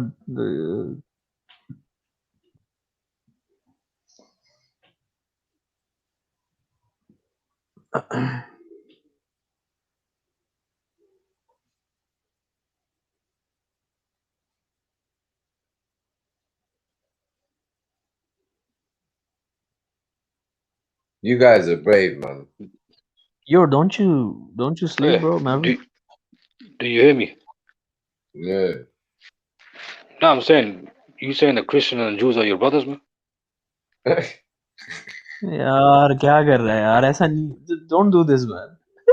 Bro, I'm saying the Muslims that were amongst the followers of Isa, the followers of for Musa, yeah, they are brothers in Islam, bro.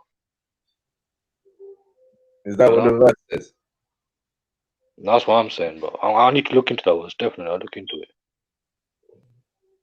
Yeah, but just think about it. Like no pressure, man. Like no one's forcing you to answer or whatever. Just think about it. Bro, it's no problem. It's like I hear your questions and answers.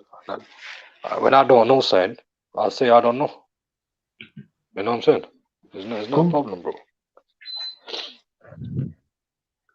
Well, let's be honest now, Vegeta. That's a bit of a surprise, that, you know what I mean?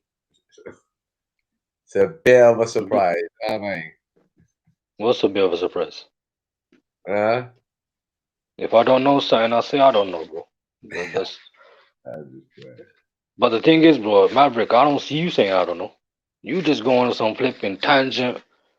Yeah, you go on some flipping A40 to the A4 to the flipping A406. You go all around, blood. Uber driving all over the place, bro. Just then you come right to you. I'll be honest with you. There is many things that I don't know much about. No, man. There's so much. Like, I barely even know like 1%. Not many things. Most things, bro. I say 90. I don't know nothing, bro. Furthermore, I'm comfortable saying most things. I ain't got a clue. I don't have a problem saying that. But when it comes to the deen, it's not that I know everything or I know that much, but I'm comfortable referencing the Quran. That's how much I know. But I'm comfortable referring to the Quran every single claim that I make. That's it. Nah, but you got no choice but to try to explain, because there's nobody that preceded you in saying No, what you're I saying. don't even need, but you're not listening to me. I don't even need to explain it. Like, I'm completely comfortable with accepting whatever the Quran says. Yeah, so I don't explain it. That's just an excuse. bro, you have been explaining this 16 8-hour stream, 2-hour stream, 5-hour stream. What's that, bro? That's what explanation, bro. I ain't been explaining nothing. We've been going through the Quran. We've been going through verses. So you saying the Quran doesn't need no explanation? Nope, not at all. Oh, furthermore, since you said that, can you read 11:1, please? Chapter 11, verse 1? Yeah. Okay, 1 minute. And remember what you just said.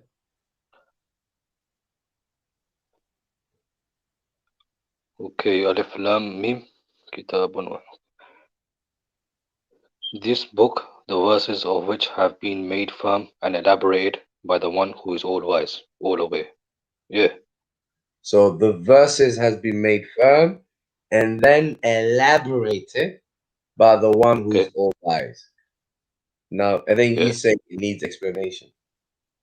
No, I'm saying, I asked you, does the Quran be explained?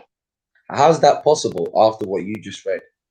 The verses have been made firm and then elaborated. So what are you talking about?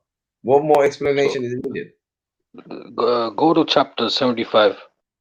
Chapter 75, verse 16. Let's go to chapter 75, verse 17. Are you going to try and contradict this verse? No, I'm gonna explain. I want to show you how. I want to show you the explanation of this verse. Inna alayna jam'ahu wa qur'anahu. Right? It is surely undertaken by Allah, by us, to store, to jam'a, yeah, the Quran. And then it goes to the next verse. Oh, you were thingy in 17. Right? Indeed, upon us, it's its collection and its recitation. Okay. Yeah. Do you want to go? Do you want to go to the next verse? Go to the next verse, bro. Okay. Okay. And when we recited it, you shall follow its recitation. Okay. Now go to the next one. And then the next one. And then indeed upon us is its explanation. Okay, so after the Quran, yeah. So that's what I'm saying. After the Quran has already been recited, right? Then thumma, right? It says thumma. Then it's upon Allah to explain it. Clarify. So that's what I'm saying. Clarify. Yeah. Yes. Yeah. The So I'm saying. The clarifying is something that happens for those that God wants to understand the Quran. It's not because you got to understand the Quran. Some people will read it and reject it. And some people will read it and be guided. That's the clarifying. But I talked to this in the comment section before, bro. It says that Allah sends messengers or prophets with clarified verses to people that reject it. So people are rejecting clarified verses, bro. Yeah. Innit? Yes, it's clarified verses, but they still reject it. It's not clarified to them. It doesn't mean that it's not clarified. It's just they will claim that it's not clarified. That's what they will. But hold on. Are you now again saying that this verse contradicts the earlier verse? No, it's perfectly in line, bro. Perfectly in line. So The Quran has been. So are you saying that as it says in 11:1,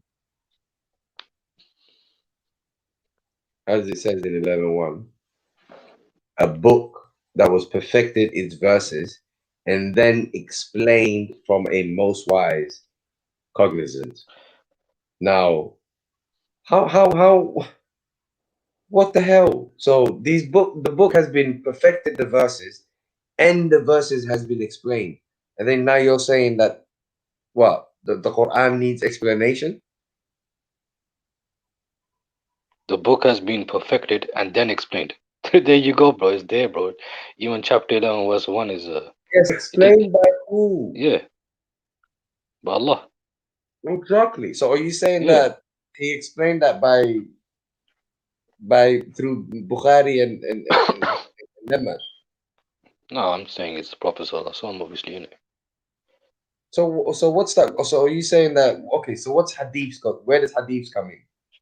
Bro, even the hadith part, yeah, you're going to another chapter, bro. Just focus on these Quran verses, bro. The verse says, chapter 11, verse number 1. It says, ثُمَّ فُصِّلَتْ مِنَ then explained. Where is it going, bro? Yeah, explained. It says then. After.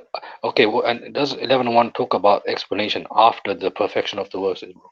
But that's because the Quran, you got to understand, the Quran as a whole, you have verses and context that clarify other contexts or other verses. So that's how it explains itself. Like, for instance, you guys have a tradition called Quran bil Quran.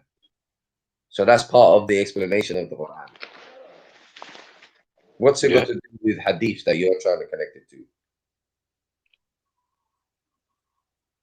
I mean, if the book is perfected, right?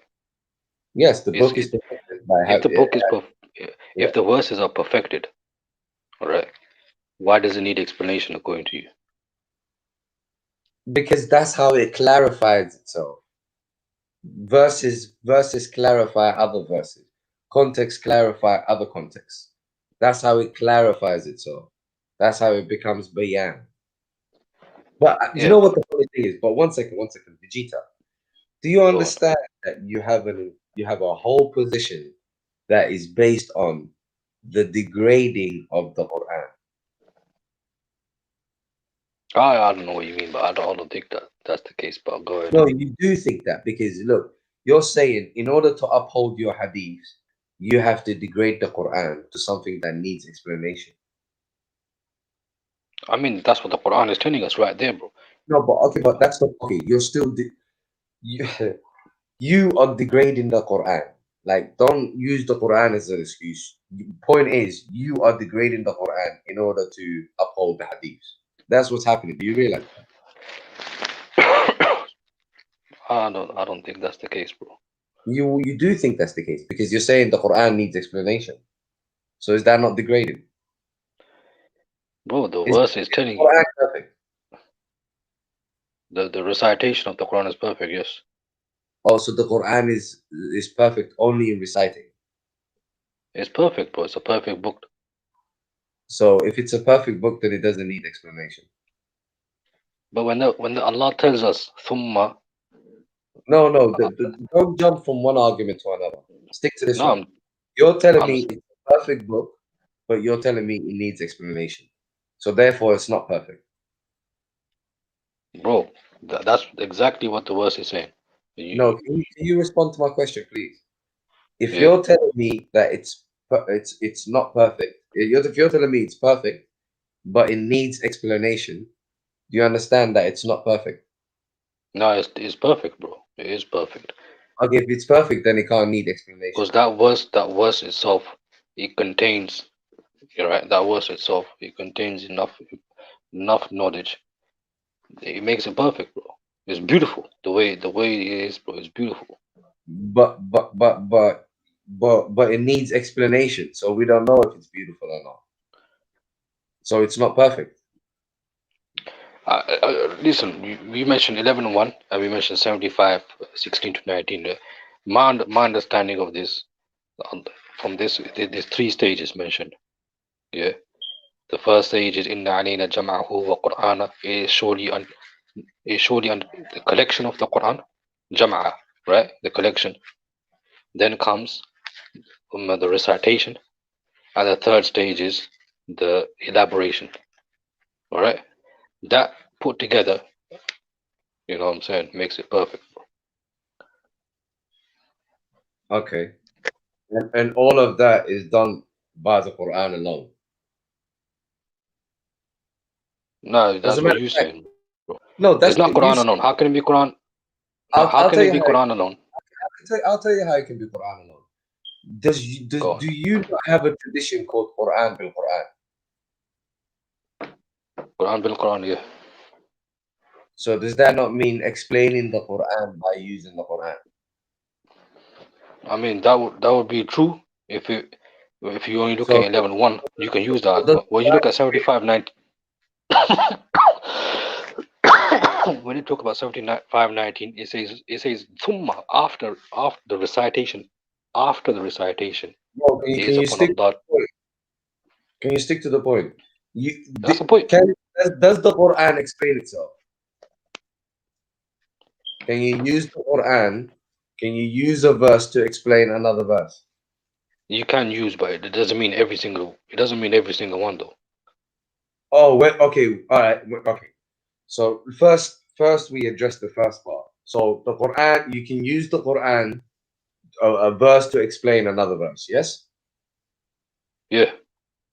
So that would. So okay, it's corroborate. Good point.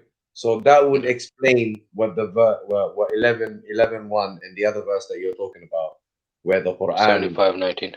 Yeah, where the Quran basically the verses are detailed and then explained further. Now, what's that got to do with hadith? Like, I still don't understand. Like, where do you bring in other sources? That's what you choose to understand, to fit your own paradigm, your post-colonial paradigm, where you want to stick to the Quran bil Quran, right? But the verse itself says it directly, bro. There's 3 stages, bro. It is surely undertaken. It says it is surely undertaken by us to store it. All right, and to let it be recited. Yeah. Inna alayna jama'ahu wa Qur'ana. Like the collection of the Quran. That's what you believe in, to be honest. You only believe in the first part. Then it's the recitation. Then it's the elaboration. Right? So before you said the elaboration, before you said this right now, you said before you said the clarification is to do with people that understand it. That's what you said first. Can you explain which of the 3 points that you mentioned is not by using the Quran? And by the way, thumma is not after, it's therefore. No, it's then. Thumma means then. Therefore. Yeah. Thumma means then, innit? No, it means therefore. Okay, therefore meaning based upon what was said before, right? Yeah, that doesn't mean after, though, does it? I don't know where you get that from. Therefore, bro, that part that you want to add that to yourself. That's upon you, blood. Right now. This is upon you, bro. You're the one who's making the claim. No, you're making a claim. You're saying that this refers to. That's not even a big deal. Let's not divert. The point is, out of the 3 points that you made about the collection of the Quran, the recitation of the Quran, and the explaining of the Quran, which one is not done through the use of the Quran alone? Which one? All 3 can be done with the Quran alone. So there goes your entire argument. And the Prophet, and also the explanation can be done outside of the Quran. It's not necessary. If it can be done, no, it's not necessary. But it's being done by. Wait, hold on. If all 3 can be done by the Quran alone, then what's the use of anything else? It can be done by the Quran alone.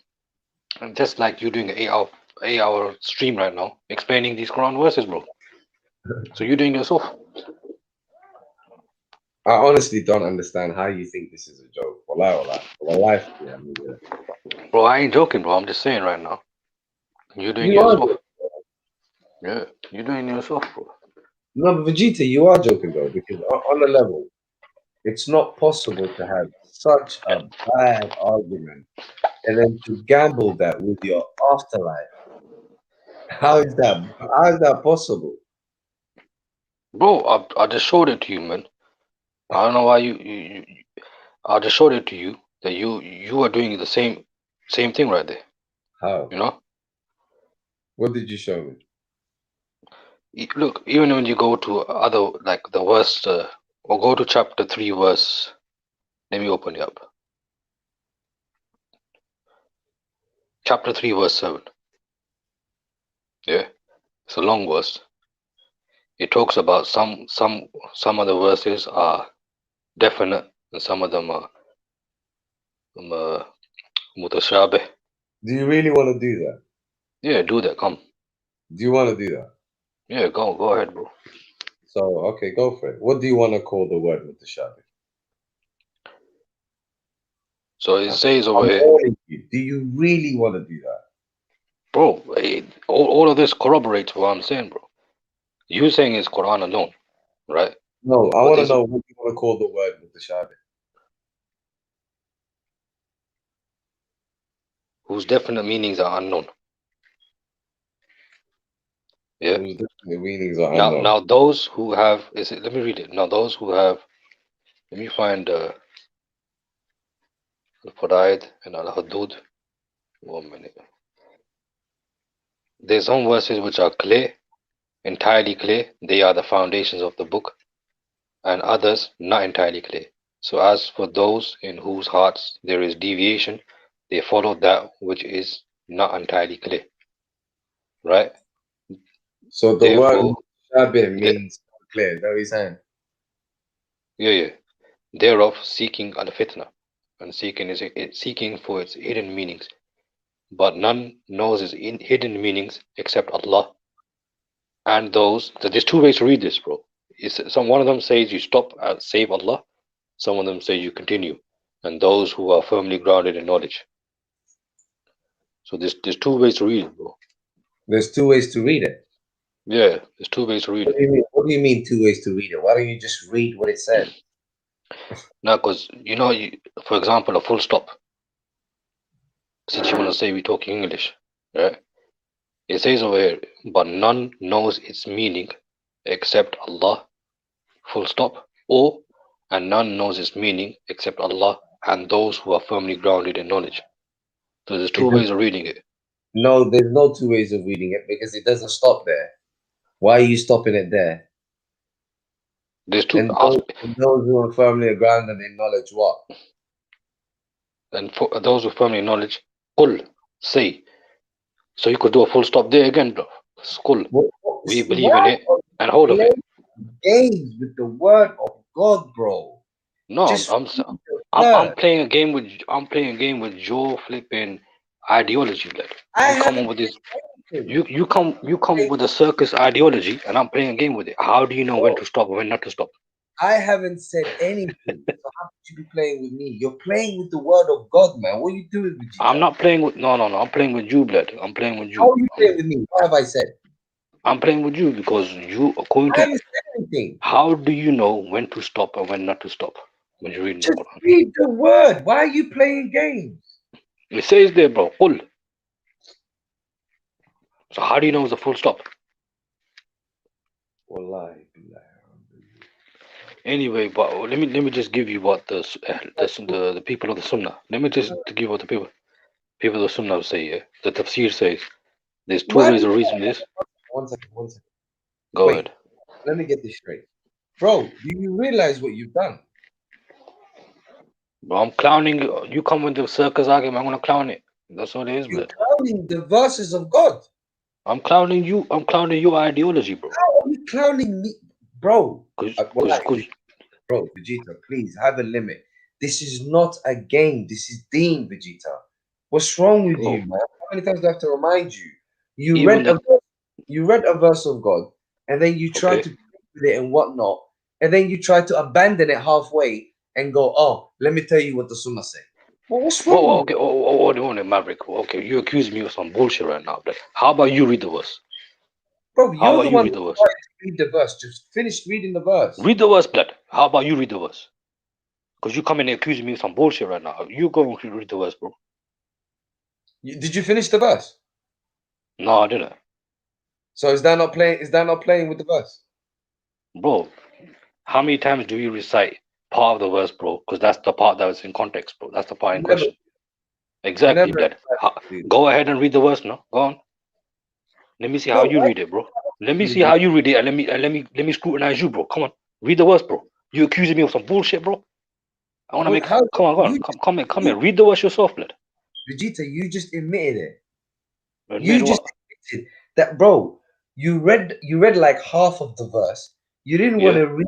You didn't want to continue reading it because you wanted to paint a narrative, and then you're like, "Oh, let me tell you what the tafsir says." Like, why are you playing them games, man? All right, man. If you think that's the case, man, think that's the case. Now go ahead, read the verse. Go on, proceed.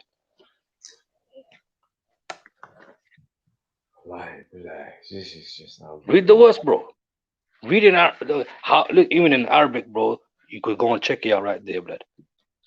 Check it out right there. It says, "Wama ya'lam ta'wilahu illa Allah." Then you could stop. If you could see, it says stop there. There's a qaf on top. All right. Then it goes, "Warasikhuna fil ilmi yaquluna amanna bihi." And it goes again. There's a little stop there. Hold on. Why are you like commentating? Can you not just read the verse? Bro, even the Arabic you're reading, bro, in the Quran you read, there's a stop right there, bro. What are the signs of the top? Commentating. Just read the verse. Because according to your ideology, bro, you only believe in the Quran where there is no dialectical marks, bro. There is no marks, bro. According to you, there's no marks in the Quran. Where do the marks come from? This is bloody. Where do the marks come from? Listen, I'm just proving you, bro. You are based on you are relying upon the scholarship of Ahl Sunnah. You rely upon the scholarship of Ahl Sunnah, and then but you follow the flipping ways of the post-colonialists, bro. That's just proof right there. This Well, is okay, show me how the Quran was written at the time of the Prophet. Was it just written the same way you're reading right now? The earliest manuscripts wasn't written the way you're reading right now. that's where we're at now. The earliest manuscript written the way. Exactly. So that's why I stopped, bro, just to show you. That's why I stopped, just to show you, blood, what you're about. You come out here accusing me of joking around with the Quran. No, I'm not joking. I'm joking around with what you come up with, blood. You minds are believing in some next fairy tales, bro. What have I come up with? You saying, bro, according to you, all right, according to the Quranist, bro, the Prophet Sallallahu, yeah, he wrote the Quran down. But when you look at the earliest manuscripts, right, there was no marks on top of there was no diacritical marks. There was no marks in the Quran. Yeah, these marks were added on later on to facilitate, to make it easier to read it. Yeah. That's based upon the scholarship of Ahl Sunnah, bro. So your whole thing is based upon the scholarship of Ahl Sunnah. So you saying Arabic is based on the scholarship of Al Sunnah? Yeah. Arabic. The recitation of the Quran, how it's meant to be recited. Is it not simply Arabic? No. Oh, really? I mean, when do you when you have the Quran reciters, right? They will pause at a certain place in the Quran, right? What the hell does that mean? Are you talking about grammar? For example, bro, you can't read. You know when the Quran quotes, Allah quotes the Fir'aun or quotes the devil. Yeah, you cannot just start with the statement of the devil as is. You have to read the whole verse to put into place in it. So now you're talking about grammar. All of that, bro. All of that. How to recite, the recitation. Is it how long you stretch certain words? Yeah, that's based upon the scholarship of Ahl Sunnah, bro. But I can't be what I am. Yo, ING, bro. Let me take a break. So yeah, you're saying it's where is the full stop supposed to be? Yeah, chapter 3, verse 7. Yeah, where? Like, وَمَا يَعْلَمُ No, تَأْوِيلَهُ hold إِلَّا on. I asked Maverick to read the Quran. Sorry, you're reading Immigrant. If you're reading, continue. Yeah. وَمَا يَعْلَمُ تَأْوِيلَهُ إِلَّا اللَّهُ. So you're saying that's where the full stop is? No, you tell me where the full stop is. Because you don't believe in full stops.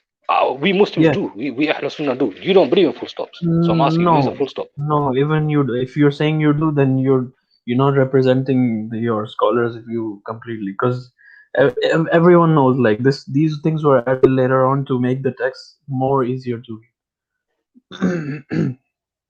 To recite, yeah? To recite with the true meaning. Yes. That depends. True meaning according to who. Yeah. Okay, so 1 minute. Where is the full stop according to you? According How do you to know me, the full stop is there? Because that's my point, read it. It's okay, I'm telling you.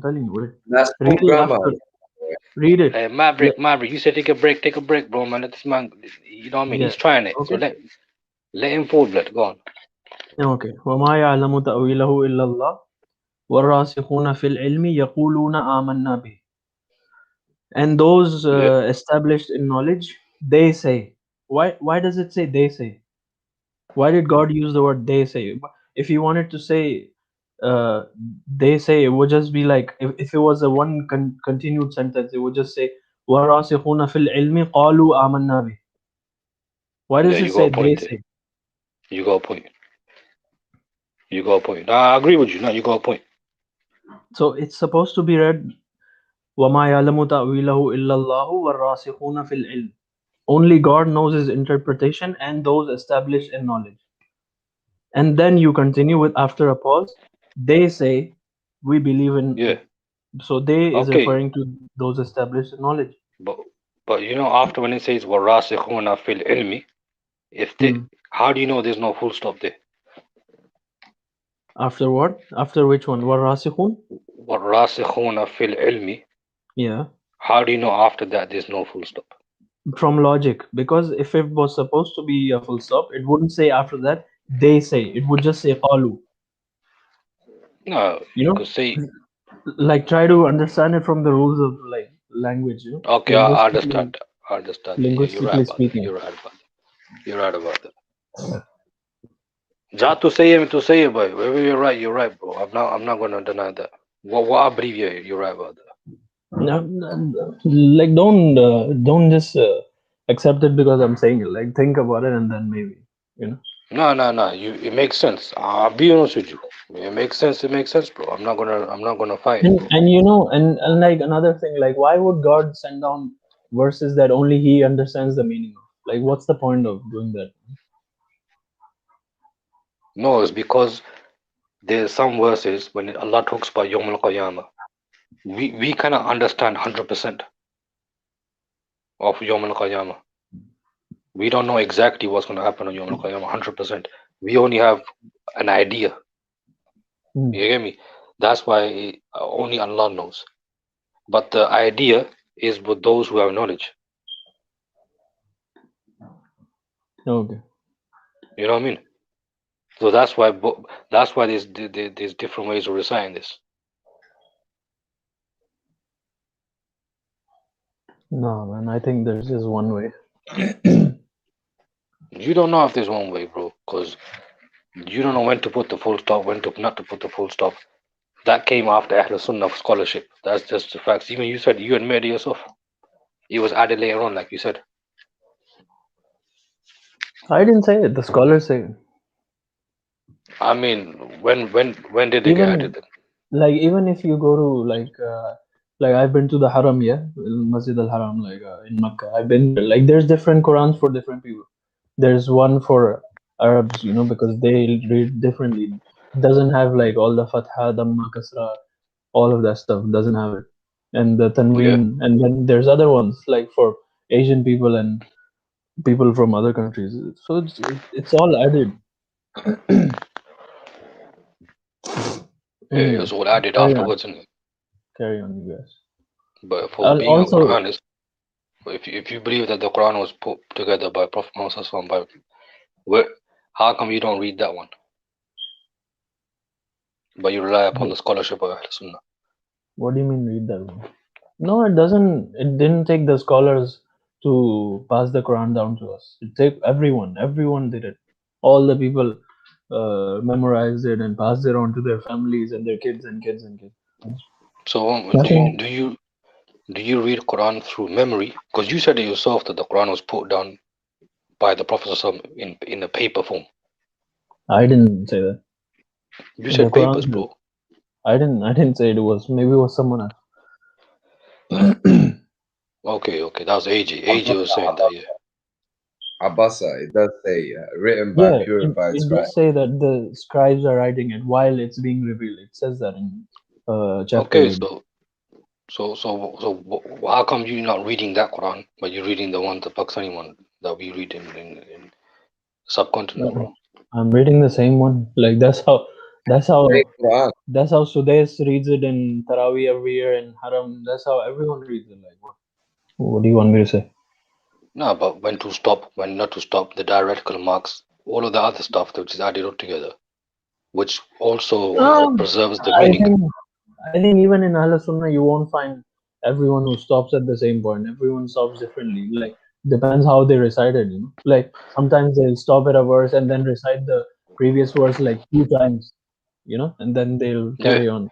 So but that has to be done within rules, bro. There's still rules regarding that. What makes you think that has to be done within rules? Like, why do you think this recitation thing, this melody? So for example, when the Pharaoh in the Quran, Allah quotes the Pharaoh as saying that the Pharaoh claimed to be the Most High, right? You need to put that into context. If you recite it, making it look like that, that Allah is saying something blasphemous, then you're reciting it according against the rules. But that's called grammar. Yeah, exactly. There you go. There's rules, bro. That's what I'm saying. What's You're grammar?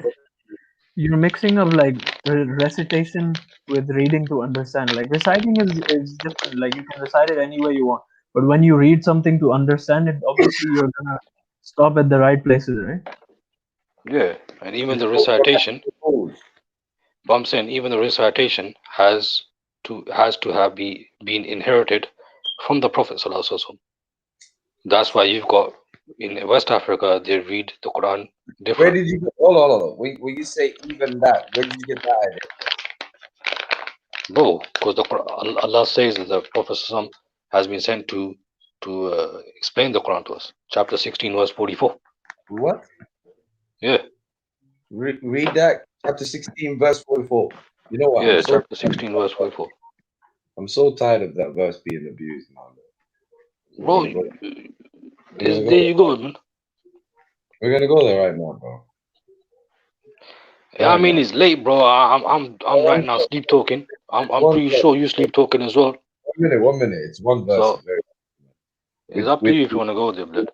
With the clear proofs and the scriptures, and we send down with the clear proofs and the scriptures, and we send down to you the reminder that you may make clear to the people for the people what it was sent down to them, and that they may reflect.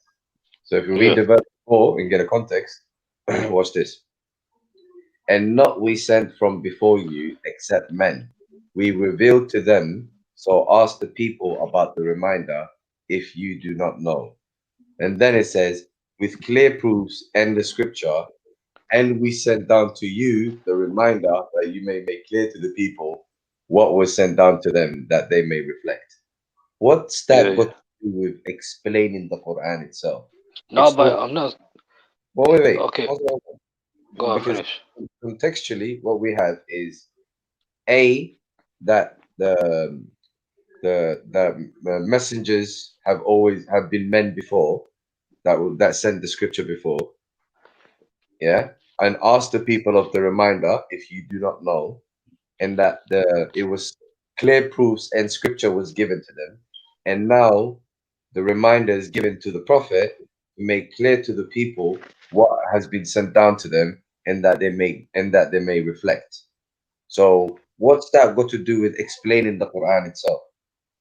Alright, so what was the question that I brought this verse up? You said something about the prophet explaining the Quran. No. See, that's why I'll give you the excuse because it's 5 a.m. in the morning. You're in the same seat as me, bro. But Okay. you're talking about the different ways of recitation of the Quran. Okay. Right? And I was saying that all those qira'ah, or the recitations, it has to go back to the Prophet. It has to be inherited from the Prophet. So you got people in West Africa reciting Warsh, and then you got Hafs, and you got all the other styles, right? Those are only two I could think of in my head right now. I'm saying the Prophet has to authorize. He had to authorize these different ways of recitations. But they are not different ways of recitations, though. You guys call them different ways of recitations too. I don't know why, but that's not what they are, because dialects. No, they're not even different dialects. See, even that's another. Because, for instance, if we look at the watch, if we look at the watch and this one, then we have, for example, the famous example they love to use is Fatiha. So they say Maliki Yawmiddin or Maliki Yawmiddin. They are not. That has nothing to do with dialects. That has nothing to do with modes of recitation. That is entirely different meanings. One is a king, and the other one is an owner. So that has nothing to do with dialects, nor has that anything to do with mode of recitation. And it's easy to eliminate the one that is false, and I'll tell you how. Because the very chapter afterwards, قُلْ أَعُوذُ بِرَبِّ النَّاسِ, what does Allah say? أعوذ بالله من الشيطان الرجيم بسم الله الرحمن الرحيم. قُلْ أَعُوذُ بِرَبِّ النَّاسِ مَلِكِ النَّاسِ. So he's the king of mankind. If he's the king of mankind, he can't be the king of a day, can he? Bro, you can't have both. Nah, but the king of the day of judgment. No, but Malik he's Yawmiddin. king of mankind. Yeah, So but king of 1 minute. mankind would But already include Judgment Day. yeah, When he but the thing, be the king of mankind. but Malik Nas, right? The worst people recite Malik Nas. Yeah, but respond to what I'm saying to you, Vegeta. Yeah. How could he possibly be king of a day if he's king of mankind? But he could be both. How? Allah is both. No, but how? If he's already king of mankind, he would Yeah. be king. Listen, he would be king as long as mankind exists. So, Yeah. how would he be king of a day? How would that work? What's wrong with that, bro? I don't see nothing wrong with that. ING, help me out. Did you understand what I'm saying there? Listen, bro. If I'm failing to understand, it's 5 a.m. in the morning. Yeah? Fajr's in like half an hour. All right. So you understand that, but I really don't see no problem with that. Let me try again. Go ahead. God is king of mankind. Yeah. So he will be king of mankind today. He will be king of mankind tomorrow. He'll be king of mankind next year. Correct? Yeah. So if he's king of mankind forever, when is he going to be king of a day? I mean, on Yom Al-Qiyamah is not only mankind gonna be put into judgment. The animals are gonna be put into judgment, bro. So he's king, bro. Allah is Al-Malik. So wait. Oh, let's consider that now. So is he going to be king of a day for animals and other jinns? Everything. Allah is king of everything, bro.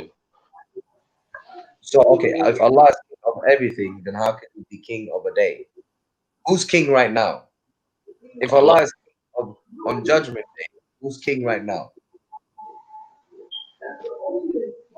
Allah is king. So if Allah is king right now, he can't be king of a day. You gotta be consistent. No, he is consistent, bro. How? Why can't you be both? Why can't you be both, bro? Because if you're king at all times, then there is no need to specify a particular day that you are a king. Is the day of judgment special? Is it khas? Is it special? Oh my God. Brother, come on, man. Is it special? It is special, right? There is, it's not the same as every other day.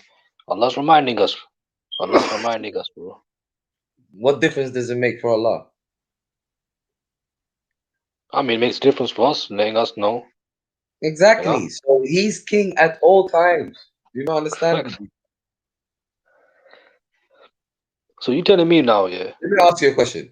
Is Allah king at all times? All times, bro. Of course. Then how can he be king of a day? Brother, you can't have both. You can't have both. It's not. 1 minute. Is Allah king on Day of Judgment? He's king of all time.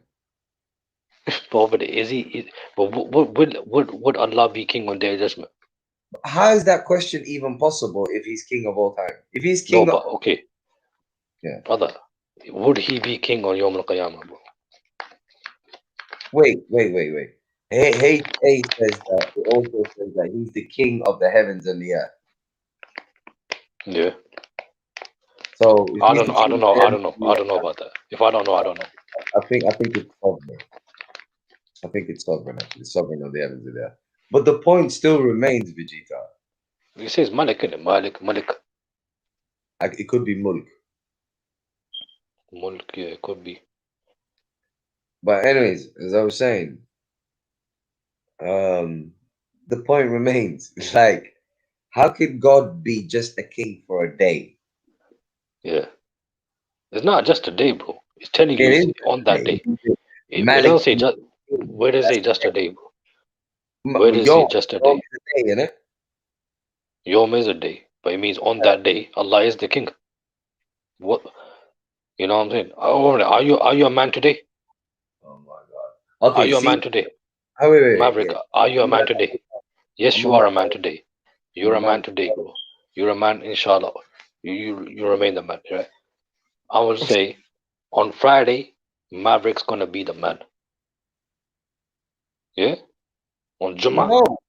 Alright? Okay. Oh, No, wait, yeah? wait. That When doesn't we say, contradict. no, it does contradict. Because when you say on Friday, Maverick is going to be the man, you're not talking Yeah. about man as we know. Don't try to play those games. You're talking about the man. He's going to be the main Yeah. guy Friday. The main guy. The main All guy. right. Yeah. Now the reason I'm the main guy on Friday is because I'm not the main guy today. How on earth could you compare that to God? Are you saying No, he's the main? Are you saying God is the main on Judgment Day? He's not the main now. no, I'm saying let's say you're the main guy. Maverick is gonna be the main man on a special event. You're still the main man, bro. You know what I'm saying? You're the main man.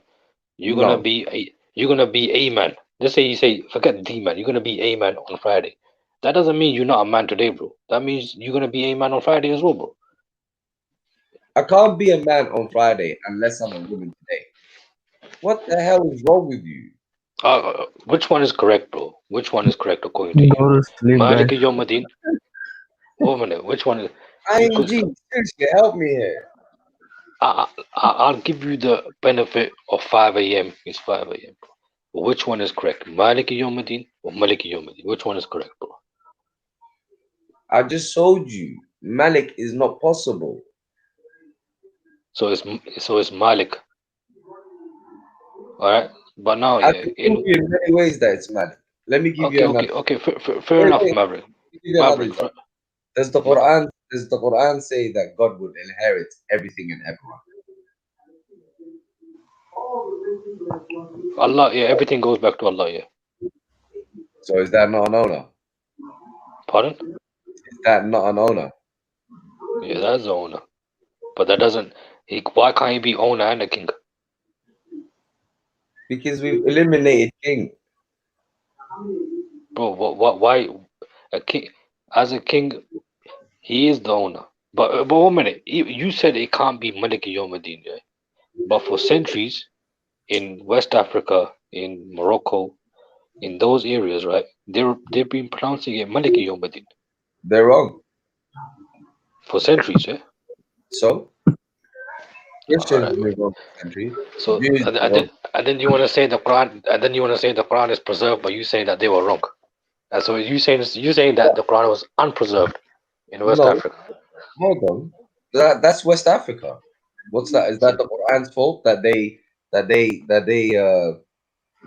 It was one guy. It was one qazi over there who was like cleric. Yeah, so he passed on the Warsh recitation. Yeah.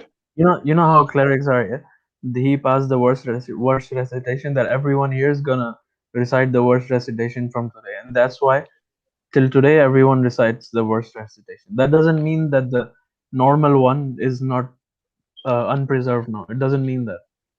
No, I believe they're both preserved. So you saying one is unpreserved and the other is preserved, and then at the same time you believe that the Quran is preserved, but at the same time you saying in West Africa the Quran wasn't preserved, because till this day they recite as Malik Yawmuddin. They're worse people, bro. So it goes against a lot of narratives there, man. No, but I'm just saying one guy wanted to pass one recitation in one place. That's it. That doesn't mean that it's now a valid recitation just because one guy decided to pass that recitation. There is just one recitation that everyone's used since the beginning, and that's the one that everyone recites. I think it's like the one referred to 95%, Hafs? or even 99%. I think that recite the same one. The majority do recite it that way. I agree with you. But you believe that the Quran is preserved. We both believe the Quran is preserved, right? So in West Africa, where they have something known as the Quran, where they have what you call something known as the Quran, because you're saying that's not the Quran they have. You're saying to me that in West Africa they don't have the Quran. No, they have. Like, if you want, like, we can give them the Quran that we recite. Khalas, they have the Quran now.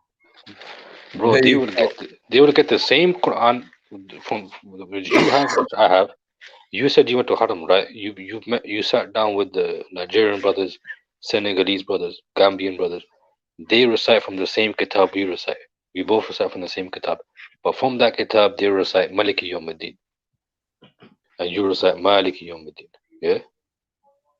So that means, according to you, the Quran hasn't been preserved to them. What? How does this mean it's not preserved? Because you telling me Maliki Yawmiddin is wrong. No. All right, man. Bro, Maverick and Imguru, can I have permission to take a break, man? Cause yeah. Yeah, let's go, man. I'm gonna go as well. Ijazat hai, huh? What the you Yeah. flipping in Australia, bro? What time is it there, blood? 4 p.m. I Weekend, ain't got man. enough time, bro. I'm having my last spliff and then I'm out of here myself. All right, Yeah, man. yeah. I'll chill. I'll let you folks finish off, bro. Let me quickly answer HA. He says that my issue would apply even with both words. Now, the reason owner will not be a problem is because right now Allah has allowed people to think that they are self-sufficient, that there is no God.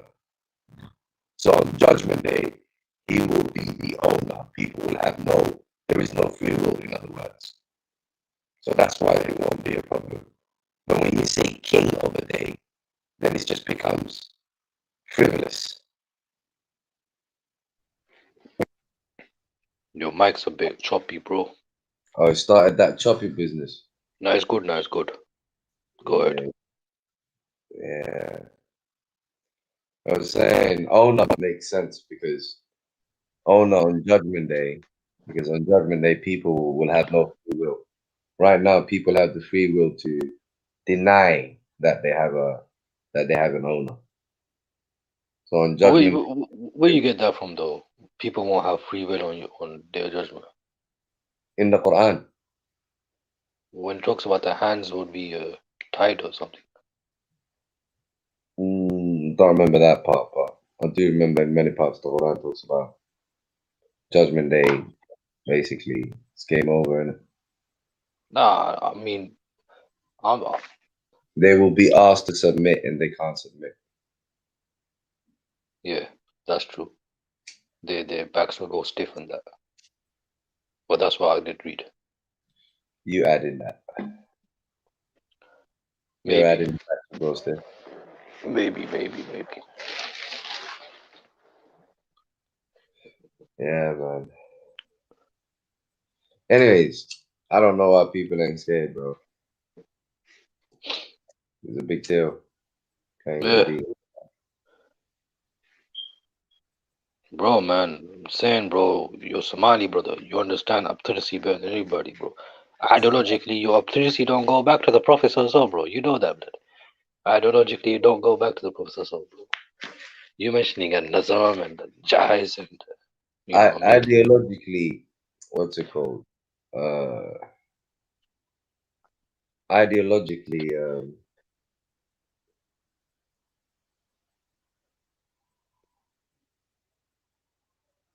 yeah, your organs will be a witness against you. That's no longer free will, definitely.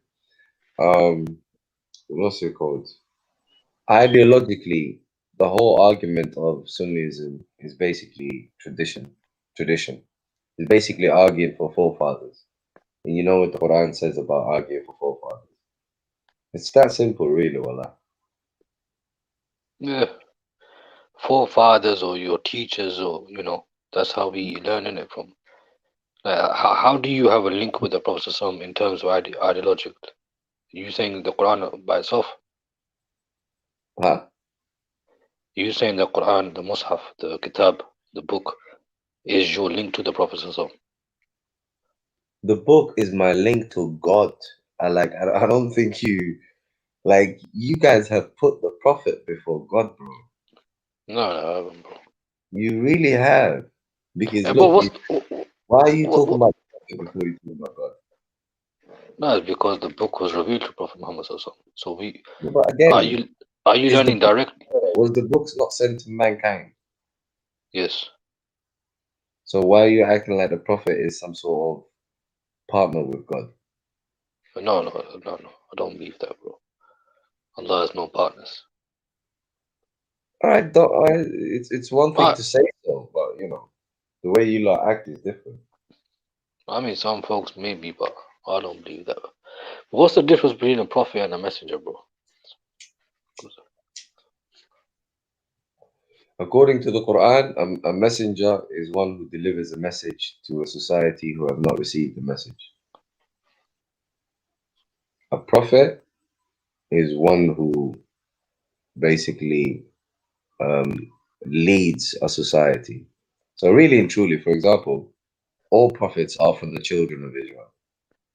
And the reason all prophets are from the children of Israel is simply because Abraham prayed for it. Abraham, when Allah said to him that he would make him a leader, Allah said, "What about my offspring?" Then Allah said, "Those that are ungrateful, basically those that are grateful, fine, but those that are not grateful are not accepted." So from the children of Israel, Allah gave them the prophethood. So the prophet, children of Abraham, then, isn't it? yeah, children of Yeah.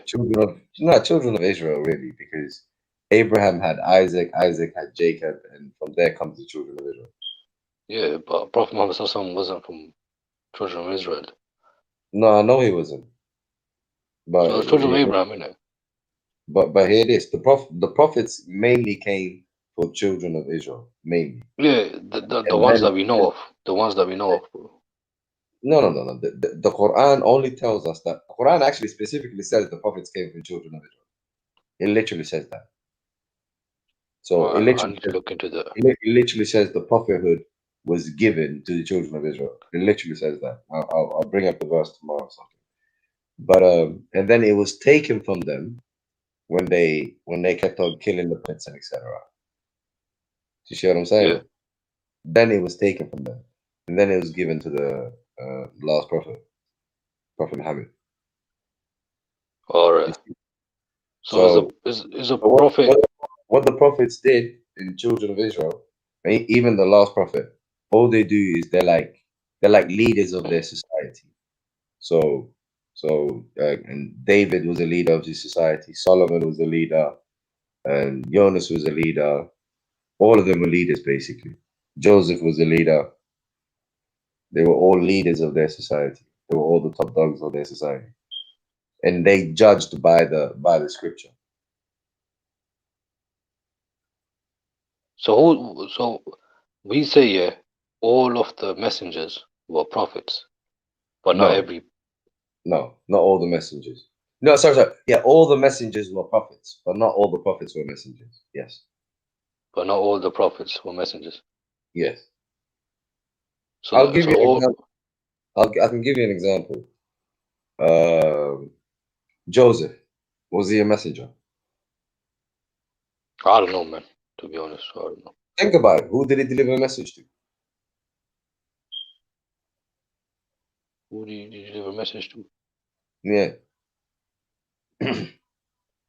He gave a message to some. He gave a message to some of the people in Egypt, didn't he? Who? He told the king to. He advised the king in it. He interpreted his dream in that. Okay, that's because the king asked him to. Yeah, but Allah gave him knowledge for that. True, but again, what's that got to do with like bringing a message in terms of revelation or something like that? Don't know. I'll give you another example. Solomon. Did Solomon bring him? He gave a message to Bilqis, Queen Sheba. And what was that? Don't know, bro. I need that's Surah 27, man. Surah 20. Sorry, Surah number. It was to 29 submit or to his 27. rule, right? Yeah. Yeah, submit to his rule. What's that got to do with revelation and stuff? No, he invited her to. He invited her to the truth. He invited her to the truth, fine. But did he deliver a message? Like did he have a book? The verse, I don't know. I don't know. All right. We can but we don't disagree though. We don't disagree over it. You said that every messenger is a prophet, but not every prophet is a messenger. Yeah. So we're in agreement there. So we're cool with that. On top of that, I would say the messengers are greater than is a greater rank than the prophet. Yeah, that's fair. Yeah, I'll put it that way. That's fair. Not because I was reading into that. You know, those submission.com and all those people, they go the other way around.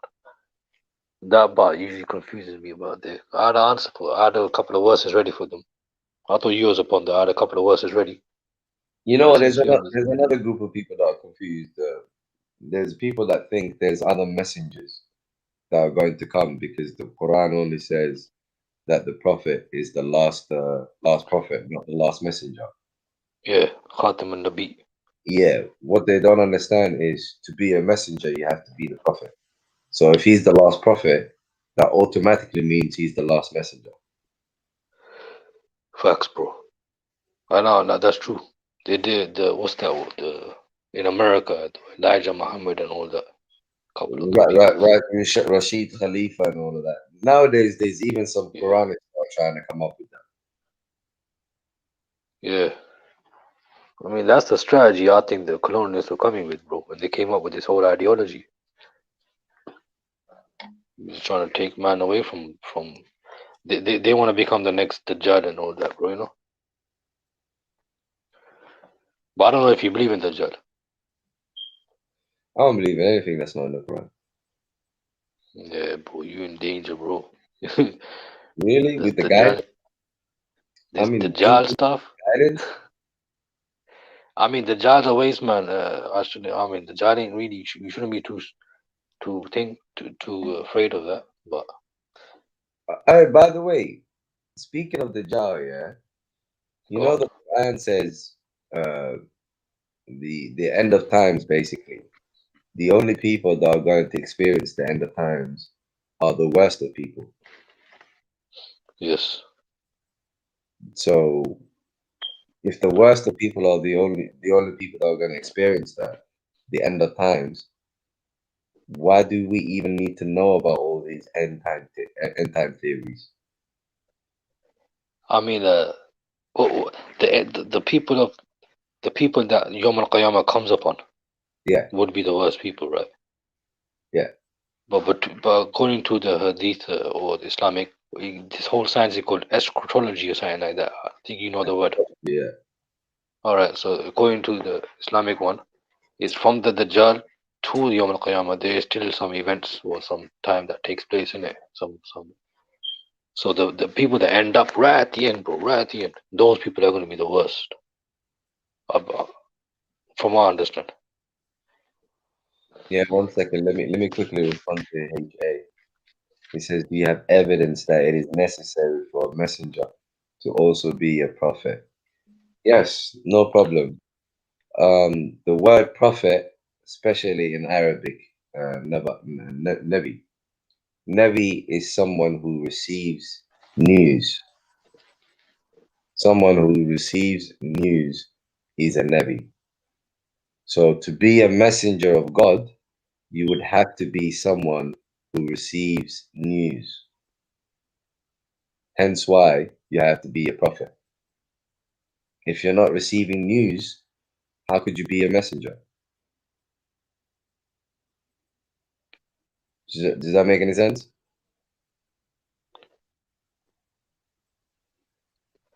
I hope that clarified it. Was that clear, Vegeta? Yeah, I see what you're saying. But yo, if I can chime in or add to what you're saying. You know, if you go to chapter 4, verse 69, Allah says, those who obey Allah and the Messenger are those whom Allah has blessed, namely the prophets. There's 4 people, there's 4 groups, or there's 4 ranks, right? The prophets, the Siddiqin, the Shuhada, and the Salihin.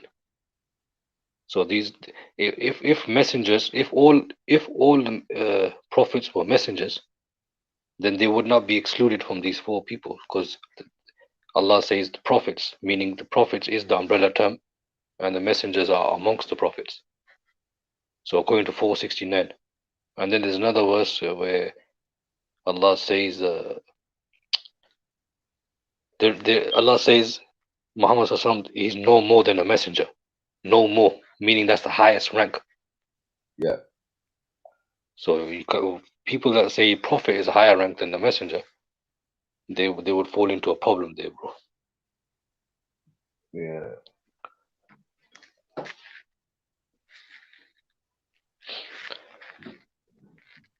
Yeah, I had those ones ready for you, Maverick. I'll be honest, I had a couple of verses ready for you, these ones. But yeah, you're on. You're on the same side. Yeah, you're upon me and you on the same thing there, bro. So.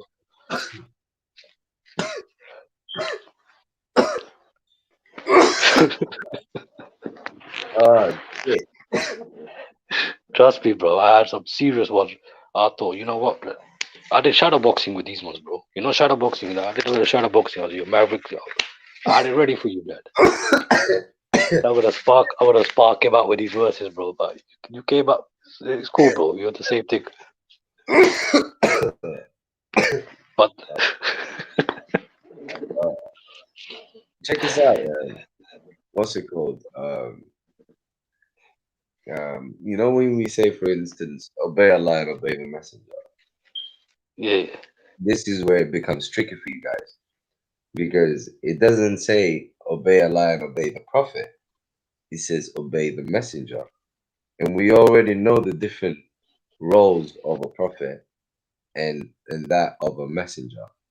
So it specifically says to obey the role of a messenger, not the role of a prophet. And we know that the key difference between the two is that one is one who delivers a message to a society who has not received it. How do you get out of that? So one of the comment section battles that me and you had, right? YouTube comment section battles. I think I did address that, bro. I need to. If you give me time, bro. If you give me time, I'll just look into it. No problem. Yeah, but definitely, I remember you came up with this one. I did what I did was, you know what I do? But I'll tell you straight up, man. I go to the website corpustoquran.com. I go to the trilateral root. I write down. You mentioned prophet, so it's Naba. I write down the Naba, and I start going through all the verses and find a verse which supports. That's what I do, bro. So I go for the Quran. That's the way I deal with it. That's my strategy. I put it out there. There's no shit. I can't. There's nothing to hide, bro. When it comes to the deen, bro, you can't hide that, innit? So that's my strategy, bro. 100%. Do you know what it is, bro? Like, as we get older, like, we need to stop playing games, bro. Like, you know what I'm saying? Death and judgment day and all of that just get closer, man. You get it? It's facts, bro. You can't afford to play games with that, man. You know what I mean? I mean, people are having fun, bro. Then eventually they'll be made fun of. You know, you There's can't no be. turning back, you know. There's no turning back, literally. So how on earth, I don't know, anyone has the confidence. You know what I'm saying?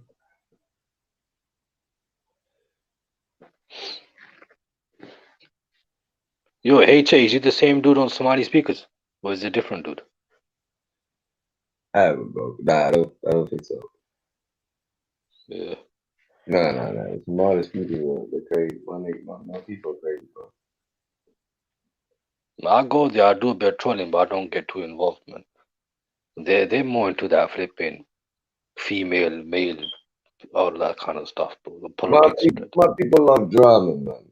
It's just drama. Anything that'll give us that drama, you know what I mean? Yeah, I mean, every stream is about that, man. If you have drama going on here, bro, you'll be 300, a couple of man, like, 40, 50 pounds over here, bro. I'm not even gonna lie, that is true.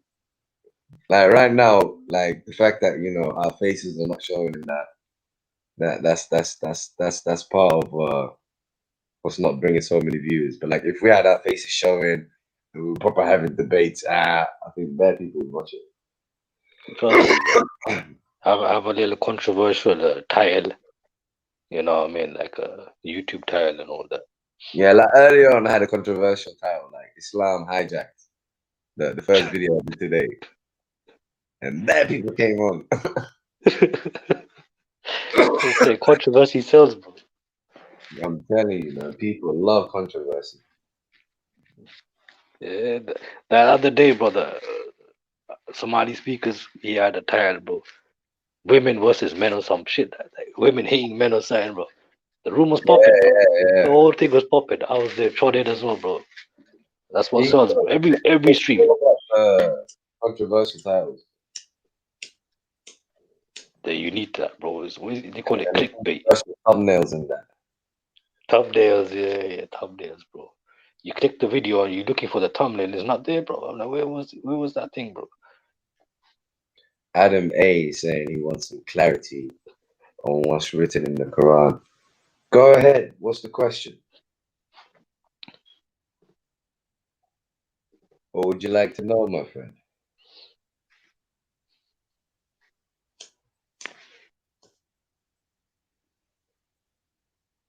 You know what the funny thing is, yeah? You know, not only does the Quran explain why the children of Israel was chosen as prophets. So not only does the Quran explain that, but it also explains why Mary was born before we even get to Jesus, because Mary's mother prayed to have a daughter like Mary. You see what I mean? And I think was it Mary herself that prayed for Jesus, or it might have actually been Mary's mom that prayed for it, and Jesus was an answer as a prayer. You see what I mean? Yeah. Yeah. So it was all like everything can be explained from the Quran. What about that? But every nation, Allah sent a. Is it Nabi or is it Warner? Warner, messenger. Warner, okay. Yeah.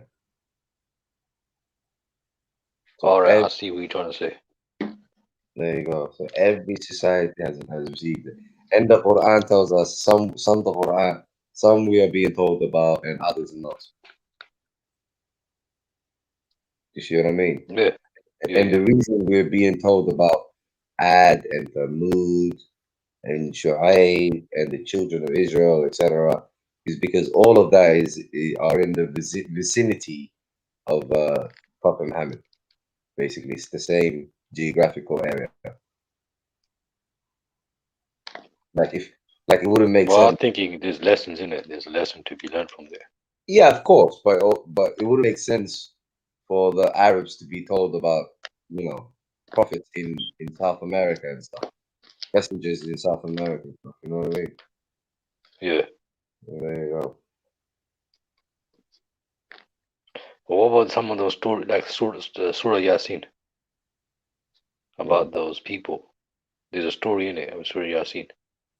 It doesn't really specify where geographically, but that's just for like as an example in it. But Adam is asking you a question, isn't it?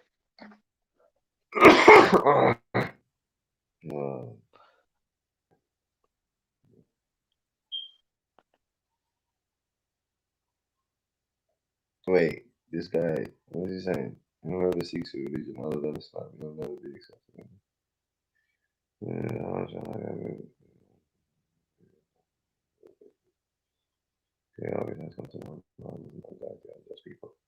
So, what's the problem? That's just the verse. I don't know. He still looks like he's still formulating his question. Oh no. Or he's having copy and paste problems. You know. I'm eager to know what his question is, because trying to find out what on earth is the problem. From that verse, and who else? I don't know. Let's go.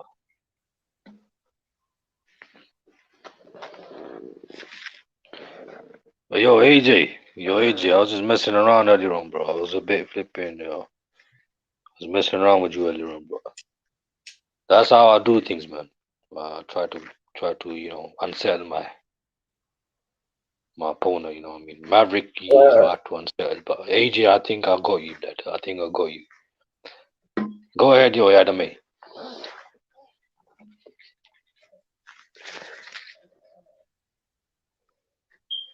Yeah, it's a very long stream, 9.5 hours. Fuck it, all day. This is over. This not even overtime anymore, bro. Extra time and everything.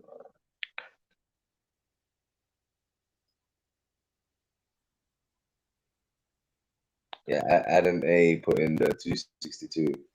But Adam A, remember the key criteria here. The key criteria is believe in Allah, the last day, and do good deeds. See, when you read the word Jews and Christians, don't see them as religions because they are communities. The Jews, for instance, is a community that split from the children of Israel. And the Christians are another set of Jews that split from the Jews that denied Jesus. Do you see what I'm saying to you? No, it's not contradictory. Because the point is, the key criteria is that they believe in Allah and the last day, and they do good deeds. That's the key criteria.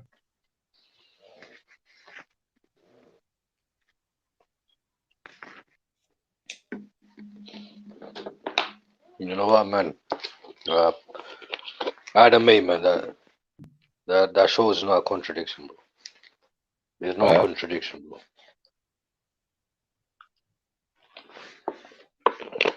Well, he's fixed on the name. He's fixed on Jews and Christians. He's not looking at the criteria. The criteria is belief in God and judgment day. Because you're looking at Islam and Jews and Christians and you're seeing them all as religions. But the point is here, the whole deen is judgment. The judgment is God, last day, and you do good deeds. What you call yourself is irrelevant. Call yourself Jew as much as you want. There's no names here. It's what you believe in.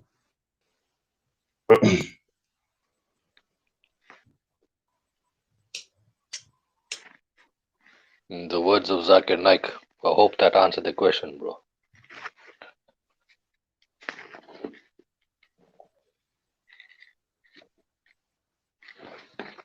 Yo, hey, man, I'm messing around, man. I'm not decent doing. Listen, bro. When it comes, Maverick, man, I know the brother for a while, man. We had a couple of sparring, couple of fights. Outside of this topic, bro, everything he says in the regarding flipping Qabil, regarding Nag, I agree with all that stuff, bro. It's just here, bro. We have a disagreement. Outside of this, bro, we 100% agreement. Okay, Nomad says, and married those among you who are single, and those who are fit among your male slaves and your female slaves. The word is servants, my friend, not slaves. Servants. There are two groups of people, especially in that society and in that time. There are people who are landowners, and there are people who are workers. That's it. The workers are called servants, and landowners are called freemen.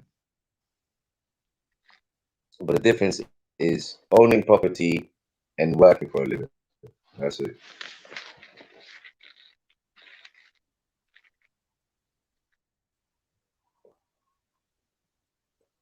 Again, I told you, look what Adam A is doing. And literally what I told you. It says the first scripture said, we will accept another religion other than Islam. One, Islam is not a religion.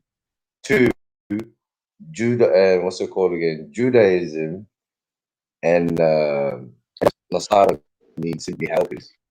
Literally, what you got is the Jews and the helpers. Neither Jews are considered a religion, nor is the helpers considered a religion. They're both just communities. What is considered a deen is belief in God Judgment Day, and doing good deeds. But as long as you have those three as your deen, you're good to go.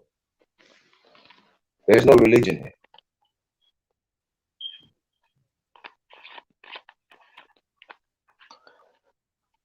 I mean, when IMG Guru said that to me in 262, I said the same. I said the followers of Musa alayhi salam.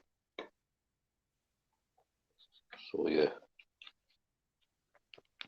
So why have the translators chose the word slave? You already know why, you know, man. Also, can't the servant be married to a non-servant? Of course he can. He or she can. Hey, what's wrong with that, bro? What's wrong with and marry those among you who are single, and those who are fit among your male slaves and your females? What's wrong with that? Yeah. And as a matter of fact, he just repeated that when he said, "Can't the servant be married to a non-servant?" Of course they can. Yeah. That's what the verse is saying. It's saying marry the fit servants among your male, and your female. Then what the hell? As a matter of fact, if it was slaves, why would it say marry your slaves? You already own them.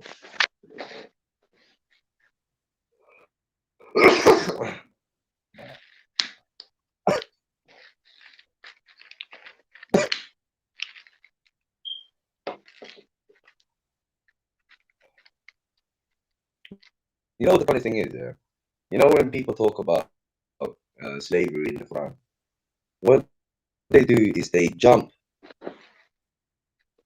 one religion. No, it says Islam is a deen. It does not mean religion.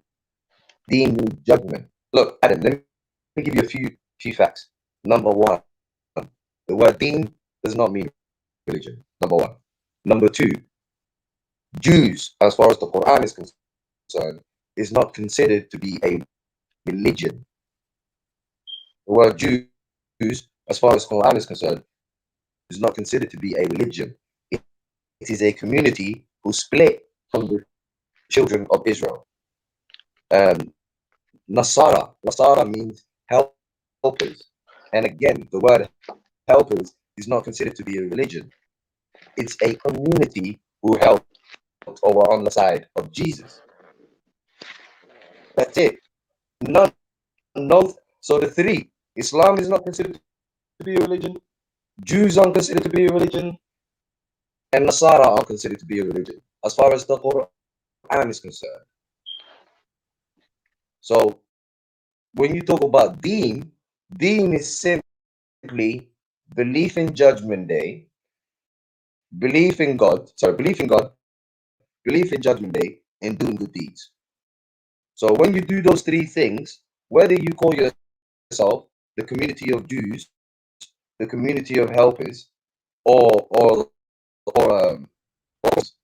you're in the same deen. The deen is the same.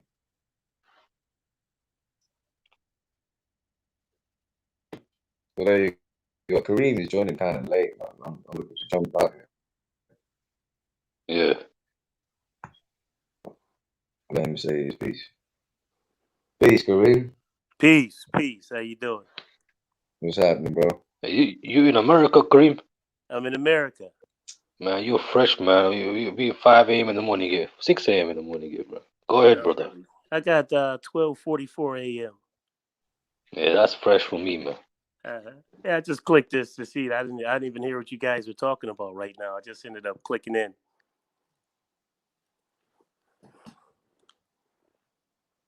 You guys discussing anything? We just had a little sparring earlier on, man. Now I'm just knocked out, bro. Now I'm sleep talking. Okay, all right. Well, I guess I should check in tomorrow, inshallah. Well, what you got for me, bro? What you got for me, blood? What you got for me, man? Nothing. I listened earlier. 9 hours is something that'll do. Enough is enough. Peace and blessings. Peace out. Yo, peace, love.